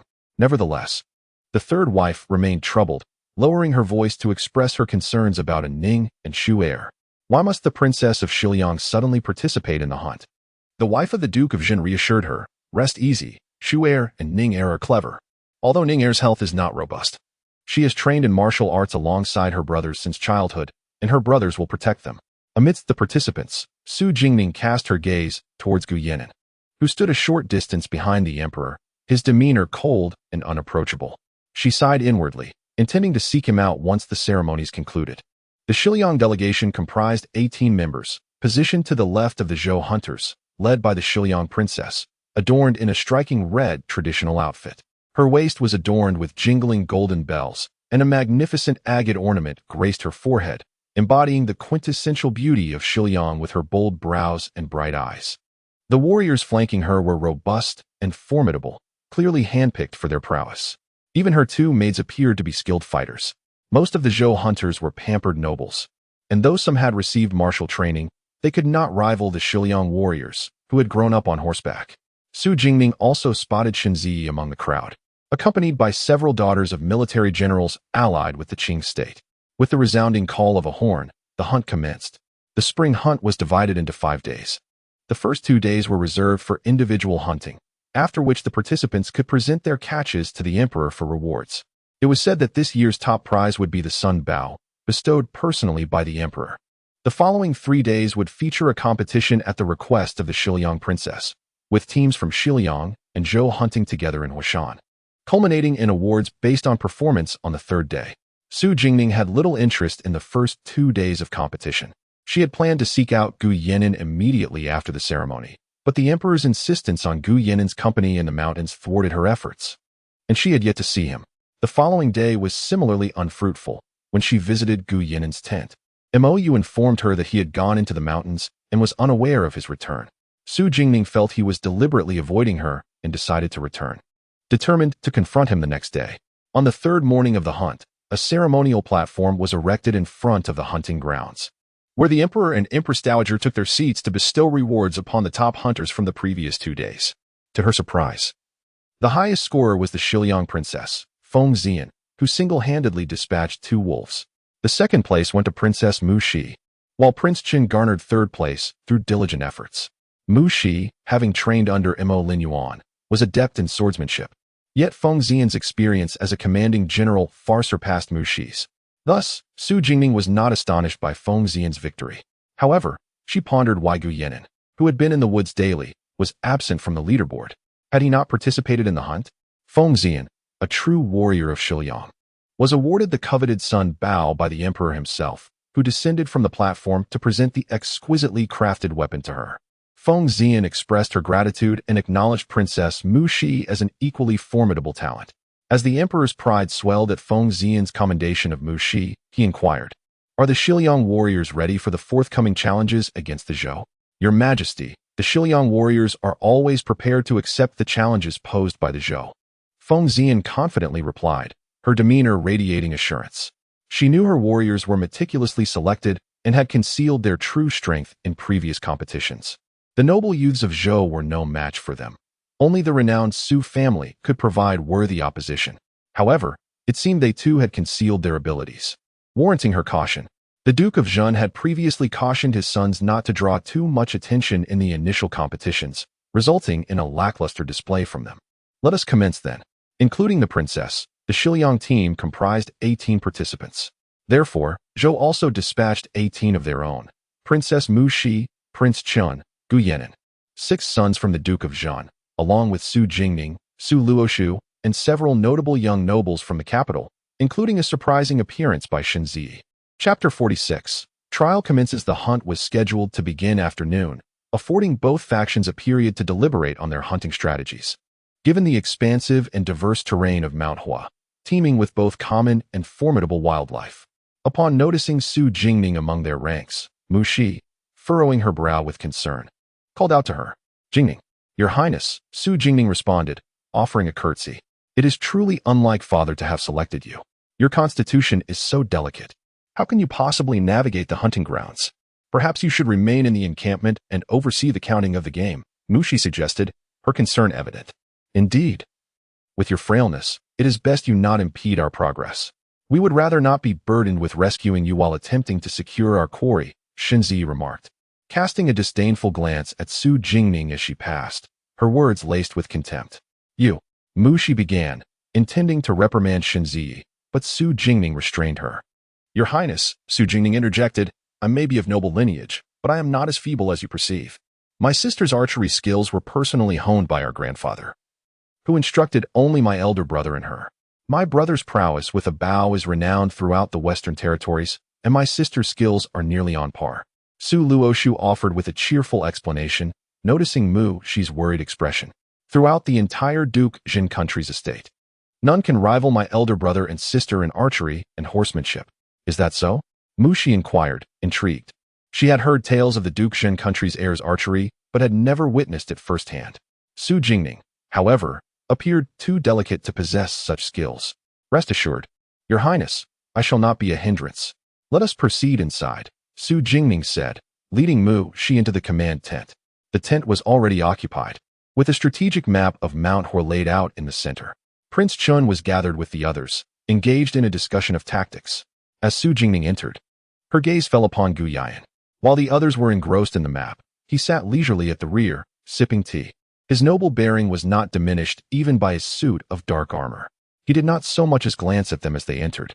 The Hua Mountain hunting grounds are vast and intricate. The 18 warriors dispatched by Western Liang are elite and should not be underestimated. "Does anyone have any proposals?" Prince Chun inquired, his voice somber as he surveyed the map. The Western Liang princess's team may not have excelled in the recent competitions, but they have spent the last 2 days traversing Mount Hua, familiarizing themselves with its terrain and identifying the areas where wild beasts are most prevalent. Over the next 3 days, they will simply need to focus on hunting. Given their familiarity with hunting from a young age, their odds of success are greater than ours unless we take precautions, Su Jingchen observed, his tone grave. "Does the Dukshin country's heir have any suggestions?"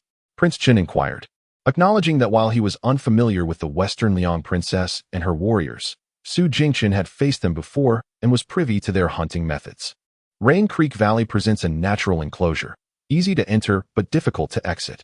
We could divide our forces into 4 groups. one to establish a formation within Rain Creek Valley to trap the beasts, another to drive the prey into the valley, a third to lie in wait and ambush the animals, and the final group to mislead the Western Liang team, engaging in hunts throughout Mount Hua to divert their attention.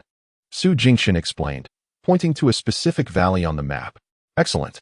We shall proceed accordingly. I will oversee the dispatching of the game. The remaining personnel will be under the Duxian country's heir's command, Prince Chen affirmed. Upon hearing his words, Mushi grimaced. He will oversee the dispatching of the game, leaving the arduous tasks to others while he merely waits in the valley for the prey to be delivered to him. How calculating. Su Jingxian hesitated momentarily before nodding in agreement. He then turned to Mushi and said, Your Highness, you shall lead a group to drive the beasts from the forest into Rain Creek Valley. Su Jingma, Su Jingxian, you will accompany the princess. Given the vastness of Mount Hua, the princess's group may take 2 more people. The remaining 3 groups will each consist of 4 individuals. I shall lead a group to establish a formation within Rain Creek Valley, ensuring that no prey escapes. Su Jingyi, Su Jingza, and Su Luoshu will join me. Su Jingyi is skilled in deploying mazes, while Su Jingza and Su Luoshu's collaborative mechanical designs are unparalleled. The remaining group will be responsible for misleading the Western Liang team, preventing them from approaching Rain Creek Valley. This task will be entrusted to the Duke Gu's heir, Su Jingxian said, turning to Gu Yan, who was seated behind him, seemingly disinterested. Gu Yan nodded impassively, without so much as glancing at Su Jingning, who stood beside Su Jingxian. Given the second Miss Su's delicate health, perhaps she should remain with me in Rain Creek Valley, overseeing the overall strategy, Prince Chen suggested, his expression conveying concern as he glanced at Su Jingning, who had remained silent throughout the proceedings. Su Jingning was about to decline when Shen Zi interrupted her. Cousin, I do not wish to be in the same group as Su Jingning. Her presence will only hinder us. Shen Zi exclaimed, her voice filled with disdain and discontent. The young masters of the Duxian country's estate turned to her, their faces darkening. No one had ever dared to speak of Jingning in such a disparaging manner in their presence. Even the members of the Duxian country's estate had never looked down on her due to her health. How dare Shenzi? Shenzi, realizing the presence of the Duxian country's estate members in the tent, retreated behind Prince Chun. The tent fell silent, the atmosphere heavy with awkwardness. She is with my group. A clear, slightly cold voice broke the silence. Gu Yan set down his teacup, casting a frigid glance in the direction of Prince Chun and Shen Zi, his eyes radiating a chilling aura. Without another word, he rose and exited the tent, still avoiding Su Jingning's gaze. Su Jingning bowed to Prince Chun, her countenance serene and composed. Thank you for your concern, Your Highness. However, as a member of the Su family, I am capable of withstanding the rigors of horsemanship and will not impede the progress of others. With a nod to Su Jingxian, she too departed from the tent. Ayu, you and young Master Wang shall accompany the Duke Gu's heir, Su Jingxian instructed Su Jingyu. Su Jingyu nodded and, accompanied by Wang Lang, the son of the Minister of the Court of Judicial Review, left the tent. Outside the tent, Su Jingning followed Gu Yan to the stables. Gu Yan, his face still cold, made no attempt to speak to her as he retrieved his mount. Gu Yan, seeing him lead his horse away, seemingly intent on ignoring her, Su Jingning quickly fetched a horse from the stables and called out to him, hoping to catch up. Gu Yan continued to walk, as if deaf to her pleas. Frustrated, Su Jingning shouted after him, Gu Yan, stop right there. Her throat, strained from the exertion, became scratchy, causing her to cough twice after calling out. Only then did Gu Yan relent, halting in his tracks and turning to face her with a hint of concern. Su Jingning, her dark hair pulled back in a high ponytail, was clad in specially crafted silver armor, accentuating her slender frame. Her fair face was flushed with anger, lending her an air of vitality that had been absent in recent days. She was leading her horse toward him, her expression one of indignation. Gu Yan, what is wrong with you? What kind of man avoids others when angered? Yes, I may have misjudged you, but you cannot continue to shun me. How am I to apologize if I cannot find you? How is this misunderstanding to be resolved? Do you intend to pretend that we are strangers and never speak to me again? Su Jingning, gazing at the aloof and ethereal Gu Yan before her, grew increasingly agitated. Gu Yan, observing Su Jingning's flushed face, her expression reminiscent of a firecracker, was taken aback. He had never seen her in such a state, and his anger dissipated instantly. Her natural beauty was only amplified by her anger, rendering her less intimidating. But you were the first to pretend that we were strangers, Gu Yan muttered, recalling the day at the palace banquet when she had feigned ignorance of him. I did not pretend to be a stranger. You were the one who. Su Jingning began to retort, but she stopped abruptly, realizing that she had indeed been the first to feign ignorance of him. Even if I did pretend not to know you, why did you not offer an explanation at Mist Lake when I misunderstood you? Why did you not listen to my explanation afterward? Su Jingning continued, her voice cold. You once told me that my affairs are none of your concern and urged me to keep my distance. Gu Yan'an's voice, though husky, carried a hint of grievance. The corners of his eyes were tinged with red, and his expression was one of desolation. Upon witnessing his forlorn demeanor, Su Jingning's heart softened instantly. She realized her words had indeed been excessive. I am truly sorry, I misjudged you. Please disregard what I said, Su Jingning said cautiously, her almond-shaped eyes glancing at Gu Yan'an. Gu Yan'an regarded the timid girl, suppressing the urge to embrace her, and spoke earnestly. Su Jingning, I have never held anything against you.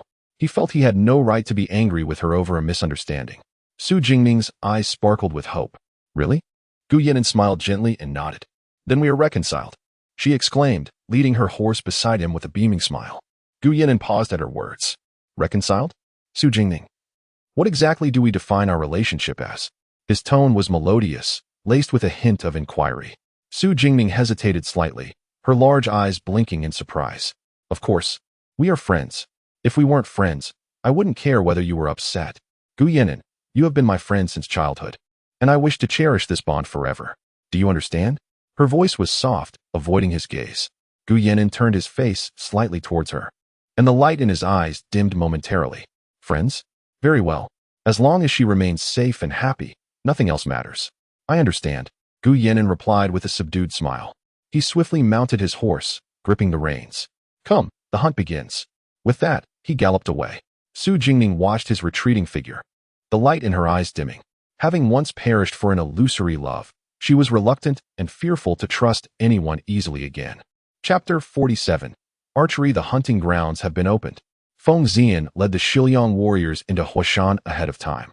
Su Jingxin glanced at the others and addressed them. We shall meet in Yunxi Valley in 2 hours. Let us depart. With that, he took the lead, riding his horse alongside the Su siblings into Huashan. Prince Chun and Shunzi followed him into the tranquil, deep forest. Mu Shi cast a glance at Gu Yan'an and the others, saying, The Shiliang people have gone towards Donggu. Remember to delay them and prevent them from discovering Yunxi Valley. With that, he pulled on the reins, turned his horse, and led the 5 others in another direction. Let us also meet the Shiliang warriors. Gu Yan'an reined in his horse, pivoting with an upright posture, his youthful face radiating with arrogance and confidence. Forward, go. With the sound of galloping hooves, the group sped into the dense woods, raising a cloud of dust behind them. An hour and a half later, in the tranquil and eerie Donggu forest, a robust elk suddenly entered Feng Xian's line of sight. She gestured to the Shiliang warriors behind her, who quickly spread out, effectively cornering the elk without alarming it. A sharp, piercing sound of an arrow followed, and the elk collapsed, a deadly arrow having pierced its abdomen, leaving it unable to rise despite its painful struggles. Feng Xian, satisfied, stowed her bow, mounted her horse, and continued deeper into the woods with her companions. Suddenly, her ears perked up. She pulled on the reins and slowed down, signaling those behind her to halt. She stepped forward and gently parted the foliage obstructing her view.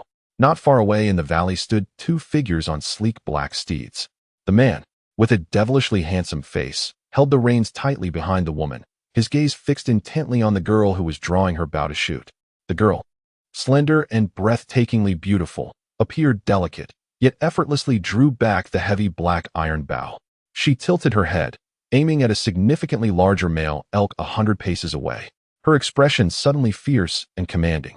With a low, almost inaudible whoosh, the arrow sped forth like a flash of lightning, and before the stag could react, it collapsed to the ground, the arrow having penetrated its skull with precision.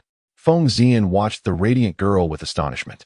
She recognized this extraordinary marksmanship. Su Jingxin, the deputy commander of the Great Zhou's Western Army, was renowned for his unparalleled archery skills, wielding a black Ming bow that had claimed countless lives in Shiliang. And here was a girl whose archery was equally formidable. She must be a member of the Su family. Well done, Miss Su, exclaimed Wang An, who had appeared beside them without notice. This second young lady of the National Duke's residence was said to have been frail since childhood. Yet seeing her with the bow transformed her into someone fierce and composed, entirely unlike the pampered young lady she was reputed to be. Su Jingning lowered her bow and smiled at Wang En. "How are things on your end?" Wang En, with his honest demeanor, replied without flinching. "Prince Chun has taken 2 people to pursue wild boars in the western woods, asking us to check deeper into Donggu." "Good, then let us venture further in," Feng Xian said, glancing into the depths of Donggu. After a moment of contemplation, she withdrew and instructed her warriors, head west. Though she had intended to explore Donggu, the presence of the heir of Beiyang and the 3rd son of the Su family, both formidable, deterred her from crossing paths with them. As for Prince Chun, she felt confident in seizing the prey from him. With half an hour remaining, if she could hunt another elk or wild boar, they could return home today. Su Jingning, hearing the sound of hoofbeats gradually fade, smiled with satisfaction. "They've left. Indeed, let us go to Yushi Valley and join them," Gu Yan'an said, his voice calm. Yushi Valley, shaped like a trumpet, was enveloped by dense forest, making entry easy but exit challenging. Shenzi hid beneath a tree, swatting at the numerous mosquitoes. Visibly impatient with the environment, Prince Chen stood high in the valley, observing Su Jingchen and the others as they inspected their traps, his expression inscrutable. It was said that the Su family of the great Zhou possessed innate talents for command, their military strategies unparalleled. Having never witnessed it firsthand, he was now convinced of their reputation, marveling at the intricacies of their craft. Even the unassuming, illegitimate daughter of the National Duke's residence displayed remarkable ingenuity in her traps, leaving him unable to comprehend the principles at work. The 4 worked in perfect harmony, transforming the vast forest into an inescapable cage within just an hour using rocks and trees. Su Luoshu secured the final knot, dusting off her hands with satisfaction, and turned to Su Jingza, who was tidying up their tools. "It's such a pity that 3rd sister and Xiao Wan went to Jiangnan. They missed out on such an exciting event. When they return, I must show off to 3rd sister." Su Jingza gently tapped her head, chuckling. "What is there to show off? This is a competition against Shiliang. Be serious." He then pulled her towards Su Jingchen and the others. "Eldest brother, 4th brother. It's all set. All right, let us go." Su Jingchen glanced towards Prince Chun, knowing they were merely waiting to catch their prey. "Young Master Su, are the traps ready?" Prince Chun inquired as he approached them with firm strides. "Your Highness, all is well. We just need to wait for Princess Xuyang and the others to drive the prey towards us," Su Jingchen replied solemnly. Prince Chen nodded, satisfaction flickering in his eyes. "Young Master Gu, you have arrived." Shenzi's delighted voice rang out from behind them. Gu Yan'an and his companions emerged from the forest, and Shenzi, eyes sparkling, dashed towards him with joy. Gu Yan'an cast a cold glance her way, nodded, then strode past her to take Su Jingming's reins. As Su Jingming handed him the reins, she hurried towards Su Jingchen and the others. A flash of resentment crossed Shenzi's face as she clenched her fists. "Eldest brother." Su Jingming joyfully approached Su Jingchen, exhilarated by the ride. Su Jingchen stepped forward to steady the galloping girl, his expression tender. "Slow down. Hey, I'm just excited." Su Jingming giggled, her embarrassment evident. "You seem quite happy," Su Jingyi remarked, handing her a water flask, his tone gentle. Su Jingming took a sip and proudly said, "4th brother. Today you must compete with me." "Very well, but it's been years since you last held a bow. Let us see if you've become rusty," Su Jingyi replied, raising an eyebrow with a smile. Chapter 48. A crisis looms. Su Jingning, with a fleeting glance, observed the startled birds taking flight from the distant forest. A radiant smile gracing her lips as she softly murmured, "They are coming." In the depths of the thicket, flocks of birds erupted from the underbrush, causing a stir throughout the woodland. The sound of galloping hooves intertwined with the melodic chime of bells, drawing ever closer to their position. The group, tense with anticipation, fixed their gazes upon the valley, their bows drawn taut, aiming at the entrance. As the quarry approached, the forest reverberated with the roars of wild animals and the activation of various traps.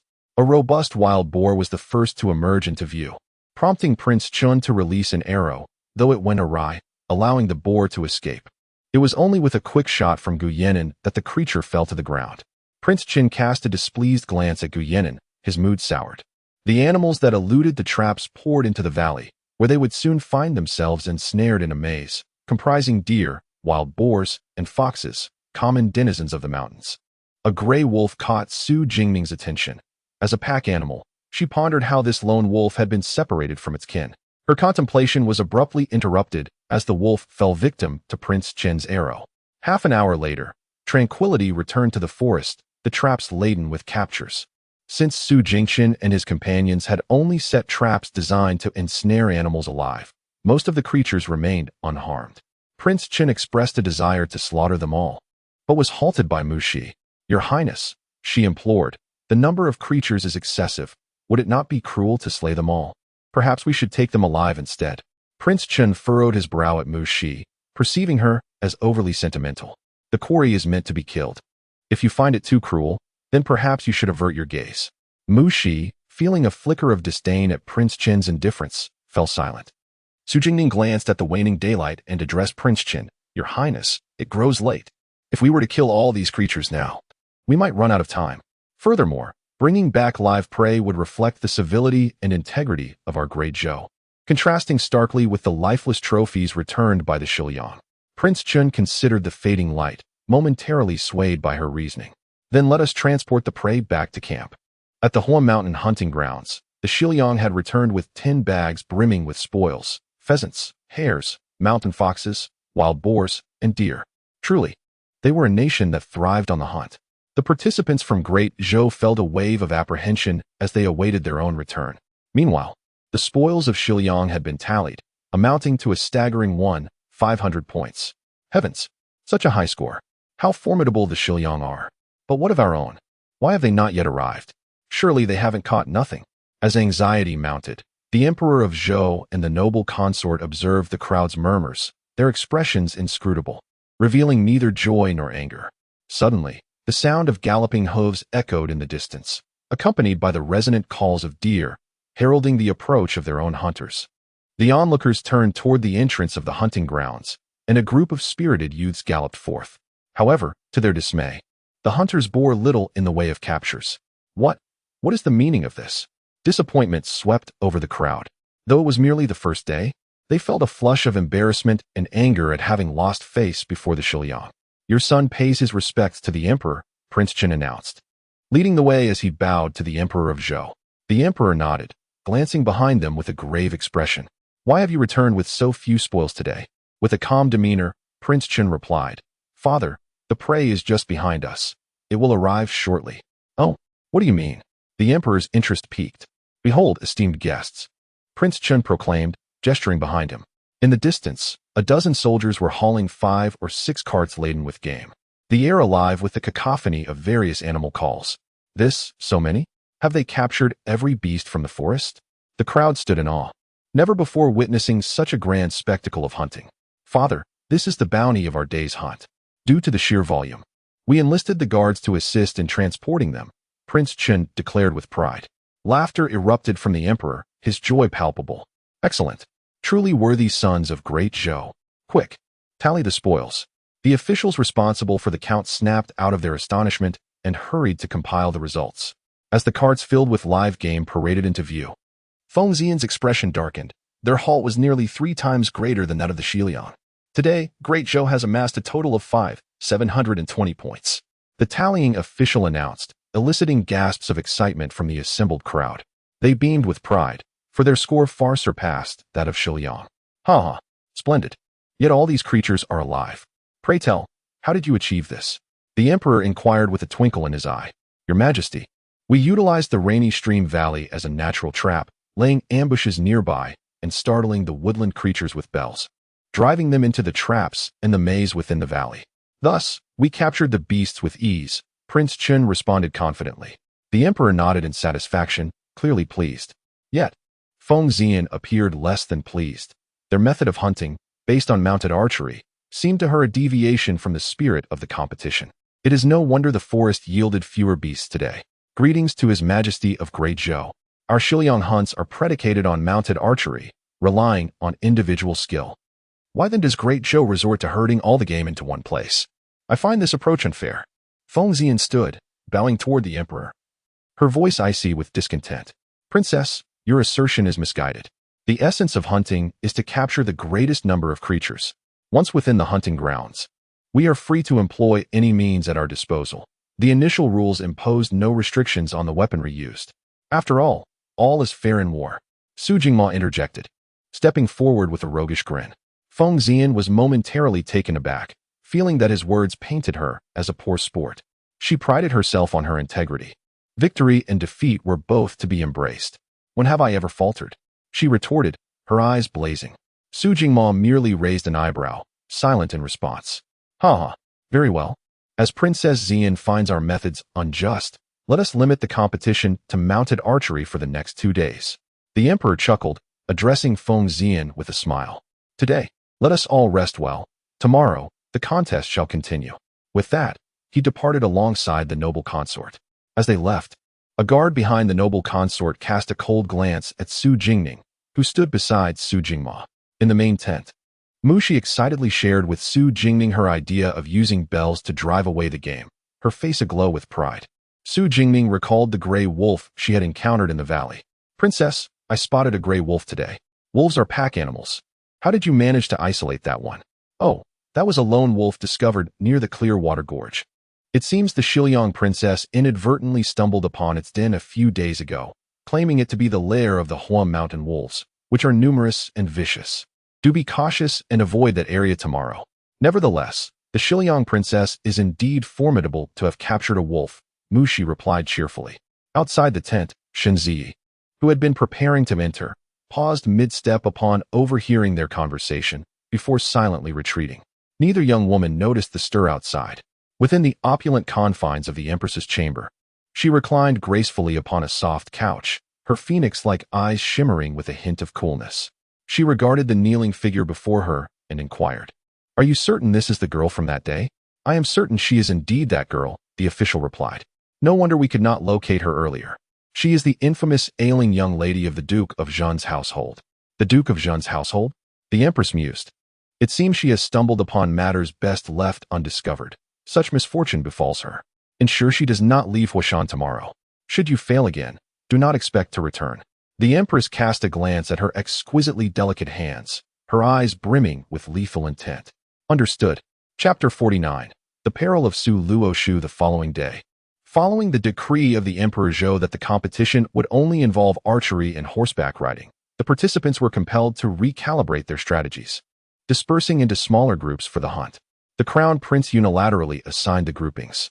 Su Jingning and Su Luoshu found themselves paired with Wang En and 3 other young lords from prominent families. Although Su Jingchen and his companions were reluctant to have their younger sisters separated, they felt it inappropriate to voice their objections, considering it was the Crown Prince's arrangement.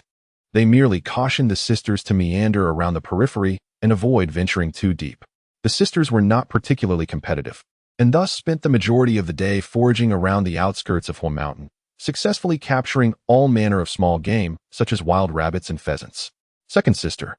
Look, Su Luoshu suddenly whispered to Su Jingning, her gaze fixated on a nearby fox, its coat a pristine white. Resembling a delicate sprite that had inadvertently wandered into human territory, far more exquisite than the gray foxes she had encountered in the past 2 days. Su Jingning was equally captivated, exchanging a glance with Su Luoshu before stealthily approaching the fox, intent on capturing it. "Miss Su Air, there's nothing left here.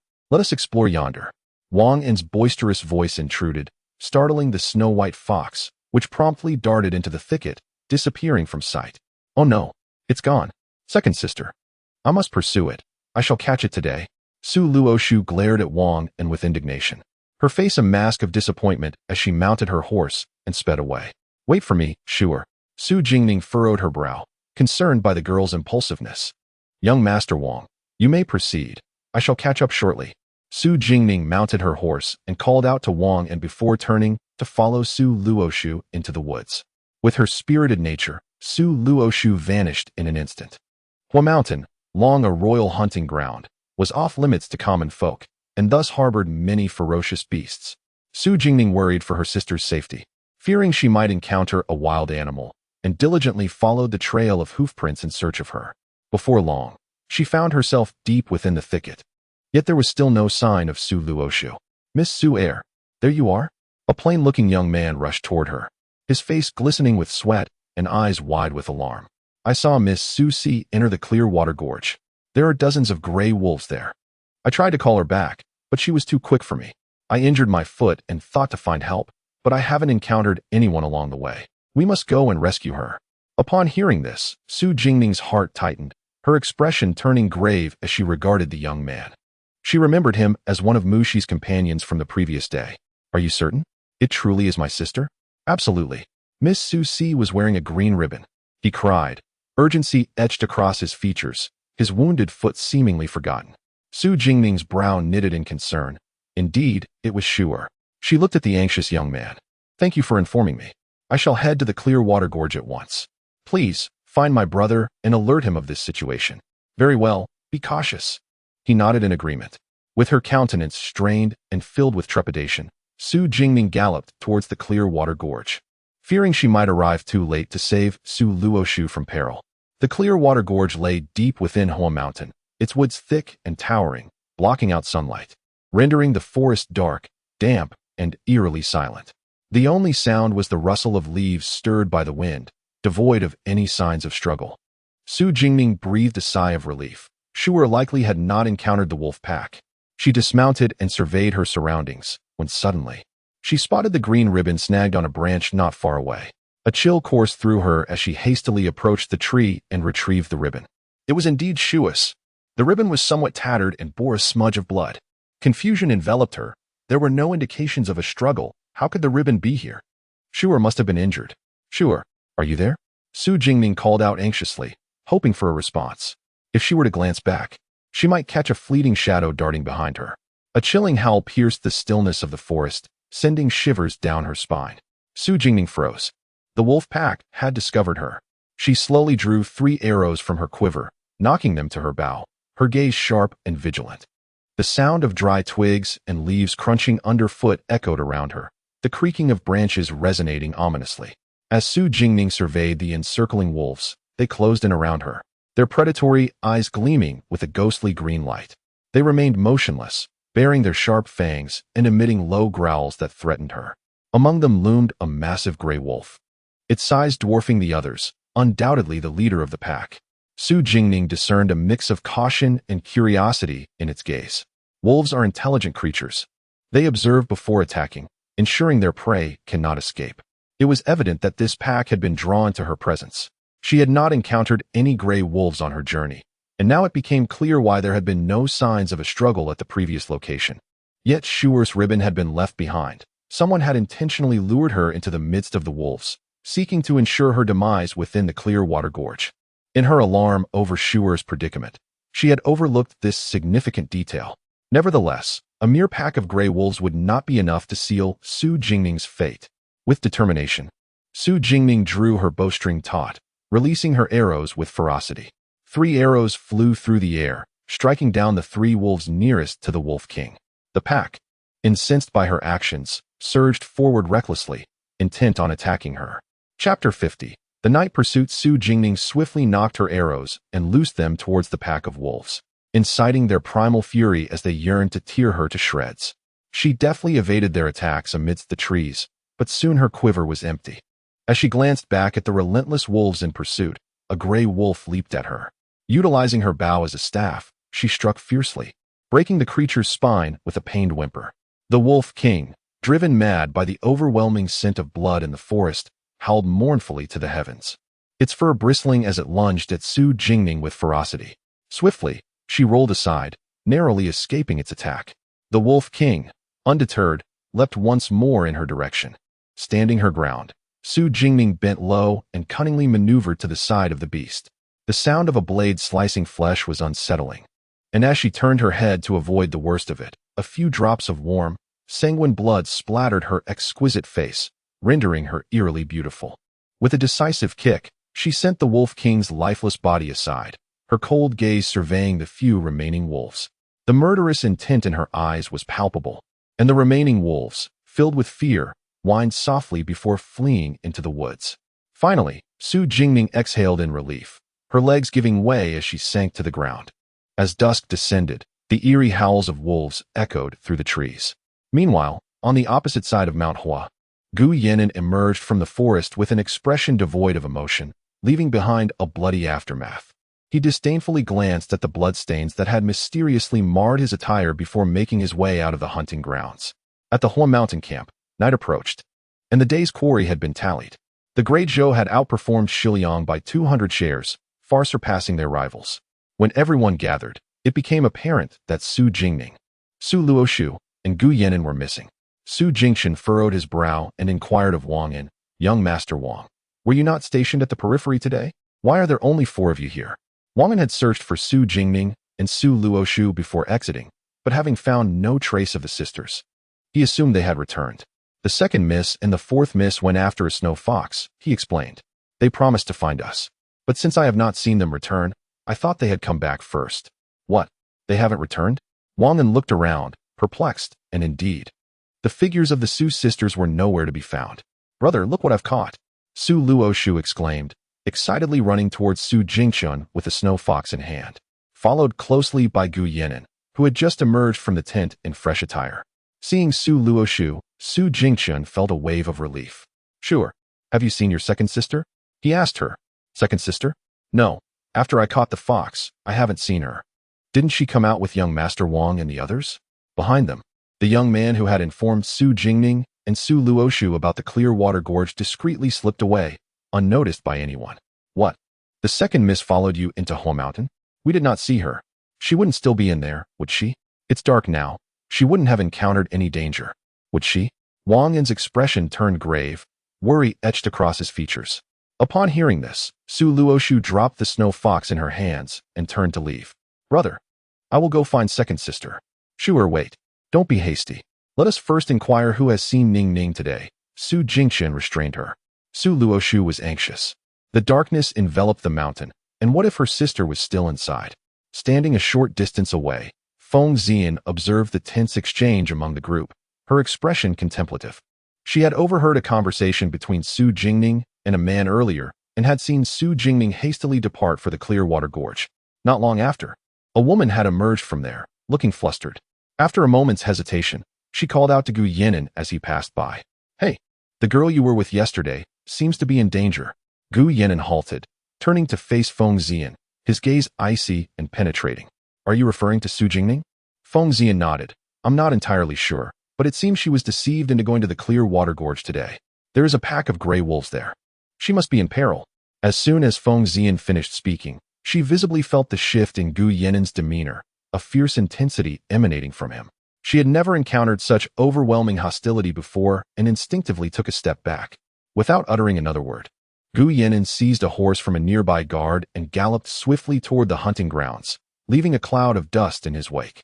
Upon reaching the Clearwater Gorge, Gu Yan'an found the forest littered with wolf corpses and a solitary body clad in black. His heart sank at the sight, a chilling wave of murderous intent flickering in his otherwise cold eyes. They had targeted her. Gazing at the bloodstains on the ground, his grip on the sword tightened, knuckles whitening as he followed the trail of blood, his expression darkening with each corpse he encountered, his pace quickening as he navigated through the trees. At last, to his left, he heard faint sounds of struggle.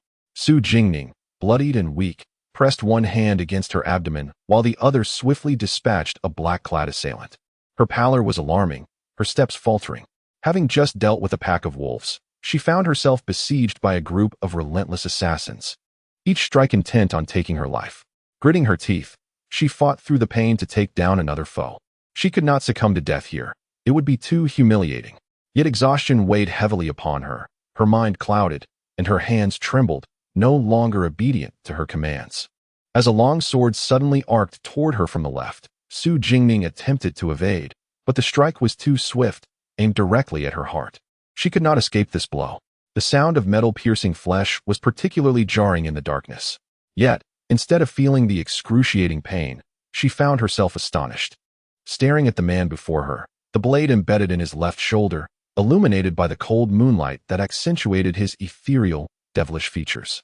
His phoenix-like eyes glimmered with a chilling malice, radiating an aura of rage akin to that of a demon from hell. As he glanced down at the crimson blade protruding from his shoulder, a bloodthirsty smile crept upon his lips, and his eyes glinted with unyielding frost.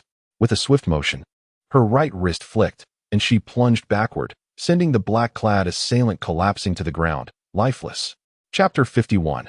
Unconscious, the men clad in black hesitated, momentarily daunted by the sudden appearance of the man radiating an aura of lethal intent. Gu Yan'an, observing Su Jingning frozen in place, coldly commanded, "Draw my sword." As Su Jingning beheld his blood-soaked wound, a sharp pang of anguish pierced her heart, engulfing her in a tumult of pain, despair, sorrow, and helplessness. Numbly, she nodded in response to Gu Yan'an. With his back turned to her, Su Jingning, suppressing her own pain, tremulously grasped the hilt of the sword and forcefully stepped back, extracting it from his body. Furrowing his brow, Gu Yan'an advanced a step, lifting his gaze towards the retreating figures of the black-clad men, his intent to pursue them unwavering. Dragging the blood-dripping sword, he approached them step by step, resembling a vengeful deity from the depths of hell. Su Jingning, holding the sword, collapsed to the ground, her mind flooded with fragmented memories of Gu Yan'an, each one tightening around her heart like a vice, nearly suffocating her as tears streamed uncontrollably down her cheeks. Once Gu Yan'an dealt with the last of the black-clad men, he returned to Su Jingning's side, the fear he experienced while searching for her haunting him. Kneeling beside her, he lowered his gaze to her blood-stained abdomen, desperate to staunch the bleeding but fearful of causing her pain. Her tears were a testament to her agony. "Do not be afraid. I will take you to the doctor. Do not be afraid," Gu Yan'an murmured softly as he carefully lifted her into his arms. With tears in her eyes, Su Jingning gazed at Gu Yan'an's tense face, raised her hand to touch his cheek, but fatigue overwhelmed her, and she only managed to graze his handsome chin before losing consciousness. "Yan." Su Jingning's voice was faint and fragile. Gu Yan'an leaned closer, straining to hear her words, but could not discern what she had said. Not long after, Su Jingchen and the others arrived at Huashan, only to see Gu Yan'an cradling the bloodied Su Jingning. "Second sister," Su Luoshu cried out in shock, frozen in place at the sight of Su Jingning drenched in blood. "Ningning, young Master Gu, what has happened to Ningning?" Su Jingchen and the others rushed towards Gu Yan'an, their concern palpable. "Speak of this later. Quickly summon the royal physician. She is injured," Gu Yan'an ordered coldly, his feet never faltering as he hurried towards the camp. Su Jingchen, observing Su Jingning's pale, blood-soaked form, his usually gentle demeanor now tinged with fury, commanded, "Amo, you, keep a close watch on Luo Dong. If anything happens to Ningning, inform the Ministry of Revenue. That old man's son will not escape unscathed." "Yes." Su Jingma and Su Jingyu, furious, longed to exact vengeance upon that deceitful rogue, Luo Dong. He believed that by withholding the name of the mastermind behind convincing Ningning to visit Qingshui Gorge, they would remain in the dark, but the Su family army had never encountered a sealed mouth they could not pry open. The lady of the Duke of State, witnessing the bloodied figure returned by Gu Yan'an, nearly fainted, but was steadied by the Duke of State beside her. As Gu Yan'an gently laid Su Jingning down, the royal physician, hurriedly summoned by Su Jingchen, entered the tent. The physician, taken aback by the sight of the usually composed and polite Duke of State's son in such a state, quickly grasped the gravity of the situation. "Dr. Du, please examine my daughter," the Duke of State urged, panic edging his voice, as he pulled the physician closer to Su Jingning. Dr. Du frowned at the sight of the girl whose clothing was drenched in blood. "I need to stop the bleeding for Miss Su. It is not suitable for too many people to remain here.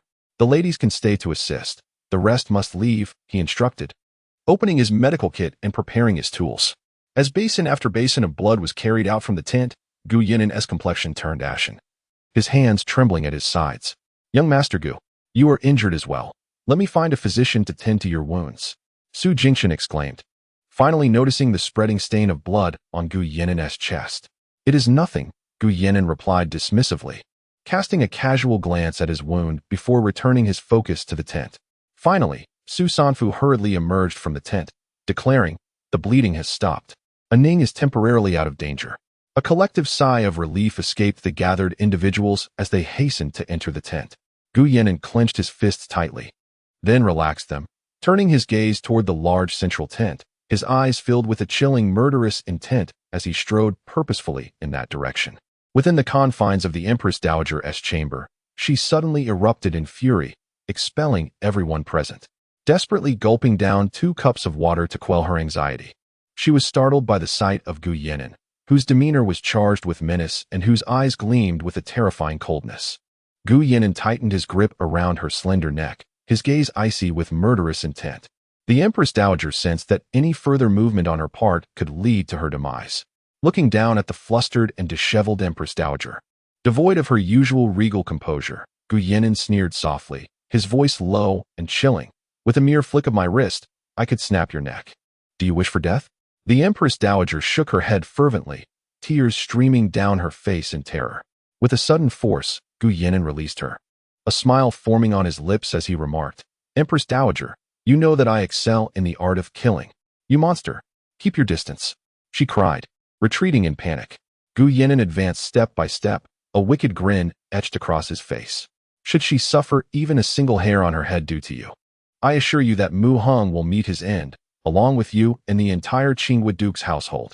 Cherish your current wealth and glory. Do not provoke my ire.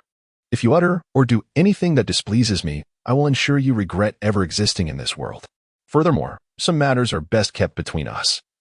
The fewer who know, the better for both you and me. Would you not agree? Tilting his head, Gu Yan'an observed the blood trickling from his hand, nonchalantly wiping it on the nearby curtain before vanishing into the depths of the Empress Dowager's tent. Pale and dazed, the Empress Dowager sank to the ground. Your Highness, what has happened to you?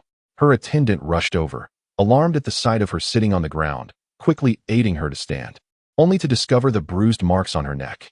Struggling to regain her composure, the Empress Dowager leaned heavily on the attendant. Your Highness, what is wrong? I shall summon His Majesty. The attendant turned to leave. Do not go. The Empress Dowager barked coldly.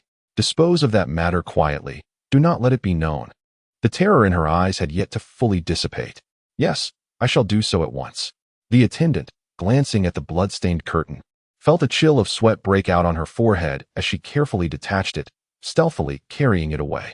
In the Duke of State's tent, upon hearing that the second daughter of the Duke of State had met with misfortune, Emperor Zhou hurried over. Fortunately, she is out of danger. Do not fret. But have you uncovered who is responsible? Emperor Zhou asked, seated opposite the Duke of State, offering words of comfort. The Duke of State's face remained stern, his voice laced with sarcasm. Humph, I appreciate your Majesty's concern. My daughter nearly lost her life. Unperturbed, Emperor Zhou chuckled lightly, knowing how precious this daughter is to you. Should this incident be related to them, I will not let it go lightly and will provide you with a satisfactory resolution. Only then did the Duke of State's expression soften slightly. I thank your Majesty. In the tent of the Su family women, the lady of the Duke of State remained vigilantly by Su Jingming's side, with Su Sanfu and Su Luoshu also present. Su Luoshu gazed at Su Jingming, who lay pallid and drained of blood on the bed, her eyes reddening with tears. If only she had not pursued that snow fox. If only she had run more slowly, her second sister would not have been deceived by that scoundrel Luo Dong, nor would she have sustained such grievous injuries, remaining unconscious to this very moment. Chapter 52. In exchange for your life, she shall be reborn. Su Jingming lay upon her bed, her once radiant and exquisite countenance now rendered pallid and ghostly due to excessive blood loss. Her eyes remained tightly shut, and her thick, curled lashes fluttered slightly. Her brows were knitted in distress, as if ensnared in a nightmarish reverie. In her dreams, she found herself once again in that eerie, foreboding ancient temple, shrouded in dense fog that exuded an air of mystery and unease. She stood amid the mist, observing Gu Yan'an clad in a flowing black robe, his ethereal visage as pale as parchment, his handsome features marred by an inescapable gloom. Before the temple lay an endless flight of stone steps. He descended upon each step, kneeling with a devotion akin to that of a holy acolyte. Su Jingming longed to call out to him, yet he seemed oblivious to her presence, continuing his fervent worship as he ascended towards the temple. She followed closely behind, witnessing his unyielding devotion until he reached the temple's entrance and slightly bowed to rise. When she turned to glance back, the steps had vanished, and the temple stood suspended in the somber clouds. Upon entering the temple, she beheld grotesque statues of fierce deities, their malevolent auras palpable. They seemed to watch Gu Yan'an with bloodthirsty eyes, sending chills down her spine. Yet, he remained serene, kneeling before the idols. Are you truly willing to exchange your life for her rebirth? A raspy, chilling voice echoed ominously, sending shivers through Su Jingming. Yes. Gu Yan'an opened his fathomless eyes, devoid of expression, fixated upon the statue. For one who holds no affection for you, do you truly harbor no regrets? The mysterious voice was sharp and mocking, eliciting a frown from Su Jingming.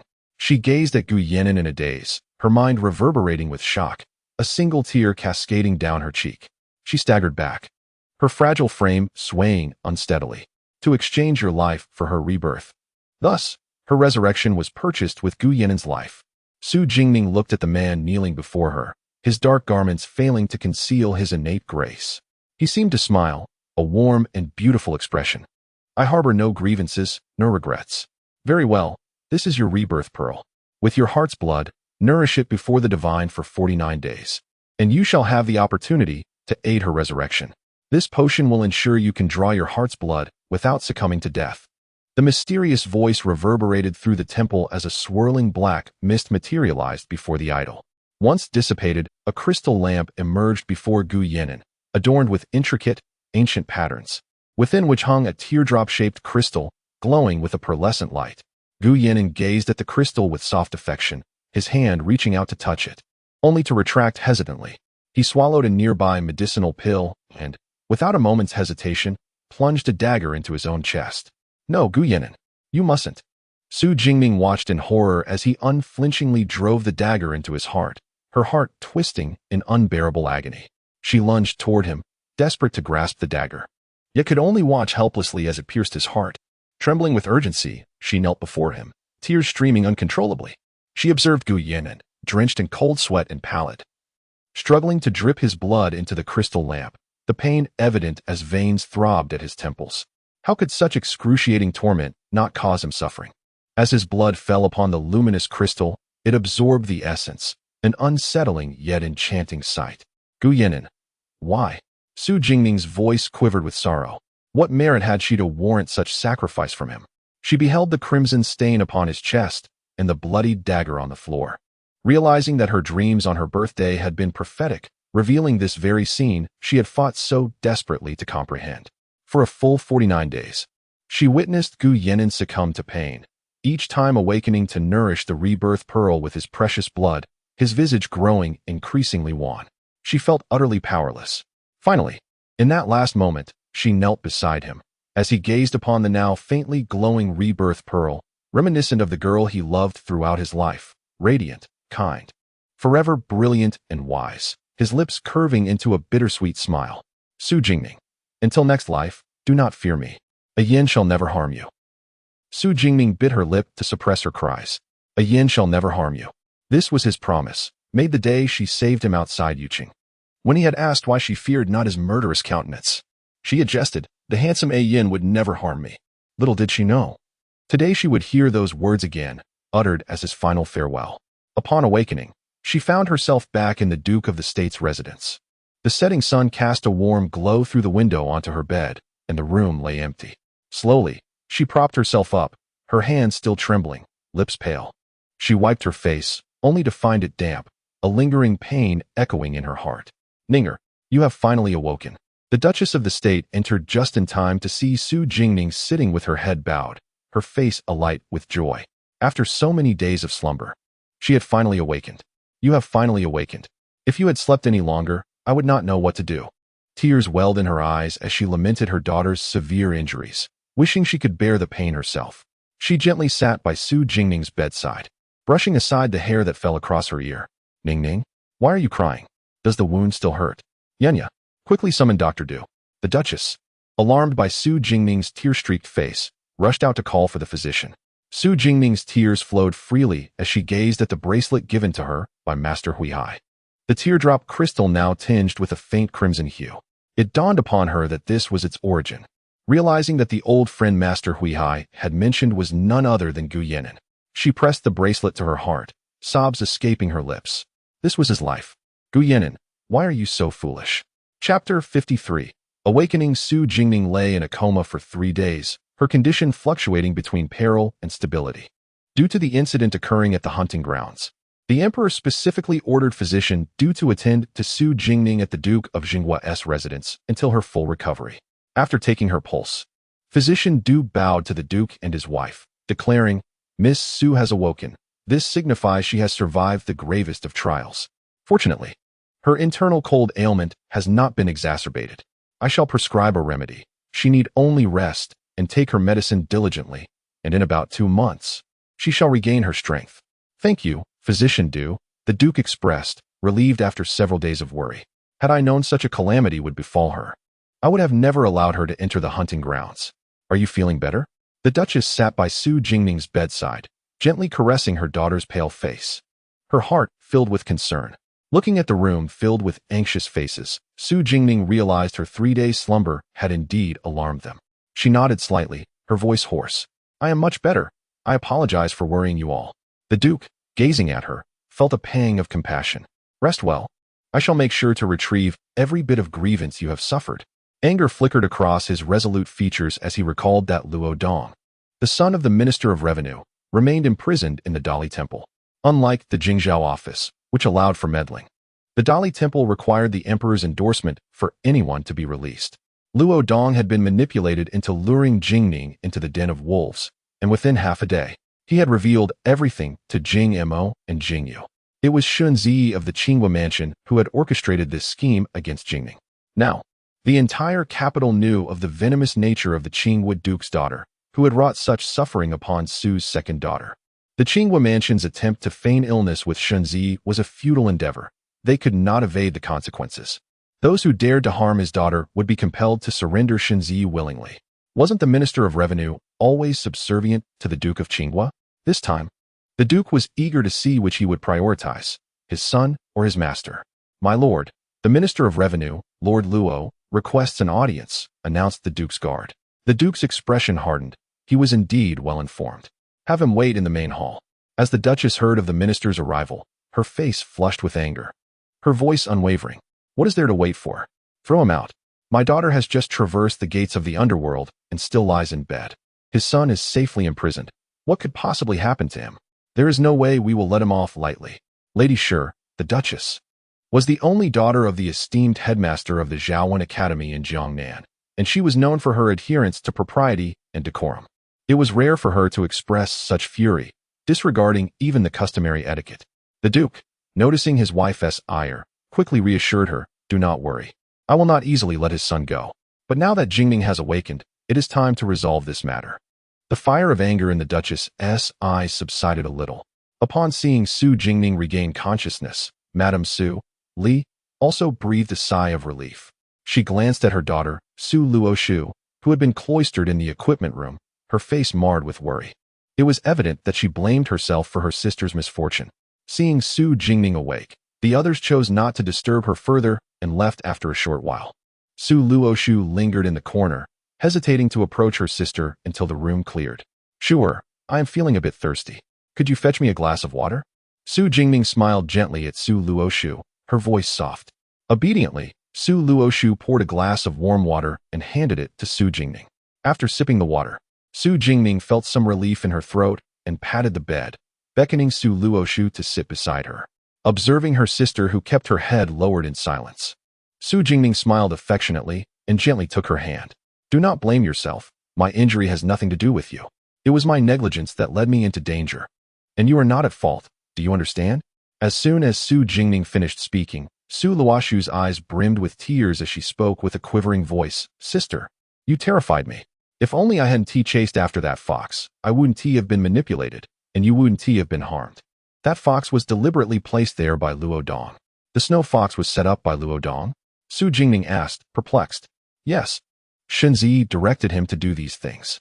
Luo Dong is infatuated with her and has always obeyed her commands. I never expected he would deceive you into going to the wolf den at Qingshui Gorge. Su Luoshu's resentment towards Luo Dong and Shun Zi was palpable. It was Shun Zi who used Shu'er to lure me to the wolf den, but who sent those trained assassins? Surely, it was not Shun Zi alone. Who else in the capital desires my life? Well, regardless of who it was that tricked me into the wolf den, as long as you are safe. That is all that matters, Su Jingning reassured Su Luoshu, her expression tender. The wolves of Qingshui Gorge could not harm me, so my injury has no connection to you. Do you understand? Upon hearing this, Su Luoshu suddenly recalled the corpses of assassins discovered in the mountains of Hoshan. That vile woman Shun Zi even dispatched assassins to Hoshan, intending to take your life when you were at your weakest. If it hadn't been for the Crown Prince of Beiyang arriving in time to rescue you, who knows what would have happened? Su Jingning remained silent for a long time after Su Luoshu spoke. The assassins had targeted her specifically. their skills formidable and their strikes lethal. Their intentions were clear, to take her life. Yet, she found it hard to believe that Shunzi possessed the power to summon such skilled killers. The Crown Prince of Beiyang? What is his condition? Su Jingning hesitated before inquiring. Lord Gu? He is fine. However, Prince Chun was attacked last night and is said to be gravely injured. Many physicians were summoned to the palace last night, Su Luoshu remarked, puzzled by the frequency of attacks on the princes. Recalling the recent incident involving the 6th Prince Mu Ling being assaulted at night, Su Jingning cast her gaze down at the bracelet on her wrist, troubled. How could he be unscathed? She had witnessed him being pierced by a blade, bloodied and wounded. Sister, you have just awakened. Do not overthink things. Rest well and recuperate, Su Luoshu said, noticing the pallor of her sister's face as she adjusted the covers for her. After Su Luoshu left, Su Jingning continued to gaze at the beads on her wrist, lost in thought. Chapter 54. Never regret Xia. Su Jingning softly called out towards the door. It creaked open slowly, and Xia entered, clad in a gown of azure. Miss, she greeted Su Jingning with a respectful bow. You must personally investigate the identity of the assassins from the day at Huashan. Su Jingning's tone was tinged with frost. After the incident, I traveled to Huashan to inquire. There were not only the assassins you encountered, another group was present, but they perished deep within Huashan, eluding discovery by the searching officials. As for their identities, I have no leads yet, and Xia replied. 2 groups? Do you know the target of the other group of assassins? Su Jingning inquired softly. Her gaze fixed on Xia. I scrutinized everyone in Huashan that day and discovered that the Crown Prince of Beiyang had left for a period and returned early to the hunting grounds. If my assumptions are correct, that group's target was the Crown Prince. Both groups of assassins are connected, and Xia responded solemnly. Su Jingning's brow furrowed. This indicated that those individuals had simultaneously attempted to assassinate both her and Gu Yan'an. The mastermind behind this sought the lives of both. His Majesty was also at the Huashan hunting grounds, which were heavily guarded. How could so many assassins infiltrate such a fortified location, unless someone intentionally allowed them entry? With this thought, Su Jingning suddenly raised her head and asked Xia, who was responsible for the defense of the Huashan camp during His Majesty's spring hunt. It seems to be General Cheng Shu, and Xia replied. General Cheng Shu of Dingnan is renowned for his unwavering integrity. Have I misjudged? Su Jingning pondered. Investigate whom he has met recently, or who has sought an audience with him, and also look into his household affairs. Understood, and Xia affirmed before turning to leave. Once Xia exited, Su Jingning gently pressed her hand against her wound and reclined. Although she had slept for 3 days, her mind remained clouded and lethargic, yearning for rest. A faint sound caught her attention, and she hesitated, instinctively reaching for the small knife beneath her pillow. Yet, recalling something, she slowly retracted her hand and feigned sleep. She sensed someone drawing near, approaching closer until stopping at her bedside. The soft scent of ancient sandalwood filled the air. It was indeed him. Gu Yan'an stood beside Su Jingning's bed. During her 3 days of unconsciousness, he was aware of her fluctuating condition. He had waited outside the Duke of Zhan's residence for 3 days, fearful to gaze upon her fragile form, worried that seeing her in such a state would trigger his blood curse before her. Now that he knew she had finally awakened, he dared to enter. Observing Su Jingning's pale and sickly face, his heart twisted painfully, as if knotted by a blade. He was indeed a calamity. He only wished to be near her. Yet she suffered because of him. With a gentle expression of concern, he noted her furrowed brow, knowing she must be in pain from the blood she had lost. He reached out to brush a strand of hair from her face, but hesitated, fearing it might disturb her. As he withdrew his hand, a cool little hand grasped his tightly. Gu Yan'an met her dark, starry eyes, devoid of any sleepiness. She had merely been pretending. Su Jingning clutched Gu Yan'an's hand. Her almond-shaped eyes cool and round, locking onto his as her voice emerged, somewhat stiff and tinged with irritation. You want to leave without saying a word again? She fixed her gaze on him, struggling to rise but inadvertently pulling at her wound. She winced but did not release his hand, as if terrified he might depart. Gu Yan'an anxiously supported her with his other hand. Now sitting upright, Su Jingning looked at Gu Yan'an, who appeared slightly pale and weary. Her eyes filled with tears unexpectedly. Gu Yan'an, please don't sneak away again. Gu Yan'an felt a bit flustered at her sudden tears, clumsily attempting to wipe them away, only for them to flow more freely. Don't cry. I'm here. I haven't gone anywhere, he awkwardly reassured her.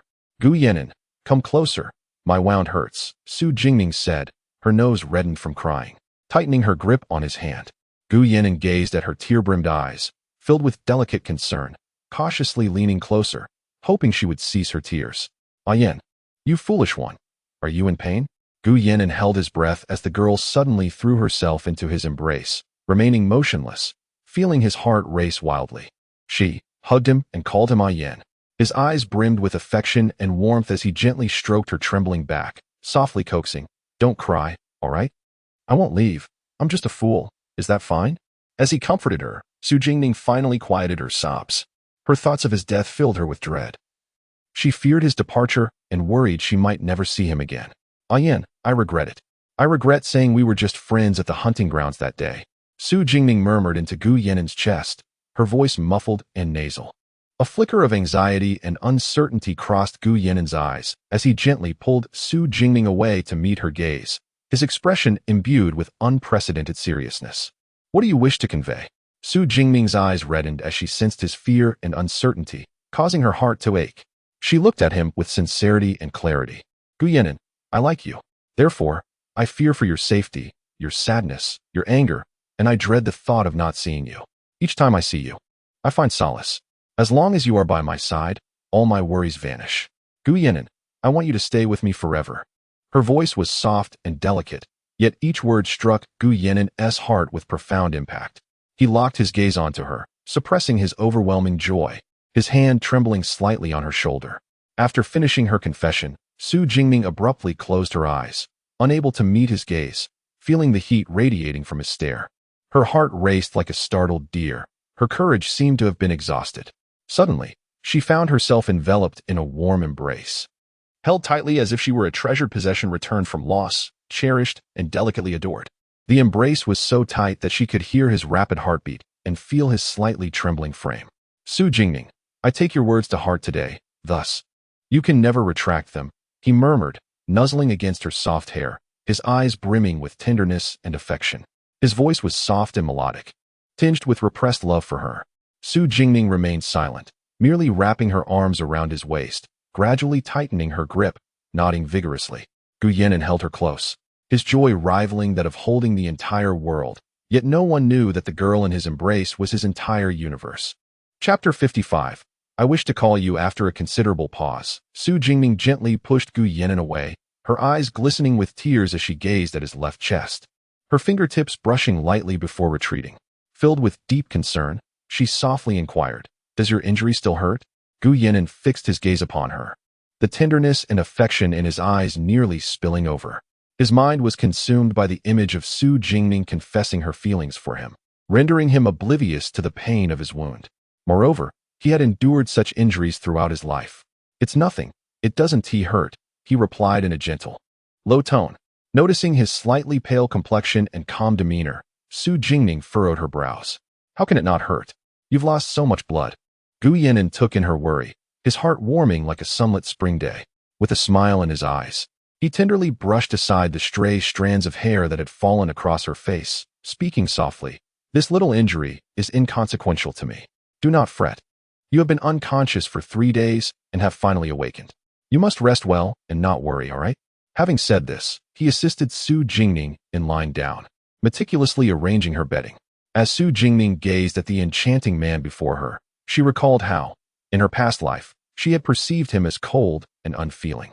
It was only upon living again that she recognized the warmth and tenderness in his eyes directed towards her. Yin, she called. What is it? Gu Yinan. Having just finished adjusting her covers, Kuden Ti suppressed the joy in his voice as he looked up at her. It's nothing. I merely wished to call you. Su Jingning replied, nestled in her soft pink quilt, her eyes sparkling with warmth. Gu Yinan squatted by her bedside, meeting her gaze. He gently tousled her fluffy hair, his eyes filled with affection. Sleep now. I will watch over you. Once you are asleep, I shall leave. Su Jingning obediently nodded and closed her eyes. Gu Yinan watched her serene face, feeling a sense of fulfillment and tranquility he had never known before. At the Northern Sun King's manor, Mou had just received a letter from Lu Feng, who wished to report something to his master. But his master had gone to the Duke of Jinghua's residence and had not yet returned. Master, you have finally returned. Seeing the figure approaching in the corridor, Mou hurried forward, nearly colliding with Gu Yinan. Gu Yinan, in an unusually good mood today, sounded notably cheerful. Why are you in such a rush? Is there something chasing you? Come in and speak. Once inside the study, Mou reported, Master, Lu Feng said the old prince is returning to the imperial capital. He set out from the king's manor 3 days ago. Gu Yinan paused while pouring water, nearly spilling it. He turned to Mou. Why would the old man suddenly come to the capital? He doesn't know about my injury, does he? The old prince mentioned he hadn't returned to the capital in a long time and wanted to come back for a visit. As for your injury, the old prince has not been informed, Mou replied. Who is accompanying him? Gu Yinan asked, his tone serious. Lu Feng said the old prince did not allow anyone to accompany him, only bringing a team of personal guards, Mou answered. Gu Yinan contemplated for a moment, a slight smile appearing on his lips. His return is quite timely. Send some people to greet him tomorrow and bring him directly back to the capital. We cannot allow him to wander off and find old friends for drinks again. Mou was taken aback. His master seemed unusually eager for the old prince to return to the capital. Wasn't he always complaining about the old prince's incessant chatter? Every time the old prince ventured out to find friends, Gu Yinan would wish for him to stay away a little longer. Go greet the old prince. Yes. Do it tomorrow. Be swift, Gu Yinan said, shaking his teacup, unable to hide his delight. Understood. Mou glanced up at Gu Yinan, puzzled by his uncharacteristic demeanor, as if he were in exceptionally high spirits. Could it be because Miss Su had awakened? He shook his head and exited. The following day, at the Duke of Jinghua's residence, and Xia, dressed in a vibrant green outfit, approached Su Jingning with a serious expression. Miss, I have uncovered something regarding the matter you instructed me to investigate. Su Jingning, draped in a white fox cloak, leaned against the edge of her bed, handing the empty medicine bowl to Yunqing. What have you found? I followed your instructions to look into General Cheng Shu. He is indeed a man of integrity and has the emperor's trust. However, his son has inherited none of his virtues. He is a gambler, often mingling in disreputable places, a completely unrefined wealthy youth. I heard he recently committed a crime at the Zuichun Lu, where he accidentally killed a respectable citizen in full view of others. He was incarcerated in the Jingzhou division and should be facing execution, yet someone has suppressed the case. General Cheng's son, Cheng Shi, has merely been sent to the Cheng family villa on the outskirts of the capital. I discovered that it was not General Cheng who suppressed the matter. I suspect someone is aiding him. After listening, Su Jingning pondered for a moment before looking up at Xia and coldly instructed, send someone to secretly detain Cheng Shi and replace him with a clever substitute. Ensure no one suspects anything. Continue to keep a close watch on General Cheng and the Cheng residence. If someone is aiding him, he will surely reveal himself. Although General Cheng is an upright person, as a father, he cannot possibly ignore such a life-threatening issue concerning his son. Understood, and Xia replied before turning to leave. Not long after she exited, Su Jingchen and Su Jingma entered. Ningning, you're awake. How are you feeling?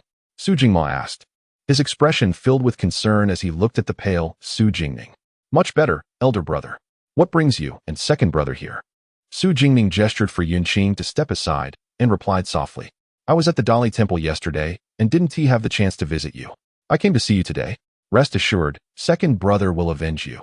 That despicable Shenzi dared to scheme against you, Su Jingma declared through gritted teeth, his eyes blazing with fury. Is Luo Dong still at the Dali Temple? Su Jingning inquired, directing her gaze at Su Jingchen. Yes, early this morning. The Dali Temple sent people to the Duke of Qing's residence to bring Shenzi in. Although Luo Dong was manipulated by her to harm you, he shall not escape unscathed. As for Shenzi, even with the protection of the Duke of Qing's residence, she will not evade the consequences. Su Jingchen's voice grew cold, filled with disdain for the people of the Duke of Qing's residence. It is infuriating that Shenzi has refused to admit to hiring an assassin to take your life since her arrival, Su Jingma added with indignation. Chapter 56. Peach Frost Sugar. Su Jingning lowered her gaze in contemplation for a moment before slowly articulating. The assassin was not hired by Shenzi. She lacks the capability to bribe the guards of the hunting grounds and stealthily allow an assassin to infiltrate. Moreover, those assassins are all highly skilled. Su Jingchen and Su Jingma exchanged puzzled glances, but aside from Shenzi, very few in the imperial capital even recognize you. Who would wish for your life? I am uncertain. I am still investigating, Su Jingning replied, shaking her head softly. She had forgotten to inquire with the yin about this matter last night. It seemed that on numerous occasions when she encountered him, there were individuals who sought to harm him. However, if that were indeed the case, it would only serve to benefit Shinzi. After all, did she not lead you into the wolf's den at Qing Shui Gorge, precisely to seek your life? Yet, she did not anticipate that those wolves would not harm you. Su Jingma's eyes darkened with a sense of vengeance. She was not willing to let Shinzi off so easily. How dare she injure Ning Ning? She shall not escape their retribution so effortlessly. A flicker of ruthlessness crossed Su Jingning's gaze. To manipulate her family against her, it seemed that the prior injury to her hand had not taught Shinzi a lesson. Whoever was capable of bribing the guards to smuggle in assassins must hold a significant position in the imperial capital. You have too few guards by your side. Starting tomorrow, I shall dispatch additional shadow guards to you. It is better to exercise caution. Your health is already fragile, and should you sustain further injuries, it might exacerbate your underlying condition. What should we do? Su Jingchen looked at Su Jingning with concern. The imperial capital is fraught with intrigue, and it is inevitable that those who resent the Duke of the State would seek to target his family. Brother, there's no need. I have Yunya and Yunqing. Not to mention Xia. I do not require so many people. Su Jingning smiled at Su Jingchen, for she preferred not to have too many around her. No. It is settled. Since you are averse to having someone follow you, let them guard outside your courtyard. You need only focus on recovering. We can discuss matters once you are well. It was rare for Su Jingchen, who typically acquiesced to Su Jingning's wishes, to stand firm. He understood that Ning Ning was skilled and that her maidservants were capable, yet he still felt uneasy. All right then. Su Jingning pouted in agreement, suddenly recalling that she should tell a yin to enter through the front door next time and not to scale the walls at midnight. Miss, young master, second young master. Yunya hurriedly entered as the siblings conversed. The princess of Shuyang has come, saying she heard you were awake and wishes to visit. The princess? Please, come in. Su Jingning was taken aback by Mu Shi's arrival and hurriedly spoke softly. Yes. Soon, Mu Shi entered carrying a wooden box. Upon seeing Su Jingning, who was pale and frail against the bed, her heart ached. The day she learned of Su Jingning's injury, she rushed to see her, and the sight of her unconscious, bloodless face had truly startled her. Today, however, she noticed that Su Jingning's complexion had improved somewhat. I have met the princess of Shuyang. Su Jingchen bowed to Mu Shi. Mu Shi nodded in acknowledgement and directly approached Su Jingning. Jingning, you have finally awakened. You have worried the princess. Su Jingning, unable to rise, slowly nodded her head in greeting. I heard you were awake, so I came to see you. It is good that you have regained consciousness. You cannot imagine how frightening you looked when you were unconscious. Mu Shi sat at the foot of Su Jingning's bed, holding her hand, her eyes filled with evident concern and affection. By the way, I brought a number of precious medicinal herbs from the palace and gave them to your maidservants.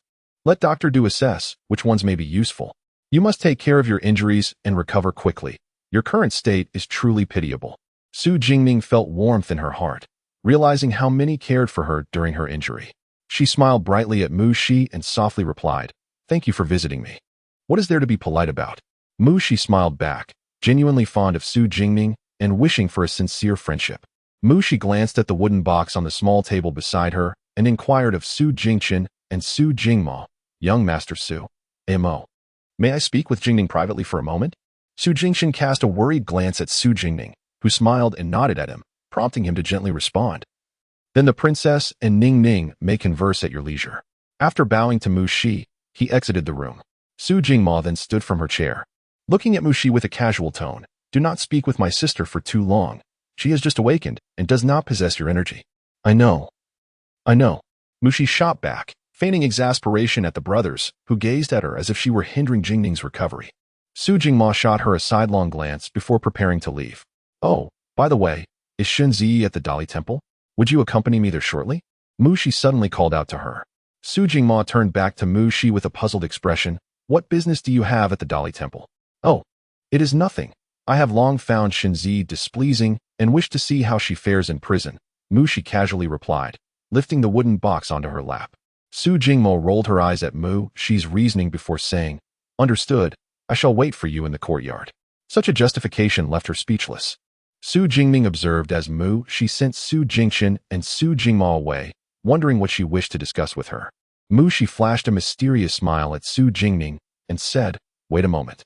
Then, She retrieved 5 or 6 porcelain vials from the upper compartment of the wooden box, each sealed with paper labels of different colors, the characters appearing somewhat familiar.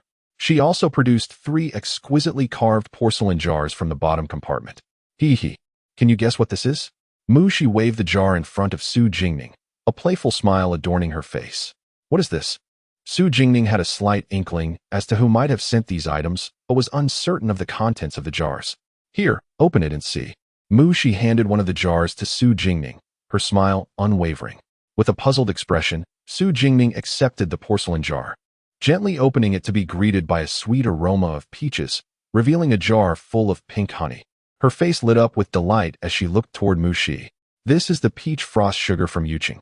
Seeing Su Jingning's ecstatic expression, Shi raised her beautifully shaped phoenix eyes.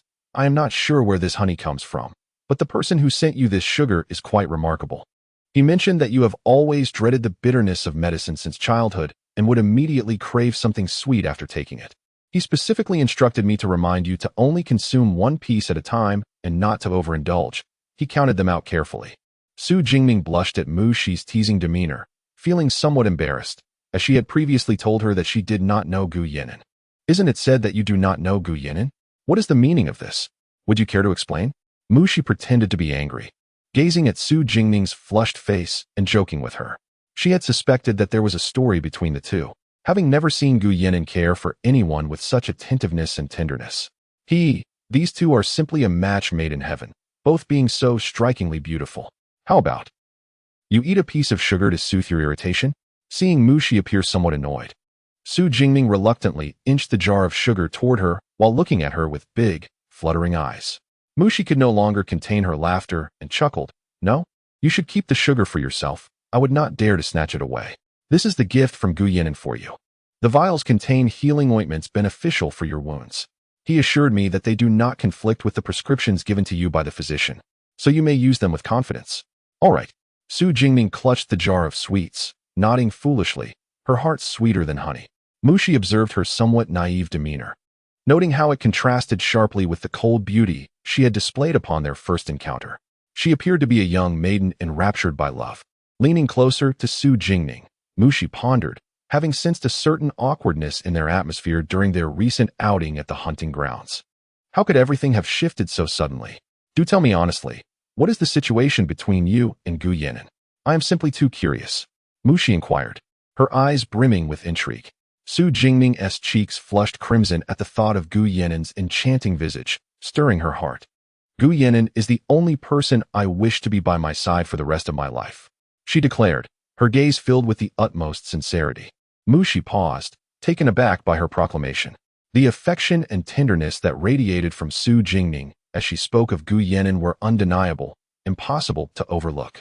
This expression mirrored the warmth she had glimpsed in Gu Yinan's eyes earlier that day, revealing a glimpse of the genuine emotions and warmth one might expect from an ordinary person.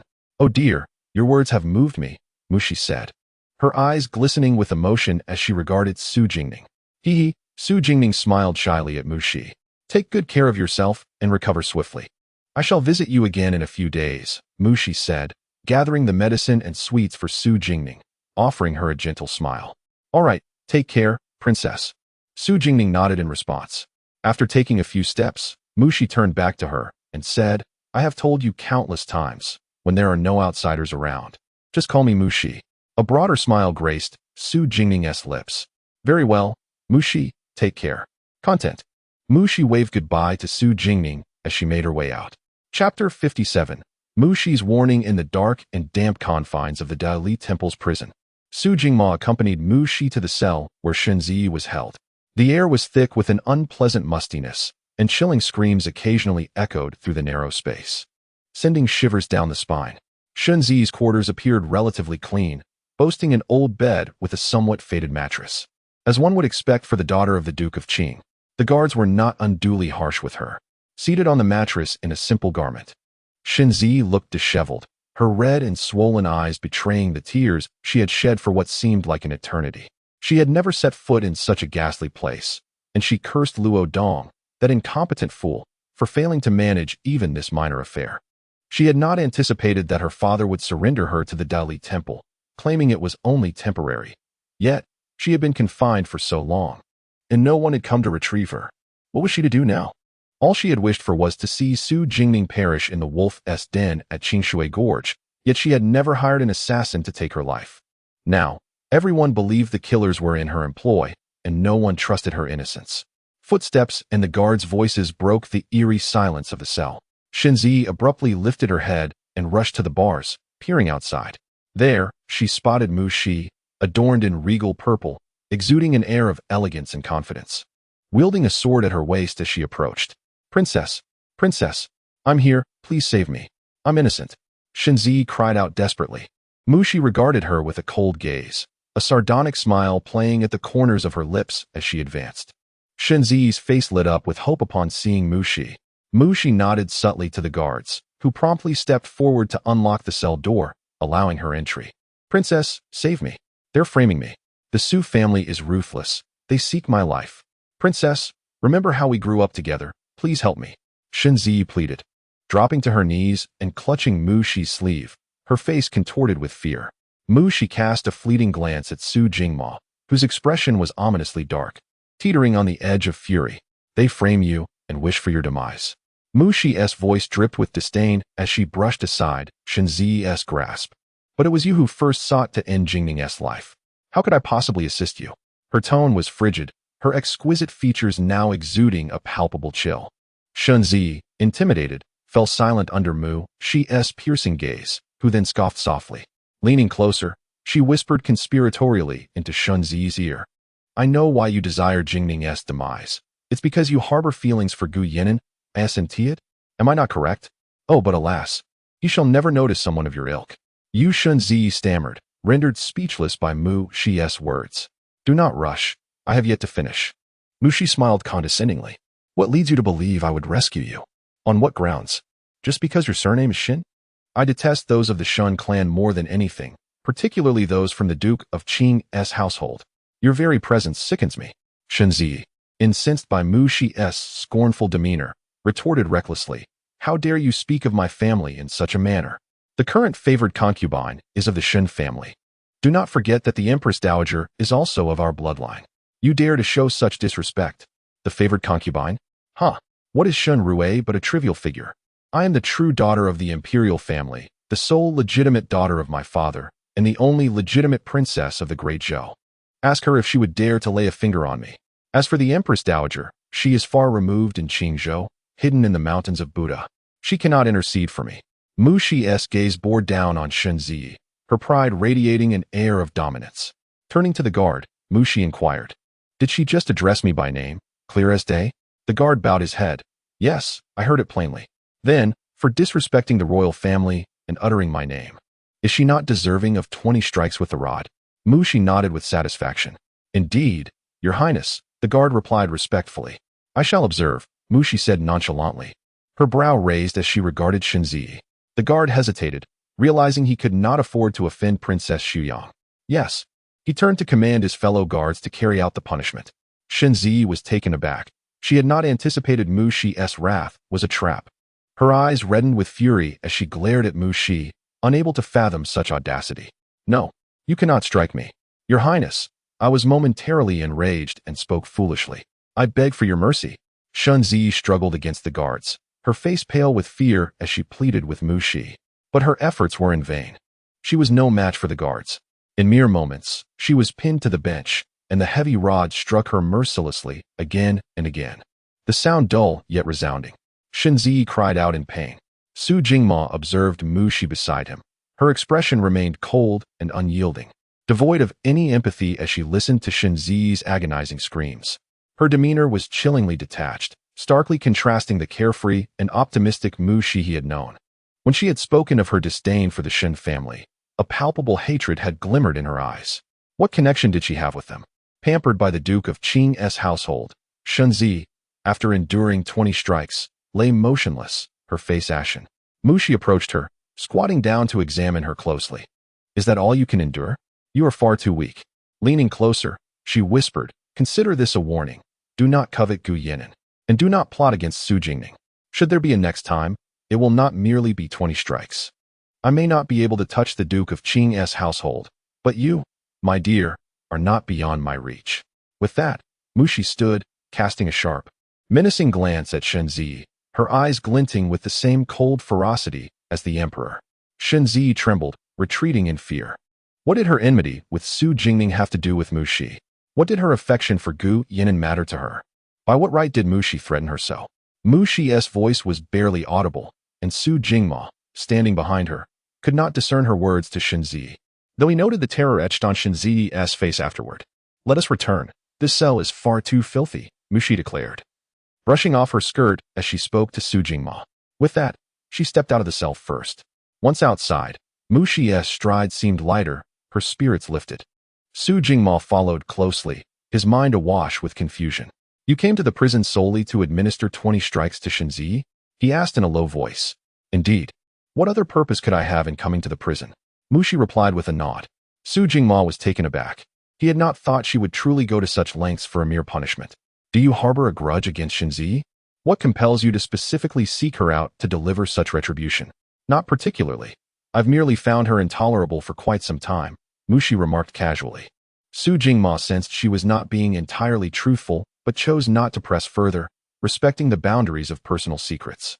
By the way, with spring upon us, when do you plan to return to Mo Linyuan? Su Jingma inquired as they walked side by side. This year, Mo Linyuan is recruiting new disciples. The young master will arrive in the capital next month, and Nanfeng will also be participating in the selection. Once he joins Mo Linyuan, I shall return with him. Mushi replied, her eyes sparkling with enthusiasm. She recalled that the year she entered Mo Linyuan, Qi Nanfeng was supposed to join her, but due to unforeseen circumstances, he had missed the opportunity. This year would be his chance. Does that bookworm, Qi Nanfeng, even stand a chance at Mo Linyuan, especially with the renowned young master Song Qian in attendance? Su Jingma queried, skepticism lacing his tone. Su Jingma harbored some doubts regarding Qi Nanfeng's ability to gain admission to Mo Linyuan. Mushi shot him a glare, asserting, of course. Nanfeng has grown up alongside me since childhood, and none of the disciples in the outer sect of Mo Linyuan's literary path can compare to him. Had it not been for his unfortunate accident 3 years ago when he broke his hand, he would have already joined me in entering Mo Linyuan. Su Jingma touched his nose and chuckled. Well then, I wish him good fortune. Let us hope he doesn't injure his hand again. Suddenly, he recalled that Qi Nanfeng's mishap had seemingly involved Mushi. Mushi furrowed her brow and glared at Su Jingma, her hand gripping her sword tightly. Su Jingma, cease your nonsense. This year, Nanfeng will surely accompany me to Mo Linyuan. If he does not gain entry, it will be your fault. With that, she turned on her heel and boarded her palanquin, fuming as she commanded the guards, to the Taisher manor. Su Jingma chuckled softly and shook his head, recalling that among their group, she was perhaps the most disdainful of Qi Nanfeng's perceived ineptitude. Song Qian intends to come to the imperial capital? Does Ningning know? Mo Linyuan possesses unparalleled strength, operating beyond the jurisdiction of the 4 nations, yet revered by them. The young master of Mo Linyuan holds a status that rivals that of any nation's crown prince. Should he arrive in the imperial capital, it would undoubtedly stir up quite a commotion. 5 days hence. Chapter 58. Only smile at me, the Duke's residence. Today, Su Jingming was finally permitted to rise from her bed after several days of confinement, her body aching from the prolonged inactivity.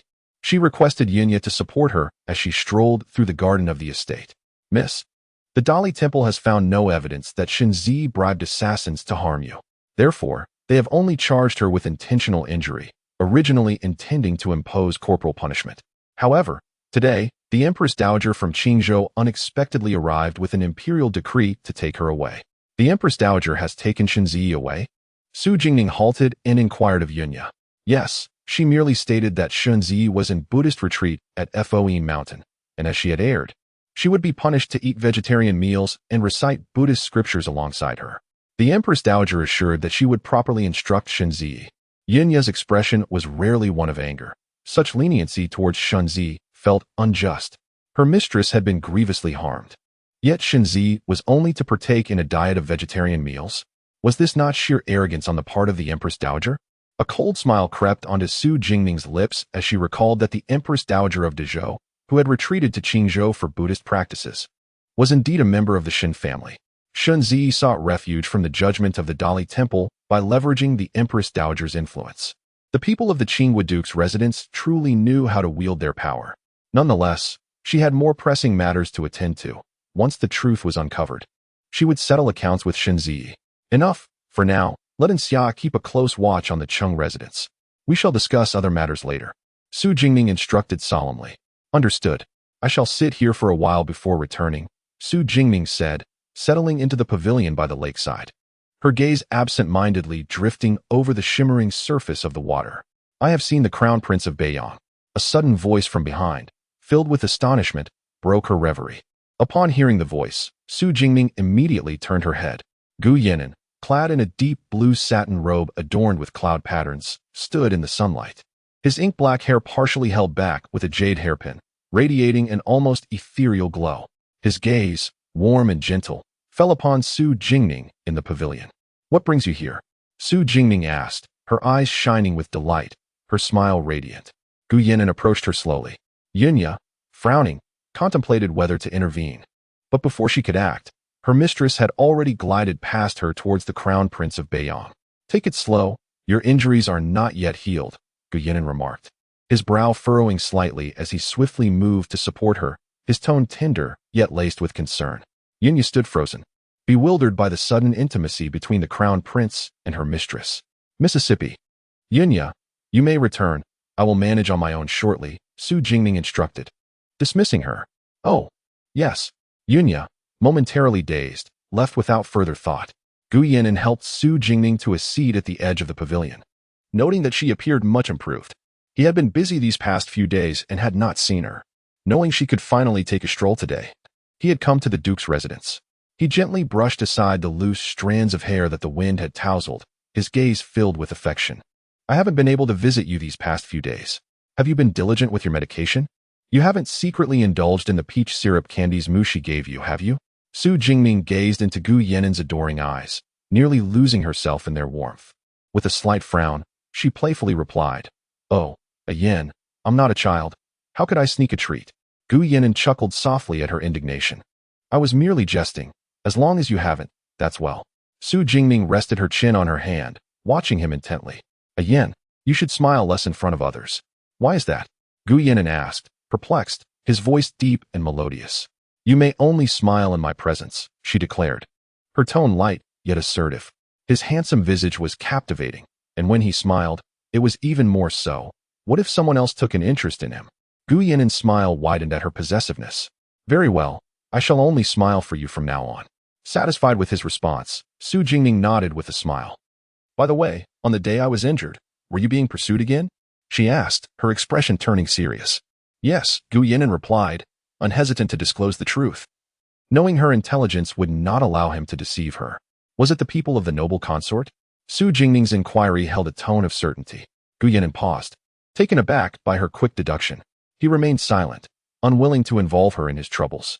So the assassin we encountered at Qingfu Mountain was also sent by the noble consort? Su Jingming's eyes grew colder. A yin is the crown prince of Beiyang.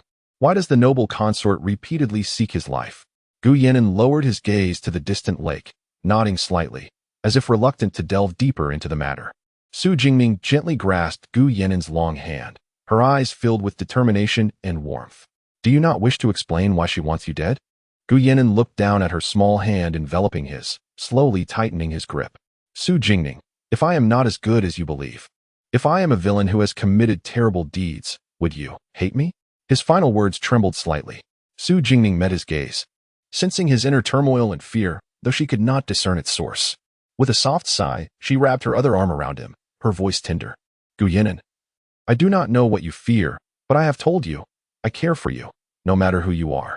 Besides, I am not a paragon of virtue myself.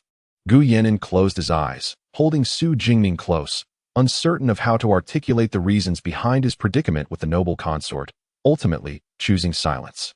Su Jingming did not press him to reveal why he allowed the noble consort to pursue him. Everyone harbored secrets they preferred to keep. She respected his silence. Leaning against Gu Yinan's embrace, a fierce resolve flickered in her eyes.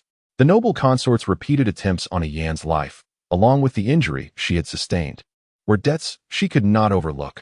She would ensure the noble consort would pay in kind. Chapter 59. A life well spent. Su Jingming nestled within Gu Yinan's embrace. his heated breath occasionally brushing against her skin as he buried his head in her neck. She instinctively turned slightly away, only to be drawn back into his hold once more. Su Jingning, will you marry me? His voice, husky and low, resonated with heartfelt sincerity and profound emotion. Frozen in his arms, Su Jingning remained still, her heart racing at his words. She maintained her silence while Gu Yanin did not rush her, patiently waiting for her response. After an indeterminate time, she gently pushed him away, tilting her head to gaze into his eyes, clear as water. Do you truly wish to marry me? In her gaze, Gu Yanin discerned a flicker of fear and uncertainty about the future. I, Gu Yanin, vow before the Buddha that in this life, my only love is Su Jingning. I shall take her as my wife, pledging my life to protect her from all worries and grant her a peaceful existence. I shall never betray you, Su Jingning. His eyes locked onto hers. He expressed his genuine feelings, lifting his long, fair hand above his head in a gesture of utmost solemnity, as if he were swearing an oath to the divine. Should I break this vow, may I? Su Jingning raised her hand to cover Gu Yanin's lips, her eyes glistening with unshed tears. You must not pledge your life to protect anyone but your beloved parents. No one else deserves such sacrifice, not even me. But, Ning, my life was given by you. Without you, I would have perished 5 years ago. Gu Yanin caressed her delicate face, his thumb gently stroking her cheek. A hint of obsession in his demeanor. 5 years ago, in the blood pool, he had not wished to escape, enduring torment without a desire to flee, believing he had no right to live. It was Su Jingning, like a beam of light, who had suddenly appeared and saved his life, as well as his heart. He had resolved to quietly protect her from afar. Yet upon learning she had developed feelings for another, jealousy and rage consumed him, leading him to contemplate harm against those who dared to court her. Thus, when she confessed her feelings for him that night, no one could fathom the depths of his joy. Feeling a sudden pang in her heart, Su Jingning thought, this foolish man. He has long since repaid the life he owed me. All right, I am willing. She gazed at him, resolute in her decision. Now that she recognized her feelings for him, she would follow her heart. At the moment Su Jingning uttered her willingness, Gu Yanin enveloped her in his arms, his large hand cradling the back of her head. I shall never let you down in this life, he exclaimed, closing his eyes, his voice trembling with sincerity. Su Jingning nodded emphatically, her heart racing. This decision perhaps required every ounce of courage she had mustered since her rebirth. Suddenly, a noise startled them as something clattered to the ground. Su Jingning hastily released Gu Yanin and turned toward the source of the sound, her heart racing as she spotted 2 furious faces glaring at them. Second brother. Fourth brother. Gu Yanin, how dare you take advantage of my sister?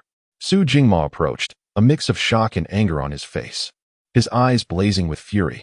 Su Jingyi shielded Su Jingning behind him, equally incensed. Su Jingning sighed in relief, grateful it was not her eldest brother or father. She exchanged a glance with Gu Yanin, silently wishing him good luck, before retreating behind Su Jingyi to observe the unfolding drama. Gu Yanin, with a hint of helplessness, glanced at Su Jingning, hiding behind her brother, and smiled indulgently. He then turned his attention to the 2 brothers, noting Su Jingma's clenched fists and the silver needle in Su Jingyi's hand.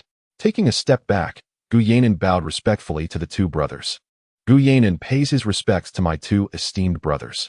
Su Jingning was taken aback by his gesture, realizing he was performing an elaborate bow reserved for the royal family. As the heir to the Beiyang kingdom and a high-ranking official, he need not show such deference to her brothers simply for intending to marry her. Both Su Jingma and Su Jingyi were equally surprised. Su Jingma relaxed his fist, feeling disgruntled, and remarked sarcastically, Gu Yanin, are you all right? Who do you think you are calling brother? Even if I am older than you by a year, it hardly warrants such a title. Young Master Gu, your esteemed status does not necessitate such formalities, Su Jingyi added, his eyes narrowing as he recalled Gu Yanin's recent embrace of Su Jingning. He regarded him with suspicion, wary that this cunning man might deceive Su Jingning. Gu Yanin stood, offering a slight smile, exuding politeness and an air of nobility. You are both Ning's brothers, and thus, you shall also be my brothers in the future. I shall address you as such, and you shall accept it. Gu Yanin, who are you calling Ning? Su Jingma instantly regretted not keeping a closer watch on this man. Had he known of Gu Yanin's interest in Su Jingning, he would have never allowed him into the duke's residence. Su Jingming was drawn to handsome suitors, and this man, with his stunning looks, was sure to ensnare her heart. Su Jingning, observing her second brother's fury, could not help but come to Gu Yanen's defense. "Oh, second brother, fourth brother, my wound hurts." She bent over, clutching her injury, and softly called out. Su Jingyi rushed to support her, while Su Jingma hurried toward her with a furrowed brow. Gu Yanen, noticing her distress, felt a wave of anxiety wash over him. He started to move toward her, only to see Su Jingning winking at him playfully when she thought her brothers were not looking. With a resigned smile, he remained in place. "Does it hurt, Ningning? Did you pull at your wound?" Su Jingma asked anxiously. "Yes, it hurts," Su Jingning replied, nodding her head in feigned innocence. "I.e., go fetch the doctor. I will take Ningning home," Su Jingma instructed, carefully lifting Su Jingning into his arms. Su Jingyi hurriedly agreed and dashed out of the pavilion, ignoring Gu Yanen completely. As Su Jingma exited the structure, he cast a fierce glare back at Gu Yanen, warning, "Don't think that just because I regard you as a brother, you can pursue my sister. I don't care if you are the heir to Bei Yang or whatever. Do not even think about it. Do not dream of taking my sister away." Su Jingning found her brother's words amusing. She was not so easily deceived. After walking a distance, Su Jingma loosened his grip, and Su Jingning patted him gently. "Second brother, I am fine now. Please put me down." With a stern expression, he remained silent. Carrying her into her room and placing her on the bed. "Su Jingning, you are truly unbelievable. Do you know what kind of person Gu Yanen is? How long have you known him? Tell me, did he threaten you regarding that day in the hunting grounds?" Su Jingma had already realized that her earlier actions were to defend Gu Yanen, and he was even more furious. He paced the room before pointing an accusing finger at her. "Second brother, please calm down. He did not threaten me, and I know what kind of person he is." Su Jingning replied softly, sensing her brother's agitation. "You have only met him a few times. How can you be so sure of his character?" Su Jingma's tone remained harsh, still worried that his sister might be deceived again. Chapter 60. The Ceremony of Acceptance. Second brother. "I have known him for 5 years, Su Jingning declared with unwavering conviction. "I should not have allowed him to enter the mansion today." Su Jingma, still seething with anger, contemplated seeking retribution from Gu Yanen, oblivious to Su Jingning's words until he finally registered her statement. "What? You mean you have known Gu Yanen for 5 years?" he asked, abruptly focusing on her. "Yes. 5 years ago, at my maternal grandfather's home in Yuqing." Su Jingning nodded affirmatively. "Why have you never mentioned this before?" Su Jingma furrowed his brow, questioning her. Su Jingning lowered her gaze, reflecting for a moment before responding softly. "He was gravely injured at that time, and I did not tell anyone nor dared to bring it up." Yuqing? Although Gu Yanen was the heir to the Northern Sun Prince and seldom ventured out of the northern frontier, how could he have found himself in the distant Jiangnan, Yuqing, while suffering severe injuries? He was an enigmatic figure, shrouded in danger. His sister had been frail since childhood, and the Duke of Zhangguo's household could provide her with a lifetime of security. He only hoped she would find someone who could offer her stability and happiness. Yet, in his eyes, Gu Yanen was not that person. "But Ningning, Gu Yanen is a perilous individual," Su Jingma cautioned gently. "If he were an ordinary man, no one would dare to bully you under the protection of the Duke of Zhangguo's influence. However, he is Gu Yanen, the heir to the Northern Sun Prince, wielding significant power in the northern frontier and the Emperor's most favored subject." "I understand, second brother. I will contemplate this carefully," Su Jingning reassured him with a comforting smile. She recognized that her brother acted out of concern for her well-being. Most people wished for her to find an ordinary companion to live a stable life under the Su family's protection. However, without Gu Yanen, she feared she would never feel affection for anyone else. Yet having encountered Gu Yanen, she was determined to protect him this time. "Very well, rest well," Su Jingma said, affectionately ruffling her hair before departing. Just as he stepped outside, he encountered Su Jingyi, who was hastily arriving with the family physician. "Second brother, why are you out here? How is Ningning?" Su Jingyi inquired, puzzled. "She is fine. Dismiss the physician for now," he instructed coldly. "Huh, but didn't Ningning say her wound was painful?" Su Jingma gestured for the physician to withdraw. "Today, do not speak of what you witnessed," he instructed Su Jingyi. "Yes, I understand. But are we just going to let him go? What if we sneak into the prince's mansion and give him a beating? I recently developed a new medicine. It could be a good test."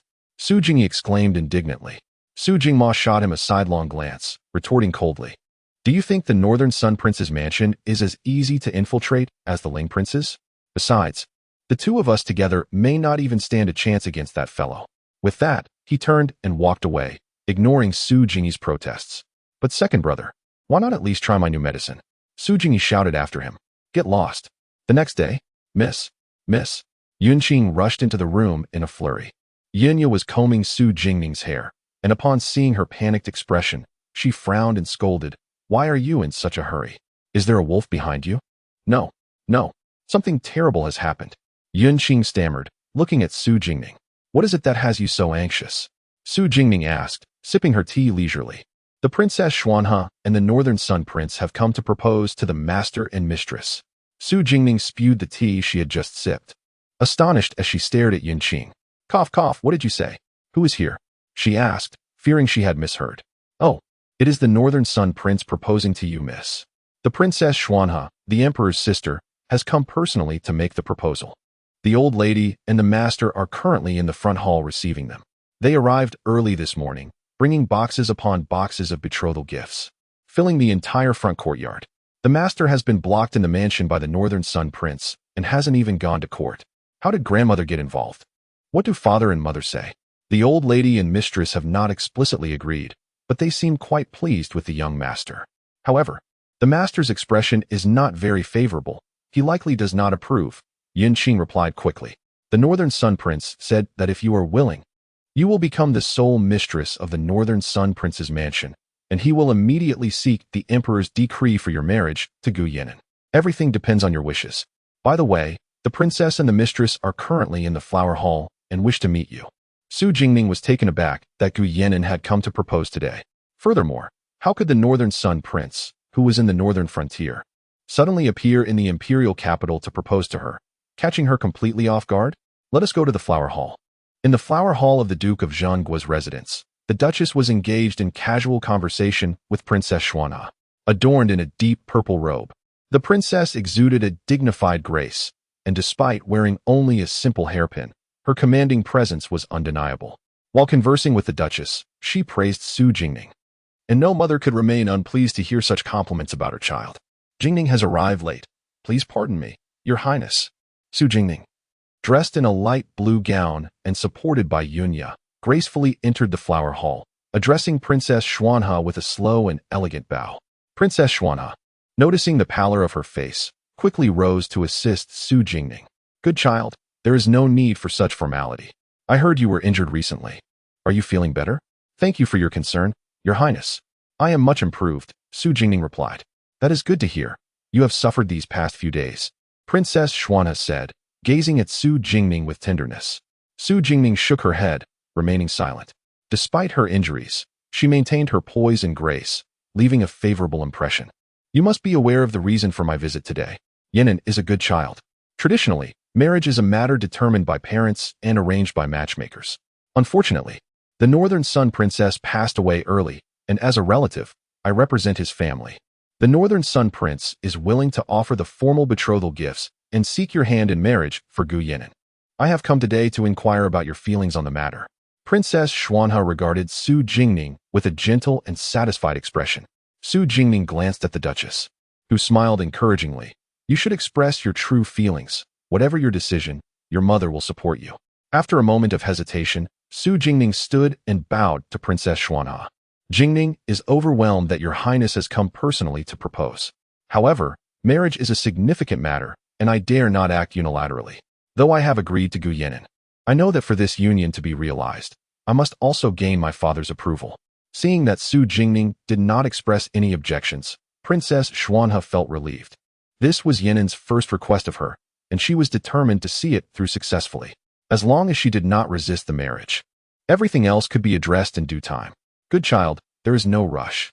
Matters of marriage require not only the will of parents and matchmakers, but, most importantly, your own heart. Only when both parties have mutual feelings can there be a future together, Princess Xuanhe gently encouraged, stroking Su Jingning's arm, clearly pleased with her demeanor. In the front hall, various exquisite jewels and rare delicacies filled the courtyard, while the officiants had been singing for nearly half an hour without finishing. Many onlookers gathered outside the Duke of Zhengguo's residence, straining to catch a glimpse, as the betrothal gifts had lined the street. Chapter 61. The Prince of Beiyang. It is said that the heir of the Beiyang royal household seeks to marry the second daughter of the Su family. Today, he has come to formally propose, not only accompanied by the Beiyang prince himself, who has returned to the capital from the northern frontier, but also with the personal endorsement of Her Royal Highness, Princess Xuanhe, the Emperor's younger sister. Such an honor bestowed upon Miss Su indeed marks her as exceptionally fortunate.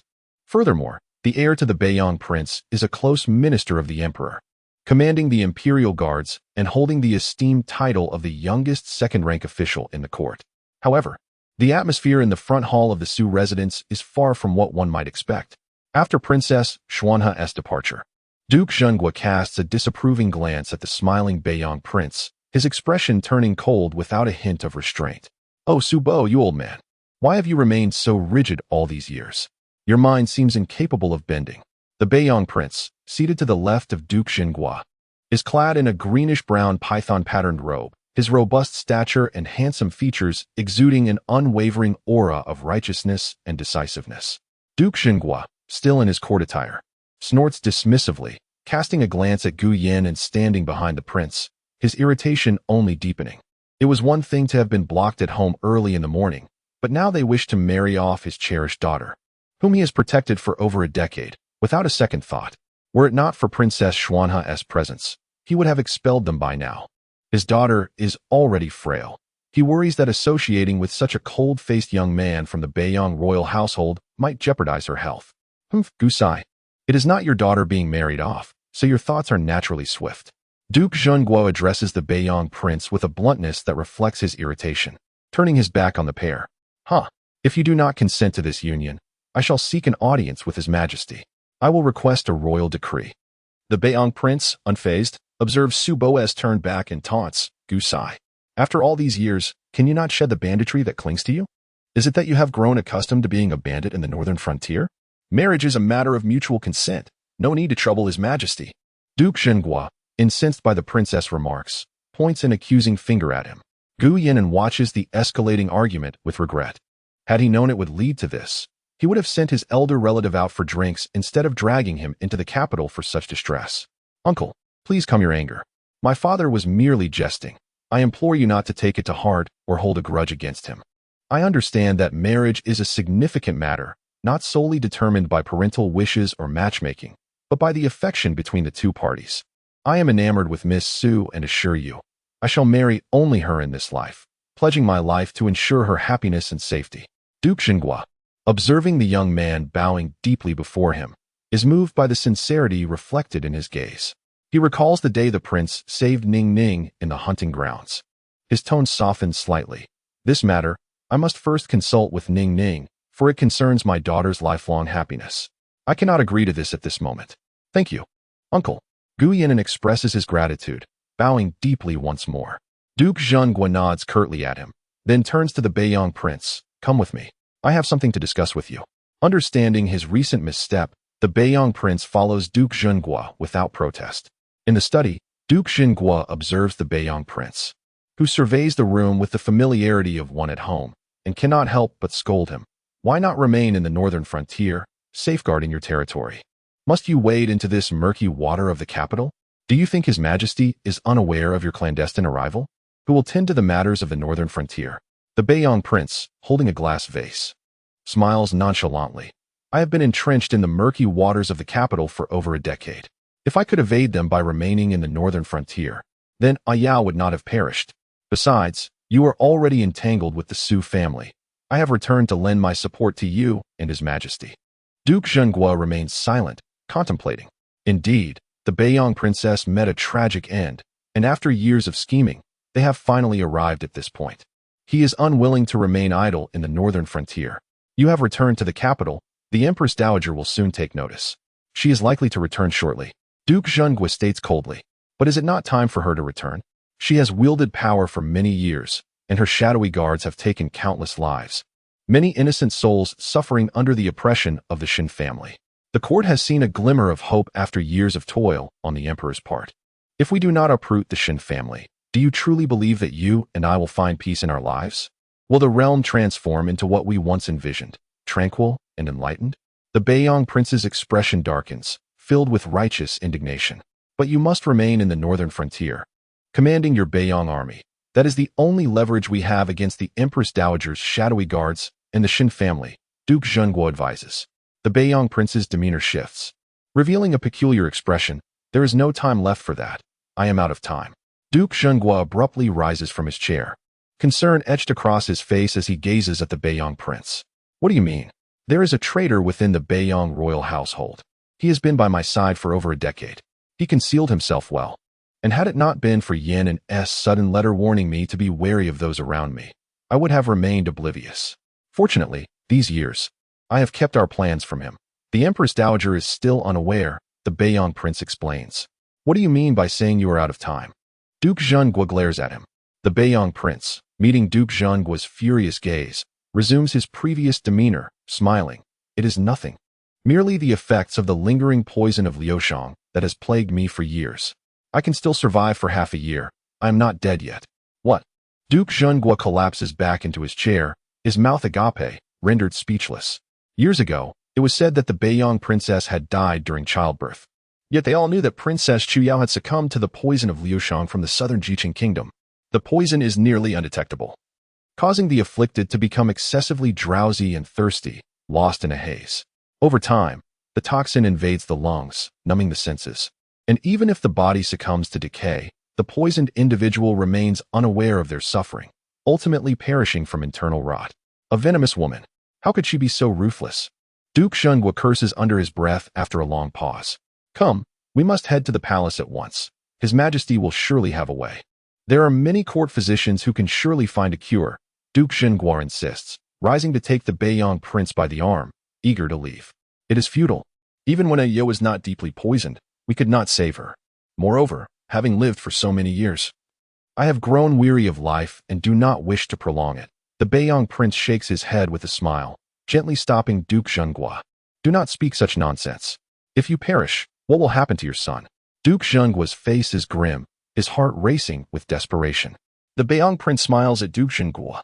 I am me, and he is he. He has his own destiny to fulfill. He can safeguard himself now. He is stronger and smarter than I, and he will undoubtedly protect his beloved, unlike me. With his lifelong commitment fulfilled, I shall have no regrets. You. Duke Zhenghua finds himself at a loss for words, slumping despondently beside the Beiyang prince. The Beiyang prince pats him gently, offering solace. If I do not live to see this world transformed into what you, I, and the emperor once hoped for, then you shall burn a letter for me. I and Yao, and even Her Majesty the Empress, shall see it. Go, see for yourself. Duke Zhenghua brushes off the gesture, his eyes misting with unshed tears. Suddenly, he seems to recall something, gripping the Beiyang prince's hand tightly. Perhaps there is one who can save you. The royal family of the southern Jiqing kingdom is no more. Who else in the world can decipher the poison of Liushang? Besides, the toxin has long since invaded your lungs. The Beiyang prince, devoid of hope, replies, Imo Lin Yuan, the Abyss Master. What? Who is this Imo Lin Yuan? I share no kinship with him. How could he possibly aid me in detoxifying? Moreover, he is as elusive as a dragon, a figure of legend. Do not concern yourself with this matter. I shall find a way. During your time in the capital, focus solely on your well-being and refrain from meddling. The Duke of the State shot him a cold glance. Ah, and what of that scoundrel's marriage? The Prince of Beiyang held no expectations and cared little whether the poison could be cured. He merely wished to exert his final strength in service of His Majesty and himself. We shall discuss it later. This matter is beyond my authority. The Duke of the State cast a sidelong glance at him, speaking coldly. Chapter 62. The Shadow Guardian on that day.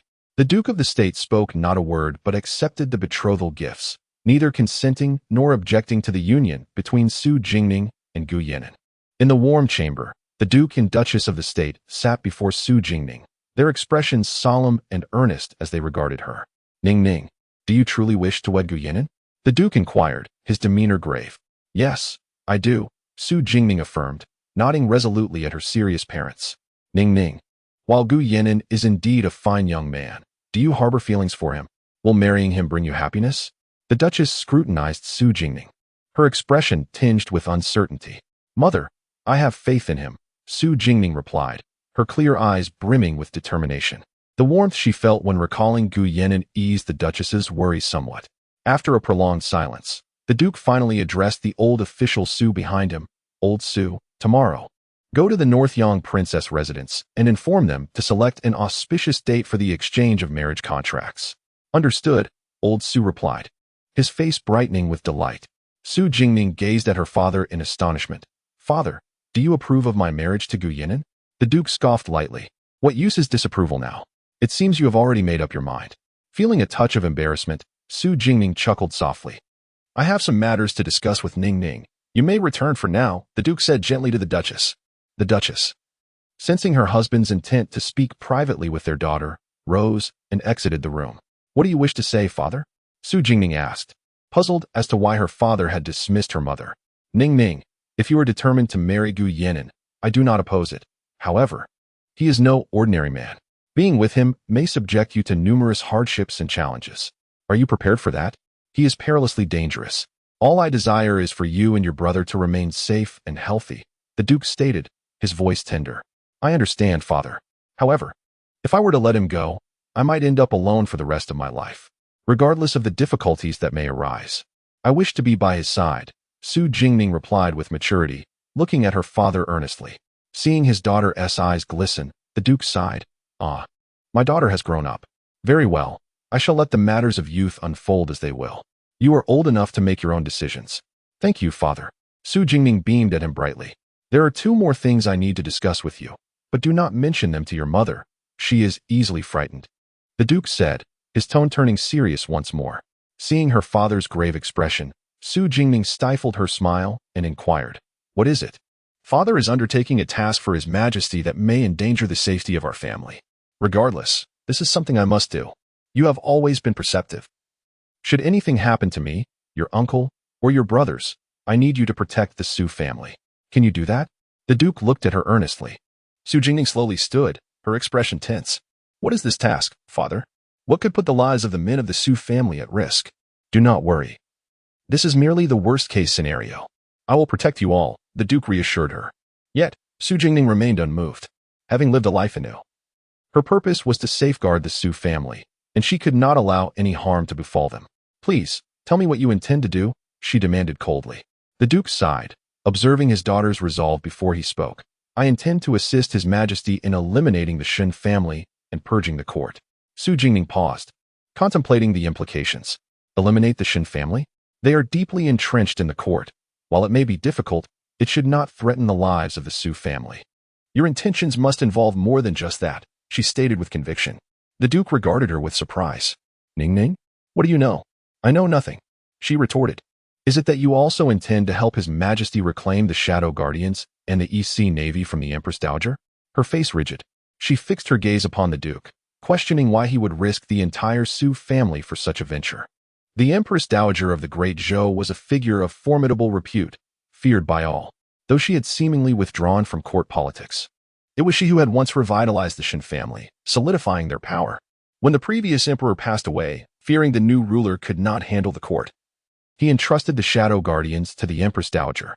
Originally founded by the late emperor, the Shadow Guardians were a powerful force, overseeing officials and monitoring the realm. Under the late emperor's rule, the presence of the Shadow Guardians maintained order and integrity in the court. After his death, the command of the Guardians fell to the current emperor. However, the Empress Dowager had claimed them for herself, thus beginning her meddling in court affairs, promoting her loyalists, and revealing her ambitions. The court became a place of treachery, with loyal ministers perishing and corrupt officials thriving. The new emperor, under her watchful eye, found himself unable to resist her influence. It was only after the Empress Dowager retreated to her secluded residence that the bloodshed ceased, yet by then, many virtuous officials had perished, leaving the court devoid of integrity.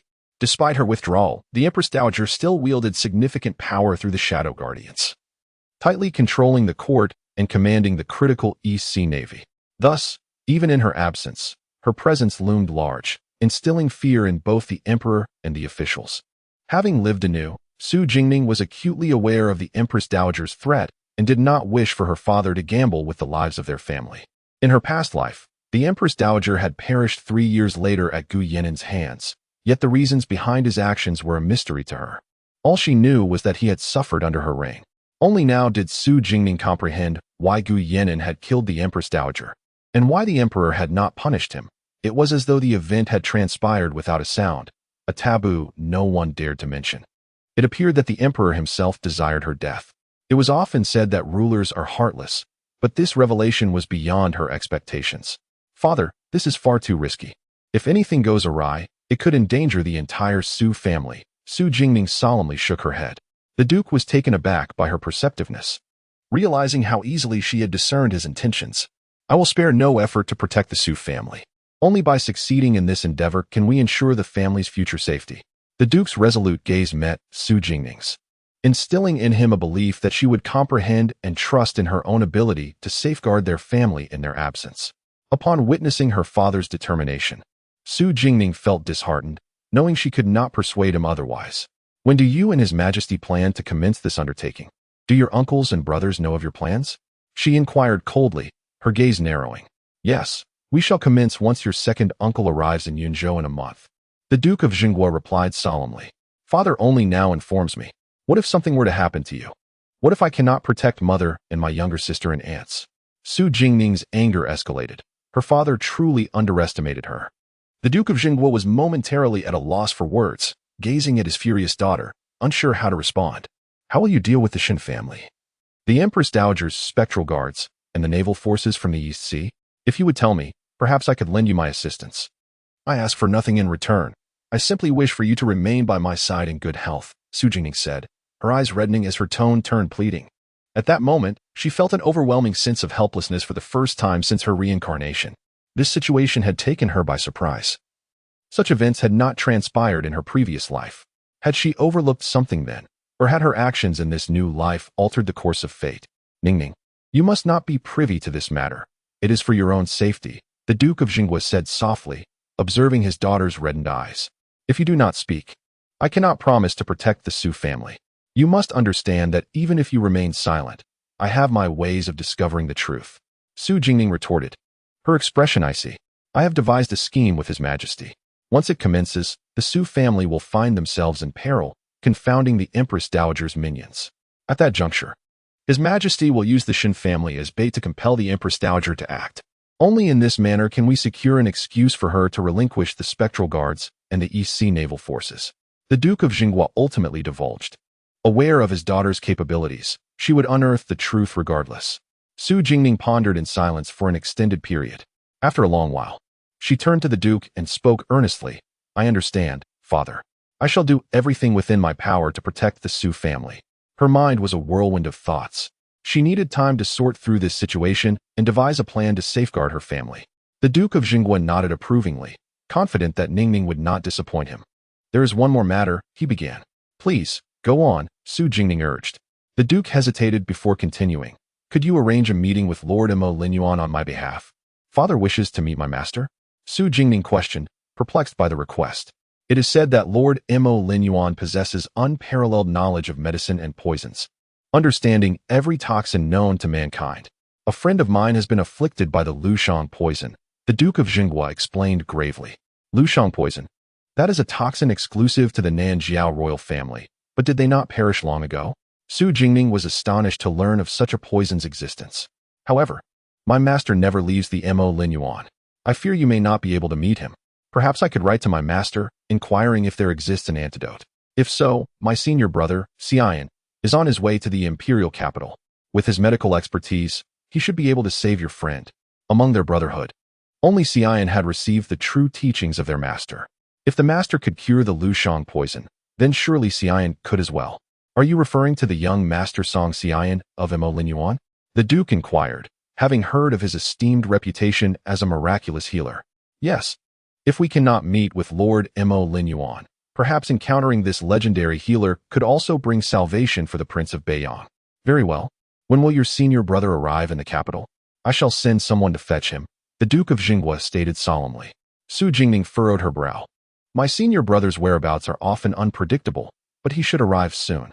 If he reaches the capital, he will certainly seek me out." The Duke contemplated for a moment before nodding. "As long as we can save the Prince of Beiyang, that is all that matters." Chapter 63. Investigation. Su Jingning spent a sleepless night, endeavoring to recollect every detail concerning the Empress Dowager from her previous life, leaving no stone unturned. What had she overlooked? By this time in her past life, she had already departed from the Duke of Jinghua's residence and moved to the Prince of Ling's manor. Yet the Su family had encountered no significant events. Her father and the others had returned to the northern frontier after the new year. Her second uncle had gone back to the western realm, and even her brothers had ventured to the borderlands. The Duke of Jingguo's household remained tranquil, housing only her mother and aunts until the sudden assault by the Shiliang Wolf soldiers, the Empress Dowager, the Yuming Guards, and the Eastern Sea Navy. In her past life, she had never directly clashed with the Empress Dowager. It was after the untimely demise of the Northern Yang King and the northern frontier that Gu Yan'an meticulously purged the court of officials associated with the Shin family, employing ruthless and lethal methods that left no room for error. Eventually, even the Duke of Qing was implicated in a shocking scandal involving the illicit production of weaponry and counterfeit silver in the Eastern Territories, causing an uproar in the court. The Empress Dowager hurried back to the capital with the Yuming Guards from Qingzhou, hoping to rescue the Duke of Qing. But ultimately, not only did she fail to save him, but she also found herself trapped in the capital. As for how she ultimately met her demise at the hands of Gu Yan'an, it coincided with her following the Prince of Ling to the southern territories to quell the bandits and the restless southern Yu. At that time, she remained oblivious to the events transpiring in the capital. The news of the Empress Dowager's death at Gu Yan'an's hands was shrouded in secrecy, and she discovered it purely by chance. Thus, the emperor reclaimed the Yuming Guards and the Eastern Sea Navy from the Empress Dowager during her absence in the southern territories, allowing her to evade all these critical occurrences. The Shin family was purged by Gu Yan'an, and the Empress Dowager perished at his hands. Everything seemed to be intertwined with Gu Yan'an. Reflecting on his past actions, it appeared as though he was seeking vengeance against the Empress Dowager. Could the death of the Northern Yang King have been connected to her? Or was it the Northern Yang Prince's residence orchestrating these events rather than the Su family? But why the sudden shift? She had heard her mother mention that in the past, the emperor, her father, and the Northern Yang Prince were the best of friends, inseparable. Yet, since the emperor ascended the throne and the Empress Dowager took control of the Yuming Guards, the three had grown distant. The Northern Yang Prince went to the northern frontier to guard his territory and rarely returned to the capital, while her father also spent little time in the imperial city. She had initially presumed that their estrangement stemmed from the transformation of former friends into sovereign and subjects, with the emperor's coldness breeding distrust and suspicion among even the most trusted companions. However, it was only last night that she realized perhaps her father, the Northern Yang Prince, and the emperor were merely acting, performing for the Empress Dowager and the court officials. Therefore, whether in her past or this life, it was plausible that it was the Su family and the Northern Yang Prince's residence that assisted the emperor in reclaiming the Yuming Guards and the Eastern Sea Navy from the Empress Dowager's grasp. Her father had not been entirely truthful with her last night. Anxia, hand over the inner servant you captured at the Chung residence, along with the matter regarding concubine Shu and the Prince of Qin's clandestine underground gambling den at Wuxiao, to Yunya. You must personally travel to the Laoshang County in the Eastern Territories with some individuals. The Duke of Qing has been secretly producing weaponry and counterfeit silver there. You must uncover the truth within a month and a half, Su Jingming instructed Anxia somberly. Anxia gazed at Su Jingming in shock. Producing weaponry and counterfeit silver? That is a capital offense punishable by death and could condemn entire clans. How could the Duke of Qing be so audacious? Is the information reliable? Su Jingming nodded. In her previous life, Gu Yan'an had uncovered evidence of the Duke of Qing's illicit activities in Laoshang County with the Duke's son, who publicly claimed to be on a leisurely tour, personally overseeing the construction. The quantity of weaponry and counterfeit silver discovered was sufficient to support another Northern Yang army. Conduct your investigation discreetly in Laoshang County. Do not alert the enemy. If you encounter difficulties, take this token to the Lord of the 10,000 Poisons Valley. She will assist you. Su Jingming handed Anxia a jet-black token inscribed with a peculiar and eerie totem, its appearance unsettling. Understood. Anxiao accepted the token, astonished. The Lord of the 10,000 Poisons Valley. Miss, you are familiar with her? The son of the Duke of Qing may be in Laoshang County. He is a crucial opportunity. We must obtain evidence of the Duke's illicit activities. Su Jingming grasped Anxia's hand firmly, her gaze earnest. Anxia, this matter concerns the Duke of Jingguo's residence. I entrust it to you. I shall not fail you. Anxia responded resolutely, bowing to Su Jingming before striding out with determination. Once these matters were arranged, her unease began to dissipate. In her past life, the truth had only been revealed 2 years later, so her father and the others likely remained unaware at this moment. Yunya, continue investigating the dealings between the underground casino in Wuxiao the Prince of Chun, and concubine Shu over the years, as well as their interactions with various officials in the court. Be thorough. Also, keep a close watch on that inner servant. Do not let him perish. Su Jingning instructed Yunya, her eyes reflecting a fierce resolve. She intended to ensure that concubine Shu paid her debt in kind. Yes, miss. Yunya replied softly. Very well, you may leave. Su Jingning nodded, rubbing her temples before picking up a nearby book, preparing to calm her mind. Just as she began to read, she heard voices outside. It was her mother's joyful tone, accompanied by Gu Yenin's low response. She glanced toward the door and indeed saw her mother and Gu Yenin. He walked half a step behind her mother, attentively listening to her words, exuding courtesy. Ningning, look who has arrived. The Duchess of Jinghua called out to Su Jingning with delight in her eyes. Su Jingning smiled gently. Mother. She then turned her gaze to Gu Yenin, asking softly, what brings you here? Gu Yenin looked at Su Jingning with affectionate eyes. I came to pay a visit to your parents. The Duchess of Jinghua, seated nearby, observed the two with growing satisfaction, unable to conceal her delight. My lady, the third madam is looking for you to discuss new garments for the soldiers in the northern frontier. She wishes for you to make a decision. Just as the Duchess settled down, a maidservant approached. Noticing the two alone together, the Duchess felt a twinge of unease but hesitated to speak up, sensing they had much to discuss. After reminding Su Jingning of a few matters, she left the room. Su Jingning propped her chin on her hand, gazing at Gu Yenin. With a playful blink, she asked softly, Gu Yenin, haven't you been visiting me rather frequently these past few days? Gu Yenin, captivated by her lively expression, felt a flutter in his heart. With a smile in his voice, he replied, it is because I wish to see you every day. Su Jingning's expression faltered for a moment, her ears slightly reddening. I came today to give you something. What is it? Su Jingning inquired, puzzled. MOU. Gu Yenin called out towards the entrance. Su Jingning turned her gaze in his direction, witnessing his attendant entering, carrying a large wooden box. He placed the box on the ground and bowed to Su Jingning. Greetings, Miss Su. Su Jingning nodded slightly, looking back at Gu Yenin with a puzzled expression. Chapter 64. Heritage. Gu Yenin gazed affectionately at Su Jingning, gently caressing the Buddhist beads in his hand. Su Jingning, filled with curiosity about the enormous chest before her, leaned down to open it.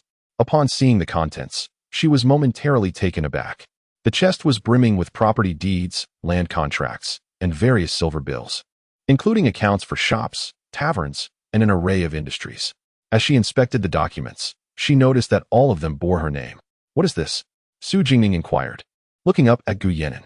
He helped her to her feet and seated her beside him. This is all my publicly declared assets, and from this day forth, they are yours. There are also some hidden matters that require more time to sort out. They will be included in your dowry, he explained. I don't want it. You are giving away all your possessions. What will you do?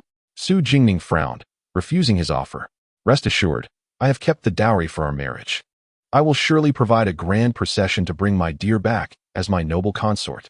You will soon be my lady. My heart has always belonged to you. Gu Yenin gently smoothed her furrowed brow, his voice tender and filled with adoration for her. Who is your dear? Su Jingning's heart skipped a beat upon hearing his endearment, her cheeks flushing. You are mine, Gu Yenin replied, a devilish smile gracing his lips as he leaned closer, whispering in her ear, dear. His husky, warm breath tickled her ear, causing her face to redden even further. She lightly pushed him away, distancing herself. How had she not noticed before how charming he could be with words? But you have given all this to me. What will you use in the future? Su Jingning pondered, having calculated that even half of the contents within the chest could allow her to establish numerous establishments across dozens of states, rivaling that of the imperial capital. In the future, there will be you, Gu Yenin softly replied.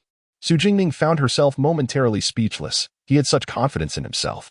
Did he not fear that she might take the money and refuse to marry him? I haven't married you yet. You mustn't speak so recklessly, she retorted, handing him a cup of tea, her face still slightly flushed. Gu Yenin chuckled, observing her rosy cheeks.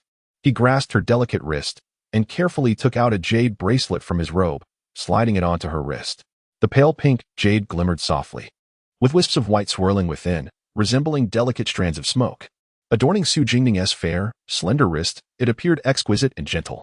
Gu Yenin tenderly stroked the bracelet with his thumb, gradually tightening his hold on her hand. The bracelet chimed melodiously against the Buddhist beads on his wrist. This is my first attempt. I am still a bit clumsy. Next time, I will make you something even more beautiful, he said, his voice slightly husky as he gazed at their intertwined hands. Su Jingming marveled at the pink jade bracelet on her wrist, her eyes sparkling with delight. You can make bracelets? Yes. Do you like it? Gu Yan'an asked, his gaze filled with affection, though tinged with a hint of nervousness. This was his first creation for her, and he feared she might not appreciate it. It's so beautiful, she exclaimed, shaking her wrist gently, causing the bracelet to glimmer as she looked at Gu Yan'an with surprise and joy. Seeing her elated expression, he secretly sighed in relief. I'm glad you like it. In the imperial palace of Dazhou, within the imperial study, Emperor Zhou sat behind the imperial desk, his expression stern as he regarded the unyielding Beiyang king kneeling before him. Shengfu. After a prolonged silence, Emperor Zhou called out to the attendant Shengfu, his voice laced with anger. Grant the Beiyang king a seat. Only then did the Beiyang king rise with a grin. Once seated, Emperor Zhou exchanged glances with Shengfu, who then exited with the attendants. The emperor turned his attention back to the Beiyang king. You truly have a great deal of audacity, not informing me of such a significant matter. Moreover, you returned to the capital without notifying me. Your Majesty, if I had not returned, my son and daughter-in-law would have been bullied to death. No matter how powerful the Shin family is, they cannot treat others this way. The Beiyang king looked at Emperor Zhou, a look of grievance on his face. Emperor Zhou shot him a sidelong glance. Humph. I have yet to reprimand you for acting without my approval, yet you are already crying foul. Tell me, what is the situation regarding Yan'an and the second daughter of the Su family? Why have I not received any news? I was unaware of this matter beforehand. That lad forcibly brought me back to the capital. After an 8-day journey, he made me rush for 4 days, and upon arrival, I was immediately taken to propose at the Duke of Jinggua's residence. By the way, he even had the Grand Princess act as a matchmaker. Did the Grand Princess not report to your Majesty? The Beiyang king waved dismissively. Emperor Zhou had only learned of this matter the day before and had been puzzled as to why the Duke of Jinghua had suddenly taken leave, and why Yan'an had not attended court. It was only after he left court that he heard of the Beiyang king returning to the capital and proposing at the Duke's residence. That lad had always kept others at arm's length. What kind of extraordinary woman was this second daughter of the Su family to prompt such urgency in him? Have you met the second Miss Su? What is she like? Emperor Zhou inquired with curiosity. Humph. The Duke of Jinghua treasures her as if she were his own eye. If it were not for the Grand Princess yesterday, he would have thrown us out of the Duke's residence. I just returned to the capital and have yet to meet her. However, I have never seen Yan'an so invested in anyone. His guards mentioned he is quite anxious about her, the Beiyang king explained. Upon hearing this, Emperor Zhou's curiosity about the second Miss Su intensified. I have heard Sierra speak of her. She often praises her in my presence. Sierra possesses the same discerning eye as her mother. She surely cannot be mistaken. I would like to meet someone whom both she and Yan'an approve of. If Yan'an truly has feelings for her, I shall decree their marriage, which would also serve to compensate him somewhat. Emperor Zhou's eyes glistened with emotion as he looked at the Beiyang king. I thank you for your efforts over the years. Yi, you have protected him well. The emperor's tone grew somber. Your Majesty, the events of that year left a scar on his heart. Had it not been for his resilient spirit, he would have crumbled under the torment of the blood curse over the years. He understands everything clearly and is unwilling to forgive you and the late empress. However, his suffering over the years is no less than your own, the Beiyang king replied, kneeling with a serious expression, unwavering before the emperor's imperial presence. Emperor Zhou regarded him in silence for a long while. Very well, I grant your request. The Beiyang king expressed his gratitude to the emperor. A significant weight finally lifted from his heart. Go back for now, Emperor Zhou finally said after a long pause. Only Emperor Zhou remained in the imperial study. He retrieved a scroll from a concealed compartment beneath the desk and slowly unfurled it. The painting depicted a handsome, imposing man and a stunningly beautiful woman nestled in his embrace, her hand gently resting on her slightly protruding belly, radiating happiness. The man held the woman with one arm while cradling a cherubic child in the other, a family of 4, blissfully content. Our son has grown up. He is now preparing to marry, Emperor Zhou murmured, gently caressing the image of the beautiful woman, a look of contentment on his face. Yet, he still had not forgiven us. If only I had stood firm against the threats and rumors of the late empress, protecting him before everyone. Perhaps you would not have died, and he would not have harbored such resentment towards me for all these years, nor misunderstood you so deeply. I am truly sorry for the both of you. The Emperor Zhou spoke to the portrait, lost in a reverie. If only it were possible. He wished to freeze time forever in the moment captured within the painting. Chapter 65. The letter from Lu Jifan at the Fengting Tower. Since the opening of Fengting Tower, it has increasingly captivated the elite of the imperial capital. Nestled in the western city, this establishment boasts elegance and splendor, featuring a newly established tea house and a dance pavilion that attracts patrons daily. The tea master brought from Jiangnan and the dancers are renowned, making it a veritable gem in the capital.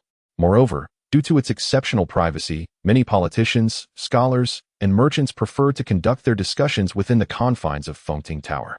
In the bamboo-themed tea house, a strikingly beautiful tea master emerged from a private room, glancing around before exiting the tea house and making her way to another room within the courtyard of Fengting Tower. "Come in," a gentle female voice called from within. The tea master entered, finding the proprietor, Yu Sun, engrossed in her ledger, her fingers deftly flipping through the pages without lifting her gaze. "What is it?" she inquired softly. "Proprietor, 2 distinguished guests have arrived at the Bamboo Melody Pavilion," the tea master replied. Yu Sun raised her eyes to regard her. "Who are they?" "The Duke of Qing and the Minister of War. I have heard they intend to take action against the Duke of Zhan. The minister possesses evidence of the Duke of Zhan's illicit sale of military provisions and armaments from the Northern Front. The Duke of Qing has instructed the minister to send this evidence to Qingzhou for the shadow guards to handle, ensuring no one else intervenes." Yu Sun set down her ledger, her expression turning grave as she looked at the tea master. "Do you know when it will be sent to Qingzhou?" "Tomorrow," the tea master responded.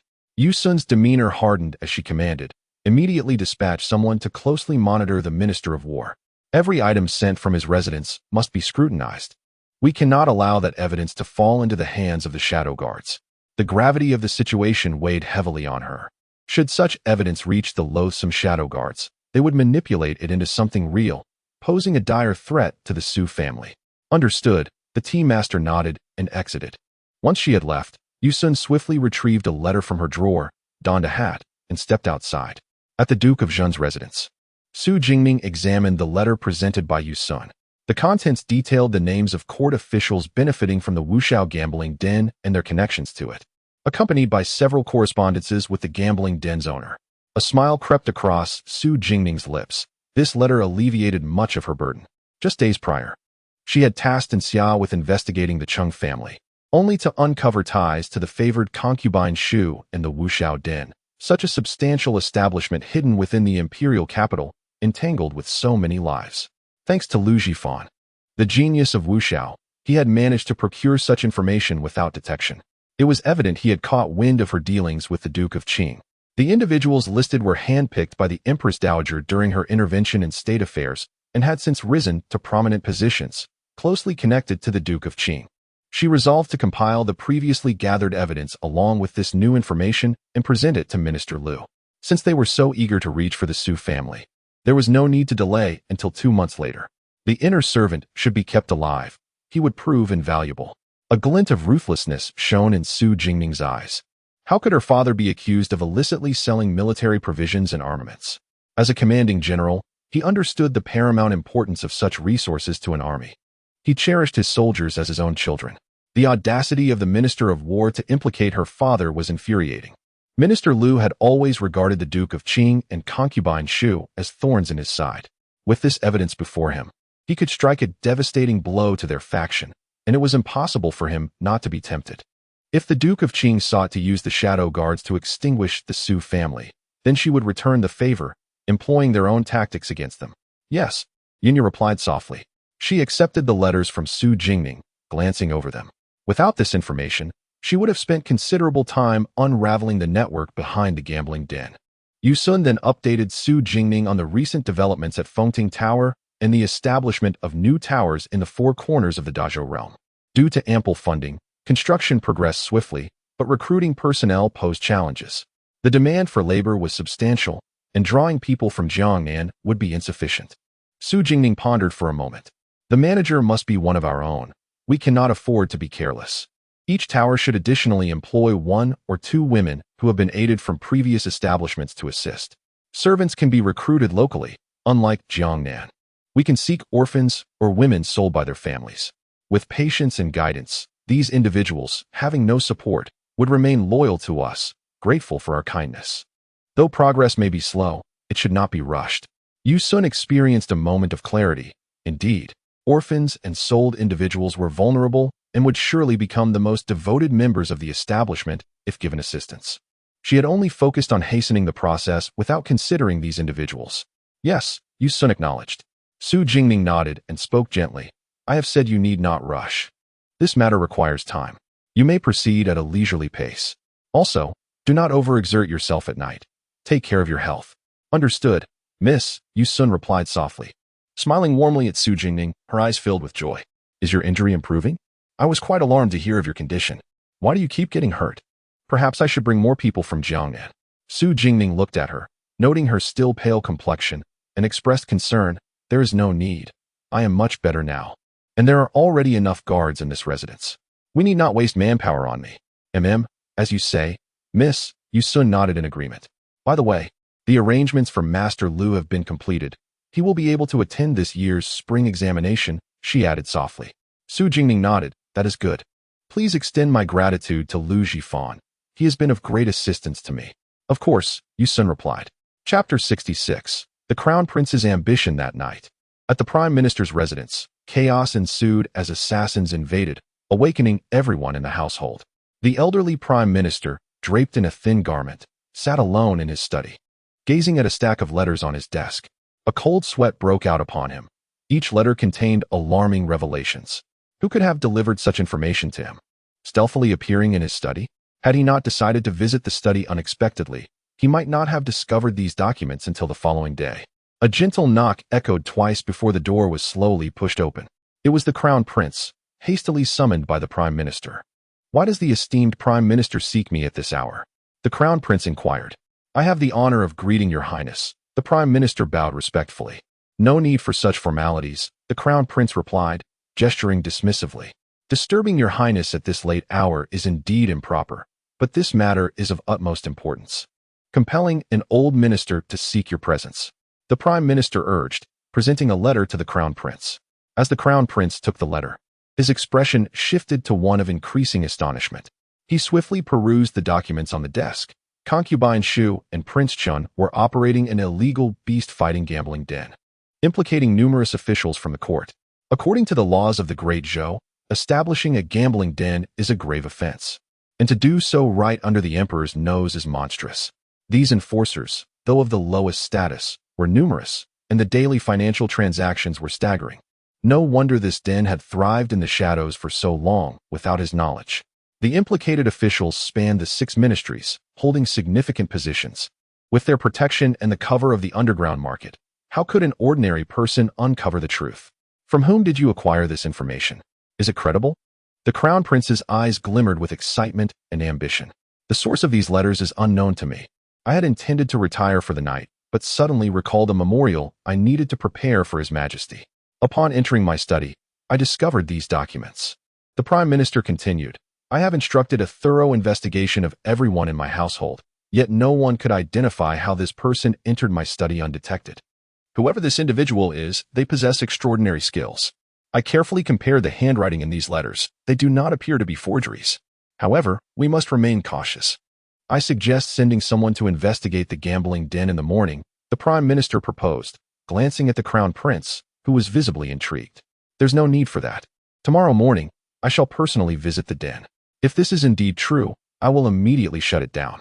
The Crown Prince declared, fueled by years of oppression under Prince Chen's influence, feeling that this revelation could turn the tide in his favor. Yes, we must proceed with caution. Given the number of officials involved, the entire area may be riddled with their spies. Your Highness must remember to act discreetly to avoid alarming them, the Prime Minister advised. Understood. I ask that you verify the contents of these letters thoroughly. If proven true, after enduring for so long, it is time to take action, the Crown Prince replied, clenching his fists, hatred flickering in his eyes. Rest assured, I shall uncover the truth for you, the Prime Minister promised, his own excitement bubbling beneath the surface. Although the list did not include Duke Qing, all implicated officials were closely associated with both Prince Chun and Duke Qing. Should this plan succeed, it would not only threaten Prince Chun, but also cripple Duke Qing's faction. The individual responsible for delivering such detailed information and slipping the letters into the Prime Minister's residence must possess exceptional capabilities. If the Crown Prince could recruit such a person, it would undoubtedly bolster his strength.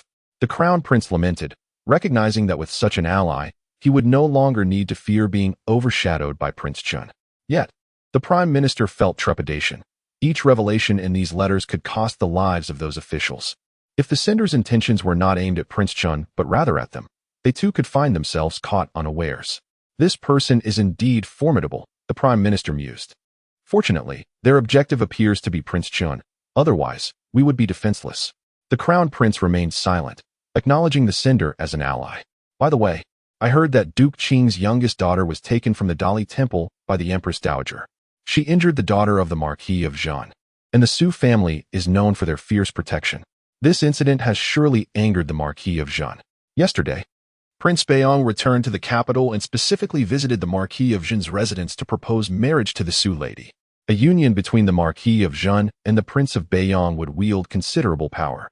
If you have the opportunity, please visit the Marquis of Zhan's residence again. With their support, even with the Empress Dowager's ghostly guards and the Eastern Sea Navy backing the Shin family, I shall have no fear. The Crown Prince's ambition was palpable. However, the Marquis of Zhan has openly and covertly rejected my advances multiple times. Moreover, the Marquis has relinquished military power in the West, and His Majesty has entrusted the Western forces to you. The remaining troops in the North hold little value for you. The Prime Minister expressed his reluctance to approach the Marquis again. A flicker of displeasure crossed the Crown Prince's face, quickly masked by a smile. I am aware of the Marquis's stubborn nature, and I appreciate your efforts on my behalf. Yet, the true asset of the Marquis of Zhan is not his soldiers but the Su family. The Su family has a long lineage of military generals, dedicated to ensuring the peace of the people. This is why the old Marquis willingly followed my grandfather to establish the Great Zhou. Each member of the Su family is capable of leading an army. To secure the realm, we must have military talent. The Su family's reputation for military prowess is what has made the Western forces formidable. To gain their support, I must also secure their military strength. The Crown Prince moved to the window, gazing into the dark night, contemplating strategies far beyond the superficial perceptions of his capabilities. The Prime Minister observed the Crown Prince's silhouette, remaining silent for a long moment. With such ambition, the Crown Prince would undoubtedly achieve greatness. He would spare no effort to assist the Crown Prince in ascending to the throne. Slowly he bowed. I understand, Your Highness. The Crown Prince turned, personally helping the Prime Minister rise. You are like a mentor to me, so there is no need for such formalities, my dear Prime Minister. With humility and courtesy, the Crown Prince guided the Prime Minister to a chair, dismissing any semblance of royal arrogance. The Prime Minister felt increasingly satisfied with the Crown Prince. Your Highness speaks wisely. The Prince of Baiyong has only one heir, and the future of the 500,000 troops will rest in Guam Yan's hands, who is favored by His Majesty. The Marquis of Zhan has only one legitimate daughter, and should Gu Yan marry the Su lady, their ties will be inextricable.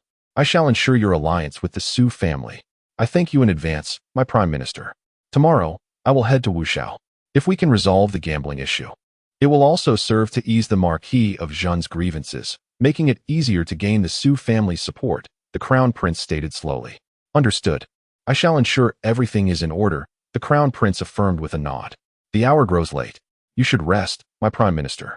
I shall take my leave, he concluded, offering a slight bow before departing.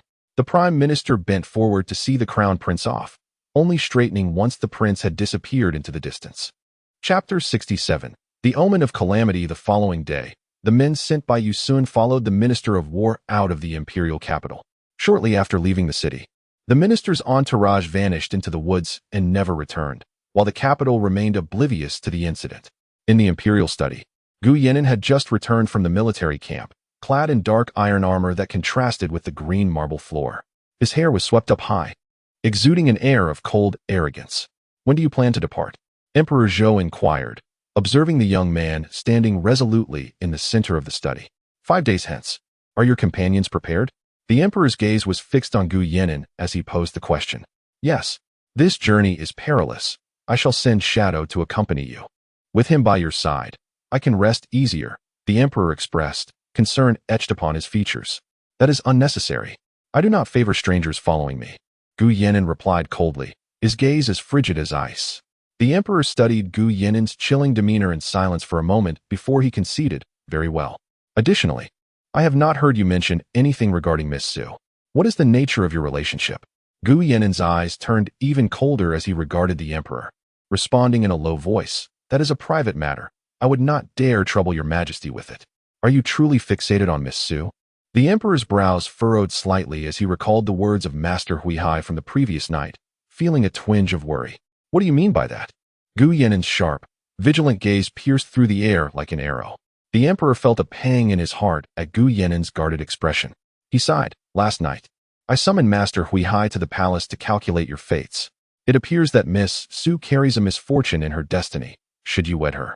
It may bring you harm.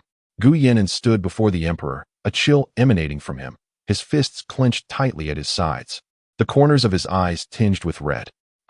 Why should your majesty concern yourself with my private affairs? Did you not summon Master Huihai to divine my fate with Miss Su? Could it be that the master has erred? Am I not the one destined for calamity? Gu Yan'an's lips curled into a mocking smile, his eyes icy to the core. Moreover, your majesty should know that I detest these so-called fates and destinies more than anything. Yan'an, do not misunderstand. I am only looking out for your well-being. The emperor implored, his voice laced with suppressed anger as he observed Gu Yan'an's tense demeanor. The emperor had initially intended to align their fates through the master and issue a decree for their marriage. However, the master revealed that while their destinies were intertwined, Miss Su's fate was fraught with peril, posing a threat to Gu Yan'an's life. For my own good, has your majesty forgotten who locked me upon the altar? Who confined me in a dark room for 2 whole years? Gu Yan'an's voice was as cold as winter's frost, the atmosphere in the study thick with tension. The emperor staggered back, collapsing into his throne, the color draining from his face as if he had aged several years in an instant. He began. But no words emerged. My marital affair shall be decided by Prince Beiyang. Your majesty need not worry. Gu Yan'an maintained an indifferent demeanor as he regarded the sorrowful emperor. Bowing respectfully before striding out of the imperial study, Mu Shi observed Gu Yan'an's cold and imposing figure as he exited, an aura of formidable menace surrounding him, deterring anyone from approaching. She furrowed her brow and swiftly entered the study. Inside, the emperor sat alone in the vast room. A solitary figure who once commanded all, now appeared as a lonely old man. Father, Mu Shi softly called, gazing at the emperor's desolate expression. The emperor stirred from his thoughts. Shier, you have come. He greeted warmly, concealing his sorrow from the daughter he had raised. Father, what has happened with my brother? Gushitsi? Mu Shi asked, her brow knitted with concern. The emperor lowered his head in silence. At that moment, Mu Shi perceived the unspoken pain and sorrow of a father. It is nothing. Perhaps I am overreacting, the emperor remarked, his voice tinged with deep weariness. By the way, I have heard you mention Miss Su frequently. When will you invite her to the palace so that I may meet her? The emperor asked gently, determined to see this Miss Su for himself, regardless of Gu Yan'an's feelings. Yes, Mu Shi nodded in agreement. However, Miss Su was injured and has yet to recover. It may take some time. Very well. We shall wait until she is well to avoid any misunderstandings from Yan'an. He seems quite anxious regarding her, the emperor responded softly. Indeed. It seems that only in Miss Su's presence can I see my brother's genuine smile, Mu Shi added with a smile. Upon hearing her words, a flicker of hesitation crossed the emperor's eyes. At the Duke of Town's residence, the Prince of Beiyang had sent wedding gifts early in the morning, solidifying the bond between the Duke's family and the royal house. As boxes of red envelopes were carried into the Duke's residence, onlookers marveled at the fortune of the ailing young lady, destined to wed the most youthful and esteemed general in the court, even if one disregarded his remarkable accomplishments. His enchanting visage alone would surely leave many young women in the capital heartbroken. A crowd had gathered outside the residence, all eager to witness the spectacle. The Duke's family had indeed outdone themselves, for the gifts presented far exceeded those given during the Crown Prince's wedding. As the engagement was merely the beginning, one could only imagine the grandeur that awaited the actual wedding ceremony. Not far behind the crowd, a luxurious carriage came to a halt at the street corner. A corner of the carriage curtain was lifted, revealing a pair of captivating eyes that calmly surveyed the lively scene at the Duke's residence. A fleeting glimmer of intrigue crossed those eyes as they observed the bustling crowd. The curtain gently fell, and a soft, soothing voice emerged. Let us depart. Young master, shall we not take a look inside? A voice inquired. No, we shall visit Little Seven in a few days. The young man's voice was elegantly tranquil.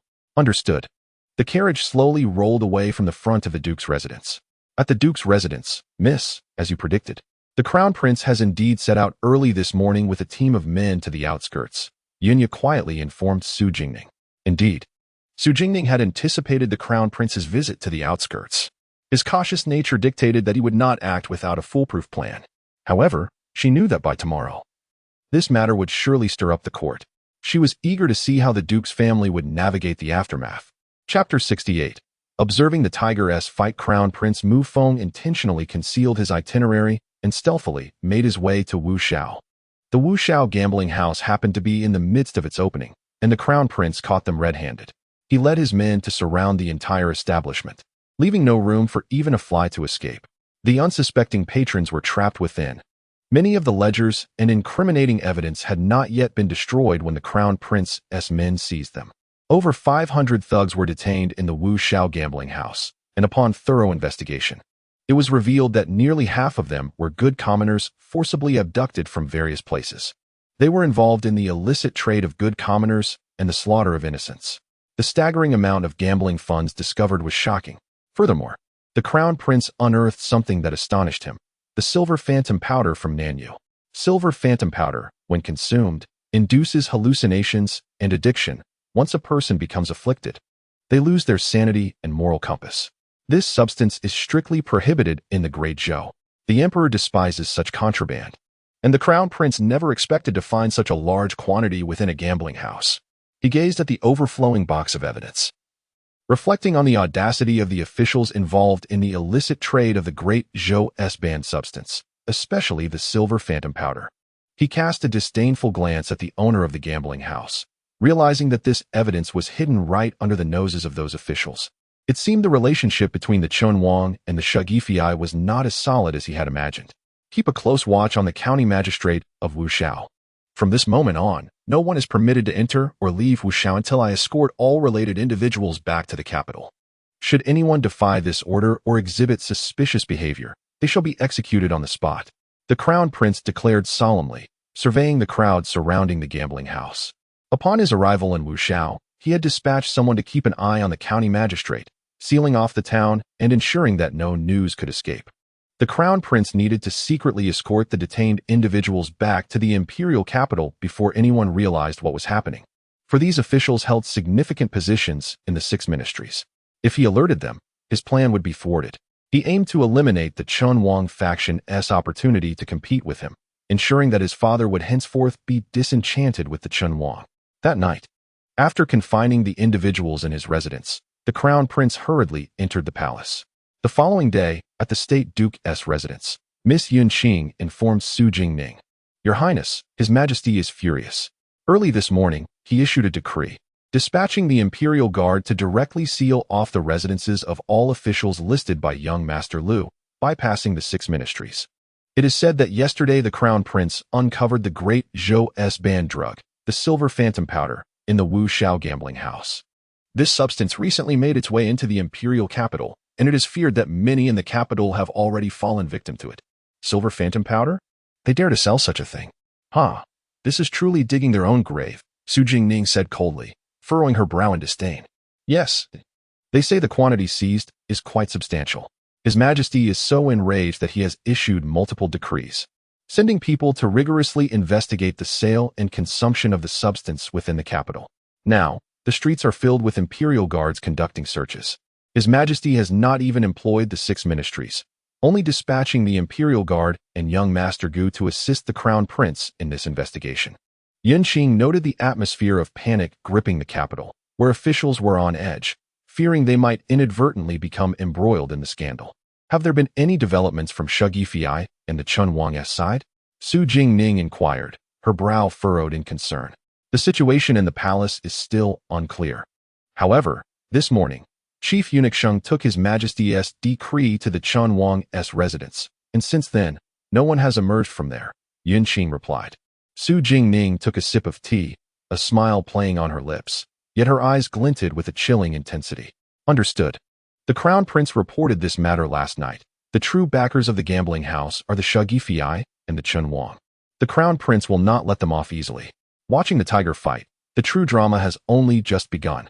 In the Great Zhou Imperial Palace, the Emperor's expression was dark as he stood in the Shugifei's palace, radiating a terrifying aura as he gazed upon the prostrated Shugifei, whose face was pale with fear and trembling. Shenrue, I cannot believe I have failed to notice your audacity all these years. Establishing a gambling house, buying and slaughtering good commoners right under my nose, while bribing and threatening court officials, and privately selling banned drugs in the capital. You and your son possess tremendous audacity. The Emperor's fury erupted as he hurled objects at the kneeling Shugifei. Your Majesty, please allow me to explain. Your Majesty, I had no knowledge of the silver phantom powder's appearance in the gambling house. Furthermore, the gambling house does not belong to me. It is managed on behalf of my mother, and I am merely acting under her coercion. Your Majesty, this matter has nothing to do with Hung Heir. Shugifei disregarded the shattered porcelain on the ground and lunged at the Emperor's feet. The Emperor looked down at the disheveled Shugifei, a glimmer of murderous intent flashing in his eyes. Huh, so you dare to implicate the Empress Dowager as well.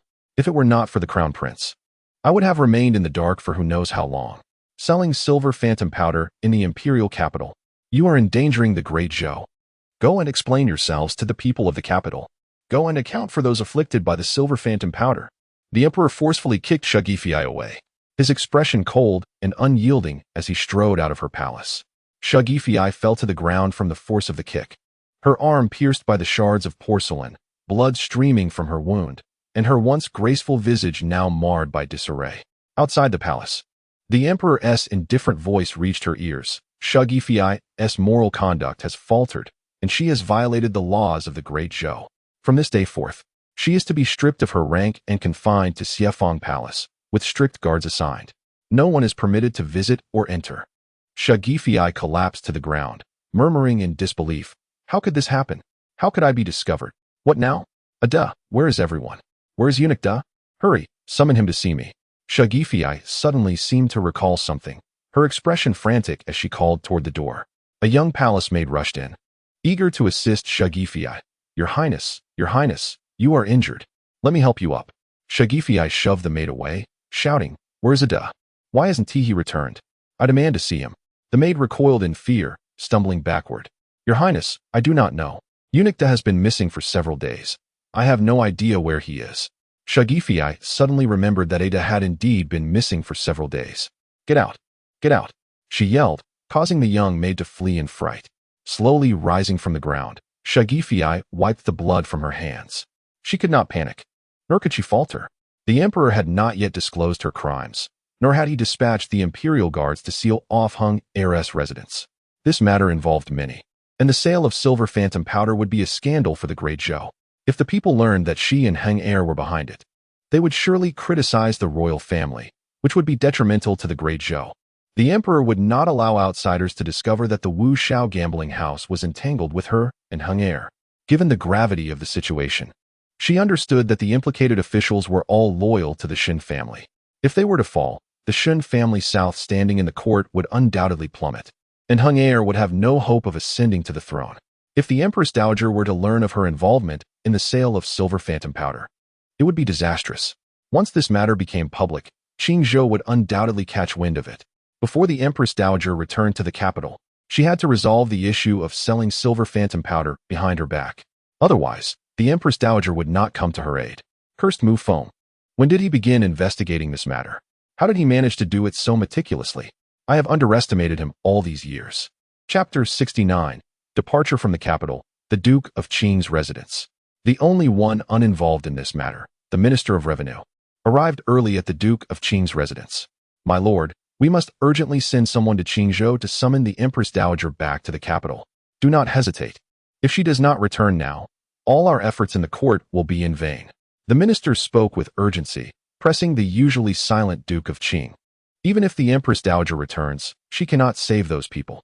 Do you realize that each accusation presented by the Crown Prince could cost them their official hats? The Duke's expression darkened. I have long advised them to be more discreet, yet they failed even to conceal their own tales. Now, how can I rescue them? It is a pity all the years the Empress Dowager invested in them. The minister looked at the Duke's calm demeanor, his anxiety mounting. Are you truly going to do nothing? Allow the Crown Prince to benefit from this. Of course not.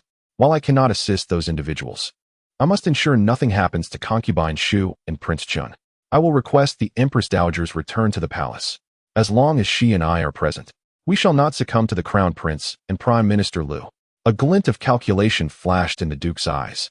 Do not forget, the Empress Dowager commands the entire Eastern Sea Navy and the Underworld Guards. That is what the court officials truly fear about the Shin family. The minister's urgency diminished slightly at this reminder.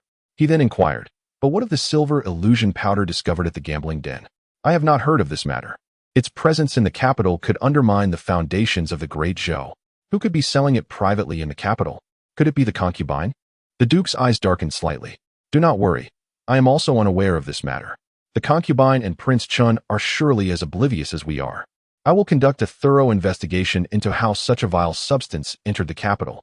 Such a thing is a calamity for the nation and must not appear in the Great Zhou. The minister nodded solemnly. After a lengthy discussion, the minister finally departed from the Duke's residence. He climbed into his carriage, nodded towards a distant corner, and slowly drove away. Following the revelation of the gambling den incident, many officials were implicated. In just 4 days, numerous residences were searched and sealed, with officials being demoted or punished. The most severe case involved the Minister of War, who was sentenced to death by the emperor for having a stash of silver illusion powder in his home. Consequently, a wave of new officials flooded into the capital. At the Duke of Zhen's residence, despite the prevailing panic among the populace, the household remained unaffected. Due to disturbances in the southern borders, the general originally dispatched to quell the bandits was entangled in the gambling den scandal. The emperor suddenly ordered the Duke's heir to depart for the southern region the following day. The Duke instructed Su Jingmao and Su Jingyi to accompany Su Jingchen on the journey. Today, everyone gathered at Songhua courtyard to keep the matriarch company. Su Jingning, who had remained silent, observed her 3 brothers preparing to leave for the south, her eyes betraying a hint of worry. The southern region was plagued by banditry. Her brothers' skills were unnecessary for such an endeavor, indicating that their mission was not merely to confront bandits. She remained quiet, knowing that what was meant to come would eventually arrive. This was likely the reason her father had spoken to her that day. Their journey was fraught with danger. Upon exiting Songhua courtyard, Su Jingning called out to Su Jingchen, elder brother. Su Jingchen turned to her. Ningning, what is it? He asked gently, with a slight frown. She stepped closer. Will there be danger on your journey to the southern borders? Su Jingchen paused, noticing the concern in her eyes. He ruffled her hair and smiled. We are merely dealing with a few mountain bandits. What danger could there be? Do not worry, focus on recovering at home. Though his reassuring smile was meant to comfort her, her anxiety did not subside. Lowering her gaze, she retrieved a dark jade token from her waist pouch. Intricately carved with ancient patterns, exuding an air of mystery. She handed it to Su Jingchen. What is this? He asked, puzzled.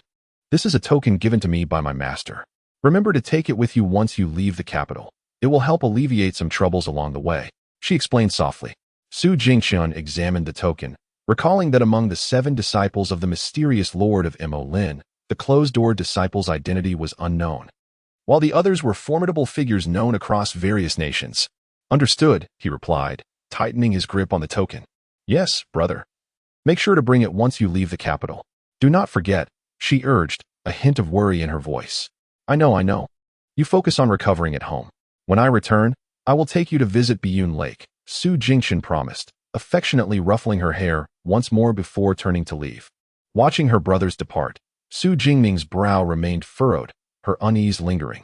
With a heavy heart, she returned to her courtyard with Yunya, who immediately shielded her behind her back, eyes narrowed in anger at the man standing beneath the ancient magnolia tree. The heir of the northern Yang prince was being rather disrespectful. Despite his engagement to her, appearing in her chamber at such an hour was highly inappropriate. Su Jingning had not anticipated his sudden appearance and hesitated. She shook her head at Yunya, who then stepped aside, casting a wary glance at Gu Yenin before entering the house. What brings you here? Su Jingning approached Gu Yenin, her voice barely above a whisper. He had been preoccupied with the crown prince, investigating the gambling den. It was surprising he found time to visit her. Upon seeing Su Jingning, the cold aura surrounding Gu Yenin softened considerably. How is your injury? Su Jingning sat at the stone table under the magnolia tree, resting her chin in her hand as she gazed at him. Much better. The wound hardly pains me now. Gu Yenin placed 2 porcelain bottles on the stone table. These are the medicines I brought you last time. Once you finish them, I will return. Su Jingning furrowed her brow. Return? Where are you going? After a moment of silence, Gu Yinan replied honestly, I must travel to the eastern region. I depart tomorrow. The eastern region? Why the sudden journey there? Su Jingning questioned, her brow furrowing deeper. Noticing her anxiety, Gu Yinan smiled slightly, warmth in his eyes. Reports indicate unusual movements within the Eastern Sea Navy. His Majesty has ordered me to investigate, to prevent any turmoil in the Eastern Sea. Unusual movements in the Eastern Sea Navy? How come I have not heard anything? Su Jingning frowned, concerned. The news was transmitted discreetly to the capital, and few are aware. The situation is urgent. I must leave tomorrow. Please take care of yourself on the journey, Su Jingning replied, nodding in agreement. As Gu Yinan prepared to leave, he realized he had come to check on her amidst his busy schedule. He reached the courtyard gate, but suddenly turned back, grasping Su Jingning's wrist and pulling her into his embrace. His large hand cradled the back of her head, his voice slightly hoarse. Wait for my return. I have something to tell you. All right. Su Jingning closed his eyes briefly, softly acquiescing. After a long while, Gu Yinan finally released Su Jingning and stepped out of the courtyard, leaving only the silhouette of the tall and robust youth fading into the distance as the gentle breeze whispered by. The following morning, Su Jingchen and his companions led troops out of the city. The case regarding the Wuzhou gambling house concluded, implicating a majority of officials in the court. The noble concubine was demoted to the rank of a mere lady and confined within the palace, while even Prince Chun was kept under guard at his residence. Rumors circulated throughout the capital that the scandal surrounding the Wuzhou gambling house stemmed from the machinations of Prince Chun and the noble concubine, which prompted the emperor to impose punishment upon them. Aside from this affair, another topic captured the attention of the capital's elite: the arrival of the young master of Mo Lin Yuan, who had come to the capital of Dezhou to recruit new disciples. It was said that the young master himself had come to Dezhou's capital, and every prominent family sought to catch his eye. Gaining admission to Mo Lin Yuan, even as an outer disciple, would hold significant weight in the four nations. Yet, the young master of Mo Lin Yuan, the esteemed healer Song Qian, was a figure whom even the emperor of Dezhou regarded with utmost respect. Su Jingning observed the casually seated man before her, clad in elegant moon-white garments, his ink-black hair cascading down, exuding an air of nonchalance. His elongated, cool eyes scrutinized her as she prepared tea, and he narrowed them slightly in amusement. A mere handful of shadow guards bested you. Have you been slacking off during your 2 years away from the Yuan? Su Jingning shot a disapproving glance at Song Qian, fully aware that her elder brother was notorious for his biting remarks. The world portrayed Song Qian as a refined and cultured young master, a recluse of extraordinary grace. Yet none could claim he was as irreverent as he appeared. Have you come today solely to witness my misfortune? Su Jingning feigned irritation and retorted coldly. Only then did Song Qian suppress his smirk, clearing his throat and straightening his posture. My dear girl, after 2 years away from the Yuan, had it not been for our master's insistence, he would have personally come to the capital to see you. He has been incessantly talking about you, to the point where my ears are nearly calloused from it. Su Jingning chuckled awkwardly, acknowledging that indeed, she had not returned to Mo Lin Yuan in 2 years. Once matters in the capital settled, she would return to visit her master. Noticing her slightly pale complexion, Song Qian reached for her hand. Let me see how your cold condition has progressed. Su Jingning obediently extended her hand toward him. His slender fingers lightly rested on her wrist. And after a moment of silence, his brow furrowed deeper. Observing his worried expression, Su Jingning felt a flicker of anxiety. After what felt like an eternity, Song Qian finally released her hand, his gaze reflecting concern. How is it that after 2 years, your cold condition remains unresolved, and it appears to be worsening? The prescription I provided seems to have lost its efficacy. Have you felt any discomfort recently? Su Jingning herself did not perceive any aggravation of her condition. The spring air invigorated her, and she felt entirely well. She shook her head. No, I will prepare a new prescription. Do not continue taking the previous medication, Song Qian stated, frowning. He needed to find Fu Shan grass promptly to control her cold, for if her condition were to flare up, it could endanger Shaoqi. Very well. With you here, I have no worries about my condition, Su Jingning assured him. By the way, elder brother, I have a matter to request of you. Song Qian found a piece of paper and, without lifting his head, began writing a prescription for her. Speak your mind. You've troubled me enough in the past. Feeling a bit sheepish, Su Jingning stuck out her tongue. Are you familiar with the poison known as Lu Shang? Song Qian paused, lifting his gaze to meet hers. Lu Shang? Isn't that a poison from the Nanjiao royal family? Yes. Do you know how to counteract it? A friend of my father's has been afflicted by it. But the Nanjiao royal family has long since vanished, and the antidote is no longer available. Song Qian frowned. He was aware of Lu Shang poison, but had never encountered a genuine victim. I have seen the antidote in our master's study, but I have never administered it myself. I must see the afflicted person to determine if a cure is possible. That's wonderful. You must stay in the residence until my father returns.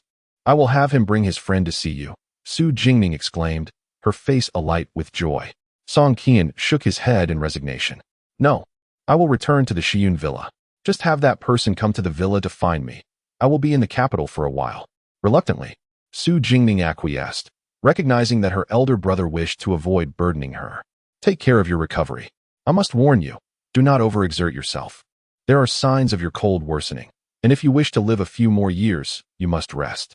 Otherwise, I will take you back to the Yuan and let our master oversee your care. I understand, she replied. You need not worry, elder brother. I heard there will be new disciples recruited in the Yuan. Do you have anyone in mind? There are a couple of literary students who qualify for Mo Lin Yuan, but the martial students remain to be seen. You are the most discerning judge within Mo Lin Yuan. If you take notice of someone, it surely indicates their exceptional talent. Now, you must rest well. I will remain in the capital for some time, and if you encounter any trouble, send someone to the Shiyun villa to find me. It is unacceptable for a disciple of Mo Lin Yuan to suffer indignities outside. A glint of fierce determination flashed in Song Qian's eyes as he spoke to Su Jingning in a stern tone. Su Jingning was acutely aware that her injury would not escape her brother's notice. He likely had already investigated her circumstances thoroughly. She shot him a knowing glance, her eyes gleaming with intelligence. Do I appear to be someone who enjoys suffering in silence? Although she was injured, those who harmed her would not escape unscathed. Song Qian chuckled softly. Xiaoqi is certainly the most adept at ensuring her own interests are safeguarded. This is a matter of no concern. Indeed, you are astute. Chapter 70. Only 1 year the following day, at the Shiyun courtyard, a carriage came to a gentle halt at the entrance. Duke Xinghua discreetly accompanied Prince Beiyang to the courtyard. A guard approached to knock on the door, and after a lengthy wait, a young servant hurriedly opened it. Whom do you seek? The boy asked, gazing quizzically at the visitors. I have heard that the medical immortal resides here and have come to pay my respects. Duke Xinghua replied kindly, looking at the boy. The servant glanced at Duke Xinghua and the prince standing behind him, recalling the master's instructions from the previous day. He stepped aside with a respectful demeanor, saying, Please, enter.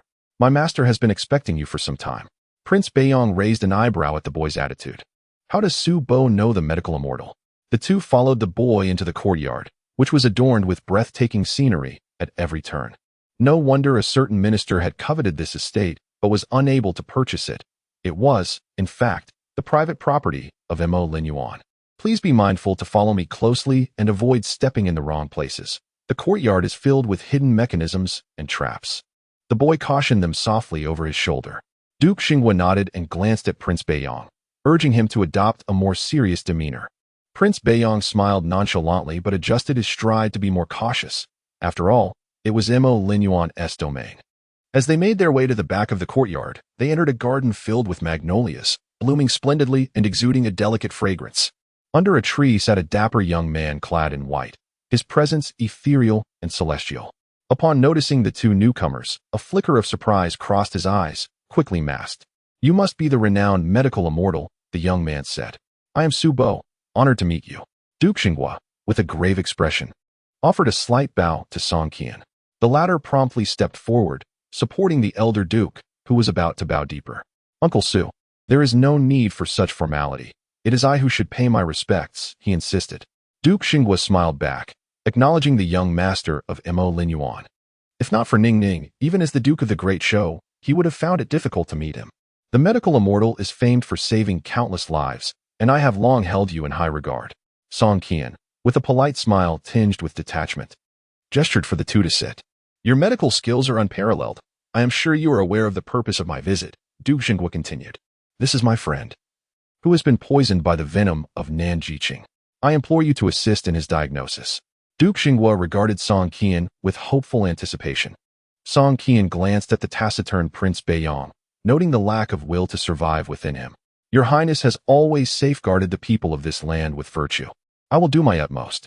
You need not worry, he assured gently. Prince Beiyang fixed a piercing gaze on Song Qian, surprised at how the latter recognized him without prior introduction. Indeed, Mo Lin Yuan was as formidable as rumored. Please extend your hand, Your Highness, so that I may take your pulse, Song Qian requested, seemingly oblivious to the prince's scrutinizing glare, maintaining a demeanor of gentle detachment. Prince Beiyang, having harbored no hopes of recovery, had come merely due to Su Bo's insistence. With a light touch on the prince's hand, Song Qian furrowed his brows slightly, while Duke Xinghua observed anxiously. How is it?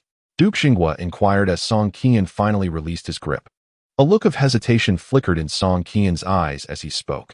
The poison of Nan Jiqing is cunning, and the venom of Liushang originates from the royal family of Nan Jiqing. That family has long been extinguished, and there is no known antidote. Your Highness has been poisoned for an extended period. The venom has infiltrated your lungs. I can offer only a 40% chance of recovery. The poison of Liushang silently claims lives. Those afflicted, due to their indulgence, find their vital organs paralyzed. Over time, even as their organs decay, they remain oblivious to their suffering, ultimately succumbing to the degradation. Upon hearing that there was only a 40% chance, Prince Beiyang's expression remained unperturbed. He had never sought to control his fate. All he desired was to complete his unfinished business before his time came. 40%? How can it be only that? Duke Xinghua's eyes widened in disbelief, filled with incredulity. The prince's poison is too severe, even if the toxin is countered, Your Highness, at most. You might gain an additional year, Song Qian added carefully. What? A year? You, who are reputed as the medical immortal, truly have no other means to extend his life? Duke Xinghua's eyes flashed with sorrow and anger. He clenched his fists, suppressing his emotions as he queried Song Qian. Life and death are governed by fate. Why must you insist? Prince Beiyang gently patted Duke Xinghua's shoulder, wearing a nonchalant smile. It is truly fortunate for me that Song Qian can grant me a few more months of life. A year is better than none. Had I not encountered you, I fear I would not have survived even a few more months, he said, bowing slightly towards Song Qian, his demeanor calm and composed, as if the one on the brink of death were not him. Song Qian's eyes reflected sorrow. The great general of the great Zhou, a paragon of virtue, who had protected countless citizens, would fall victim to such a malicious scheme. He glanced at the wine gourd hanging from Prince Beiyang's waist and softly advised. The poison of Liushang is most aggravated by indulgence. Your Highness should part with that wine gourd. I will do my utmost to assist you in detoxification. Following his gaze, Prince Beiyang looked at the gourd, reluctant to part with it, as it was his only remaining pleasure. Duke Xinghua, noticing the prince's reluctance, roughly snatched the gourd from his waist, glaring at him fiercely. You are on the verge of death, yet you still cling to this wretched wine gourd. He placed the gourd heavily on the table, turning away from Prince Beiyang and bowing slightly to Song Qian. Please, if you require anything, do not hesitate to ask. Both the Duke and I shall fully cooperate with you. Whatever you say shall be done, Duke Xinghua insisted. There is no need for such formality, uncle. Song Qian replied kindly, his tone imbued with the respect of a younger generation. Prince Beiyang looked on with curiosity, glancing between the two. This was the very master of Mo Lin Yuan, who reportedly showed no favor even to the emperor of Nanyue. Yet here he was, displaying such deference to Duke Xinghua. When had the Duke come to know this medical immortal? The prince's illness remained a secret. He did not wish for others to know. However, the detoxification would require half a month, and Song Qian would visit the princess' residence to assist him. Song Qian personally escorted the two out of Shiyun courtyard. Chapter 71. The spring banquet. Upon boarding the carriage, Prince Beiyang curiously inquired of Duke Xinghua, when did you become acquainted with the young master of Mo Lin Yuan? The young master has always held himself in high regard. Even the royal court of Nanyue has suffered at his hands. Today, however, he treats you with such deference. The Duke cast a sidelong glance at him, refraining from answering, his expression tinged with melancholy. The once sharp and resolute brows now bore an unshakable sorrow. A year remained. Merely a year. Prince Beiyang paused, observing the Duke with a flicker of emotion in his eyes, fleeting yet palpable, before a semblance of nonchalance returned to his smile. A year is sufficient. Enough for me to avenge Ayao. I shall not be at a loss, Su Bo. The Duke opened his mouth as if to speak. Yet no words emerged. The death of the princess had lodged itself like a dagger in his heart over the years. How could he not comprehend? On that day, Song Qian had once again prescribed new medicine for Su Jingning. Her external injuries healed rapidly, and within a few days, signs of recovery were evident. Princess Xuyang hosted a spring banquet in the palace, inviting the noble ladies and young gentlemen of the capital. Upon hearing of Su Jingning's improvement, she even specially sent her phoenix carriage to the duke's residence to escort Su Jingning into the palace for the banquet. Having been ill for quite some time, Su Jingning lacked enthusiasm for the spring banquet. Nevertheless, the princess's phoenix carriage had already arrived at the duke's doorstep, accompanied by the princess's personal maid to retrieve her. Thus, she had no choice but to change her attire and enter the palace. Princess Xuyang was the cherished child of the current emperor and seldom resided in the capital. Opportunities to associate with the princess were rare for noble ladies and young gentlemen, and receiving her invitation could aid in their matrimonial pursuits. Moreover, it was rumored that Princess Xuyang had also invited the illustrious medical prodigy, young Master Mo Lin Yuan, Song Qian, who was renowned for his ethereal beauty and noble lineage. Since news of his arrival in the capital had spread, every noble lady and gentleman yearned to meet him. Upon arriving at the palace gates, Su Jingning found several noble ladies waiting, eager for the palace officials and guards to examine their invitations. As Su Jingning rode in the princess's phoenix carriage, a distinguished guest, and personally attended by the princess's maid, she was granted immediate entry without delay. Is that not the phoenix carriage of Princess Xuyang? Why does it return from outside the palace? One noble lady asked, her curiosity piqued. Another lady, glancing at the already entered carriage, replied with envy. Inside sits the future daughter-in-law of the Beiyang royal household. She is indeed beyond our reach. The first lady was stunned for a moment before realization dawned. She was indeed the only legitimate daughter of the Duke Xinghua, Miss Su Er. The betrothal gifts sent from Beiyang to the Duke's residence had astounded the capital. Now, who did not know that the frail daughter of the Duke would one day be the sole mistress of the Beiyang royal household? Princess Xuyang's palace was not located within the inner court. When she turned 10, Emperor Zhou had constructed a separate palace next to the East Palace, named Xuyang Palace in her honor. Its grandeur was only slightly inferior to that of the East Palace. It was said that had it not been for the incompatibility of ceremonial regulations, Xuyang Palace would have surpassed the East Palace in scale. Upon reaching Xuyang Palace, Mu Shi was already waiting at the entrance, adorned in a resplendent crimson palace gown, her beauty captivating. As she eagerly awaited Su Jingning's arrival, her eyes sparkled with joy upon spotting the approaching phoenix carriage. When the carriage came to a halt, Mu Shi's lips curved into a smile as she rushed towards Su Jingning. Your Highness, please take care. A flurry of palace maidens hurried to follow her. Jingning. Su Jingning, assisted by the maid, slowly descended from the carriage. Catching sight of Mu Shi rushing towards her, her lips forming a gentle smile as she bowed slightly. I have met Princess Xuyang. Mu Shi immediately helped her to her feet, saying, You are injured. Do not concern yourself with formalities. Come quickly with me. Mu Shi linked arms with Su Jingning as they entered Xuyang Palace, chattering along the way while the palace attendants trailed behind them. Jingning, do you know the medical prodigy? Song Qian? Su Jingning raised an eyebrow, responding softly, Yes. He is my master's uncle. Given your long-standing frailty and recent injuries, his medical skills are extraordinary. As a disciple of the master of Mo Lin Yuan, I have invited him to examine you. Perhaps he can cure your lingering ailments. Mu Shi observed Su Jingning's already delicate frame, now even thinner, and sighed softly, You must take good care of yourself.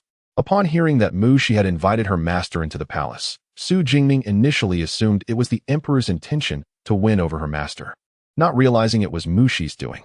No wonder a carriage had set out early that morning to fetch her. A warmth spread through Su Jingning's heart.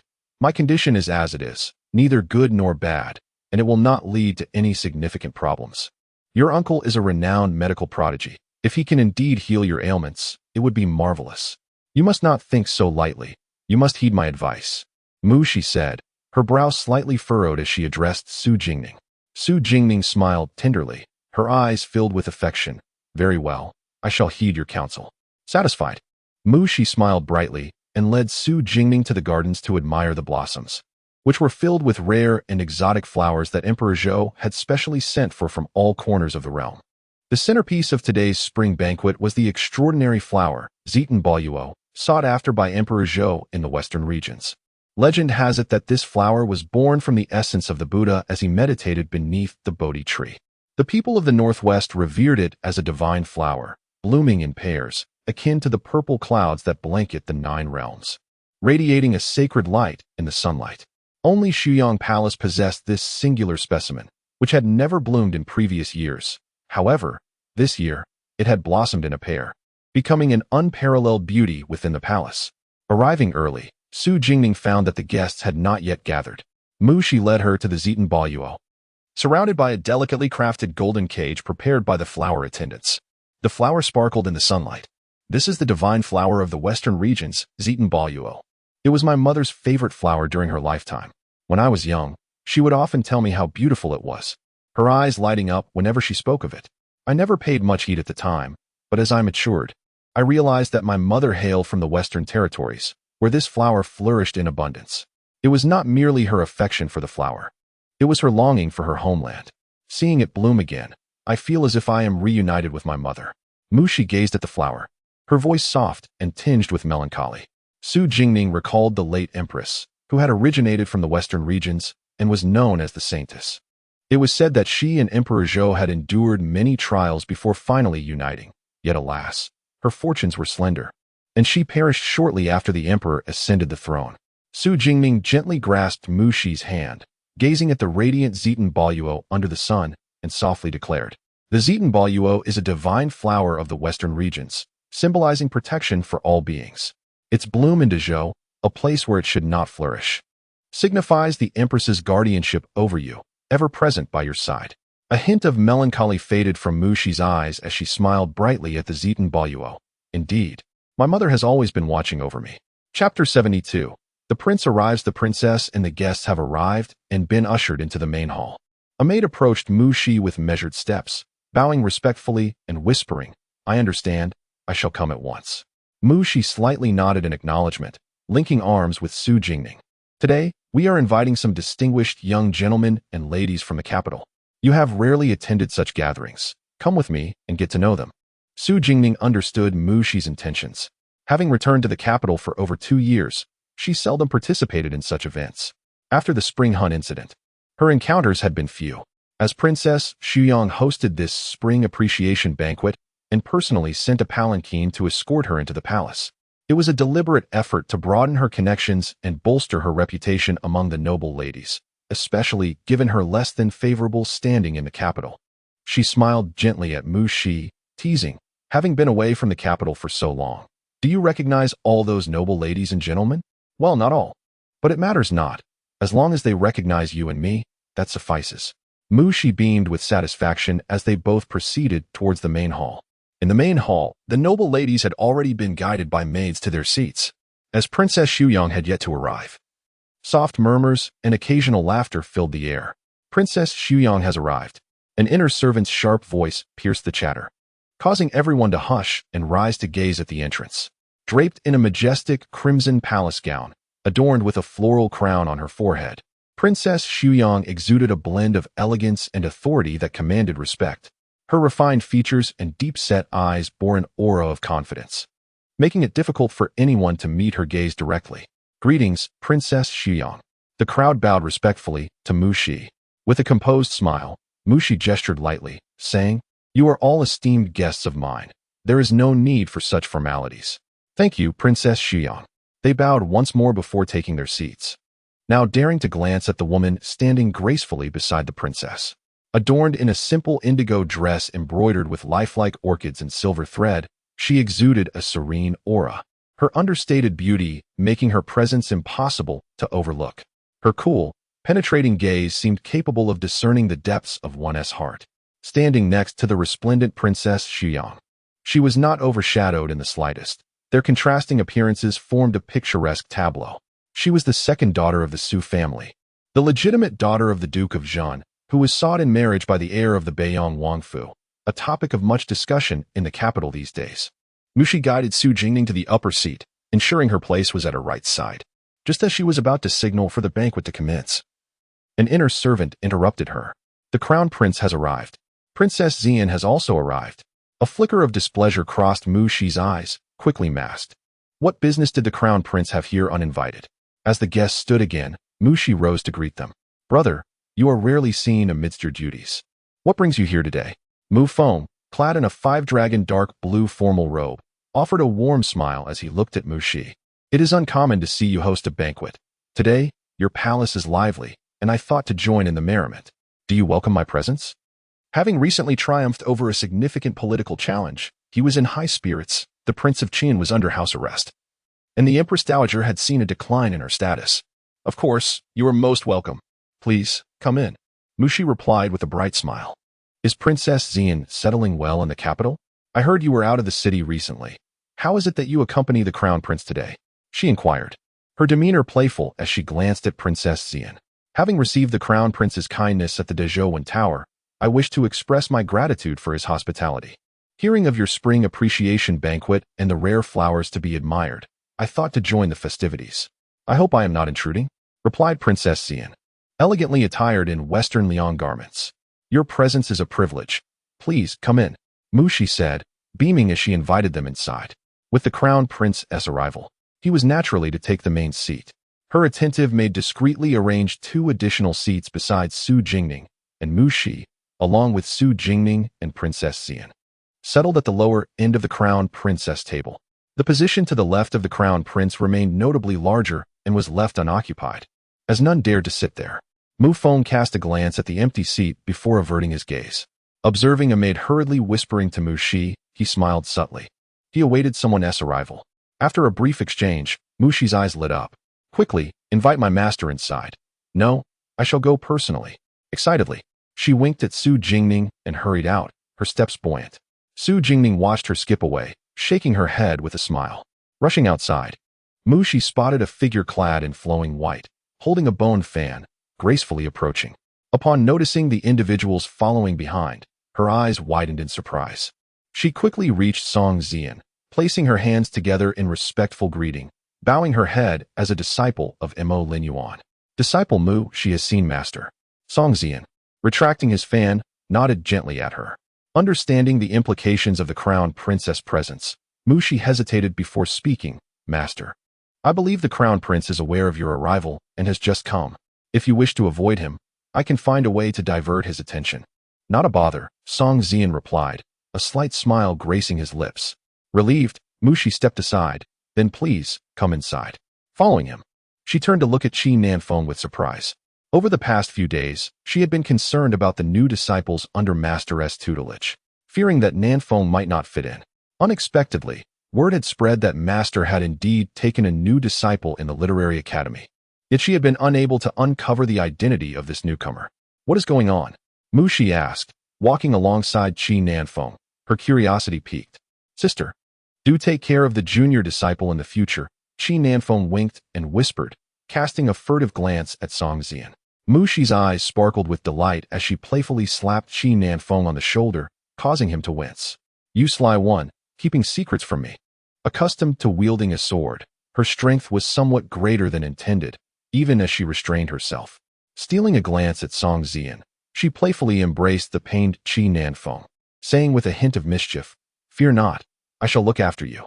Qi Nanfeng silently rolled his eyes at her, inwardly lamenting, Please don't protect me too fiercely. I might just end up more bruised by you than my adversaries. Chapter 73. The Art of Flirting Mu. She led Song Qihan into the main hall, and upon seeing her personally escort a celestial-like young gentleman clad in white, the crowd was struck by the evident respect she held for him, despite walking slightly ahead. The Princess Xuyang, raised by His Majesty himself, was revered and cherished, her words often absolute.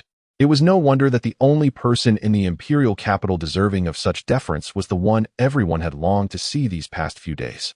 Since Song Qihan entered the inner hall, the Crown Prince had been observing him intently. As he approached, he rose immediately, a warm smile gracing his lips, and addressed Song Qihan with a clear voice. Sheer, this is none other than the illustrious Master Mo Lin Yuan, the renowned physician, young Master Song. I am Mu Feng. He continued, I have long heard of your brilliance, and seeing you today, you truly embody the essence of a celestial being. He did not carry himself with the arrogance typical of a crown prince, but bowed respectfully to Song Qihan. Blocked by Mu Feng, Song Qihan was obliged to pause. a faint smile playing at the corners of his lips, though his eyes held an imperceptible distance. He returned Mu Feng's greeting with a slight nod, seemingly indifferent. "Ah, master. This is my royal brother, the crown prince," Mu Shi promptly introduced, casting a glance between the two. "Ah, so it's his royal highness." Song Qihan acknowledged with a subtle nod, his demeanor notably cool in the face of the crown prince's warm reception. The crown prince's smile twitched slightly, yet he remained undeterred. Gently urging, "Young master, please, take a seat." Without a further glance in his direction, Song Qihan turned to Mu Shi, who beamed back at him. "Master, do sit down. You've been in the capital for several days, engrossed in matters of the abyss. You must take time to enjoy yourself. The silken music of Dezhou is famed across nations, and I have invited the finest musicians in the capital for you. You simply cannot miss it." The silken music of Dezhou was renowned, and Song Qihan's aloofness seemed to wane slightly as he regarded Mu Shi before settling into his seat on the left side. The onlookers were taken aback by his actions. They were aware that those from the abyss held a unique status, free from the constraints of the four nations, with direct disciples enjoying a position of great esteem. Only the rulers of the four nations could compel them to bow, though this was mere legend. Witnessing it firsthand was nonetheless astonishing. This tradition had been established when the four nations first formed alliances, upheld by each emperor since, never once defied. Fortunately, there were few direct disciples from the abyss, with only 7 remaining. The crown prince's smile momentarily faltered before he regained his composure, maintaining his warm demeanor, courteous and gracious. With a wave, Mu Shi summoned the musicians, who entered in a procession, the famed silken orchestra of the capital, a privilege that money could seldom buy. The melodies wafted through the hall as the banquet commenced. Whispers filled the air, particularly among the noble ladies, who stole glances at Song Qihan, their faces flushed. Su Jingning observed the blushing faces around her, then turned her attention to the aloof young gentleman seated opposite her, his handsome features betraying little emotion. It was no wonder he was dubbed the ethereal physician. Had these girls witnessed his carefree demeanor before his senior brothers and sisters, they would surely be taken aback. Sensing Su Jingning's gaze, Song Qihan glanced over, his eyes meeting hers momentarily before he returned his focus to the music. As the lively performance unfolded, filled with spirited young ladies and gentlemen, Mu Shi's arrangements were truly splendid, creating a vibrant atmosphere. The crown prince engaged Song Qihan in conversation repeatedly, yet each attempt was deftly deflected by Song Qihan's succinct replies.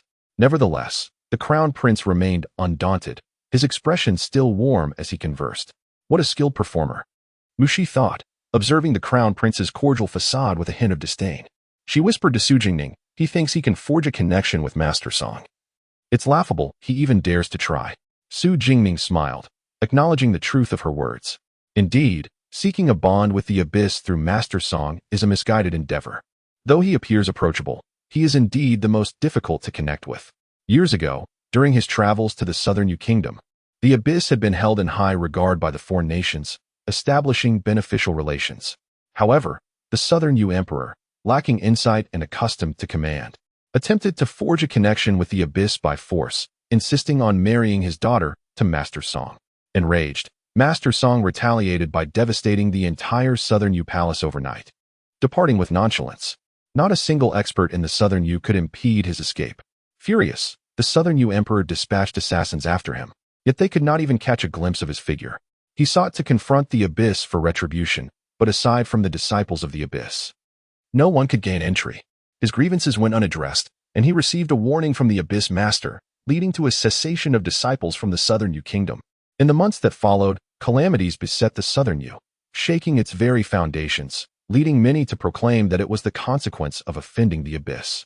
Finally, the Southern Yu Emperor relented, sending envoys to the abyss to apologize to Song Qihan, thereby resolving the matter and restoring peace to the Southern Yu. However, the abyss now had the fewest disciples from the Southern Yu, the past events having deeply scarred the kingdom. Su Jingning turned to Mu Shi with a playful smile. "Does it seem like your master is interested in him?" Mu Shi pouted, her pride evident as she declared, "That is my master, the young lord of the abyss.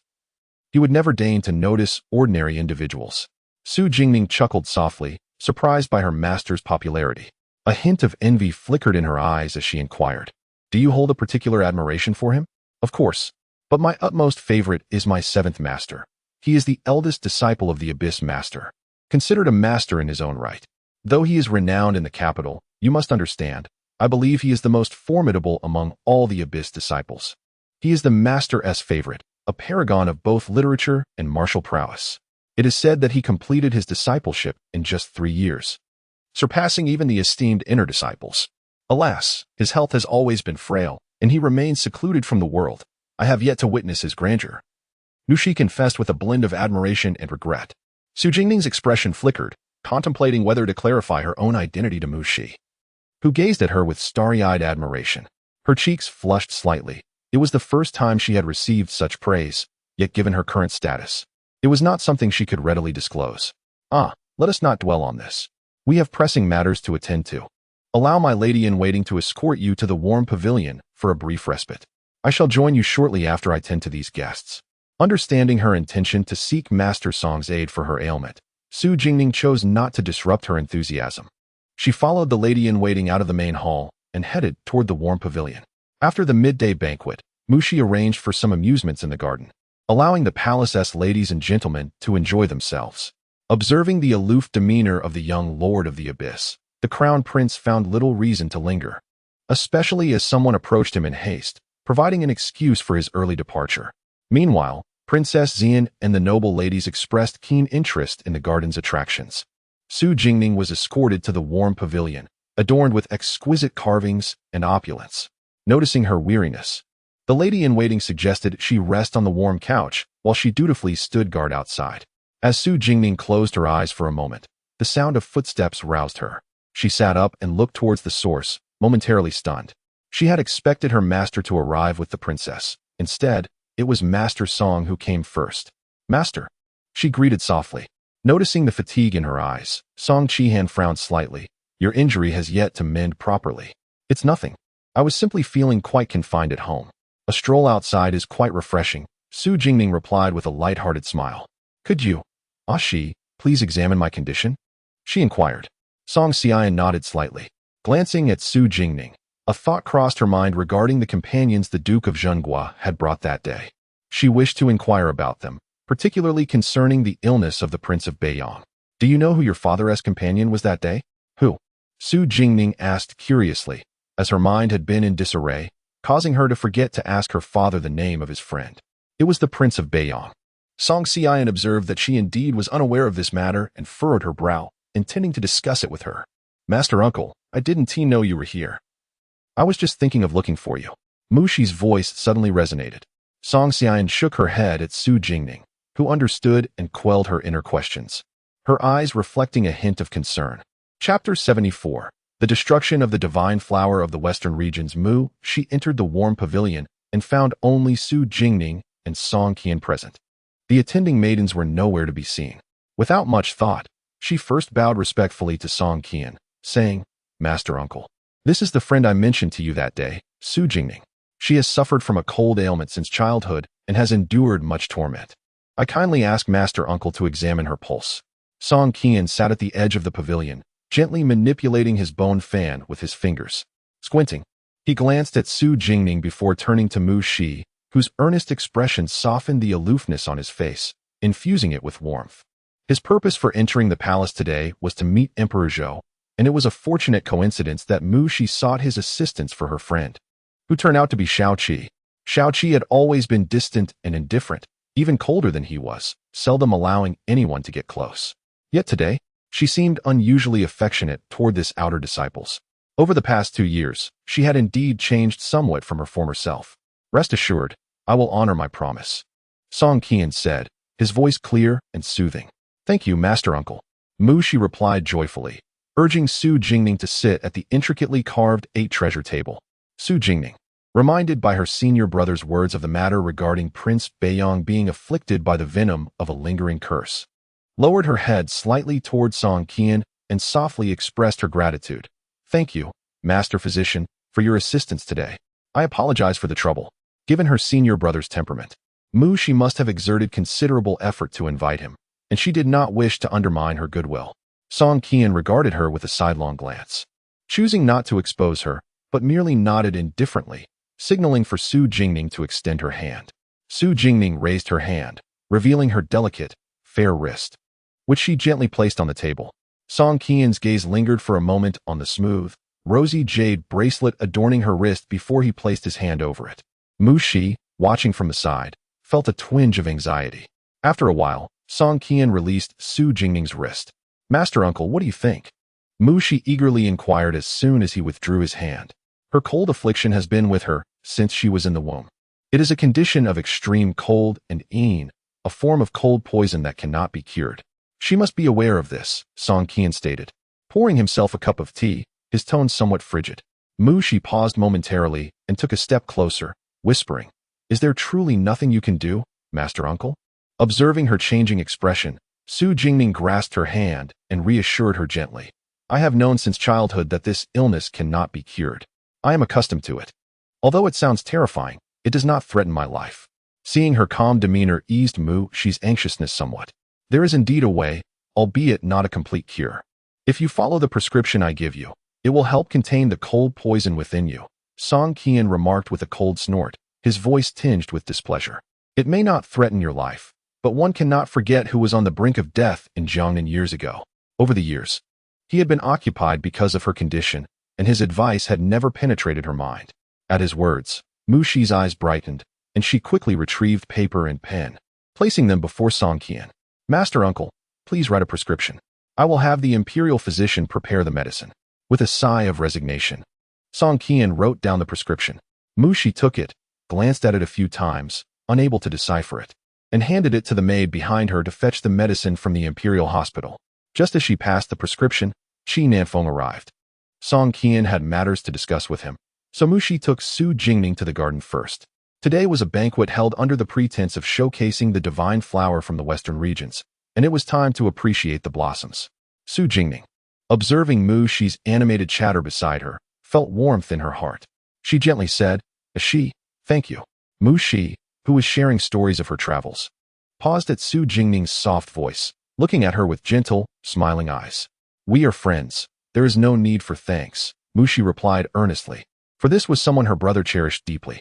"Princess, something has happened." A palace maid, her face pale with fear, rushed toward them, kneeling before Mu Shi and bowing repeatedly. Mu Shi frowned at such a disrespectful display. "What has occurred? Why this panic? I deserve to die 1,000 deaths. The divine flower in the garden. It has been destroyed." The maid, tears streaming down her face, trembled as she spoke. Mu Shi's expression stiffened, and her face darkened. She glared at the maid, her eyes filled with murderous intent. "Destroyed? The divine flower was well protected in the garden. How could it be ruined?" Mu Shi's voice was laced with coldness. Seeing her hands clenched into fists, Su Jingning stepped forward, taking her hand gently and squeezing it, urging her to remain calm. She had seen that the divine flower was being meticulously cared for, with maidens standing guard nearby. It was impossible for it to have been suddenly destroyed. The divine flower was the centerpiece of today's spring banquet, and she held it in high regard. Its sudden destruction must be the result of someone scheming in the shadows. Turning to the maid, she spoke icily. "When the princess and I left earlier, the divine flower was perfectly fine. What happened? Speak the truth." "Your Highness, it was my negligence. I suddenly experienced unbearable abdominal pain and entrusted Xiao Ru to guard the divine flower. When I returned, I found the flower ruined and Xiao Ru had been knocked unconscious." Still unresponsive, the maid knelt on the ground, her voice trembling as she confessed. "I begged the princess to show mercy, not daring to lift her head. She knew that the destruction of the divine flower warranted a death sentence and felt unworthy even to plead for leniency." Mu Shi remained silent, her gaze fixed on the maid, while Su Jingning, glancing at Mu Shi, softly suggested, "This matter is not simple. She does not seem to be lying. Shall we go investigate?" Though Mu Shi's eyes still glimmered with a cold fury, Su Jingning's voice tempered the sharpness of her demeanor. "Very well, take her along, and find a way to awaken the maid Xiao Ru she mentioned." Su Jingning instructed the maidservants behind them in a gentle tone.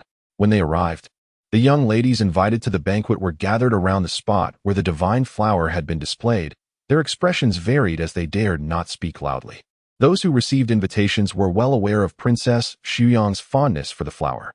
This purple uplar flower was unique in the entire imperial capital. Who would be so bold as to destroy it? "Greetings, Princess Xuyang." The crowd parted hastily upon her arrival, bowing in respect. Ignoring the crowd, Mu Shi walked directly to the site of the divine flower. She looked down at the flower, now torn from its place, appearing trampled and ravaged beyond recognition. The golden silk flower cage that had covered it lay discarded nearby. Su Jingning, taken aback by the flower's ruined state, anxiously glanced at Mu Shi. Upon seeing the divine flower, Mu Shi's expression lost all trace of the earlier emotions. She bent down, expressionless, and gently picked up the purple uplar flower with a handkerchief, gazing down in silence for a long while. Su Jingning noticed her hand trembled slightly as she picked up the flower. Mu Shi cast a glance at the still bowing crowd, her demeanor calm, yet carrying a palpable chill. Come here. Lock the palace gates and bring all the palace maids before me. Everyone who entered my Shuyang palace today must be thoroughly investigated. No one shall be spared. The crowd fell silent, none daring to object. Yes. The guards of Shuyang Palace sprang into action, swiftly rounding up the palace maids.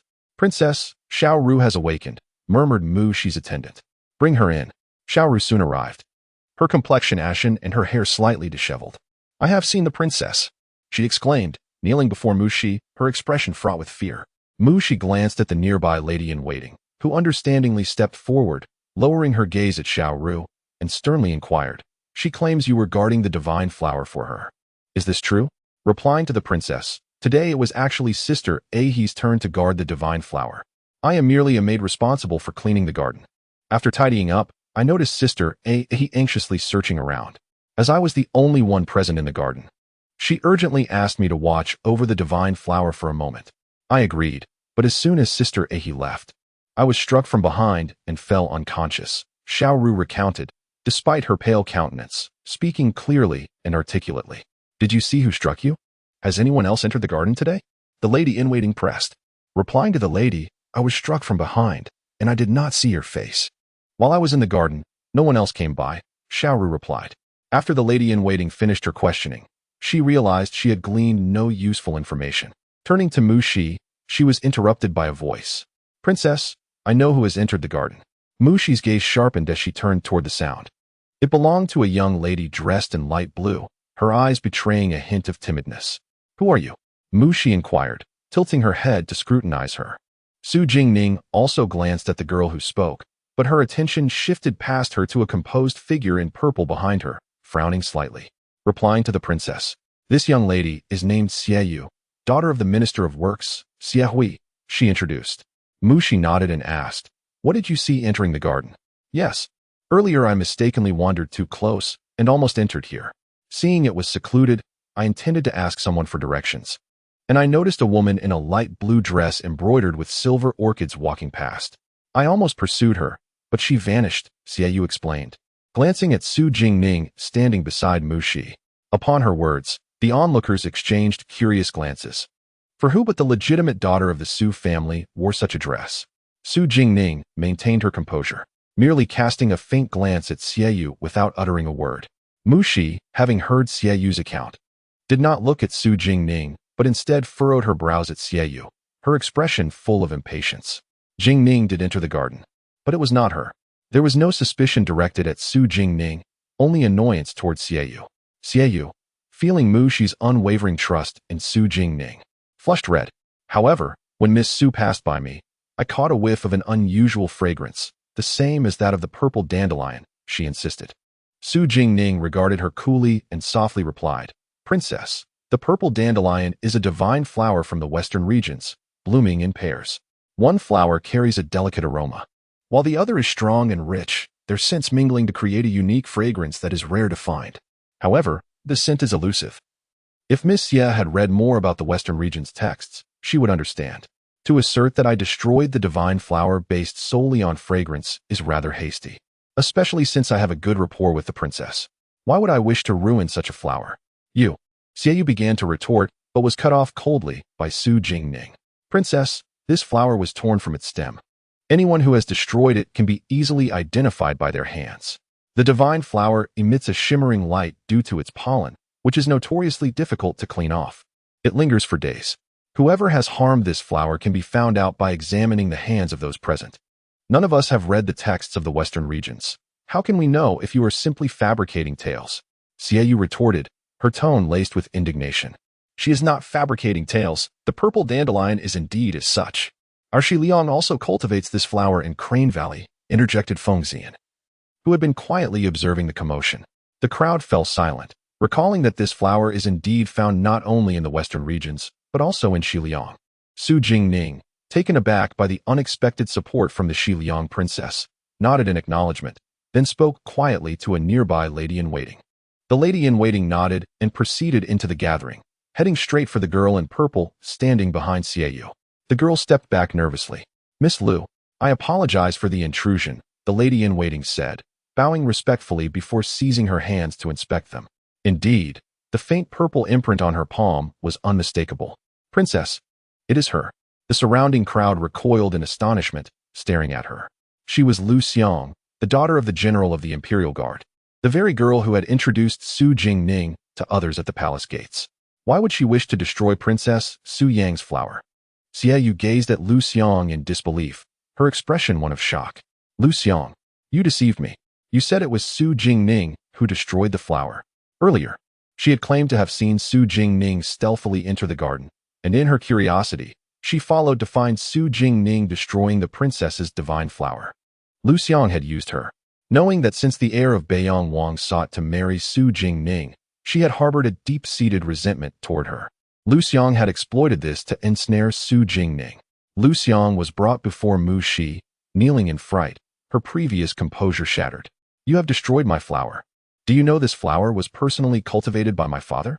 Of hundreds, only this single seedling survived." Mu Shi's gaze was sharp as a blade, her lips curling into a cold smile as she regarded Lu Xiang. Lu Xiang, struggling to contain her panic, remained silent, kneeling upright. "No words? Guards. Lu Xiang has defiled a sacred object. Imprison her in the dungeon. If she refuses to speak, then her life shall be forfeit," Mu Shi declared with a chilling laugh. Upon hearing these words, Lu Xiang trembled, beads of sweat forming on her brow, yet she remained mute, not even attempting to argue. As the guards led her away, she cast a cold glance at Su Jingning. In that moment, upon hearing her name, Su Jingning understood Lu Xiang's motives in utilizing Xiaoyu to frame her for the destruction of the divine flower. "Lu Xian, is your brother Lu Xiao?" Su Jingning inquired with a frigid tone directed at her retreating figure. Lu Xiang halted, and when she turned back to face Su Jingning, her eyes were filled with an intense, penetrating hatred. Chapter 75. The truth behind Lu Xiao's death. What is the truth? Lu Xiang gazed at Su Jingning, her eyes brimming with intense hatred. Su Jingning met her cold gaze, an air of frost enveloping her, palpable even to Mu Shi beside her. "Jingning, do you know her brother?" Mu Shi inquired, perplexed. "I do not," Su Jingning replied in a chilling tone.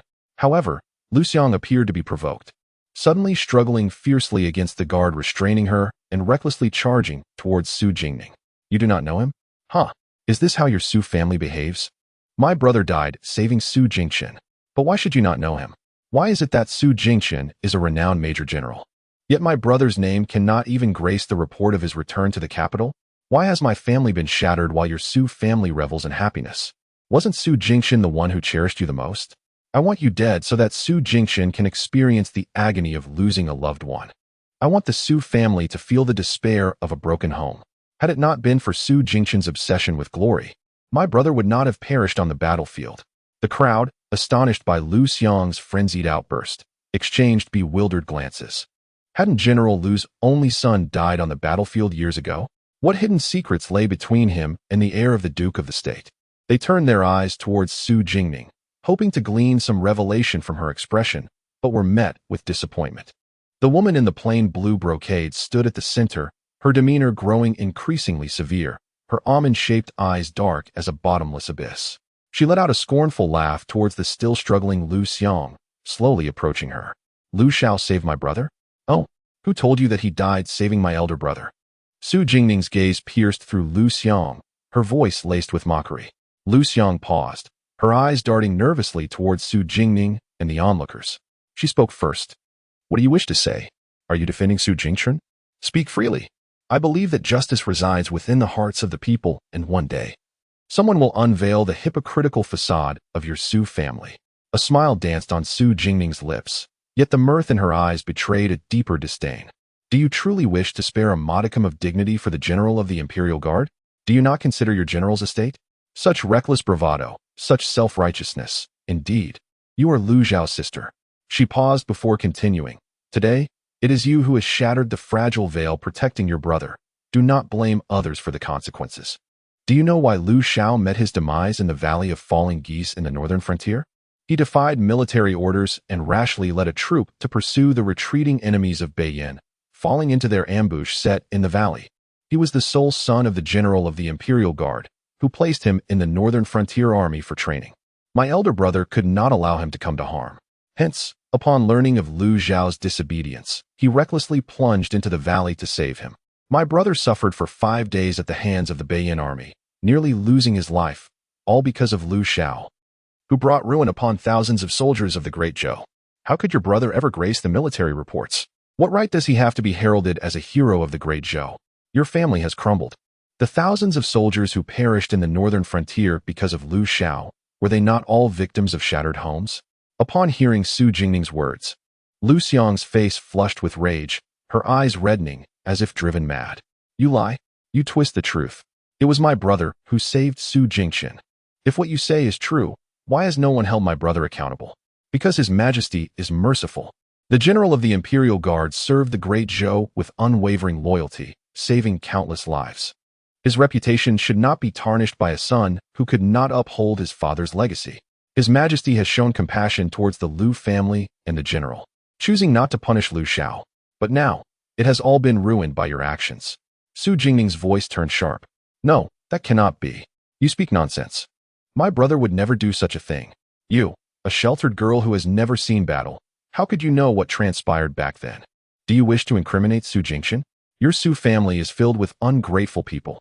Lu Xiang's fury was evident, yet her eyes flickered with uncertainty. Unable to meet Su Jingning's gaze, Su Jingning suppressed her ire, offering a cold laugh. Oh, it seems the general of the Imperial Guard has not revealed the truth to you over the years. If what I say is false, then why has your father consistently refused to mention Lu Xiao or allow him to be enshrined in the family ancestral hall? Lu Xiang's movements froze, her face turning pale. Su Jingning observed her, speaking with unwavering certainty. All these years, your father's reluctance to speak of your brother must have aroused your suspicions, deep down. You must already know how he died, but you refuse to accept it. Regardless of your belief, the truth of your brother's death remains unchanged. What you do today will harm neither me nor anyone in the Su family. It will only bring ruin upon the general of the Imperial Guard and your estate. Su Jingning's expression remained composed as she regarded the now pallid Lu Xiang, her almond-shaped eyes devoid of emotion. Why should she show pity to someone who brought about her own demise? Just because her elder brother and father chose not to pursue the past, it did not mean she would follow suit. She was one who repaid grievances tenfold. Her mother had wept and fallen ill over this matter, while her father and brother were merciful. However, since Lu Xiang was so ungrateful, she would not extend the same kindness her father and brother had shown. Ultimately, Lu Xiang was taken away by Mu Shi's guards. As for her fate, having ruined the divine flower planted by His Majesty and disrupted Princess Xuyang's spring banquet, even being the daughter of the general of the Imperial Guard would not spare her from a grim end. In the Imperial study, what news from Xuyang Palace? Emperor Zhou inquired, his brush poised over an edict as he glanced at Sheng Fu, who had entered. Your Majesty, word has arrived. After the destruction of the divine flower, His Highness has sealed off Xuyang Palace, forbidding entry or exit. It was the second young lady of the Su family who identified the culprit. She is the daughter of the general of the Imperial Guard.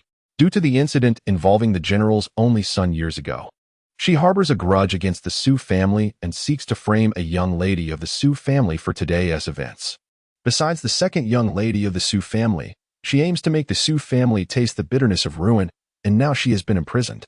The emperor set down his edict, turning his gaze to Sheng Fu. Oh, how did the Su girl uncover the identity of the flower destroyer? His eyebrows arched in surprise. Sheng Fu smiled. The second young lady of the Su family is knowledgeable about the divine flower's characteristics. She knew that once it had been touched, it would be nearly impossible to cleanse, which led her to identify the culprit. The emperor nodded, signaling Sheng Fu to continue. However, the young lady from the Lu family openly cursed the Su heir and spoke disrespectfully of the Su family. The second young lady then publicly recounted the incident involving the general's only son. Sheng Fu hesitated, aware that this matter had been concealed by the emperor. The emperor remained silent, lowering his gaze to blow on the wet ink of the edict before finally speaking. Let it be known. The general of the Imperial Guard has failed in raising his son. For the destruction of imperial property, let him be punished for half a year. As for the Lu girl who destroyed the divine flower, let Sheer handle her. The destruction of the divine flower must have infuriated her. The emperor paused, as if recalling something, and added, should Minister Lu come to plead for leniency, do not grant him an audience. Send him away. The general of the Imperial Guard is related to Minister Lu, and the events of the past were not without his involvement. Yes, Xing Fu responded quietly.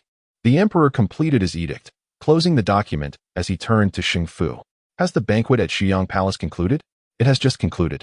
His Highness only retained the second young lady of the Su family at Xiyang Palace, Xing Fu replied. Accompany me to Xiyang Palace, the emperor commanded, his demeanor turning cold as he pinched the bridge of his nose, revealing signs of fatigue. Yes. Xing Fu bent slightly, following closely behind the emperor, casting a cautious glance at him. Your Majesty, what of the matter raised by young Master Mo Lin Yuan? The footsteps of Emperor Zhou momentarily halted, a grave expression flashing in his eyes as he furrowed his brows and said, tomorrow, you shall personally deliver what he seeks. Do not offend him. The young master of Mo Lin Yuan had entered the grand palace of the Zhou dynasty.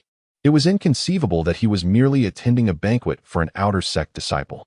The feast served merely as a pretext to meet the emperor.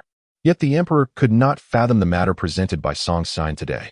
Song Xian sought to exchange something with him in return for all the hidden bases of Nanyue within the Zhou territory. The late emperor had once instructed him to avoid offending Mo Lin Yuan and to never underestimate its power. Although he had adhered to the late emperor's counsel over the years, he had never truly acknowledged Mo Lin Yuan, considering it merely a place of martial and literary heritage spanning millennia. His respect was present, yet he had never held Mo Lin Yuan in high regard. It was only today, upon encountering the young master of Mo Lin Yuan, whose profound abilities were beyond comprehension, and the item he presented, that he truly grasped the terrifying strength of Mo Lin Yuan. He could offer the map of Nanyue's hidden spies in the Zhou as a bargaining chip. In the future, he could also compel Nanyue to eradicate all of Zhou's meticulously cultivated spies within its borders, thereby seizing control of all four nations. No wonder Nanyue had been reduced to such a wretched state. Mo Lin Yuan, with its 1,000-year legacy, was indeed formidable. Yet, Song Xian was willing to trade such a crucial map for merely 2 seeds of Fuxian grass. The Fuxian grass, while not a miraculous herb, was exceedingly rare due to its extremely specific and harsh growth conditions, rendering it nearly impossible to cultivate. It had vanished from the 4 nations years ago, and these 2 seeds were obtained by him through fortuitous circumstances. Today, Song Xian had astonishingly offered such a significant bargaining chip for them, suggesting that outside of these 2 seeds, it would be nearly impossible to find another. Although these seeds were treasures of rare worth, they held no utility for him. Thus, why should he not acquiesce to Song Xian's proposal? Yet, he remained perplexed as to why Song Xian would expend such a considerable price, even exposing the strength of Mo Lin Yuan, merely to acquire these 2 seeds of Fuxian grass. In Xiyang Palace, Mushi was cautiously tending to the ruined divine flower, a hint of sorrow glimmering in her eyes. Su Jingming stood beside her. In the event of even the slightest damage to the Udambula flower during its growth, it could prove fatal. This flower might not survive. She gently patted Mushi's shoulder, momentarily at a loss for words of comfort. Mushi shook herself from her reverie and smiled at Su Jingming, saying, I am fine, but today I nearly caused you trouble by bringing you into the palace. Lu Xiang had originally sought out the Su family, and this matter did not concern her. Su Jingming's demeanor was gentle, her voice soft. By the way, Jingming, could you accompany me to meet my father? He wishes to see you. Today, she had intended to introduce Jingming to her father after the banquet, but she had not anticipated such an incident. The emperor wishes to see me? Su Jingming paused momentarily, inquiring. Yes, my father has watched Gu Yinan grow up, and now that he wishes to betroth himself to you, he desires to meet you, Mushi explained. A flicker of hesitation crossed Su Jingming's eyes. Did the emperor truly wish to see her?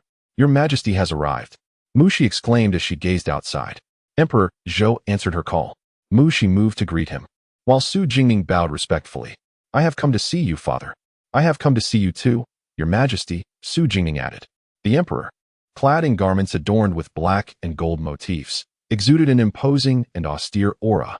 He cast a glance at the demure and graceful Su Jingming, who stood behind Mushi, her appearance serene yet marked by an inscrutable darkness and a hint of coldness.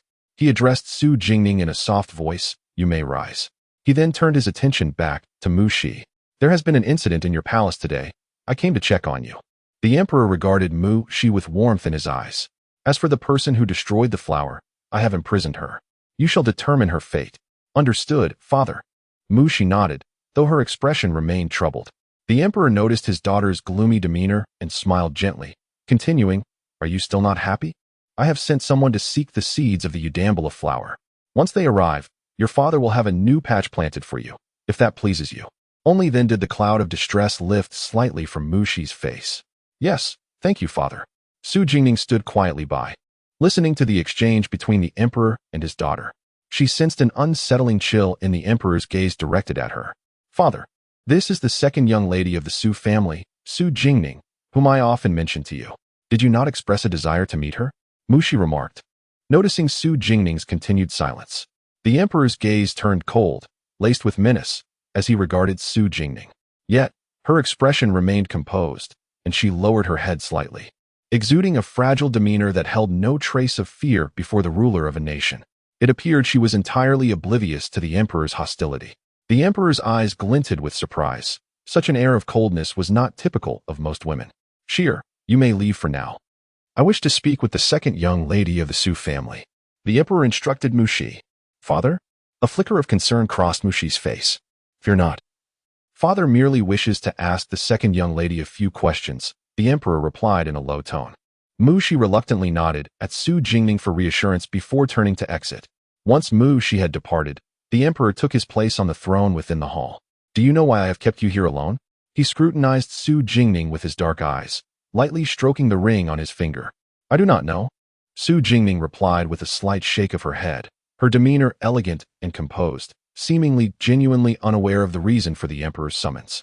The emperor regarded her in silence for a long while before stating coldly, "If I were to arrange a marriage for you, would you be willing to break off your engagement with the heir of Beiyang?" A flicker of indignation crossed Su Jingning's eyes. Her bright and gentle face remained serene as she knelt before the emperor, her voice tinged with frost. "I would not consent." The emperor had not anticipated her refusal to be so resolute, and frustration welled within him, yet he could not overtly intimidate Su Jingning. She was the cherished daughter of the Duke of the state, and should she face any misfortune within the palace, the Duke would certainly retaliate against him. The emperor's tone softened slightly. "If I tell you that should you persist in your union with Yinan, your life will be forfeit, would you still wish to be with him?" "I would, and I hope your majesty will grant us your blessing," Su Jingning replied without hesitation, her gentle voice unwavering. Having died once, her chance to live anew was owed entirely to Yinan. But you are destined for calamity. Yinan will perish because of you. The emperor's hawk-like gaze locked onto Su Jingning, filled with menace. Su Jingning momentarily froze at his words, then suddenly seemed to recall something, the color draining from her face. She lowered her gaze to the blood bead bracelet on her wrist, her small hand trembling slightly. Chapter 76. A night visit to Qingfu Temple with audacity. The noblewoman inquired, "May I ask, your majesty, how did you come to know that young Master Gu would lose his life because of me?" Su Jingning deeply bowed to Emperor Zhou and asked in a solemn voice. The emperor gazed at her with a cold stare, observing the transformation of her expression. "I once asked Master Huihai of Qingfu Temple to calculate the fates of you two. The Buddhist wisdom of Huihai is boundless. His predictions have never been wrong." The color drained from Su Jingning's face as she lowered her gaze to the bracelet on her wrist. She felt as though she had plunged into an icy abyss. Her entire being frozen, her mind filled with the haunting image of Gu Yinan's death before her eyes in a past life. A piercing pain tore through her heart, rendering her breathless. Would she, in this life, still be the cause of his demise? What should she do now? Seated on his elevated throne, the emperor's fierce aura softened slightly as he listened to her response. He had been observing the child closely, slender and delicate. She faced his imperial wrath with grace and courtesy, her demeanor calm and unyielding, devoid of fear. Even upon hearing news that endangered her life, her expression remained unchanged, her tranquility unshaken. It was only when he revealed Master Huihai's words, that Yinan would perish because of her, that he finally discerned a flicker of panic and dread in her eyes. She seemed to have fallen into an icy chasm, her head bowed in silence. Noticing her continued silence, A hint of satisfaction appeared in the emperor's eyes. He could discern the depth of her feelings for Yinan, who was known for his obstinacy. Once he made a decision, there was no room for reconsideration. Observing this child before him, the emperor felt a measure of relief. He merely wished to see the one who had captured Yinan's heart, to discover what made her so unique. Although she appeared somewhat frail, her demeanor and appearance were indeed worthy of Yinan. However, the fate that bound her and Yinan was a cause for concern. He resolved to summon Master Huihai to the palace again in the days to come. After a prolonged silence, Su Jingning finally raised her head to meet the emperor's gaze, her starry eyes regaining their original clarity and composure, though tinged with melancholy. Outside the palace, Mushi paced back and forth, anxiously attuned to the happenings within. She was aware of her father's intent to meet Jingning today. What would happen if he decided to call off the engagement between Jingning and Gu Yinan based on Master Huihai's words? With a creak, the heavy, ancient pearwood doors slowly opened from within, and Su Jingning emerged alone, clad in pale blue, her bright, cool face betraying no emotion. However, her already pale complexion had turned even whiter. Mushi observed her, noticing that her cold eyes remained as clear and bright as usual, leaving Mushi unable to fathom her thoughts. She stepped forward, her gaze hesitant, and candidly confessed to Su Jingning, "Father has kept you here for quite some time. In truth, he has wished to see you ever since your engagement to Gu Yinan. He shares a deep bond with King Beiyang and has always held Yinan in high regard, even more so than my brothers. Please do not take offense." Mushi regarded Su Jingning with earnest sincerity. Seeing the guilt in Mushi's eyes, Su Jingning gathered her scattered emotions and offered a comforting smile. "I am well. His Majesty merely inquired about my time in Jiangnan and asked after my grandfather's health." Mushi nodded, understanding that Jingning's grandfather was a renowned scholar and had once been her father's mentor. She intended to invite Su Jingning to dinner, but Su Jingning politely declined. "You've gone to great lengths to bring me to the palace. Today was meant to be a delightful occasion for you. Given my frail health, encountering such tumultuous matters is truly regrettable. Allow me to send you back." As Su Jingning reached the palace gates, she encountered Yunya, who awaited her with the guards of the state protectorate. Su Jingning graciously thanked Mushi's maid and alighted from the carriage. Upon seeing her emerge from Princess Xuyang's carriage, Yunya hurried over, her eyes reflecting concern. The events within the palace had already reached their household, and everyone worried for the young lady's prolonged absence. "Miss." Yunya approached, supporting Su Jingning as she disembarked. "Your hands feel colder than usual, and your complexion seems off." Su Jingning turned to nod at Mushi's maid in gratitude before heading towards her carriage. Once inside, Yunya promptly draped a heavy cloak over her shoulders and instructed the driver, "Return to the estate at once. Wait, let us go to Qingfu Mountain." Su Jingning's voice was cool, her eyes darkened, the chill radiating from her being palpable. Yunya, perplexed, asked, "Miss, why the sudden desire to visit Qingfu Mountain? Should we not return to inform the household? The lady is awaiting your return." "Yes." Su Jingning closed her eyes, burying her head into the fur-lined hood of her cloak. Her voice muffled yet resolute. She fell silent, her delicate fingers gently caressing the reincarnation bead on her wrist. The carriage turned, making its way towards the city gates. At Qingfu Temple, as Su Jingning arrived at the foot of the mountain, twilight had already descended. The temple nestled among the hills seemed enveloped in moonlight, casting a sacred glow amidst the dim surroundings. As if anticipating the visit of a distinguished guest, a young monk awaited her at the foot of the mountain. Su Jingning recognized him as the monk Wu He, who had previously escorted her to meet Master Huihai. "Amidst the blessings of Ba, esteemed guest, we meet again." The young monk greeted with his palms pressed together, bowing slightly. Su Jingning returned the gesture gently. "Are you waiting for someone?" she inquired softly. Wu shook his head. "The master instructed me to wait here for you. He said a guest would come tonight, and I did not expect it to be you, Miss Su." "Oh, the master knew I would come today?" Su Jingning's voice was cool, laced with an undercurrent of unperceived sharpness. Wu did not respond, but stepped aside, inviting her to ascend the mountain with him. They arrived at the same bamboo courtyard as before, where the fragrance of pine incense filled the air, imparting clarity to the mind. Su Jingning raised her gaze towards the interior, where Master Huihai, clad in a brown monk's robe, was adding oil to the everlasting lamp at the altar. As Su Jingning entered, he set down the oil container and handed it to Wu He. "Little girl, I have come to see the master." Su Jingning bowed respectfully. Master Huihai smiled kindly, his eyes slightly clouded, yet seemingly able to cleanse the world's evils. He spoke gently. Ba, Miss Su, you have indeed arrived. Su Jingning looked at Master Huihai, her expression warm yet distant. How did the master know I would come? Master Huihai nodded, his voice gentle. You are a person of destiny within the Buddhist realm. Su Jingning furrowed her brow, shaking her head slightly. But master, I have never believed in gods or Buddhas, only in myself. How could there be talk of fate with the Buddhist teachings? Master Huihai gazed at the everlasting lamps, then glanced at the reincarnation bead hidden on her wrist, his tone softening. Someone is protecting you before the Buddha, ensuring your lifelong peace. After a pause, he continued. You have come to seek me today, presumably recalling the dear one I spoke of on that day. Following his gaze, Su Jingning looked down at the reincarnation bead on her wrist, her eyes dimming. Indeed, I have remembered. Master.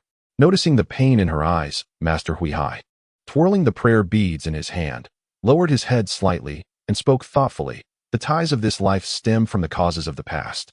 Your fate with the young master spans 2 lifetimes, born from destiny and arising from connections. You and the young master cannot escape this fate, nor can you avoid it. Chapter 77. Seeking peace. Su Jingning fell into a prolonged silence, as if ensnared in memories, her eyes reflecting a profound weariness. After a considerable pause, she finally lifted her gaze to meet Huihai, her expression now clearer and imbued with sincerity. The master, possessing profound wisdom, had long discerned her as a soul reborn. With compassion for all beings, the master listened as Su Jingning continued. I have missed my chance with him in a past life and am reluctant to repeat the same mistakes. Today, His Majesty warned me that if I insist on being with Gu Yenin, he may perish because of me. Master, is there truly no solution to this calamity? Master Huihai gently turned the Buddhist beads in his hand, gazing out at the resplendent starry sky. With a slight furrow of his brow, he shook his head. I too believe this to be an insurmountable predicament, yet upon meeting you today, I sensed a shift in your fate. Your destiny with the prince has altered. Perhaps there is a glimmer of hope for a twist in this tale. A twist? Su Jingning, feeling somewhat obtuse, implored for guidance. Her eyes bright with anticipation as she looked at Master Huihai. The master nodded, glancing at the reincarnation bead adorning her wrist. Fate is crafted by oneself.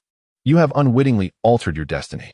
The bond between you and the prince is preordained. This trial shall be borne by both of you, sharing both fortune and misfortune. As for the rest, my understanding of the Dharma is limited, and I cannot provide further answers. Su Jingning frowned slightly. We share this burden. Will he still be at risk of dying because of me? A gentle smile graced the master's lips as he subtly shook his head. Yet, when he looked at Su Jingning, his eyes bore a hint of compassion.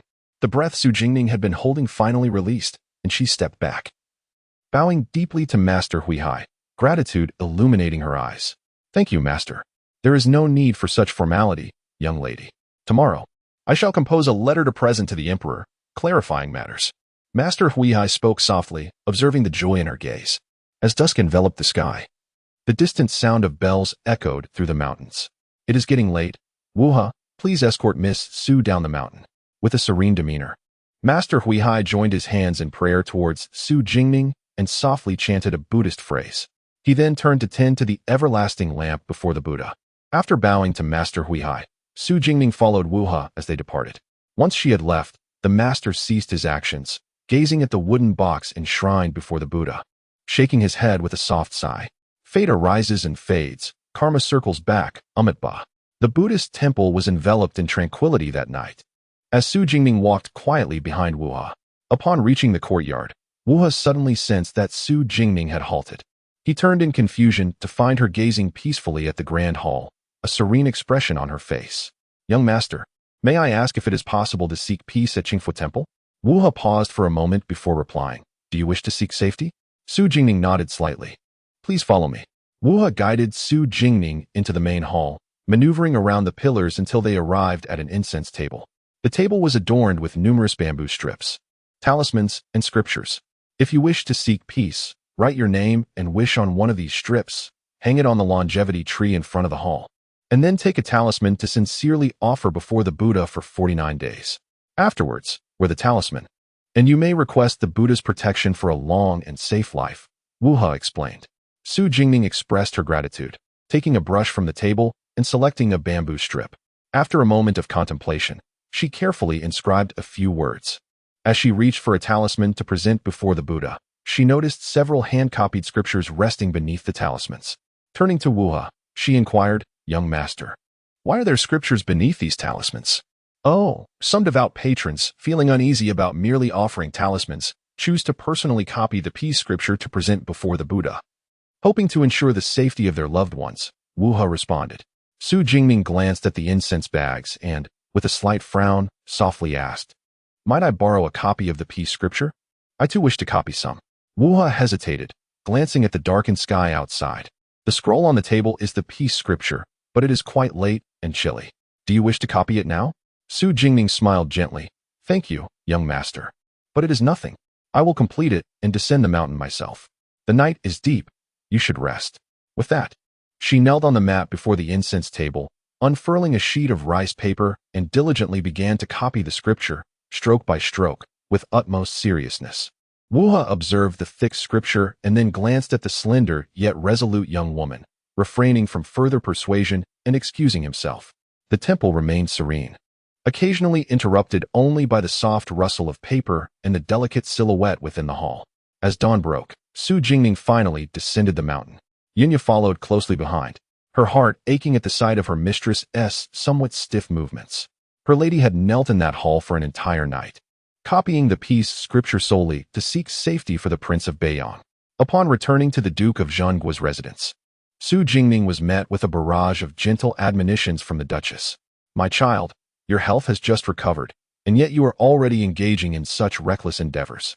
Yinya mentioned that you spontaneously decided to visit Qingfu Temple to seek the Buddha. That is one thing, but to spend the night there? The mountain is cold and damp.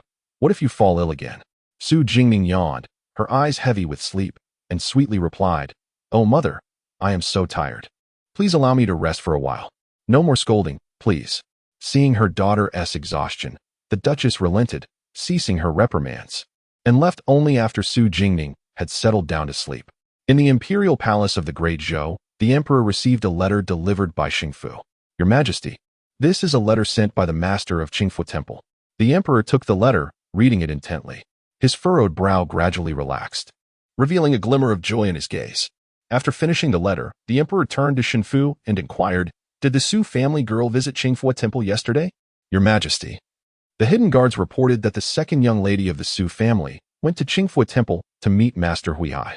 She spent the entire night in the temple, kneeling to copy scriptures for the Prince of Beiyang, and only descended the mountain this morning." "A talisman for peace?" "Indeed.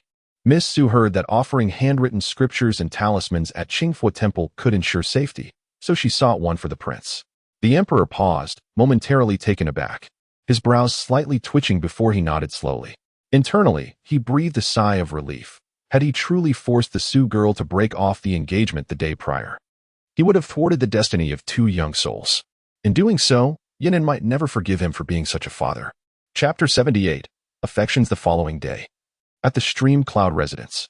"Senior brother, you mentioned in the palace that it was the Prince of Beiyang who fell victim to the poison of the flowing cup?" Su Jingming sat opposite Song Zian, her expression somewhat troubled. Song Zian raised an eyebrow and nodded. "You weren't aware of this?" Su Jingming furrowed her brow slightly and shook her head.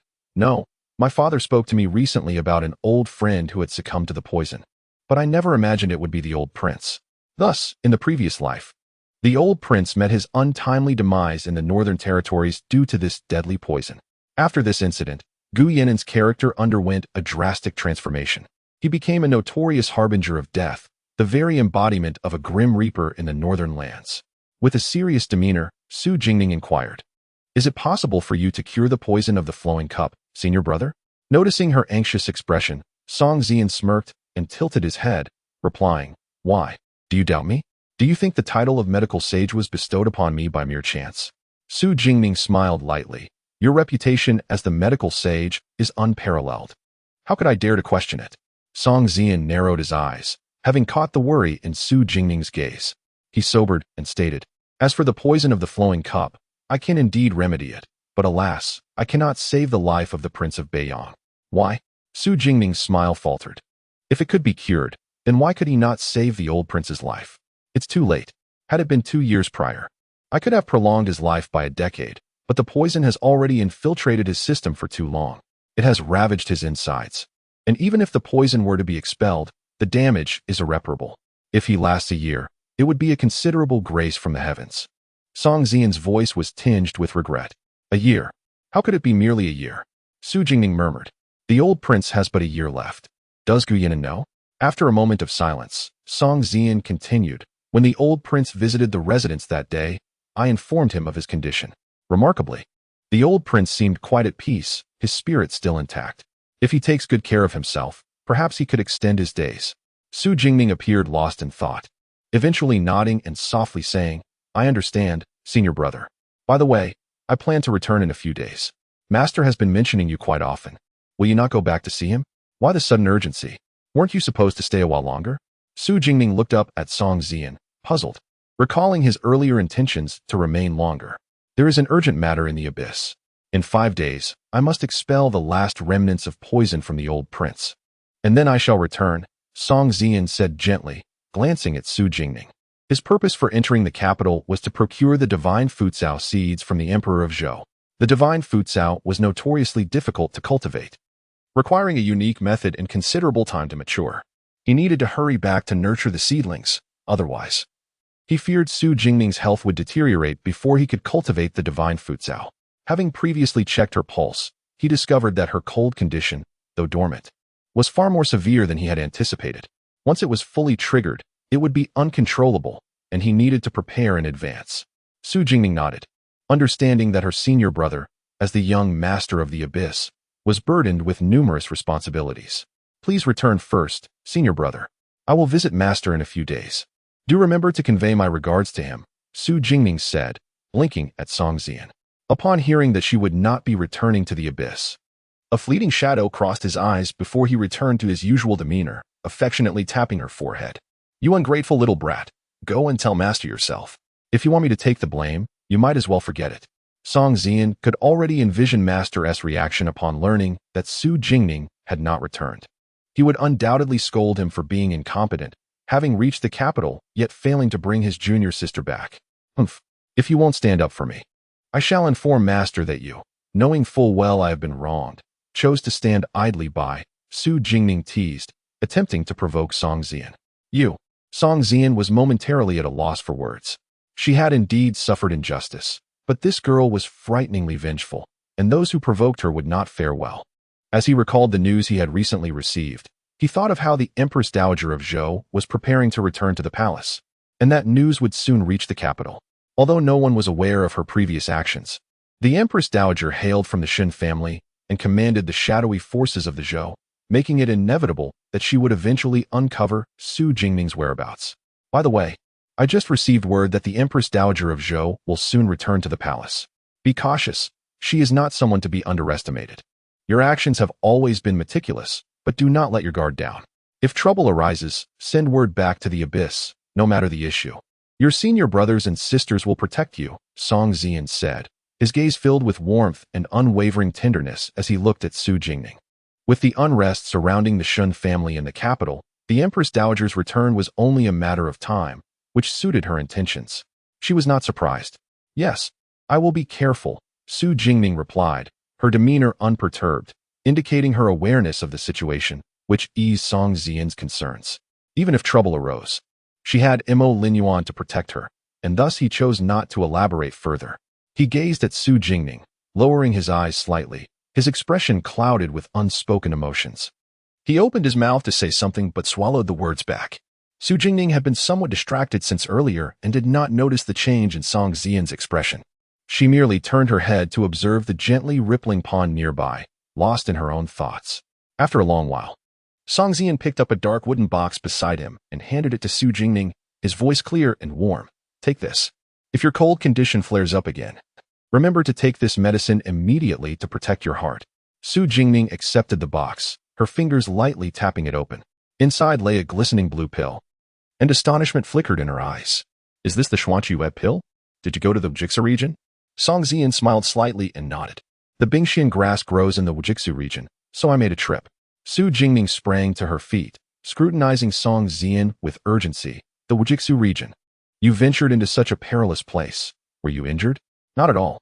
It's not as terrifying as you think. The Bingxian grass can counteract the cold poison within you, which is beneficial. My trip was worthwhile, Song Zian replied with a smile, appearing nonchalant as he poured her a cup of tea from a jade pot, gesturing for her to sit down. Seeing him unharmed, Su Jingning felt her heart ease and took a seat. The Wujixu region was a realm beyond the boundaries of the four nations, while the world remained oblivious. She had heard her master mention it before, an icy expanse, relentless in its chill. It was said that fierce snow beasts guarded it, devouring any who dared to tread there, ensuring they would never return. Though her senior brother was exceptionally skilled, she still wished he would not risk himself for the sake of gathering the Bingxian grass. Su Jingning glanced at her own pale, cold hands, always frigid to the bone, a condition she had long grown accustomed to. Senior brother, I have carried this cold ailment since birth. I have always known it is incurable. I am accustomed to it. But if anything were to happen to you because of me, even if I were to recover, I could never forgive myself. Her voice was soft yet laced with chill as she gazed at Song Zian, her expression heavy with guilt. Song Zian's expression faltered momentarily, but then a glimmer of joy sparkled in his eyes as he reached out to gently ruffle Su Jingning's slightly lowered head. I will not come to harm, and you will be well again. With your senior brother here, I will ensure your cold ailment is cured, so do not worry. His tone was gentle yet resolute, speaking to Su Jingning as if reassuring himself. Su Jingning nodded slightly. After Song Qian personally escorted Su Jingning out of the small courtyard, he turned back. The young master had nearly lost his life in the Wujixu region for the sake of the ice mystic grass. And this visit to the imperial capital of the Great Zhou was also for the sake of the 7th Pavilion Master. The young master had done so much for the 7th Pavilion Master. Why must he always conceal his actions from her? Standing discreetly nearby, Song Qian's guard, Han Duan, felt a twinge of indignation on behalf of the young master as he witnessed yet another instance of concealment from the 7th Pavilion Master. Unable to restrain himself, he spoke up. Song Qian repressed the smile that often graced his lips, casting a sharp, piercing gaze at Han Duan, his voice as frigid as ice. Mind your tongue. A chill ran down Han Duan's spine as he realized he had overstepped, and he hastily acknowledged his fault. This subordinate knows his error. Please punish me, young master. The coldness surrounding Song Qian dissipated slightly as he waved his hand, prompting Han Duan to retreat promptly. As long as Shao Qi was safe, she need not know of his actions. She had always valued righteousness. Were she to learn of it, it would only serve to burden her with unnecessary worry. Chapter 79. Trouble in the eastern region. In the residence of the Duke of State, Su Jingning sat by the window, gazing at the medicinal ointment left by Gu Yinan. Today, Yin Xing had applied the medicine for her, and she discovered that the jar was completely empty. He had once said that when the ointment was used up, he would return. Did he know about the old prince's illness? Did he realize that the old prince had little time left? With the unusual movements of the Eastern Sea Navy and the Empress Dowager's imminent return to the palace, she had not received any news from him for several days, leaving her in uncertainty about his well-being and his return to the capital. Su Jingning stared at the empty jar, her expression dimmed and her thoughts wavering. Should she write a letter to inquire? She rose and approached the writing desk, but was interrupted by hurried footsteps outside. Miss, a letter from the eastern region. Yinya entered, holding a letter. Could it be news from him? Su Jingning's eyes lit up with joy as she hurried to receive the letter from Yinya. Yes, the young master Gu has written again. Ever since he left the capital, they had received letters from the eastern region every few days, along with curious little items, a snuff bottle, glass beads, 1,000 machine box, and even roadside sugar paintings and masks. Although she often showed disdain for these trinkets, she carefully placed them in a specially made wooden box, locked it, and kept it in a prominent place to occasionally admire. Each time a letter arrived from the young Master Gu, Su Jingning would be amused, curious about the contents that made her smile. With a smile on her lips, she opened the envelope and extracted several sheets of rice paper. As she unfolded the letter, a dried lavender flower fell out, its petals slightly yellowed, yet still carrying a hint of fragrance. He had written that this flower was one he had seen blooming abundantly in the eastern region and that she would surely delight in its beauty.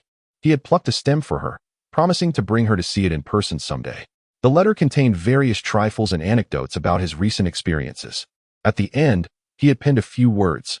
I am well, do not worry. Su Jingning gently caressed those robust characters, feeling a measure of comfort in her heart. Miss, there is another letter from Anxia. Su Jingning turned to Yunya. Realizing that Anxia had been in the eastern region for some time, and was curious about her findings. Let me see the letter. Yinya handed her another letter with a smile. Anxia had previously mentioned that there were peculiar happenings in Lao Shanggu, but she had refrained from alarming anyone and had sought alternative methods. This time, she must have uncovered some news. As Su Jingning carefully opened the letter, Yinya noticed her expression growing increasingly grim, her fingertips turning pale as she clutched the letter tightly. Mississippi. Su Jingning, gripping the letter, urgently asked Yinya, "Has my father returned to the residence?" "He returned an hour ago and should still be in the study discussing matters with the third master." "Put the letter away. I will go to the study." Su Jingning's demeanor turned serious, her small face tense, eyes filled with urgency, an expression Yinya rarely witnessed. After speaking, she hurried out of the courtyard, forgetting to even light a lamp as she rushed towards the study. Yinya glanced down at the letter in her hand, her expression shifting dramatically. The three young masters have encountered trouble in the eastern region. Anxia had written that she had discovered the location of the illegal weapon manufacturing in Lao Shanggu and was preparing to infiltrate it.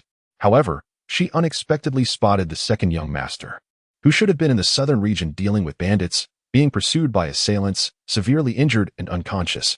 She had secretly assisted him, but his injuries were grave. After some investigation, she found a surviving guard from the Su family, who revealed that both the young master and the fourth young master were also in the eastern region. Their whereabouts unknown, and the accompanying Su family soldiers had all perished. She had sent people to search for days without success, fearing they too were in peril. Su Jingning swiftly approached the study, where the lights were bright, and she could faintly hear muffled voices from within, engaged in a heated discussion. "I am willing to go to the eastern region alone to save my elder brother, second brother, and I. Uncle, let me and the third brother go. Our brothers are missing, and we must find them together. I want to go too."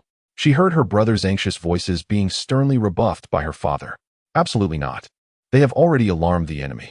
If you go, it will be tantamount to walking into a trap. Furthermore, you must prepare to return to the northern regions soon.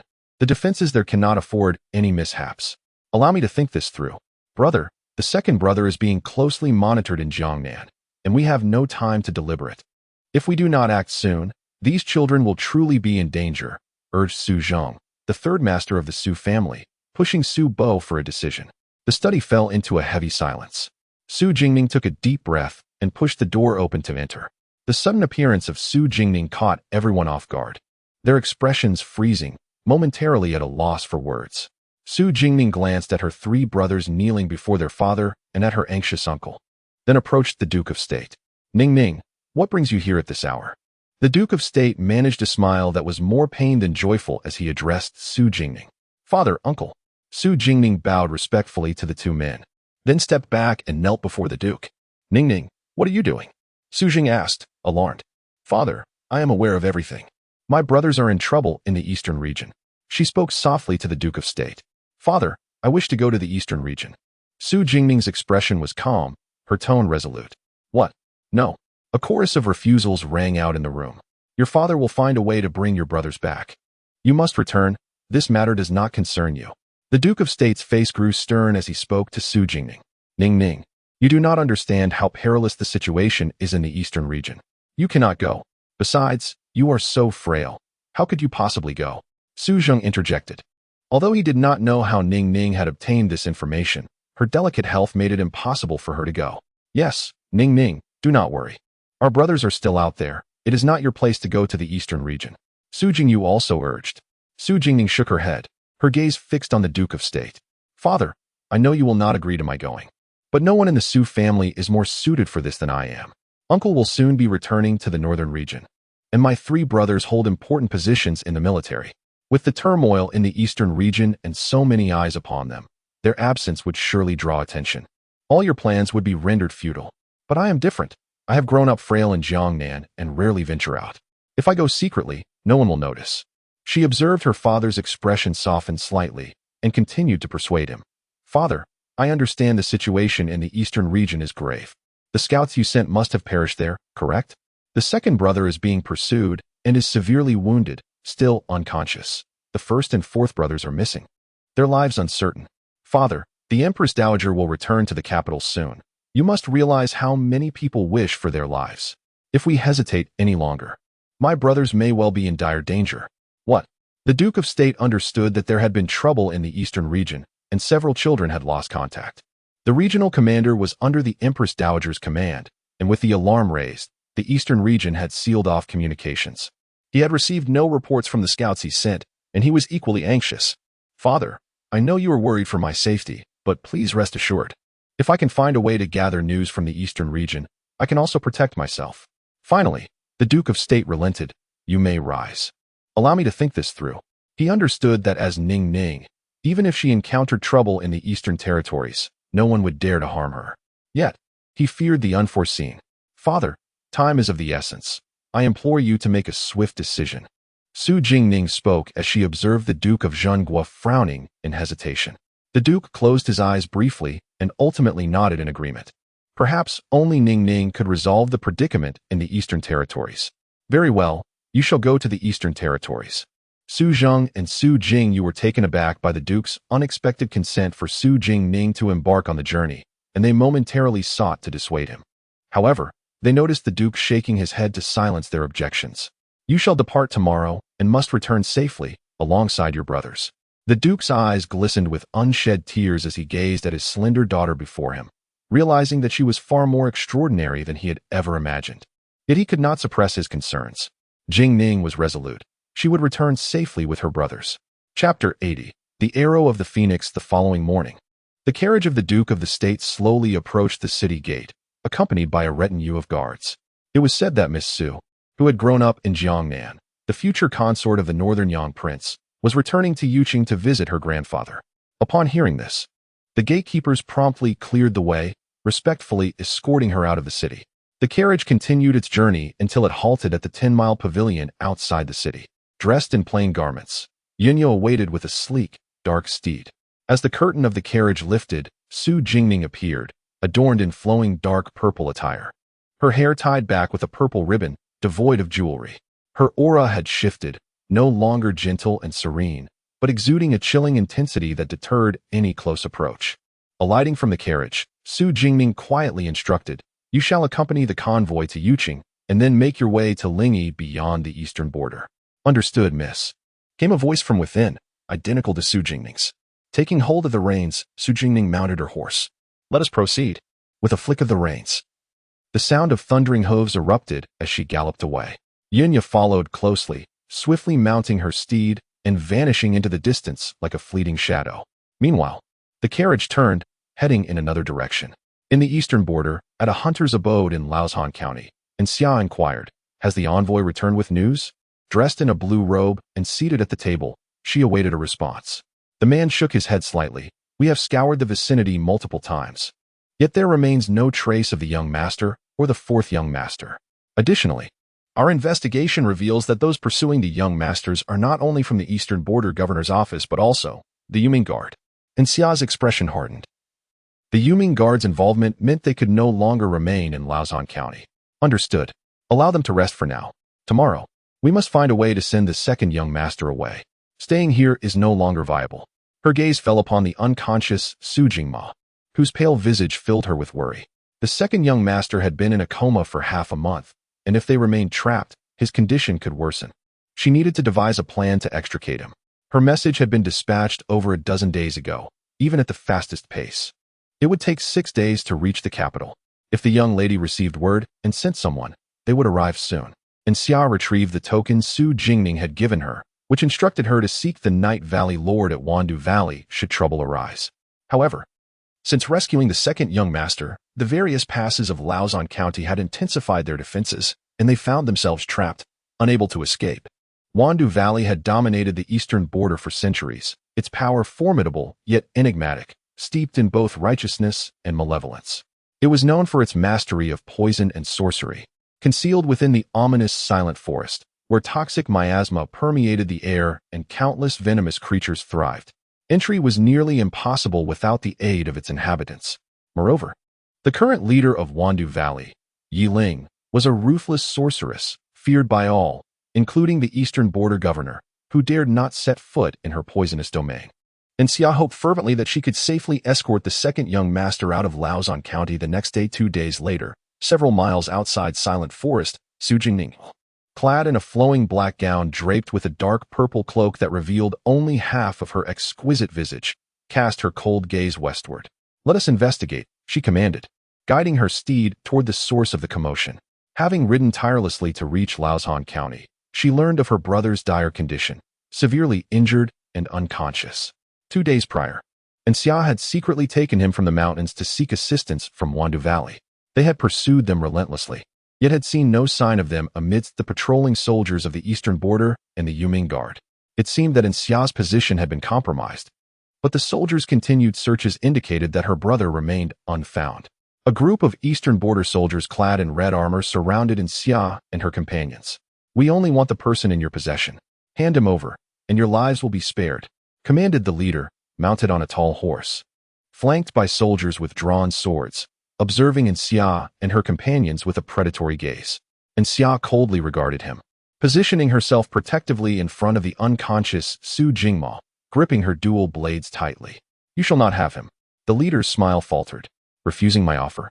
Seize them. Leave no one alive." The soldiers lunged forward, swords raised, but Xia and her companions formed a protective circle around Su Jingma, sustaining injuries but ensuring he remained unharmed. However, outnumbered and weary after 2 days of relentless flight, their strength was waning. 3 of the 6 guards protecting Su Jingma had already fallen, and Xia herself bore a deep gash on her left shoulder. As she witnessed another comrade fall before her, rage surged within Xia. They were nearing Wandu Valley. She could not afford to falter now. She had to get the second young master inside. As another blade lunged towards Su Jingma, Xia used her injured left hand to shield him, attempting to strike back at another soldier. With no strength left to wield her dagger, she turned her body to shield him completely, closing her eyes, resigned to her fate. Suddenly, the piercing sound of an arrow shattered the tense atmosphere, striking down the soldier before her and embedding itself into a tree nearby. The soldiers froze in shock, and the leader barked, "Who dares attack my men? How dare you call yourselves soldiers of the court?" Came a chilling female voice from the shadows of the forest. 2 slender figures emerged from the trees, one cloaked in dark purple, carrying a bow. The leader's gaze narrowed. Despite only half of her face being visible, the aura of lethal intent surrounding her was unmistakable. "Who are you?" he demanded. Su Jingming slowly raised her head, her almond-shaped eyes glancing past him to the injured Xia and the unconscious Su Jingma. With a flick of her wrist, she unsheathed her soft sword, her crimson lips parting slightly. "I am here to claim your life." Before her words could settle, she vanished from sight, reappearing above the leader, her sword plunging directly into his skull. With a thud, his lifeless body crumpled to the ground, stirring up a cloud of dust. Chapter 81. The Night Lord General. Upon witnessing the demise of their commander, the general's deputy was instantly filled with rage, exclaiming in horror, "You have slain the general. Brothers, avenge our commander." The crowd surged forward, charging at Su Jingming, with a bloodthirsty smile gracing her lips. Su Jingming observed the soldiers rushing towards her. Her inky hair danced in the air, resembling the red spider lilies blooming along the path to the underworld, exuding an aura of extreme danger. "You seek your own demise," she declared, tightening her grip on the soft sword in her hand. With a swift motion, she sprang forward, and the soldiers barely had time to glimpse her shadow before their throats were severed. Like a fleeting shadow, Su Jingming wove through the throng, leaving no survivors in her wake. As they witnessed the formidable prowess of the woman clad in black, the soldiers gradually succumbed to fear, attempting to retreat and flee in secrecy. With one soldier fleeing, another followed suit, and soon the remaining few scattered in fright like startled beasts. Su Jingming coldly regarded their retreat, sheathed her sword, and swiftly approached Xia and her companions. "Young lady." Xia's eyes glistened with moisture upon seeing Su Jingming, and she hurriedly bowed, only to be halted by Su Jingming's hand. "How are you?" she inquired urgently, her brows knitted with concern. "It is nothing grave, but the second young master remains in a deep coma, and his condition has worsened," Xia replied, pressing her hand to her injured shoulder, supported by Yunya, as she glanced at the unconscious Su Jingma with a furrowed brow. Su Jingming looked at Su Jingma's pale and haggard face, her eyes filled with worry. She reached for his hand, gently feeling for his pulse. It was weak, almost non-existent, a chaotic rhythm raging within him. How could it have become so dire? She cast a glance towards the toxic miasma enveloping the dense forest nearby. "This place is not safe for long," They will soon catch up. We must enter the forest, she urged. Su Jingning produced a vial of pills, distributing them among the group. The suffocating poison of the silent forest permeated the air, and this remedy, personally concocted by Senior Sister Yiling, could dispel toxins and protect them from harm. They hastened into the silent forest. Just as they entered, a group clad in dark iron armor pursued them, their faces concealed by ominous iron masks, radiating an aura of bloodlust. Leading them was a striking young man of noble bearing, yet his eyes betrayed a hint of sinister cruelty, somewhat tarnishing his handsome visage. He was Shinfeng, the reputedly wayward son of the Duke of Qinghua, who was said to be wandering the mountains and rivers. Young master, they have entered the silent forest. Pursue. We cannot allow them to leave the eastern territory alive, Shinfeng commanded vehemently. Su Jingma and the others held a blood letter signed by 100 naval officers of the Eastern Army. Young master, wait. Beyond lies the domain of the Valley of 10,000 Poisons. If they recklessly intrude into the silent forest, the madmen of the valley will ensure they never return, urged Deputy Commander Chengzong, trying to dissuade him. This silent forest has been poisoned by the Valley of 10,000 Poisons, with traps laid throughout. The Night Lord detests intruders. If we proceed without preparation, we may provoke her wrath, Chengzong cautioned. Shinfeng cast a disdainful glance at Chengzong, then turned his gaze toward the silent forest. A mere band of Jianghu sorcerers instills such fear in you, Deputy Commander? If you dare not accompany me into the forest, then stay behind. He then addressed the 10 or so attendants in plain clothes behind him. Take the antidote and follow me into the forest. Do not allow Su Jingma to leave the eastern territory alive. With that, he swallowed an antidote pill and galloped into the silent forest. Chengzong watched his reckless figure depart, feeling conflicted. He had been instructed not to offend the Lord of the Valley of 10,000 Poisons. However, if something were to happen to Shinfeng, he too would face consequences. Very well, I must follow him into the forest. This Shinfeng is truly arrogant and reckless. Follow me into the forest, he commanded, tightening the reins in preparation to enter. Bang! A loud explosion echoed from within the forest, followed by piercing screams. Chengzong's expression shifted to one of alertness as he peered into the shrouded woods. A figure was hurled from the forest. Young master, Chengzong gasped as he saw Shinfeng, thrown out and collapsing to the ground, coughing up blood. His eyes widened in shock as he dismounted to assist him. Yet, upon barely touching the hem of Shinfeng's garment, he was flung back several meters by an overwhelming aura of murderous intent. Shinfeng clutched his chest, eyes filled with terror as he beheld the graceful figure emerging slowly from the woods, taking a step back. Clad in a fiery red gown adorned with golden threads, she moved with a bewitching elegance. Her beauty was ethereal, reminiscent of a goddess from celestial murals, yet none dared to gaze directly at her. From the depths of the forest, shadows emerged, their faces obscured, adding to the ominous atmosphere. With a smile playing on her lips, she approached Shinfeng, her long, fair fingers painted with vermilion, adorned with dazzling golden chains that glimmered in the stillness of the forest, producing a melodious chime. As she lowered her gaze on Shinfeng, her fingers curled slightly.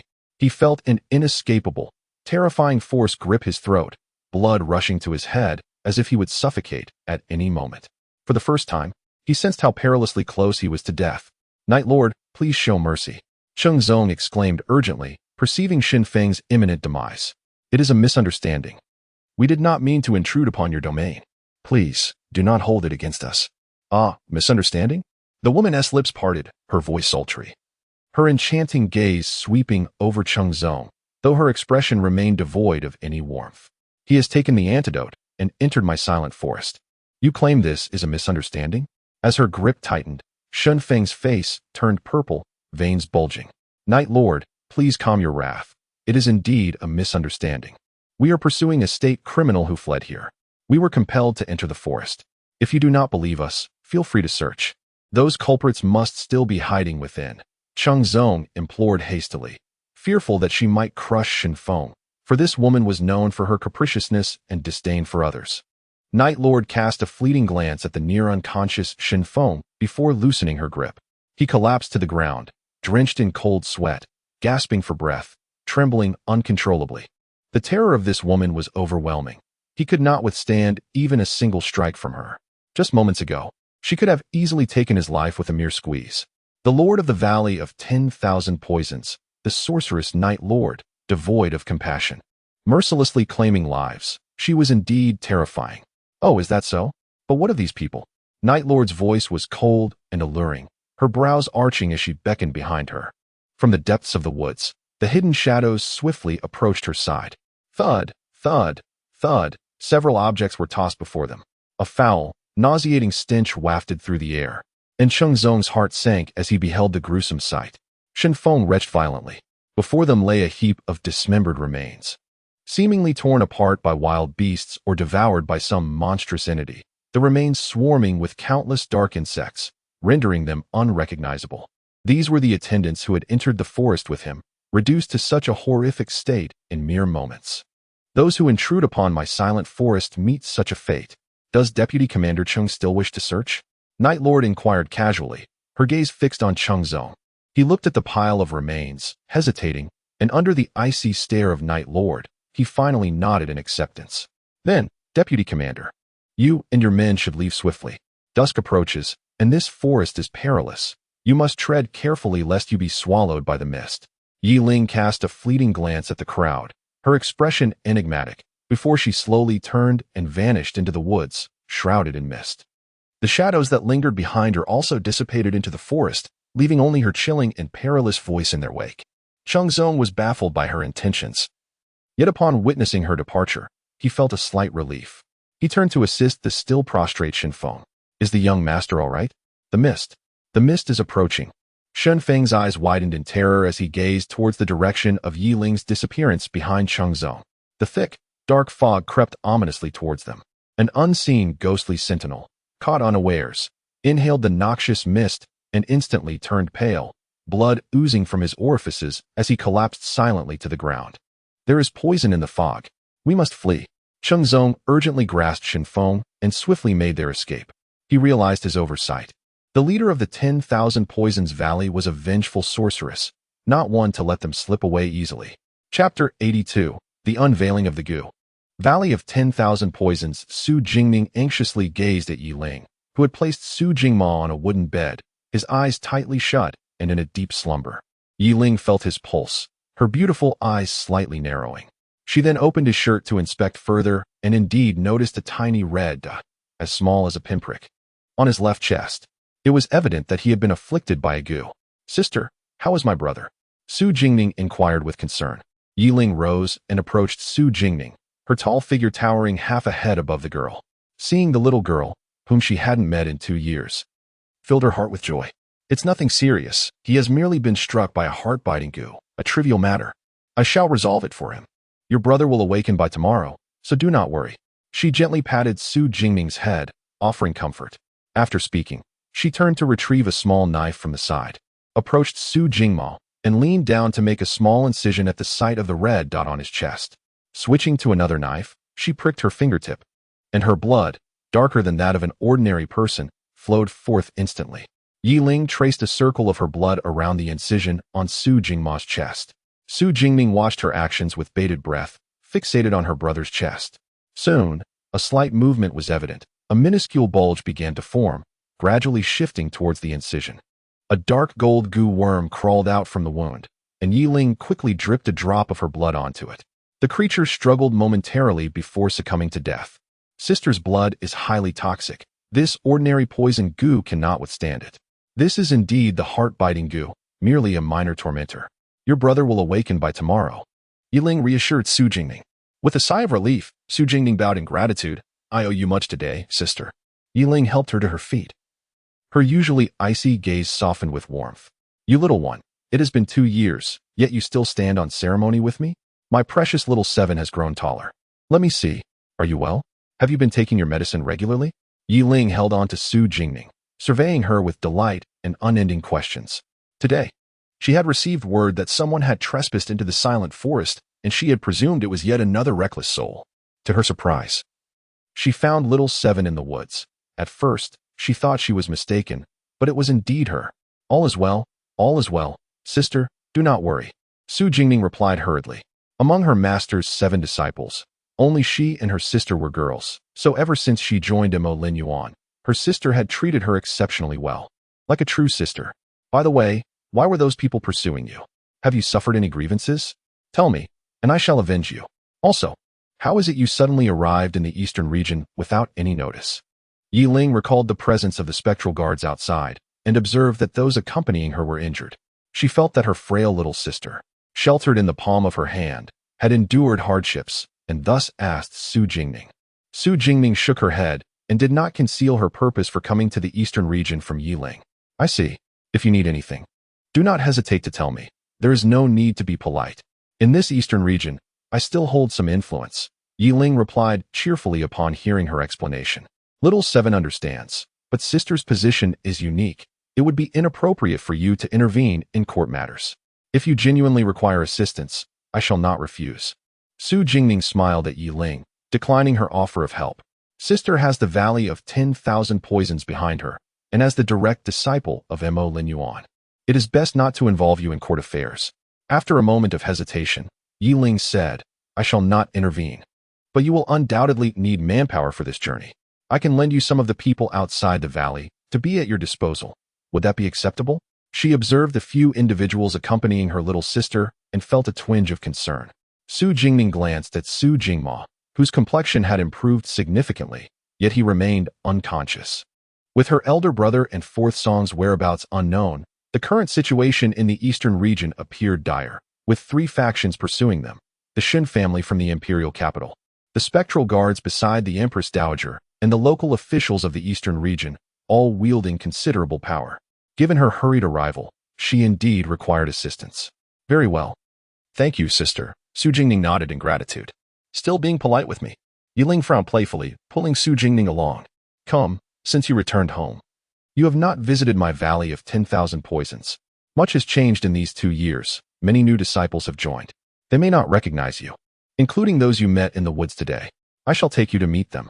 Also, I have planted some flowers in your lakeside courtyard. They are blooming beautifully now, and I am sure you will love them. Come, let me show you. Yi Ling instructed someone to look after Su Jingma, and then led Su Jingning outside, her joy evident and uncontainable. Thus, the newcomers in the Valley of 10,000 Poisons beheld their usually fearsome and cold-hearted leader, who exuded an air of warmth and gentleness, a smile adorning her lips as she personally escorted a delicate girl, as beautiful as a celestial being, towards the flower-laden courtyard by the lake. It felt as if the perpetual mist enveloping the Valley of 10,000 Poisons had lifted in response to the leader's elation. Who was that girl beside the leader? One newcomer inquired, having never witnessed such a tender